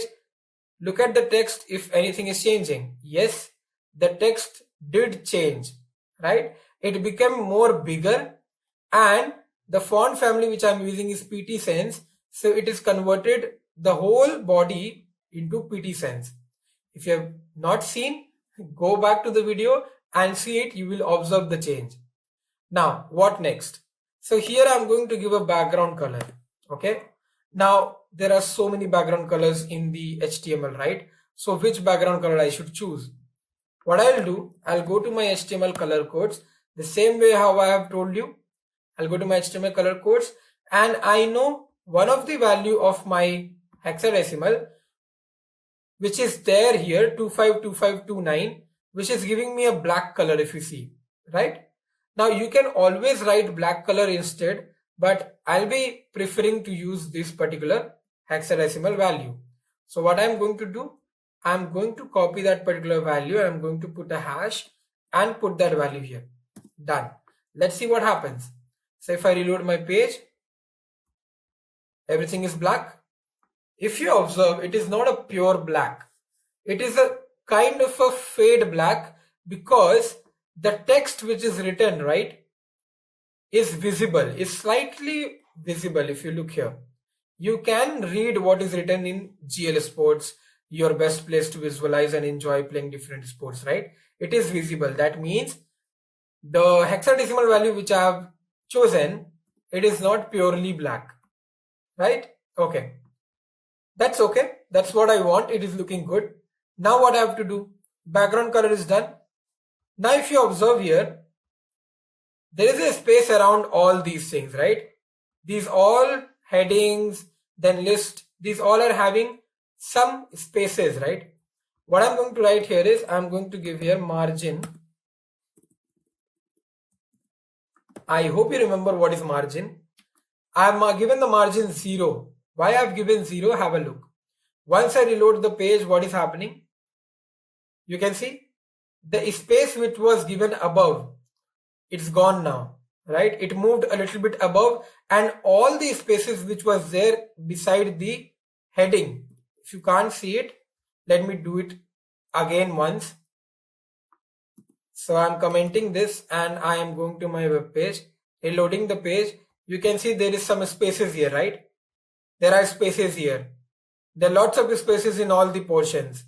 So to remove those little spaces, I have given margin 0 so that everything will be close to the wall of the page. You can see it is really close to the wall of the page.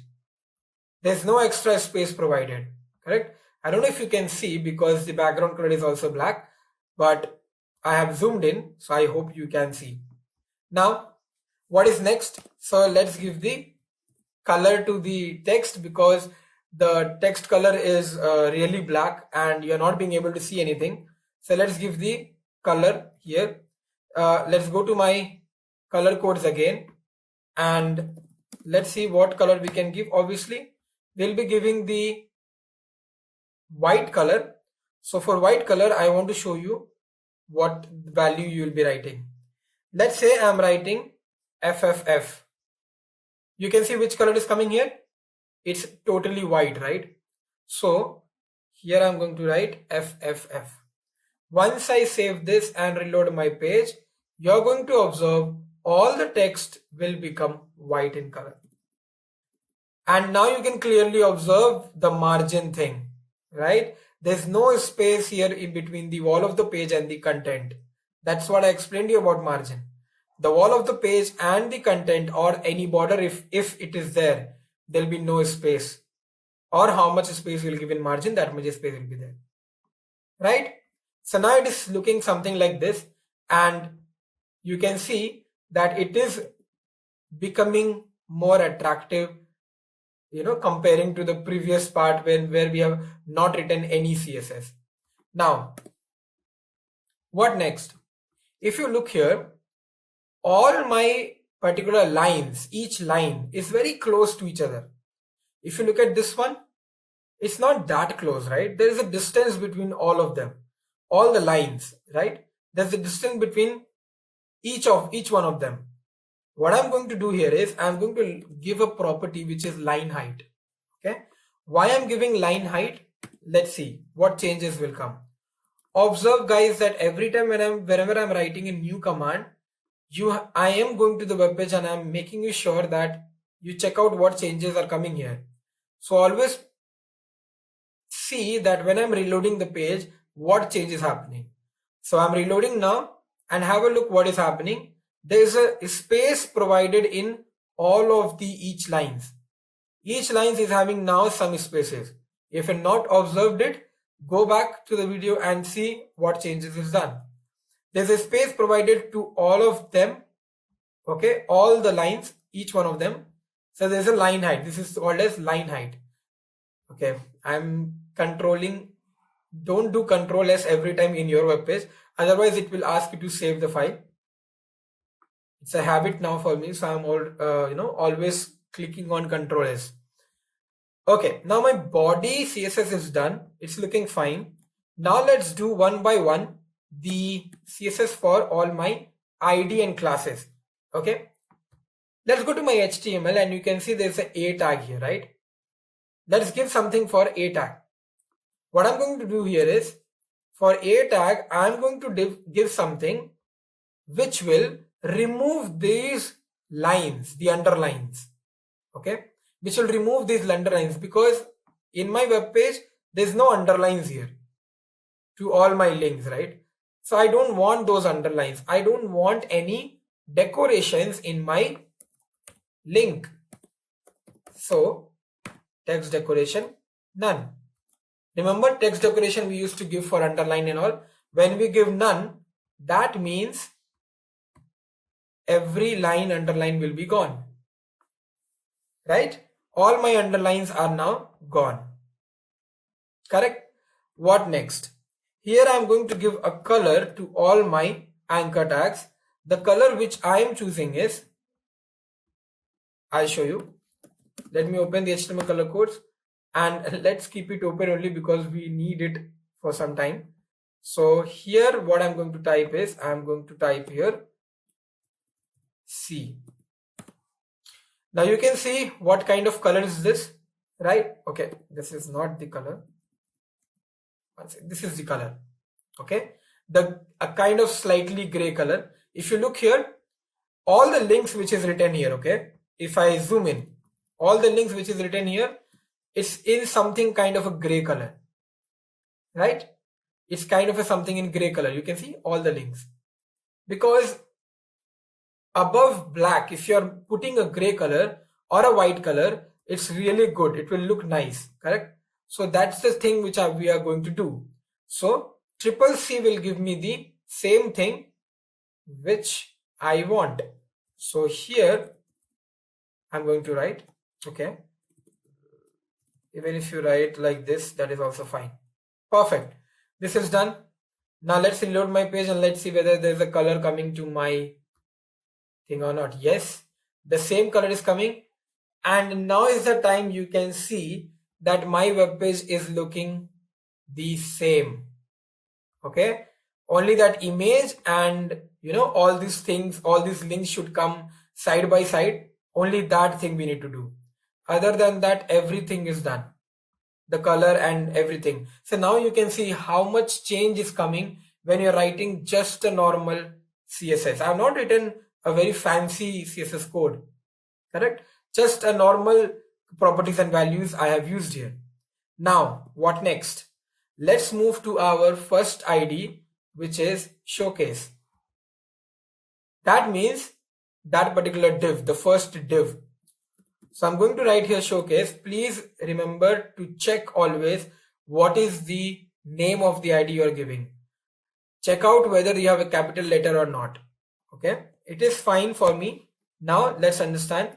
what we are going to do here. Now is the time that we will be writing a lot of code. So understand one by one what I'm doing. First of all, I'll be using the margin and I'll be giving 0 so that my all div elements is not having any margin. If I reload my page, you can see I'm making sure that all my things don't having any spaces. Similarly, I'll give padding also because I don't want any space in any corner of my page. So I'm giving here padding also. Let's refresh my page and just making sure that padding and margin is 0 now. Next, what I'm going to do, I hope you remember that I taught you about the CSS background. So for CSS background, we use the background URL to give my image, right? Now, before putting the image here, I need the image in my folder. So what I'm going to do, I'm going to take this wallpaper.jpg from here to my sample project folder. I'll keep it here. Okay, wallpaper.jpg is my file name. So what I'm going to do, I'm going to write here wallpaper.jpg. Okay, once you write that, now remember I told you that once you are writing any of the background image or any of the background image you are giving it to the web page, it will repeat, right? Let's see what happens. Is it repeating or not? My image is coming and yes, it is repeating. It has repeated twice, right? I don't want it to repeat. So what I should give? I should give here background repeat, right? I should give here background repeat with, I will write no repeat, correct? But instead of this, to save time and to save the lines of code, what you can do, you can write here itself no repeat. Let's see if it is working. So it is not repeating, right? There's only one image. What next? Also, I want this to be cover. Cover means background size cover. I hope you remember. Background size cover means that the whole page will be taking the image. You can see in our web page, the whole page is taking this particular image as the width, the screen width, right? So I have to give that. Here I'm going to give center cover. Okay, so the web page will be in the center plus it will cover the whole screen width. I've saved the file and I'll reload the page. So you can see it is basically covering my whole page, and now it is also one, it is not repeating. Okay, so this is done. Always remember to save the file. If you're not saving the file, you will not see the impact in your web page. So this is the most frequent errors you can see. You can say which freshers do. Okay, now after the background, what we need to do is, you can see the whole idea of putting the image here was to bring it like this, but we can't actually see that that is happening, right? It is more of a very small kind of image which is just covering the half of the screen width, right? It is not properly coming like this. What we can do here now is we can give the width. The width I'll be giving here is 100%, and let's see what happens. So if I go to my page, if I reload, this is now the image is taking the 100%, okay? The whole screen width. The next what I'm going to do, I'm going to write the height. Now understand what I'm going to use here. I'm going to use 100 VH. Now what is this VH? VH means viewport height. Remember that in this particular CSS, whatever codes I'll be writing, I'll not be using one measurement. That means I'll not be using only pixel or only percentage or only EM, right? I'll be using a random kind of different types of measurements, so that I'll be able to tell you that how many types of measurements are there in HTML and CSS. Okay, so don't get confused. I'll be telling you the meaning of each one of them. So viewport height is nothing but one of the measurement, which is actually the height considering the viewport. That means how the user is looking at your web page. Now This is also one kind of measurement. Let me comment it and let's see what happens. So if you look here, now my image is taking the actual height. If you look at your page, the actual web page is this. The height of the image is really proper here, and now here also it is very proper. Because I have used the viewport height, now my image is a little bit, bigger than the previous one, and it is covering the most of the portion of my web page. I hope you're understanding this. Now let's move to the next and let's write about the position. Position, I'll make it relative. Okay. Why I'm making my position relative? Because the image position, whatever you're giving, it should not move from here and there. Okay. So the images, when you're clicking, it should not move. So your web page will make sure that your particular image is relative. And one thing more you observe here, that when you have kept the image viewport height as 100, you can see the list has come down. Okay. And also this is another div, right? You can see this whole image thing. I am putting it where? This image I am putting it where? In the showcase ID. Showcase ID is where? In the div, the first div. And inside this div we have the navigation links and also the heading and the paragraph. So in this particular div I have the navigation links and I have the heading and the paragraph. And because this div is closed here and we have the footer starting, this is separate. So now this is done. Now let's move to our CSS and let's see what next we have to write. Here we'll be writing overflow hidden. Okay. That means if the image is overflowing or if it is looking like that it is, overflowing, that means you can see previously that black background was coming, right? That means my image was bulging out of the background. Okay. But now it is not. I'll show it to you again if you have not seen it. So look here. When I reload my page, you can see this black color thing here. Because I have told that, there should be some space. The image is coming after that. The background image is visible here. But I don't want it to be visible. It's not looking good, right? It's looking like that your image is bulging out of your background color. I don't want to actually overflow it. So I'll write here overflow hidden. So now what is happening? Now let's have a look. So you can see that particular image is covering my bulging part. That means the background color is now hidden. So now this portion, the screen width, the whole screen width without scrolling down is giving me the proper image. Once I scroll down, I can see the down part. But till the time I am in my screen, at the starting, when I'm not scrolled down, my whole image is coming here. That's what I want. You can see. When you're not scrolling, your whole image should come. Once you scroll, then you will see the down part. Perfect. This is done.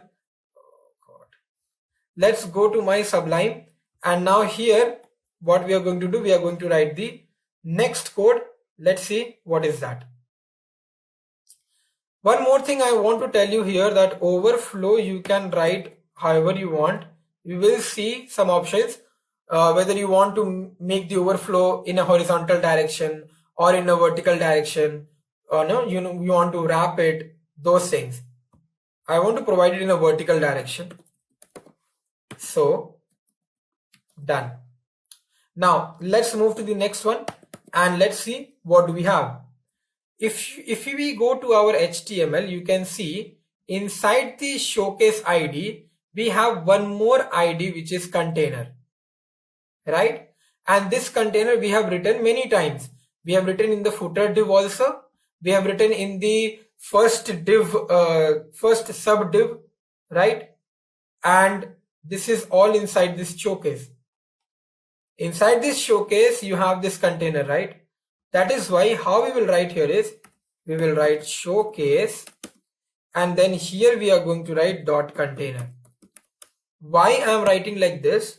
Because showcase is an ID, and inside this ID showcase you have the class container. That is why I am writing hash showcase dot container. Okay. Now here what I'm going to do, have a look. I want to give here margin top with 25 viewport height. Okay. Why I'm giving this margin top? Have a look what will happen. So if I reload my page, so when I reload the page, you can see that the heading and the container part, the other div container part. What is this heading and the subheadings? If you look at the HTML, the heading and the subheading is having the container, right? So obviously something should happen to this part. What is happening? It is moving down. Why is it moving down? Because I've given a viewport height to this, which is the margin top. So from margin top, there's a space given. There's a margin given. This is space. Let me show it to you again. So if I go to my CSS, I comment this portion. Okay. And I go to my and reload this. You can see there is no space here, right? But once I give that margin, there's a space coming. That's why we are writing there margin top 25 VH. Okay, viewport height. This is viewport height. Now, next. So for container also we have given the viewport height. Now let's move to our next code and let's see what is there. Now in our showcase, in the HTML, in our showcase, we have some things which is H1 and H2. And as I have mentioned that H1 and H2 is not looking the same, right? If you look here, H1 is really very big and H2 is also really very big. Paragraph is also really very big. It is not that small. How we can change that? Let's do it. So let's go to our CSS, and here what we are going to write is we are going to mention the hash showcase. Everything is inside showcase, right? This H1 and H2. So hash showcase H1. I'm going to give the font size for sure because I want to increase the font size of my sentences. So font size I'm going to give here for REM. Again, what is this REM, right? REM is nothing but root elements font size. Remember that these kind of REM measurements are always given to font size. Okay, so when you're working with any font size, please give this kind of measurements for REM. It's not compulsory, but use this kind of REM measurements to give whenever you're working with font sizes. So I'm going to comment this. This is root element font size. Let's have a look what is happening to the H1. Remember that H1 is my GL Sports, so it is getting increased, right? Now let me increase the thing for H2 also. So I'm going to paste the same thing and I'm going to change this to H2, and here I'm going to give 2 REM, a little bit smaller than the H1, right? So let's go back to our thing and just have a look at this H2. What will happen? I'm going to reload the page and you can see this is also increased. What next? To the H1, I want to give something else also, which is nothing but margin bottom 0. Why I'm giving this margin bottom 0? Let me show you. Okay, I've given the margin 0. Let me go to my thing. Now have a look. I have given it in H1. So have a look in H1 bottom portion.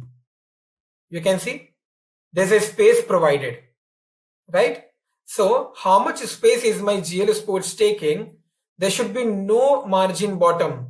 There should be no space provided. So it came a little bit above.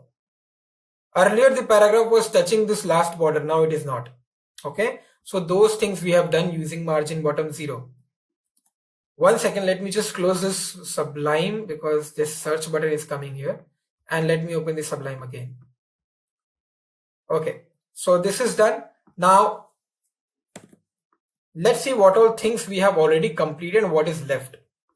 So I think my web page is coming into a proper position. The background image is there, the heading is there. So we are getting all our components and all our links and all. But now let's work on our navigation bar and let's make it come, one by one in a horizontal way. How we can do that? Let's see. So obviously my navigation bar is having this nav tag, right? So I'm going to obviously start off with nav. To this nav, what I should give?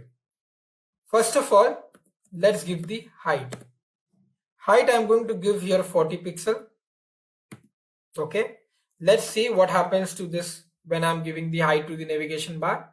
Once I reload, you can see now the height of this navigation thing is 40 pixel. So you can see the GL sports and your best place to visualize. I don't have to scroll down to see that. Now everything is in my first look. Like whenever I'm reloading the page, the first look of this web page is giving me the navigation bar and also my H1, H2, which was happening here. Okay.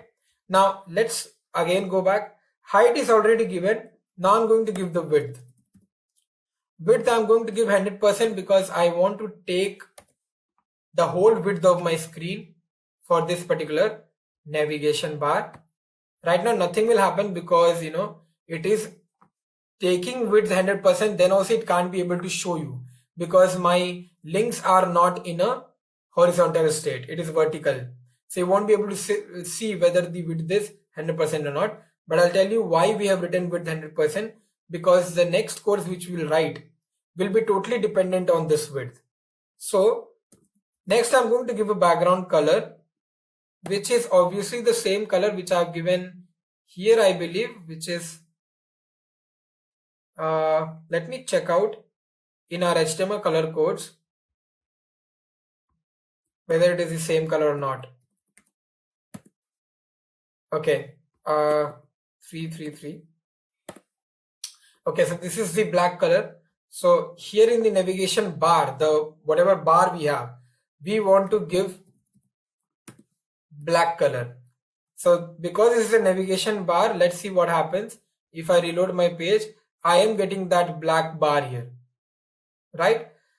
That is why I wrote width 100%. Now you can see the exact width 100%, right? That's why I told you that when I'm writing width 100%, earlier it was not showing me anything because there was nothing to show them, right? There was nothing with the web page to show that they have taken width 100%. But now as soon as I give background color black color, or it is not properly a black color, it is something kind of a dark gray. So when I'm giving that particular color, now you can see that bar is coming, right? So it is taking the width 100%. That is why we have given width 100%. Now what?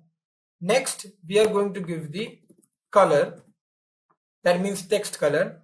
And here I'm going to show you how to give the RGB value. Okay, I'm not giving a hexadecimal or a normal name of the color. I'm going to give a RGB value. To this RGB value, let me show you what value I'm going to give. So go to color codes and here let me write the values. So I'm going to write here the G to be 34 and the B also to be 34. Once you do that, you can see 51, 34, 34 is giving me a black color again. So what I'm going to do, I'm going to write here 51, 34, 34. Once I reload my page, you can see the navigation thing is now becoming black, not my text. Understand this. In your HTML, your navigation is containing what? UL and LI, right? The text is inside the A tag, right? The text color when you are giving, it is not provided to the text. Instead, it is provided to the list and the UL.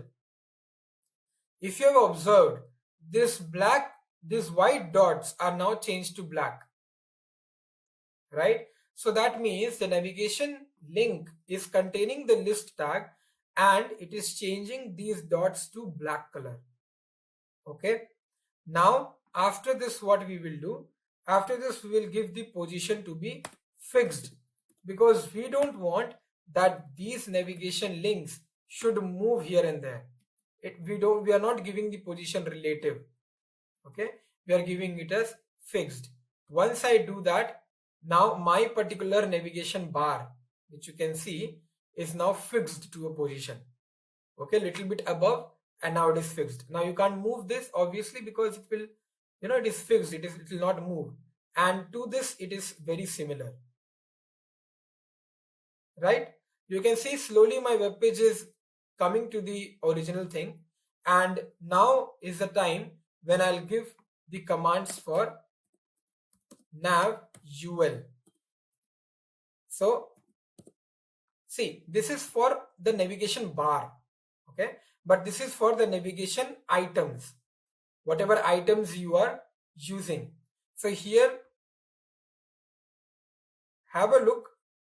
If you talk about the UL, you can see in the normal web page what is it? There's no space given around the, around this list, this whatever list you have written. There's no space around it. There's little bit of space, but not this much, right?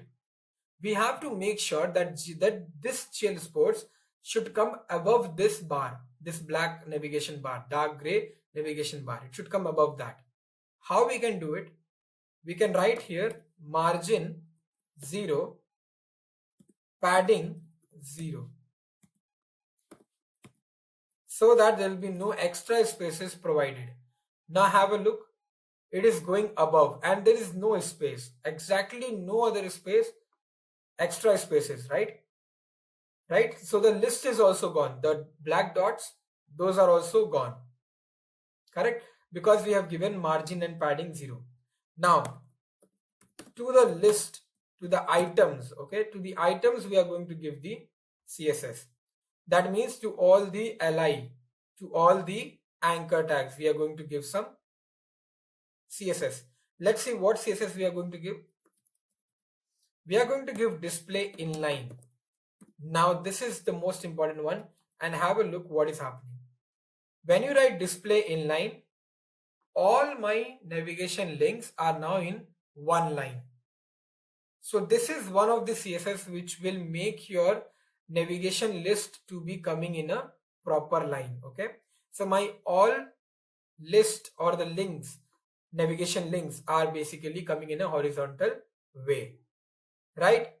Next, what I'm going to do, I'm going to write here float left.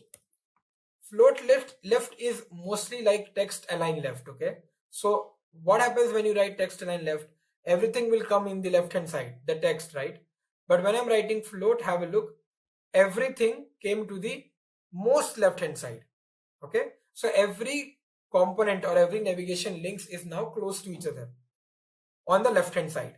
Okay, so there is no spaces, nothing, and but the thing is, my everything is on the left hand side and everything is in a horizontal way and everything is on the dark gray horizontal bar, right? Navigation bar. So that's a good news. Now, next, what are we going to do? Now, we are going to give commands to this particular anchor tag. That means we have to make sure that these links are now looking something like this. That when I hover into it, slightly light gray color should come.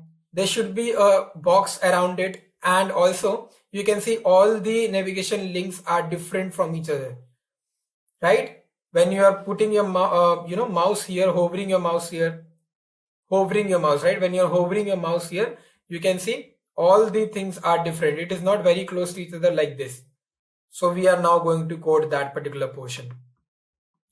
So to this A tag, what things we are going to give? We are going to first give the display as inline block, not inline, but inline block. Why I'm giving inline block? Because it will make sure that all the anchor tags are coming in a horizontal way. Also, it will come as a block. What kind of block? If you see here, this is block, right? This is 1 block, 2 block, 3 block, 4 block, right? Now have a look. When I reload my page, you can see it is now kind of a block, okay? It has become like a block, but you're not being able to see it. It is now a block, but you're not being able to see it because we have not given an other color to it. We are not have given the hover effect to it. So whenever I'm putting the mouse, nothing is happening because we have not given the hover effect. But now this is an inline block, okay? Now, next what we are going to do is we are going to give the width. To the width, I will give here 100 pixel. Let's see what happens. So because now it is a block, you can see every block is now having a width of 100 pixel. Every block, that means block means what? A kind of a container, right? All the containers are having a width of 100 pixel. And that is what is giving me this space. So you can understand the idea that till the time it was not looking like a block, till the time I did not make it as a block, I did not give the width, because then separation will not be equal, right? Separation will not be equal. Let's suppose if I comment this particular section and I've just given width 100 pixel. Let's see what happens. You can see, because it is not a block, the width thing is not coming here. Because there's no separation, there is no such thing which I have given here. Take an example of a train, right? The train is having different bogies.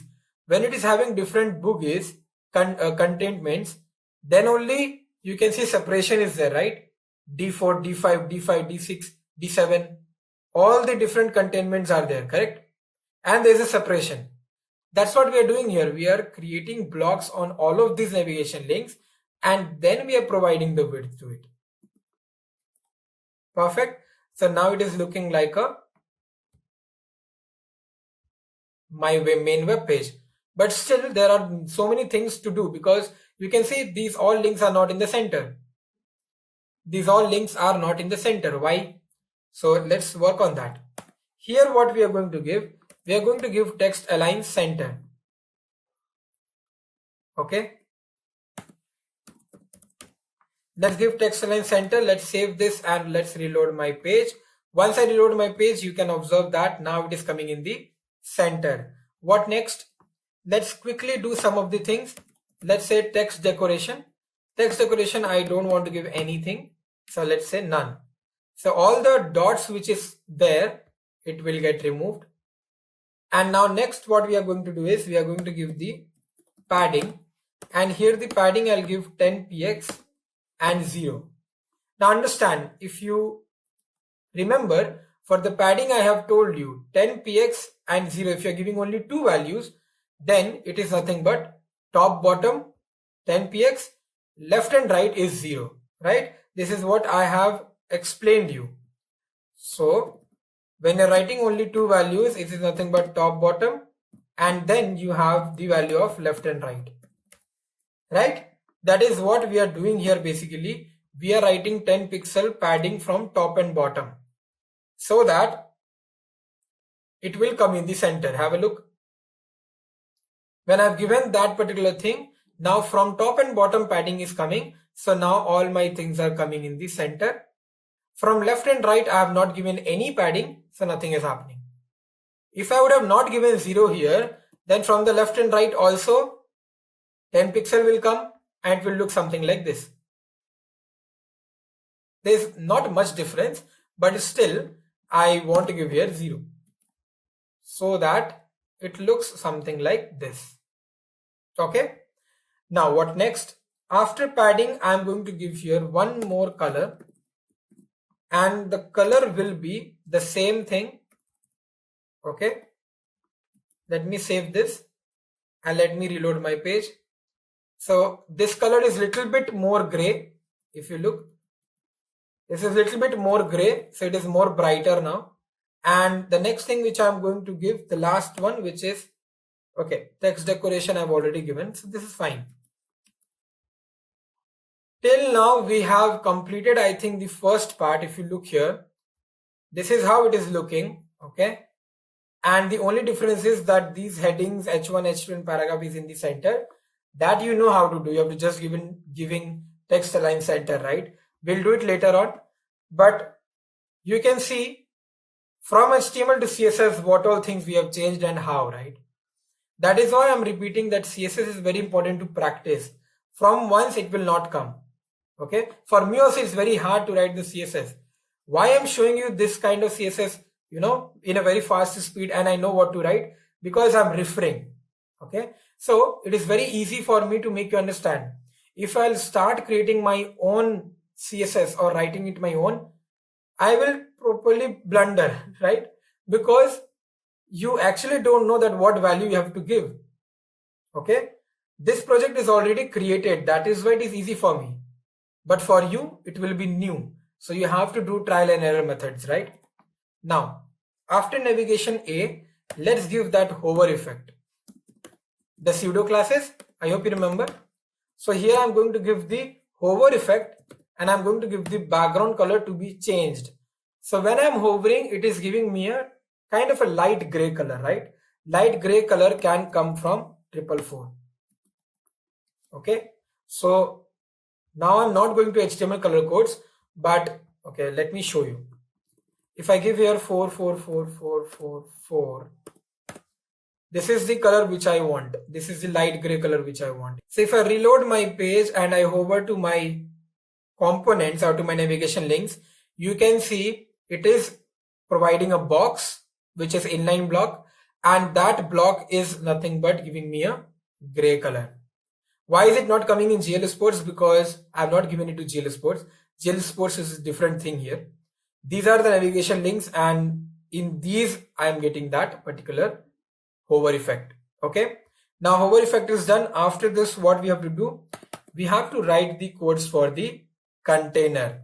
That means this container, alone container, here the container and this one. So let's write the code for that alone one. We have written the code with showcase, right? But alone to container, whatever unique styles you want to give, that we have not written. So let's write that. Now remember that in the container we have the footer portions and also this GL Sports portion. Right now we are referring to this GL Sports thing. Okay, now let's see what all things we are going to write in this particular container. First of all, we are going to write the maximum width, and here I'm going to give 1180 pixel. Okay, why am I giving 1180 pixel? Have a look. If I reload my page and if I scroll down, the maximum width which is coming around this particular web page is 1180 pixel. So the whole screen width is 1180 pixel. I'm just fixing that as maximum width. Why I'm doing that? Because when I shift these headings and all in the center, then the computer or the browser, actually not the computer, the browser should know that what is the maximum width given by the user. So I have given this maximum width. Now I can make my H1, H2 and all the paragraphs come in the center. Once I have specified the maximum width, now this whole thing will come in the center. Okay, now it's properly in the center, if you can see, right? And now is the time. What we will do is we will give the margin also, so that there will be a very descriptive space around the H1, H2 and the paragraph. So I'm going to give here the margin as auto. Okay, 0 means 0 pixel and auto means it will automatically do the margin. So you can see this space in this space on the side is quite equal, right? Earlier it was not, but now it is. Okay, now what next? After margin auto, I'm going to give the padding also, so that padding will also do its magic. So here I'm going to give the padding as 0 and 3 rem. What is rem? Root element font size, correct? So let's see what this does. Remember that root element font size, I told you to use it with font. So once I reload the page, you can see padding is done all around, and the same padding and margin is also happening around the container which is in the footer, right? So the padding and margin is also getting provided to our footer which is down. Okay, so this is what is your dot container code for padding and margin and everything. Now is the time when I have to write the codes for the footer, because that's the only thing which is left in our web page, correct? So let's begin with that. Before that, if you see, we have written to this paragraph lead, right? And why we have written here lead, if you look here, if I compare my main web page with this one, you look here, this H1 and H2 is perfectly fine, but the paragraph is a little bit much bigger, right? And I have not written any code for that. So what I'm going to do to this lead, because this lead is a class of paragraph, I'm going to use this lead and give a font size to it. What font size I'm going to give here is, I'm going to give here 1.3 rem, which is root element font size. Let me go back, refresh my page, look at the paragraph, and the size has got increased. The size is now 1.3 rem, and I think this portion is completed. My div id equal to showcase, this is now completed, right? So we have understood how to do this. Now we'll work on the footer and we'll see how we can work on it. Okay. So coming to the footer, it's very important to understand that we will use here the same thing which we have used in our navigation links, right? Because the same thing we want here also. But let's start off with footer and the first ID or the class whatever we have given.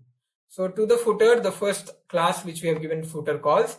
Container we have already coded, so again we will not use it. Footer calls is the first class. Let's write here that. Let's start giving the things. In the footer call, we have what? We have all the UL, LIN, everything, like every column, each column, right? So let's do that. So for the footer columns, what all things we'll get? Now understand, in CSS, we have a concept of grid system. Okay. So in now grid, what happens? All your footers will be having a row and a column. Like grid is what? Grid is nothing but rows and columns. So you can actually use display to display it as a grid. Okay. That means it will be now in a structure of rows and columns. So you can see some spaces came here, right? When I reloaded the page, some spaces came here. Now you can see it is not converting into a rows and column, what we can observe, but internally it is now forming a grid structure. It has now formed a grid structure. Okay, so it is now counted as a rows and a column. Right now it is one column, but we will slowly divide it into different 4 columns. So now let's write here grid gap. What is grid gap? I'm providing a gap to my grids. How much gaps I want? I want 20 pixel of gap to all my grids. So once I reload my page, there's a lot more space here. So this is one grid, this is second grid, this is third grid, this is fourth grid. Automatically it is giving me the grid portions, and whatever space, whatever gap I have provided between the gaps, that gap is provided. Now here is the new thing which we are going to use. So we are going to use here the grid template column, because I want to divide it into 4 columns. So what I'm going to write here is, I'm going to write repeat 4, 1 fr. Now, what is the meaning of repeat? Repeat means that same thing will be repeated how many times? 4 times, and fr is nothing but fractional unit. So the difference of those 4 columns will be 1 fractional unit. Have a look here, right? So what is happening? All my 4 grids are now divided into 4 parts with the difference of 1 fractional unit, right? So now it is looking something like my main web page, right? Only that some more styles we want to make it look more attractive, right? That we will do, not a problem. But yes, I think now it is in a proper format, right? Now what? So this grid is very important concept. We have not covered in this tutorial, but grid is not a very big topic to be covered. These are the main things which you can actually learn for about grid. So this much if you know, then it is perfectly fine. Because grid, we mostly use it in all the footers. Because in footers, we have to provide the grid sections, right? Because there are so many links. So this is better. Now, we will give a padding and to the padding I'll give here 2 rem. Why I'm giving the padding? If you look here in this main web page, there's a space here, right?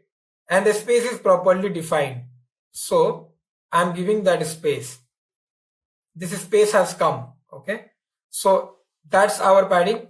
You all know that what is padding, doing here. Now let's move and let's write text align. To the text align, what we are going to do, we are going to write here left, because all my links, whatever I've given in the footer, is to be left aligned. So you can see the distance between the bullet and the text is now gone. So now all the text is aligned to the left hand side. But do we need the bullet? We don't need the bullet. We will do it in the later part of code. Right now here I will increase the font size. I'll make it around 14 pixel so that the font size will change here. If you can see, the font size of these are different. So this is done. But there's still one thing. If you can see, shop and play, GL sports store, education and business, about GL. These are looking very different from the rest of the links, right? So how to do that? Right now it is looking same, but I want to give it a different kind of look. A font size will be greater than it. So how we can do that? Let's have a look. Now next what we are going to do here is, after this we are going to take the footer calls, but now I'll be referring to UL portion. That means inside footer calls you have this UL tag. So we are going to style this UL tag now. To this UL tag, what all things we are going to give? Let's see. Here there's only one thing which I want to give, is nothing but list style none. Let's see what happens when you're giving list style none. When you're giving list style none, your bullets are gone. There's no style I want in my list.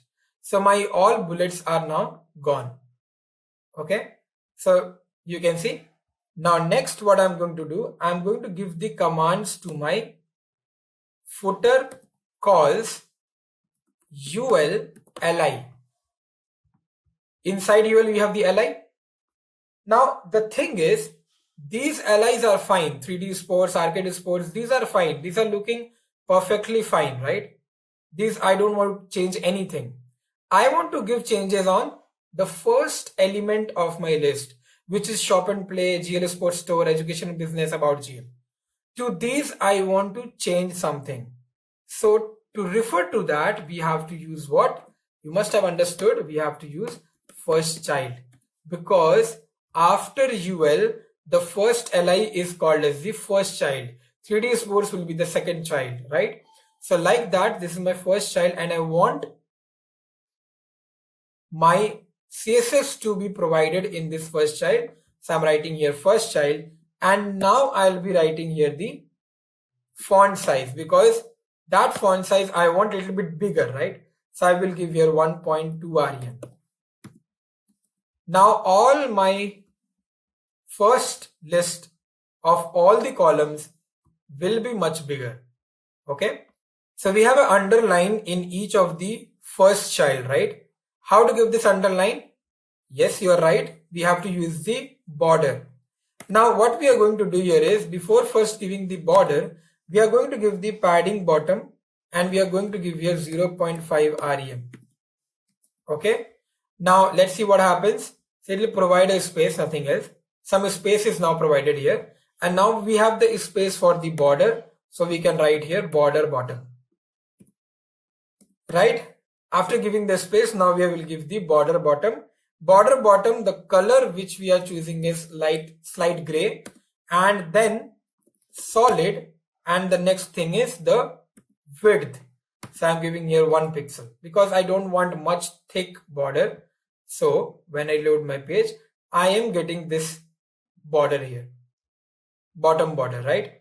Next what I'm going to give here is margin bottom, because if you look here, the particular border which is coming here, right, it is very stick to 3D sports, Finder store. It's very close to each other. So what I'm going to give here, let me give here 2 pixels so that you can actually see the border. Yes, I'm doing it for you so that you can see the border. I hope you can see the border. Now for margin bottom, I'm going to give here the value of 1 rem. There'll be a space provided in my, you can see after the border there's a space, and now it is looking perfectly the same way how it is looking here. There's only one difference which I have made is I have made this border a little bit much bigger. I've given 2 rem because it was not visible. It is not visible here also. So I've given that kind of border here so that it will be visible. Perfect. This is done. Let me remove this. Let me close my Sublime and open it again. Now this is done. Next what? Next is my footer bottom, which is nothing but my copyright statement. If you look here, the copyright statement, I've given a class footer bottom. We have to work on this one. So what I'm going to do, I'm going to paste this and I'm going to remove this. I'm going to write here footer bottom. Okay. To this, what I want this to have it in the center. First of all, you can see it is in the center. The second thing is that this is another div. If you notice, it's another div here, right?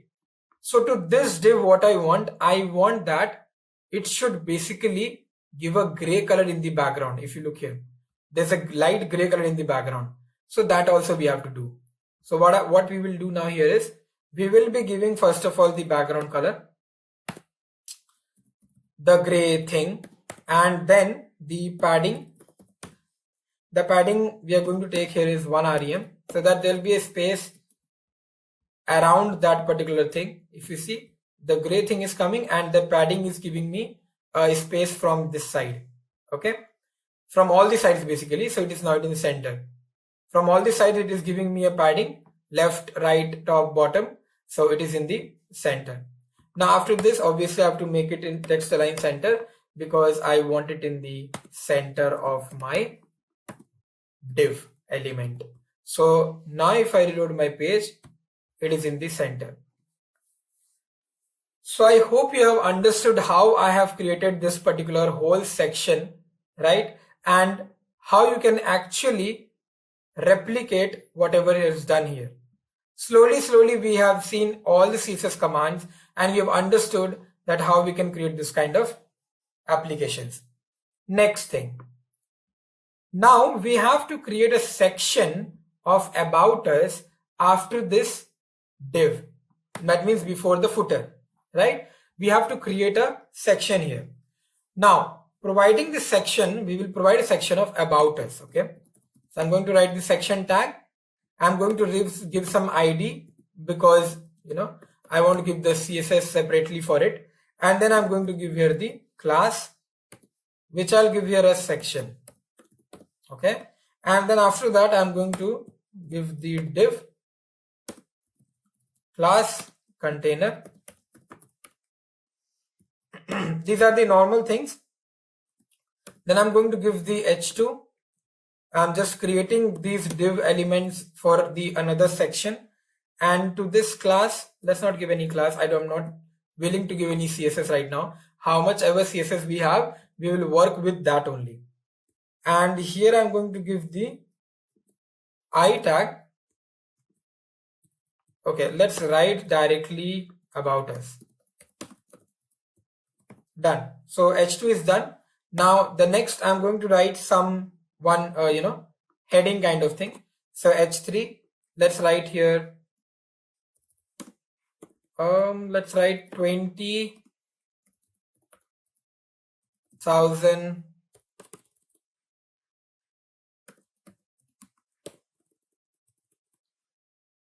100 sports 10,000 arcade. Okay, this much I have given in the h3. There will be a paragraph and all. You can write whatever you want, but right now I'm closing this div. Okay, and I'm closing this section. So this is one very small section I have created, okay, to just show you what I'm doing here. Have a look what will happen in the web page. When I reload, I'm getting a section before my footer and after my first image, first div section. I am getting the about us, right? Now what I'm going to show you is If you look here, I have given the ID about us here, right? Why I've given this ID? I have not given this ID to write it in the CSS. No. I am giving this ID because in my anchor tag, I've written about us, and to this I've given the href as about us. It should match. This ID and that ID should match. What will happen? Basically, when you will go to your web page and you click on this about us, it will take you to the about us. Cool, right? When you click on this about us, it is taking me to the portion of my web page where about us ID is given. Right? Again doing this. So imagine that if about us, when I'm clicking it, it's taking me to about us, and paragraphs and all will be written here. I have not written. You can add.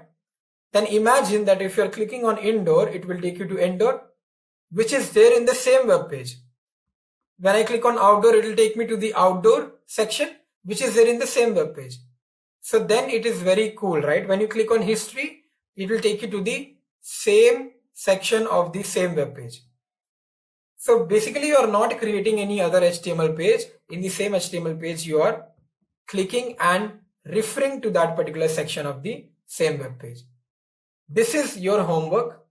What you have to do is you have to basically design the indoor, outdoor and history portion of this particular web page and try to see whether you are going to use what paragraph, what images you will give, where you will give, and create your whole web page.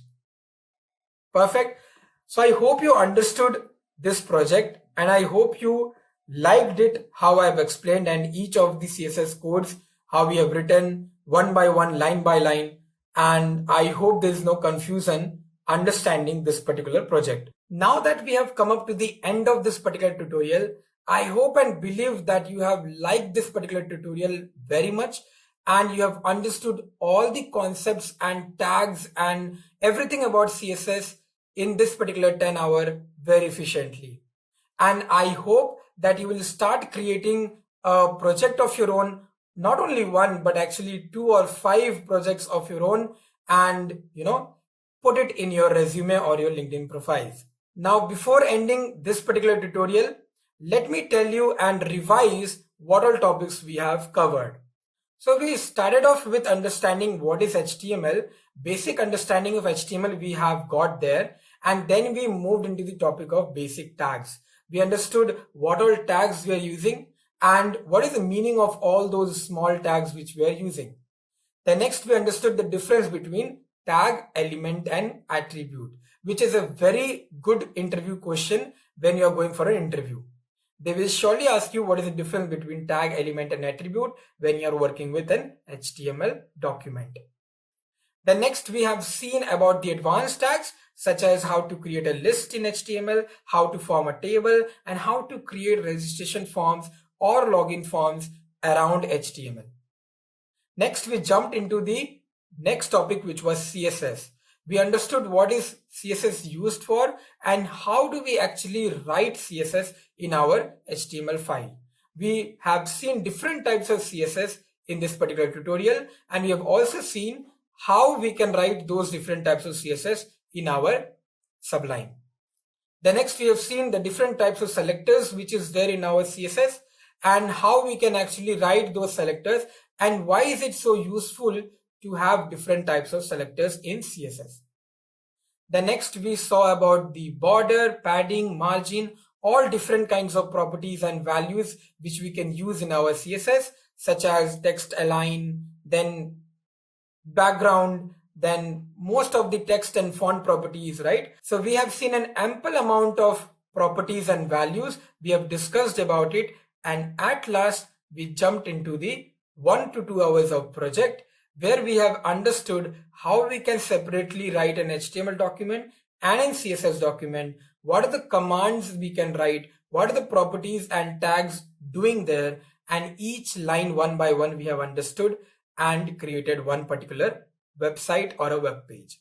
So I hope you like this particular tutorial. Thank you so much for watching. Have a great learning. I want to introduce you to Great Learning Academy, a free initiative by Great Learning, where you can access over 200 plus courses with 1000 plus hours of free content on trending high demand domains such as data science, machine learning, artificial intelligence, programming, cloud computing, digital marketing, DevOps management, and many more. Absolutely free. Award winning academicians and leading industry experts design these courses. You can also get a free certificate of completion when you enroll and complete these free courses. You can also get access to the presentations, code notebooks, datasets, and quiz. We have courses in English and Hindi to give you the best learning experience in the language you are comfortable with. Check out the description of this video to access the relevant course on Great Learning Academy. So what are you waiting for? Register now and start your learning journey today.